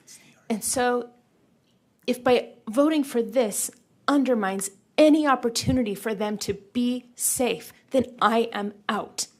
But if this could be considered and expertly reviewed and vetted to where, yes, we can do these things, and it would still protect children to be safer than they are now and give them a fighting chance of getting out of this stuff that they're dealing with, then I can support them going back and reviewing. So, Member Hart? I just want to make sure I understand something. When, say this was approved, it's on the list, a district decides to implement it with whatever changes or guidelines they have, which is their prerogative, so I'm not sure. that's not really, they still, teachers would still be under commitment to Utah law in terms of what they can say, what they can't say, the language they use, regardless of the curriculum. The curriculum does not supersede. Now, any curriculum is going to have, and maybe it's a little laissez-faire, maybe it's not appropriate, but I've looked at a lot of curriculum, and not a single piece of curriculum is perfect. But we still have Utah guidelines for Utah teachers, and that supersedes whatever is in this curriculum, correct? And I agree. I don't want the standard to be so high that that list stays empty forever. And I'm afraid that's the direction we're heading. Thank you, Mr. Director Van Holten.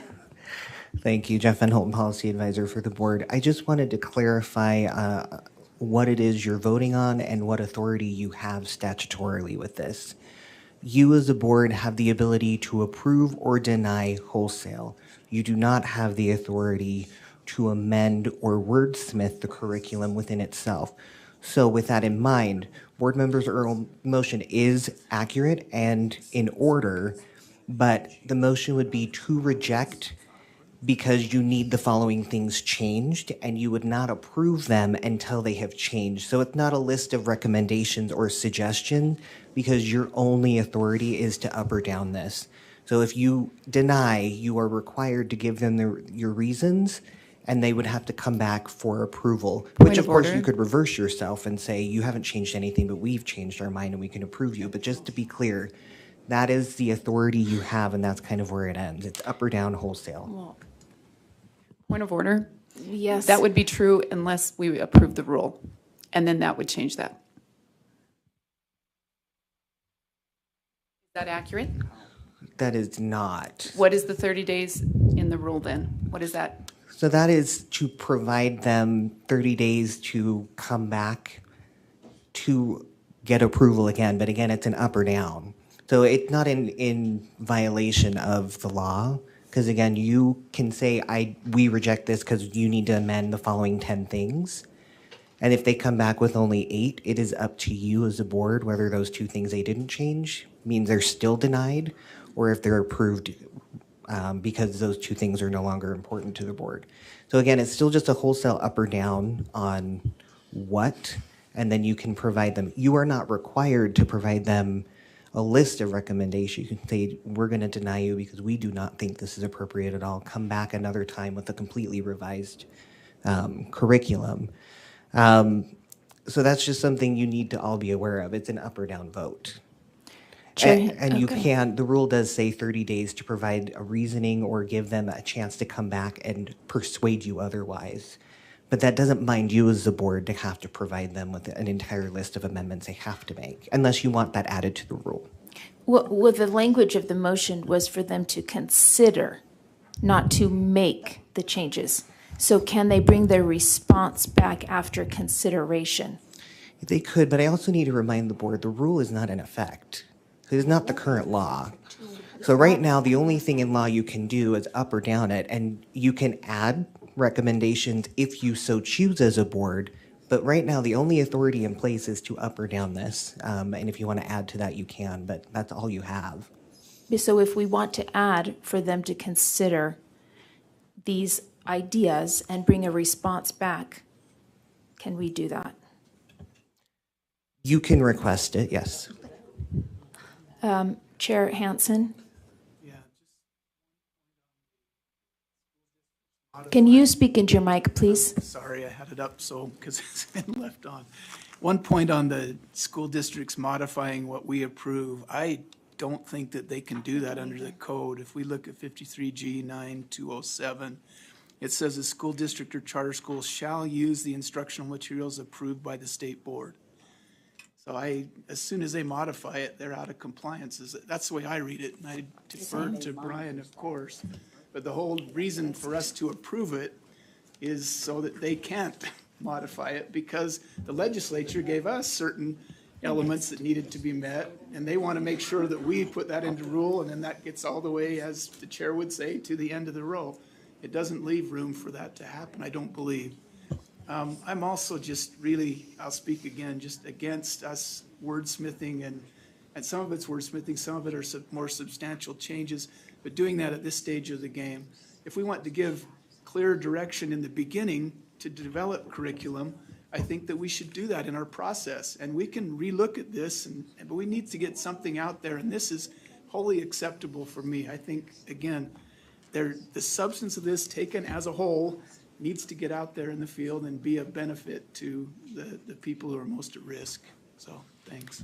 Member Lear. And I know that people are looking for compromises, but if these would be suggestions for 3 strands to consider, I have 25 more. And I'd like to add those 25 to the list, so there are 39 considerations for 3 strands to look at and consider.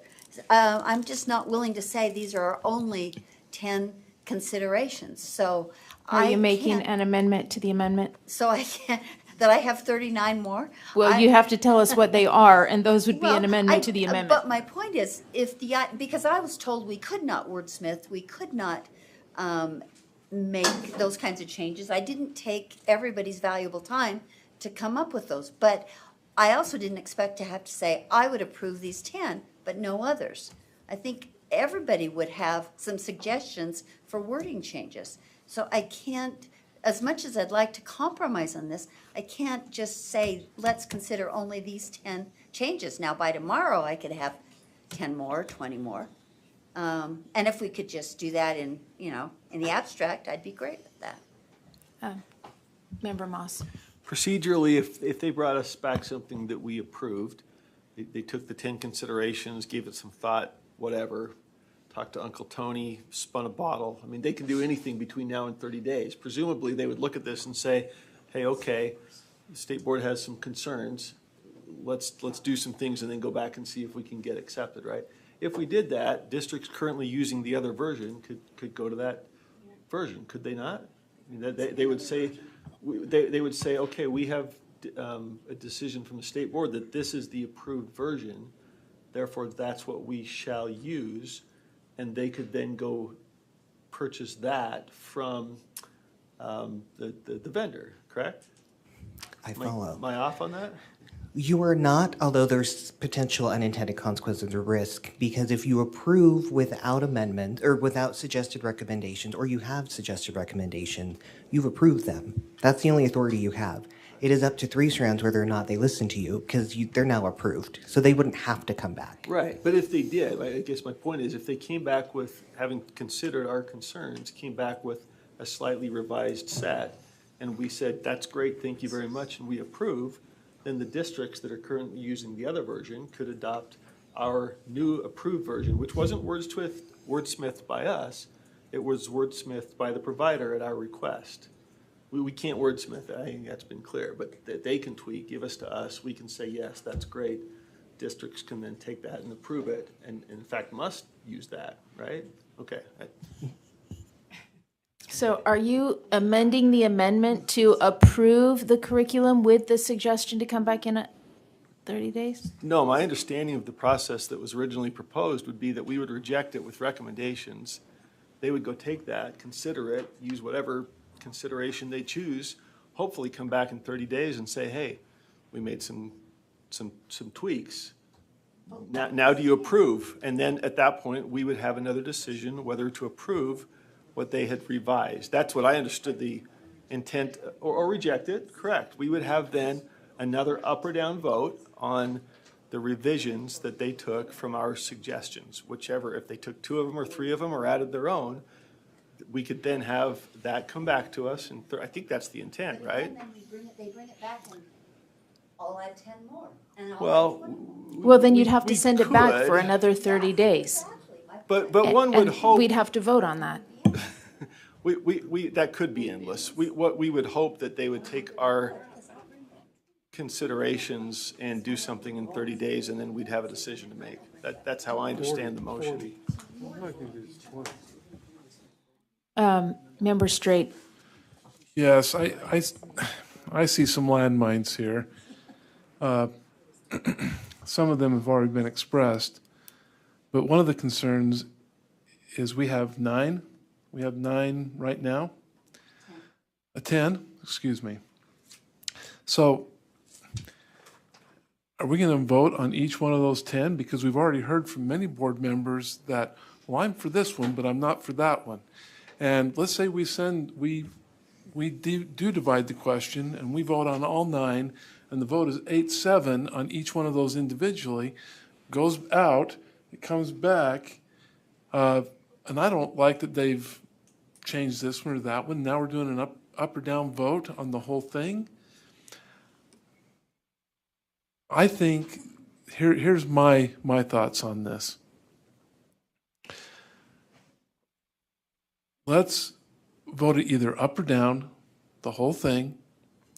And if it gets voted down, then 3 stands at their wish. They can change it how they want, but it's going to be based on the record. Because I do not see a way in which we can send 10 items back to them, and let's say they do 4, and I don't like 2 of them, well, now it's an up and down vote anyway. We are painting ourselves into a corner unless we just go straight up or down. Now, my vote is I'm going to vote for it, and then we'll go from there. But that's the only way I see that we can move forward. I don't think we can move forward with 10 suggestions. I don't think it works practically. That's my position. Chair Huntsman. If I'm the last one in the queue, I was going to call the question, but if nobody else is in the queue. Jenny has her light on still. Okay, I'm going to call the question. Okay. I'm fine with taking the provisions off just as a notice, but I do want to draw attention to the fact that all board members have had access to this since the 1st of June. All board members could have listened to the board meeting our special meeting the end of June, which I addressed these issues then. And all board members did have access going into this board meeting. So I did take the time to go through those. I tried to be thoughtful. I'm not trying to, we don't have to actually push those recommendations on. I think 3 strands can be aware of that. I think you've got a good point, Board Member Straight.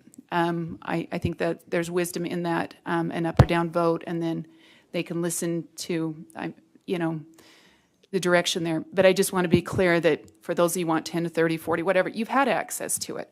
There hasn't been a deterrent of you being able to access. The public can't access it, parents can't access it, but you've had access to it. So these were my thoughtful look at it. I tried not to be critical, but I tried to look at it from public's eyes and from the things that they would be looking at. These are the things that will draw the most attention and actually harm, I think, the usage of this in schools. I think you're going to have parents go in and ask for the review of this curriculum, and these are some things that they're going to have concerns with. I want the success of this program. I want children to be protected. And so I think we do need just an up or down vote. I think there's wisdom in that at this point, and I hope you will look at the in-depth at the curriculum so that we can have the best things out there. And I think it is our responsibility to do that, not just move it forward and push something forward that isn't the best thing. And that is part of compliance, is putting the best thing out there. So I sort of made a mistake, but took a chair prerogative because he called the question, but I allowed you to speak. So I would like to clarify. You are saying you're fine taking the provisions off, so you want to change your motion to just rejecting the curriculum without asking them to consider these ideas and bring it back in 30 days?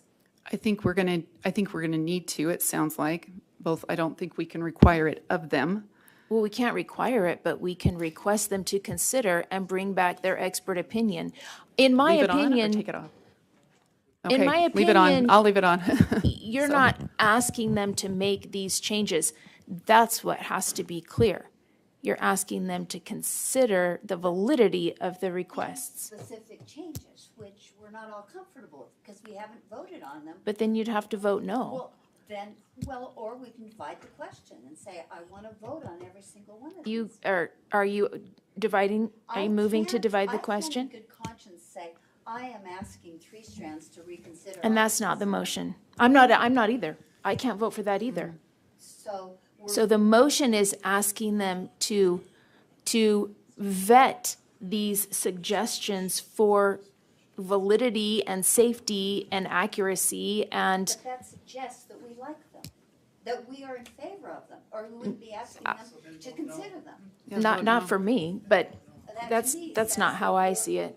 Because I agree with some and disagree with others, but I don't want to divide the question out to all of them. But I want a clear message sent to the company that we're not saying make these changes or we won't approve this curriculum. We're saying we have these suggestions we'd like you to consider and bring back your opinion. And I mean, seriously, and other board members have other questions, so please consider all these questions from all board members, because now the rules have changed and we can provide suggestions. Well, that's fine if you want to amend the amendment to increase. Are there some that you would like to add to this request? I would like to be able to send, I don't think this letter's going to be sent today.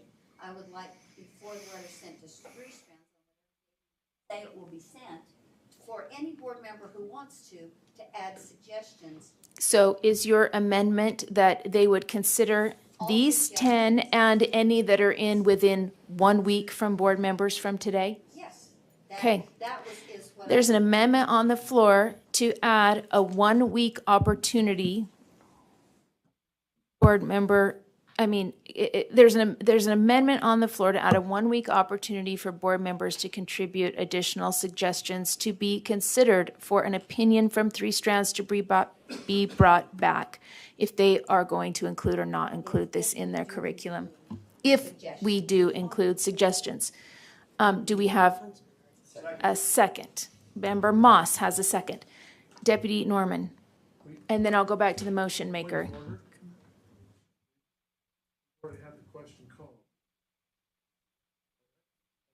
You willing to withdraw, or do you want to keep? I'm calling the previous question, but it's only on the table when the chair says it's on the table, not when I. Thank you. I'm sharing right now. Deputy Norman. Still trying to do that. I'm trying to think of the process if I were in Three Strands' shoes. I'm unbiased here in any way. If board members are contributing comment, which is another commenting period, then if there are disagreeing or disagreements within the comments being submitted, how would we expect for Three Strands or any vendor to be able to address the comments within? So if we're asking for something from the vendor, I think it would be fair to the vendor to be able to say what the board as a whole would like to have or see, so that they're not trying to please two different sides or three different sides, and know what it is that is very clear. So I think clarity would be fair. Oh, I think therein lies the question. We're not asking them to please the board. We're asking for their expert opinion to be brought back on these 10 issues.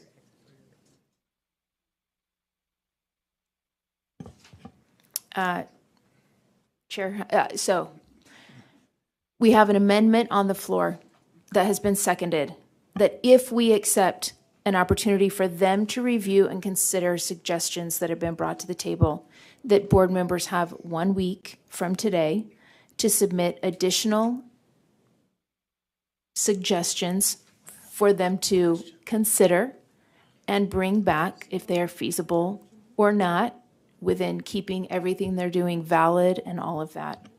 And we have a second. So those who, do you need to speak to this amendment? Yes. Chair Hansen, please. Yes, please.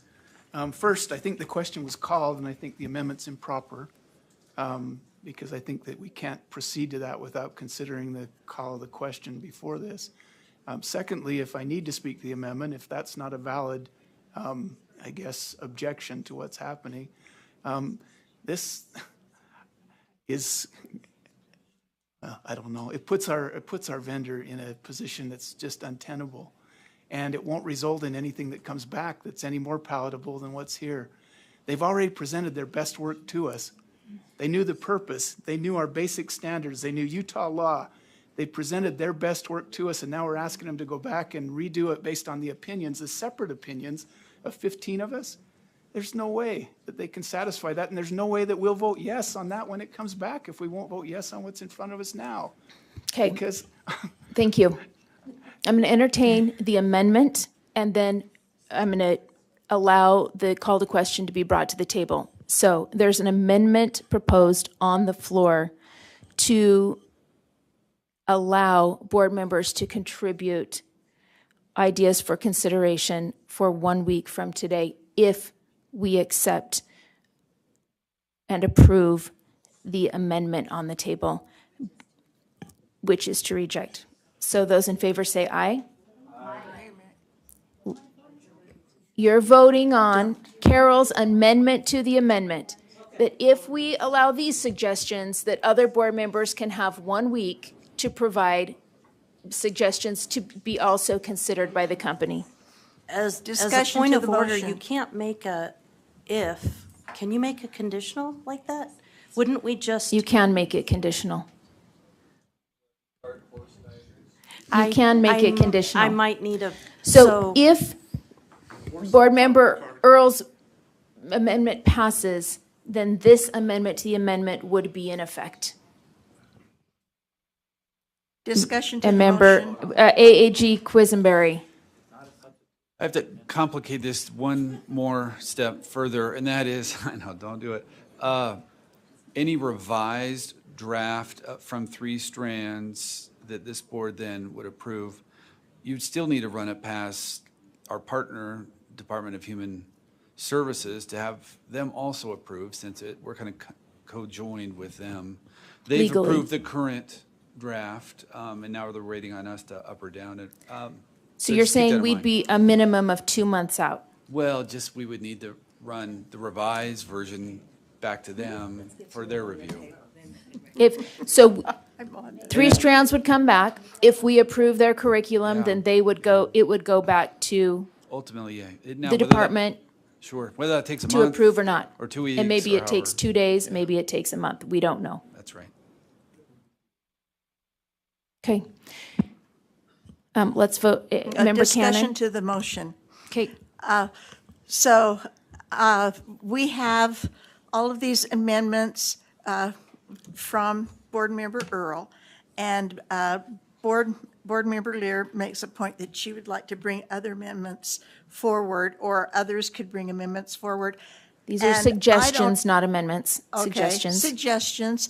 Well, I don't want to send any of those to 3 Strands Global Foundation until they have a full vote of the board. Then vote no. Well, yeah, I think all of this is just extraneous. We need an upvote or a downvote. Okay, Because but it's a right full now you vote have of to the speak board. to the amendment to the amendment.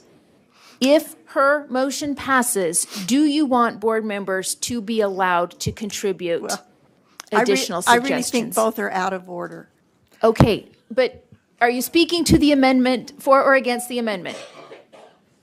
For I'm or speaking against the against amendment? everything. Okay, well, right now, we're on the amendment. So she's speaking against the amendment. All right, board members, we have an amendment to the amendment on the table. If Board Member Earl's motion passes, we will allow board members to contribute additional suggestions for 1 week from today. Those in favor say aye.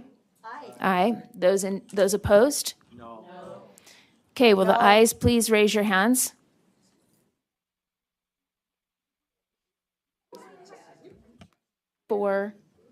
Four yeses. Lear, Hanson, Moss, Davis. Everyone else is a no. That motion fails. And Member Straight was a yes as well. Let's keep this alive. Let's move to Okay, the let's keep previous it alive. question. Okay. Okay, now we have a motion on the table to move the question, but we have no other lights, so we're going to go ahead and do that anyway. So we have a motion on the board to reject the current Three Strands curriculum with a request for them to consider suggestions that have been made by Board Member Earl and bring their opinion back on the feasibility of if they feel like they can or they can't incorporate the suggestions to our September board meeting. That was really wordy.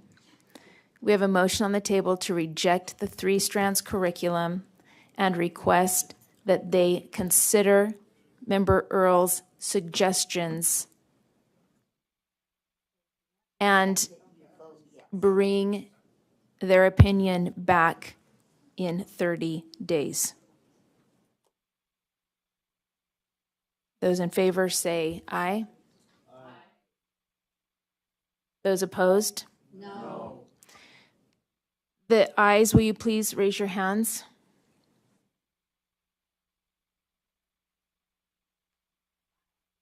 That motion fails.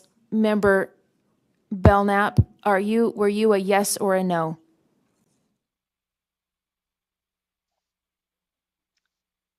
She's out. No. She's a no. No, I'm here. And you're a no? And I was a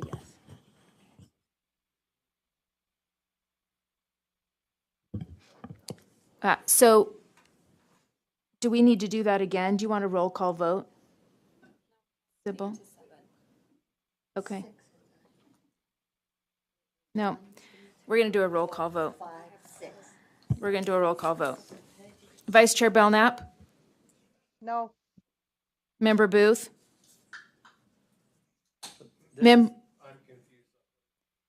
We're taking a roll call vote on Member Earl's motion because there's a discrepancy in the numbers over here. Member Cannon? No. Member Klein? Yes.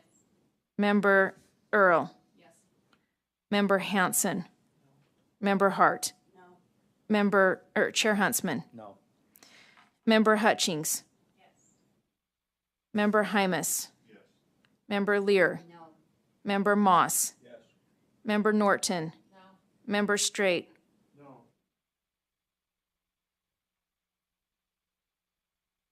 That fails, but I was a yes also. I'm going to turn the time over to Chair Huntsman. Wait, there's one more. There's a motion you got a motion out of committee. Yeah. That is the most depressing thing you've said to me. That was an amendment. That wasn't the actual motion. Oh, for heaven's sakes. Am Okay. I wrapping this up? Nope. No. I'll do it. Up? I'm wrapping it up. You're hang in there. Okay. Hang in there, kid. You got it. All right. Here we go. There's a motion on the table that the board approve Three Strands Global Foundation Protect Utah Student Instructional Materials for final approval, and I'm going to take a roll call. Cindy, vote. I have a motion. I have an amendment. I know. Okay. I'm sorry. I owe you something. Go ahead.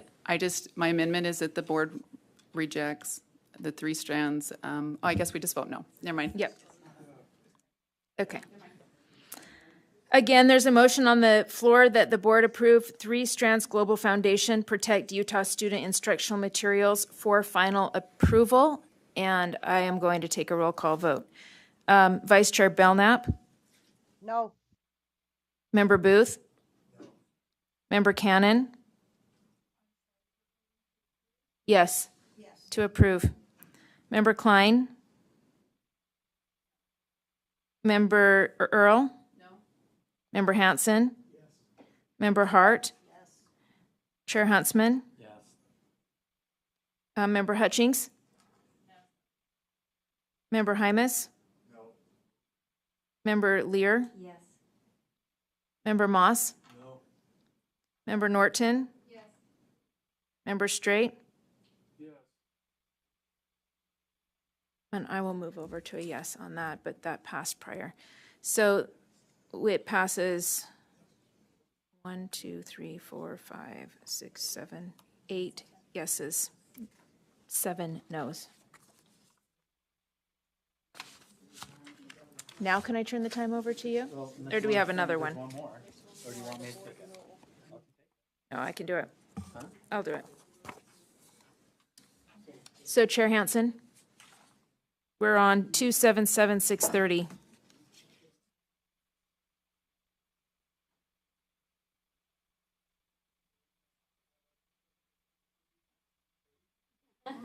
Mm-hmm.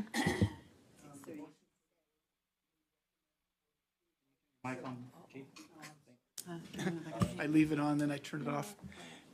So, again, R277, the committee recommends the board approves R277-630, Child Sex Abuse and Human Trafficking Prevention Training and Instruction Draft 2 on second and final reading. There's a motion on the floor that the board approve R277-630, Child Sex Abuse and Human Trafficking Prevention Training and Instruction Draft 2 on second and final reading. Discussion, Board Member Earl. I have amendments. Okay. So let me make sure I've got these. Are Yeah, those just- pre-written somewhere? Yeah, they are pre-written Okay. somewhere. So on line 60, strike and. On line 61, add the word and. Line 62, add concepts surrounding refusal skills consistent with section 53G 10-402. On 63, this is going to be a slight change because I was fortunate to sit by Carol Lear today. So, and I mean that in all loving, I might do it more often. I don't know if she. That might be a promise. Leave disclosure in, but add a comma and reporting. So leaving disclosure and reporting in there. She had a compelling argument, and I appreciate it. On 71, add appropriate mechanism, including time and place for disclosure and reporting. I'll need to add disclosure in there. Jeff, you want to add, she wants to take out the purple strike out and disclosure. Yeah, sorry. Wait for that. So, yeah, leave disclosure in there. Thanks, Jeff. Why I bought you cinnamon bears today. Thank you.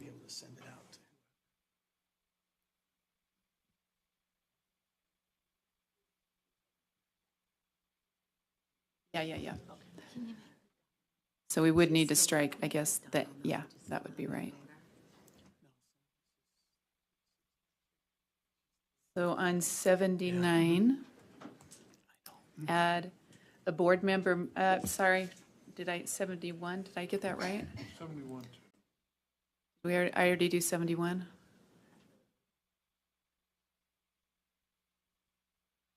Oh, yeah, I did, oh, sorry. I'm, so down on, yes. Okay, so appropriate mechanism, did we do that? Including time and place for disclosure and reporting. So we'd need to add disclosure after 4. See where I'm talking? Yeah, disclosure and reporting. And then on line 79, a board member may request additional review of the curriculum content by submitting the name of the person conducting the review and a signed non-disclosure agreement. And then the last part of this is our AG does have a non-disclosure agreement that would work in this situation that they've been able to vet, and that could be added if we needed to the motion, I'm not sure. But there is one available. I guess maybe just letting board members know that would be appropriate for this curriculum. Thank you. There's a motion on the floor as stated. Do we have a second? I'll second it. Member Klein, second. Chair Hansen, discussion? sorry, can you come back to me, please? You're the only one on the, I'm the only unless one the up. maker of the motion would like to speak. I just Member have Earl? one question. The blue was already from last month. Is that accurate? from our Okay, committee that's what I meeting. thought, but I just. I would, and again, these were just sent over today, so really haven't had a chance to look at these after our committee discussion.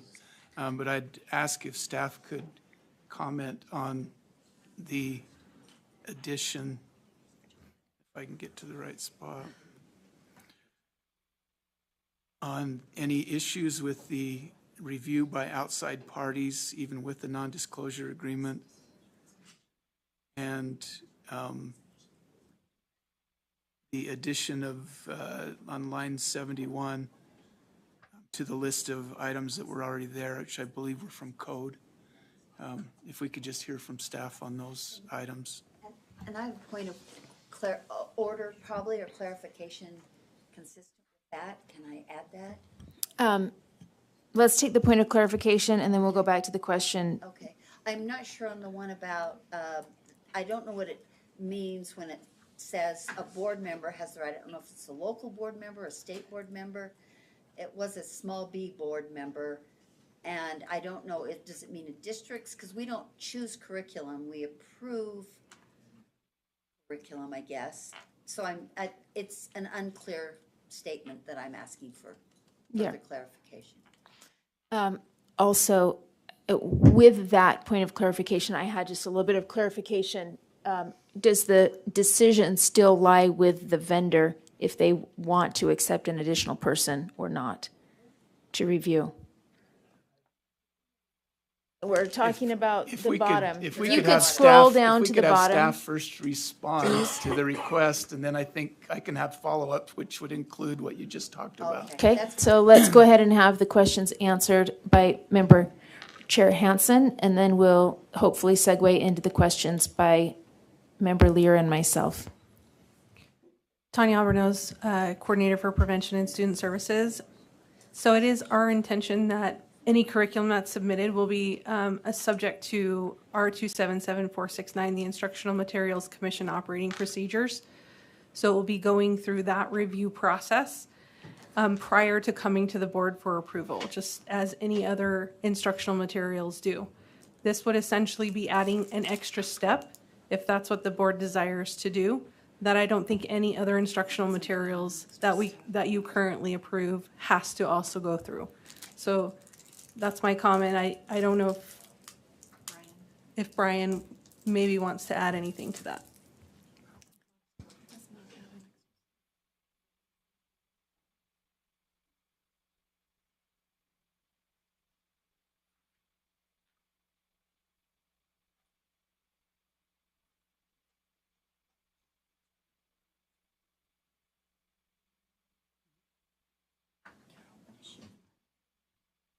So if I understand the question is,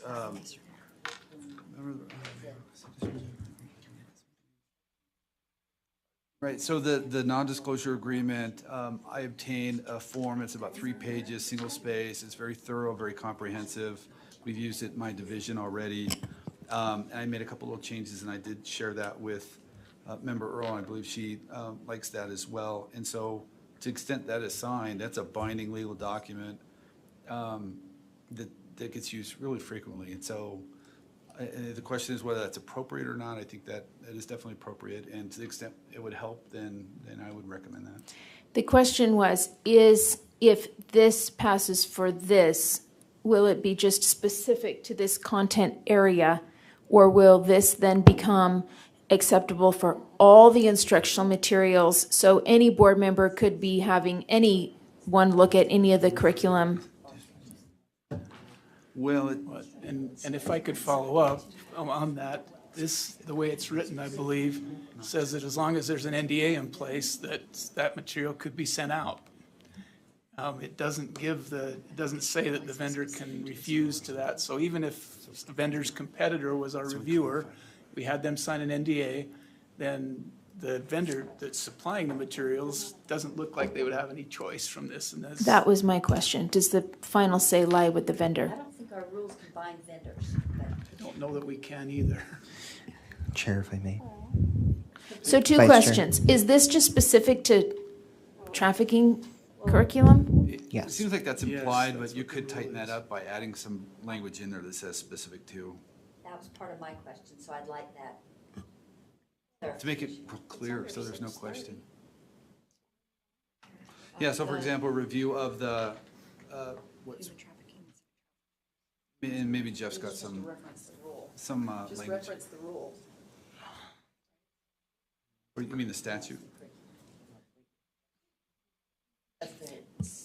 So this applies only to sex trafficking curriculum. And any member of this board, we have an outlined instructional materials procedure. Any member of this board could say, I additionally want my person to review this, and they'll sign a non-disclosure agreement. And then does that request go to the company to thumbs up or thumbs down? Or does that somehow bind the company that they have to show their material to this person, even if they are a competitor or something? So the way this is worded, and it's in a rule, and we have to remember what authority the board has and does not have. You can up and down approval or denial of a vendor. If you say a board member may request, it does not bind the vendor to accept the request. It just permits the board member to make the request. There's nothing in this rule that says, and the vendor must adhere to it. Okay, and they can only make the request contingent on the reviewer signing an NDA. That is how this is worded currently in the Okay. rule. So Okay. yeah. Thank you. Okay. Member, Could I follow up, yes, please? go ahead. And I'll follow up, I think, looking at this and the different items that are here and the number of changes, I think that the only way to address this effectively is to divide it. I hesitate to do that, but if we don't just go through each one of these and vote up and down on it, I think we're going to be here talking in a circle for a long time. So I am making a motion to divide the question by I'll second that. revision. Okay, there's a motion on the floor to divide the question. Those in favor say aye. Aye. Those opposed? No. Noes, will you raise your hand, please? Member Earl, Hutchings, Klein, and Moss are noes. That motion passes. So we're going through every single proposed change. Yes. Am I okay to speak to the first one, which is line 61, 62? Yeah, and what I'm going to ask everybody's name who's currently in the queue to take your name off and put it on if you want to speak to each specific change. Otherwise, let's quickly get through these and vote them yes or no. So we're up to the first one. Can we get it on the screen? Did we just get it on the screen, I think? Can we? There, it's up there. It's there. Oh, no. So there's a copy prepared that shows these changes to the rule with line numbers. So my question procedurally, Chair or Sybil, is that now that he's divided the question, does the maker of the original motion go through each one, or is there just a motion on the table to approve these and we just need to vote up or down on each one pending discussion? We don't have to make a new motion again.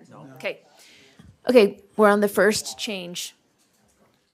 Okay, I believe that's the one on lines 61 and 62. Relates to refusal skills in 53G 10 and 402.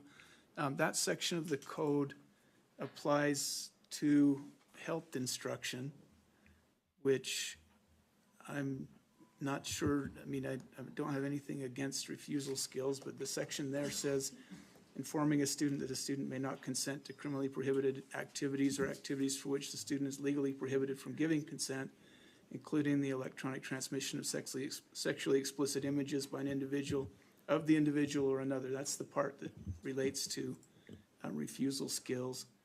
And then there's a little bit, that's the consent part. There's refusal skills above that. It's included in refusal skills. I just am not sure that that's directly applicable where that's health curriculum requirements and health instruction. So hesitate to bring in something from a section of code that's not directly related to, I mean, I can see some relation, but it's not on point exactly with human trafficking, and try to shoehorn that into the. Sorry? If you go up on line 30. Okay. On line 30. Thank you. Member Hanson, are you done speaking? Yes, I'm done speaking to that. Okay. Seeing no other lights, did you have, Member Earl, anything? We need to vote on adding concepts surrounding refusal skills consistent with section 53G 10402. And again, at the bottom, and concepts surrounding refusal skills consistent with section 53G 10402. Those in, Member Straight? So I just really want to have the answer to the question, because after Chair Hansen gave his reference and his concern, there was a question back in reference to line 30. 30. Yeah, it's in there. And I would like to know the relevance of that, if you could direct that, Vice Chair. Okay, so there's a question about line 30, and I'm assuming that question is the relevance to the maker of the motion? Back to staff. Or staff, Well, whichever we is have, appropriate. yeah, I mean, we are building it into this rule. And so it's a clarification to make sure that that particular piece is articulated. But we, on line 30, we reference 53G 10402. This has to do with health education and such. So to say that it's, it's irrelevant, it isn't.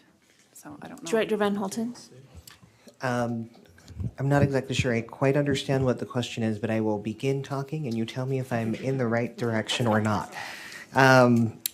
So in lines 28 through 30, so this is, just to orient everyone, this is the stuff that's the scoring criteria for a vendor. So you have A, B, C, and D that they will be scored on. So A says you need to show us a table that you're in line with Utah code. And it's not up on that particular screen, so I apologize if you're looking to that screen for guidance, because I am not. I'm looking at the rule itself. So they would show, the vendor would show how they align with the child sex abuse and human trafficking code, as well as how their curriculum aligns with the health education code. Thank you. Member Hanson, or Chair Hanson? Yeah,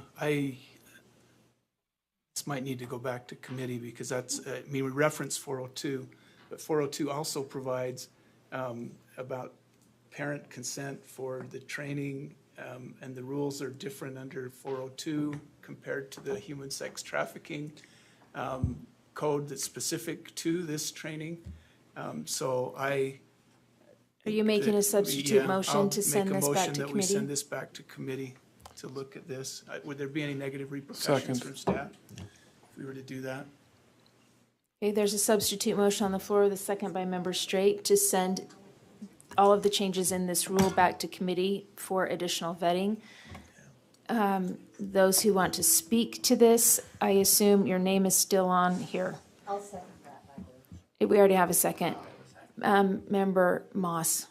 Just briefly, 402 1B defines refusal skills. I would assume the intent was to incorporate that definition of refusal skills into this rule, right? 1B sub or little 1 through 5 is students' ability to clearly expressly refuse sexual advances, find a minor and adult obligation to stop if refused by another individual. Is that the intent? It looks to me relevant. I wonder if we just need to narrow. If I can respond. If I could, hold on. Yeah, I'm sorry. If I could just say, I guess one suggestion is, do we just need to narrow that to the part that defines refusal skills and incorporate that rather than the broader section about student health that's not on topic? Are you speaking for or against the substitute motion? Yeah, against sending it back, because it looks like there is a specific definition of refusal skills, which I would understood to be the intent of referencing that section, and perhaps it just needs to be narrowed. Okay. I'll go back to Chair Hansen and then I'll go to Member Hart. Okay, and I think Member Moss may be right, but I'm not sure if there's other things that that staff had intended to incorporate or reference in that. 402 is quite long. There's a lot in it. And it does contradict another piece of code that does directly apply to this. And so I think that this would be better done in committee than try to do an edit here and find problems later.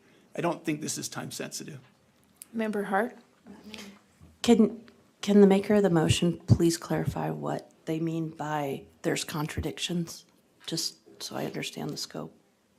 Or else pull it up on my computer so I can read it. The sex ed has its own, the sex ed code has a section in it about parents' approval and attendance and that sort of thing. The human trafficking code has its own section about what should be done with the parents to have them participate in it. And those don't line up exactly, I don't believe, and probably we need to consider that before we adopt it or reference it, because they Thank you. Director Van Holten? I can actually clarify right now if it helps. And part of that is because 53G 10403 actually exempts the child abuse and human trafficking section of code from being part of the definition of sexual education. So because of that fact, the only thing we can take from 402 is the definition of refusal skills, because this is not considered sex ed, so the sex ed laws don't apply here.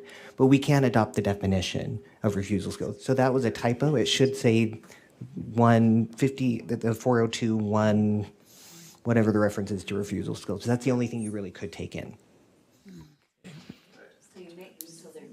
I would still prefer to do a better job at this than we have to get it to the Okay. board, but it's fine. If we want to proceed, we can go ahead and edit Okay, that. we have a substitute motion to have the committee do some additional vetting. Please speak for or against the substitute motion. Member Klein?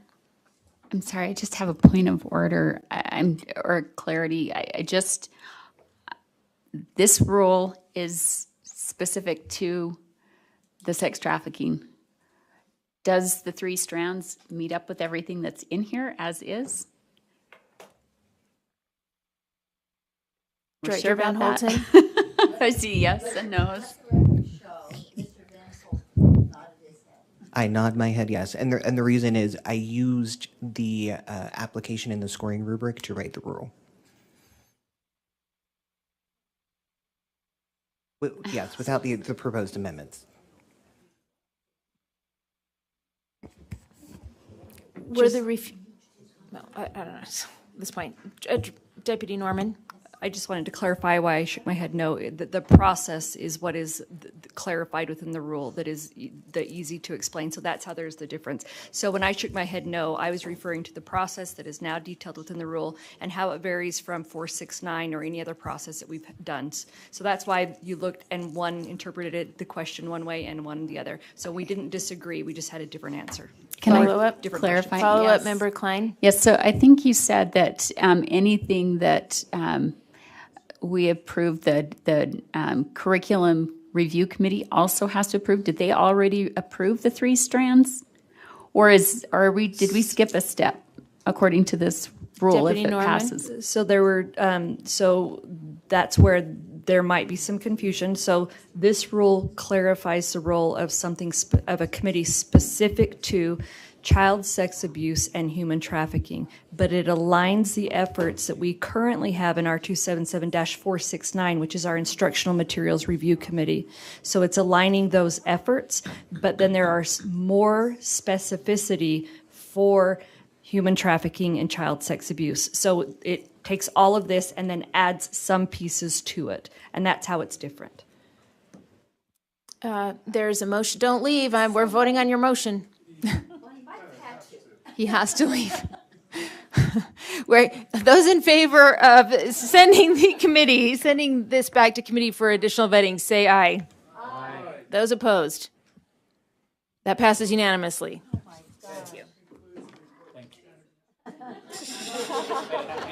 Hey, before we dismiss, can I just make We're not dismissing yet, but Okay. go ahead. I just have something I need to clarify from some earlier votes. I just wanted to clarify my vote was a no on 5.3, all contracts. I know we split it into two groups and then we only voted on one group and I thought we were going to come back and vote on the other, but I'm a no on all the contracts.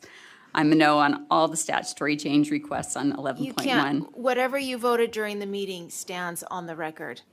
But you can. However, you can make this say it declaration. publicly, but she won't change it. And I'm on 12.3, I would vote no. Thank you. R277629. Trust me, because I've tried. And Lorraine gave me the smackdown. Okay, Okay, thank you. let's turn the time to Chair Huntsman. Hey, thank you. Hang in there. Okay, I'm seeking a motion that the board goes into executive session for the purpose of discussing the character, professional competence, or physical or mental health of individuals impending or reasonable imminent litigation. This is a roll call vote. So move. Thank you. Vice Chair Belknap. Yes. Oh, we're going into it. Do I have a motion? So moved. Second, sorry, Cannon. Vice Chair Belknap. Yes? Yes. Member Booth? Yes. Member Cannon? Yes. Member Klein? Yes. Vice Chair Davis? Yes. Member Earl? Yes. Member Hanson? Yes. Member Hart? Member Hutchings? Yes. Member Hymas? Member Lear? Yes. Member Moss? Yes. Member Norton? Yes. Member Straight? Yes. Member Huntsman says yes. We're going into executive session. We want to clear the room. We've got to give it just a minute or so. So the mic, all that mic stuff gets changed up, but we still have a mic to use in here. So just be a couple minutes. Yeah, quick restroom break and jump back in, minimize our. Oh, yeah. This is like above and beyond. I just hope there hasn't been a mass exodus. Tomorrow? Congrats. To an awesome gal, right? To somebody really awesome? And she may be on her phone for our committee meeting. So this is number 4? Your fourth Member now. Belknap, are you back in this room? Maybe if I had 4 to get married, I would be that. Are we back in? Member Belknap, can you hear me? Well, if you're speaking, I can barely hear you. I was looking at the list. You could hear okay, though, during. I can hear just fine. Well, we're still gonna move. If she gets in, she gets in. So we're good to go? The door's open. I'm seeking a motion to come out of executive session. Oh, I move that we come out of executive session. Second. Second. All in favor, say aye. Aye. Those opposed? Voting's unanimous. Executive session action. Thanks. You did that so well. It's easier to do it for you than for me. I wasn't quite that aggressive.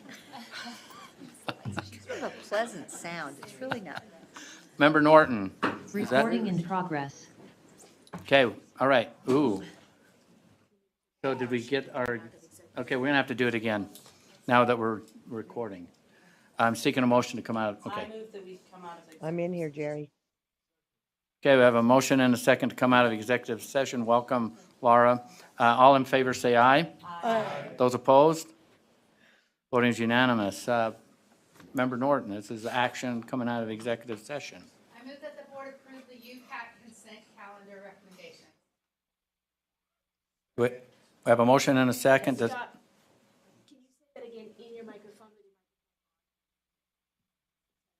Oh, I thought I heard it. One more time. Okay.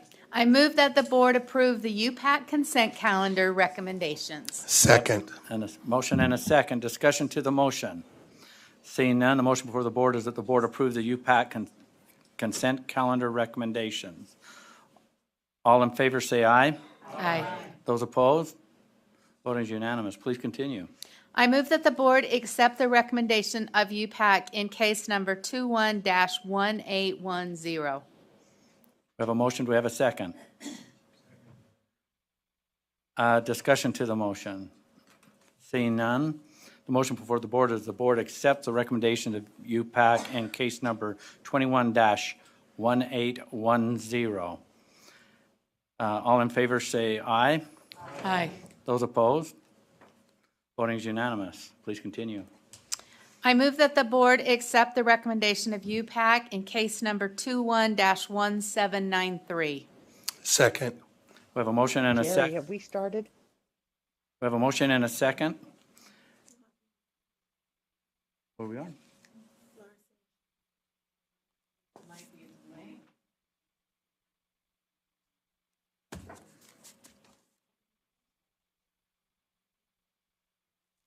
Laura, are you with us? But we are being recorded. Okay, well, we're on the very last actionable item. I'll restate the motion, and the motion is that the board accept the recommendation of UPAC in case number 21-1793. Second.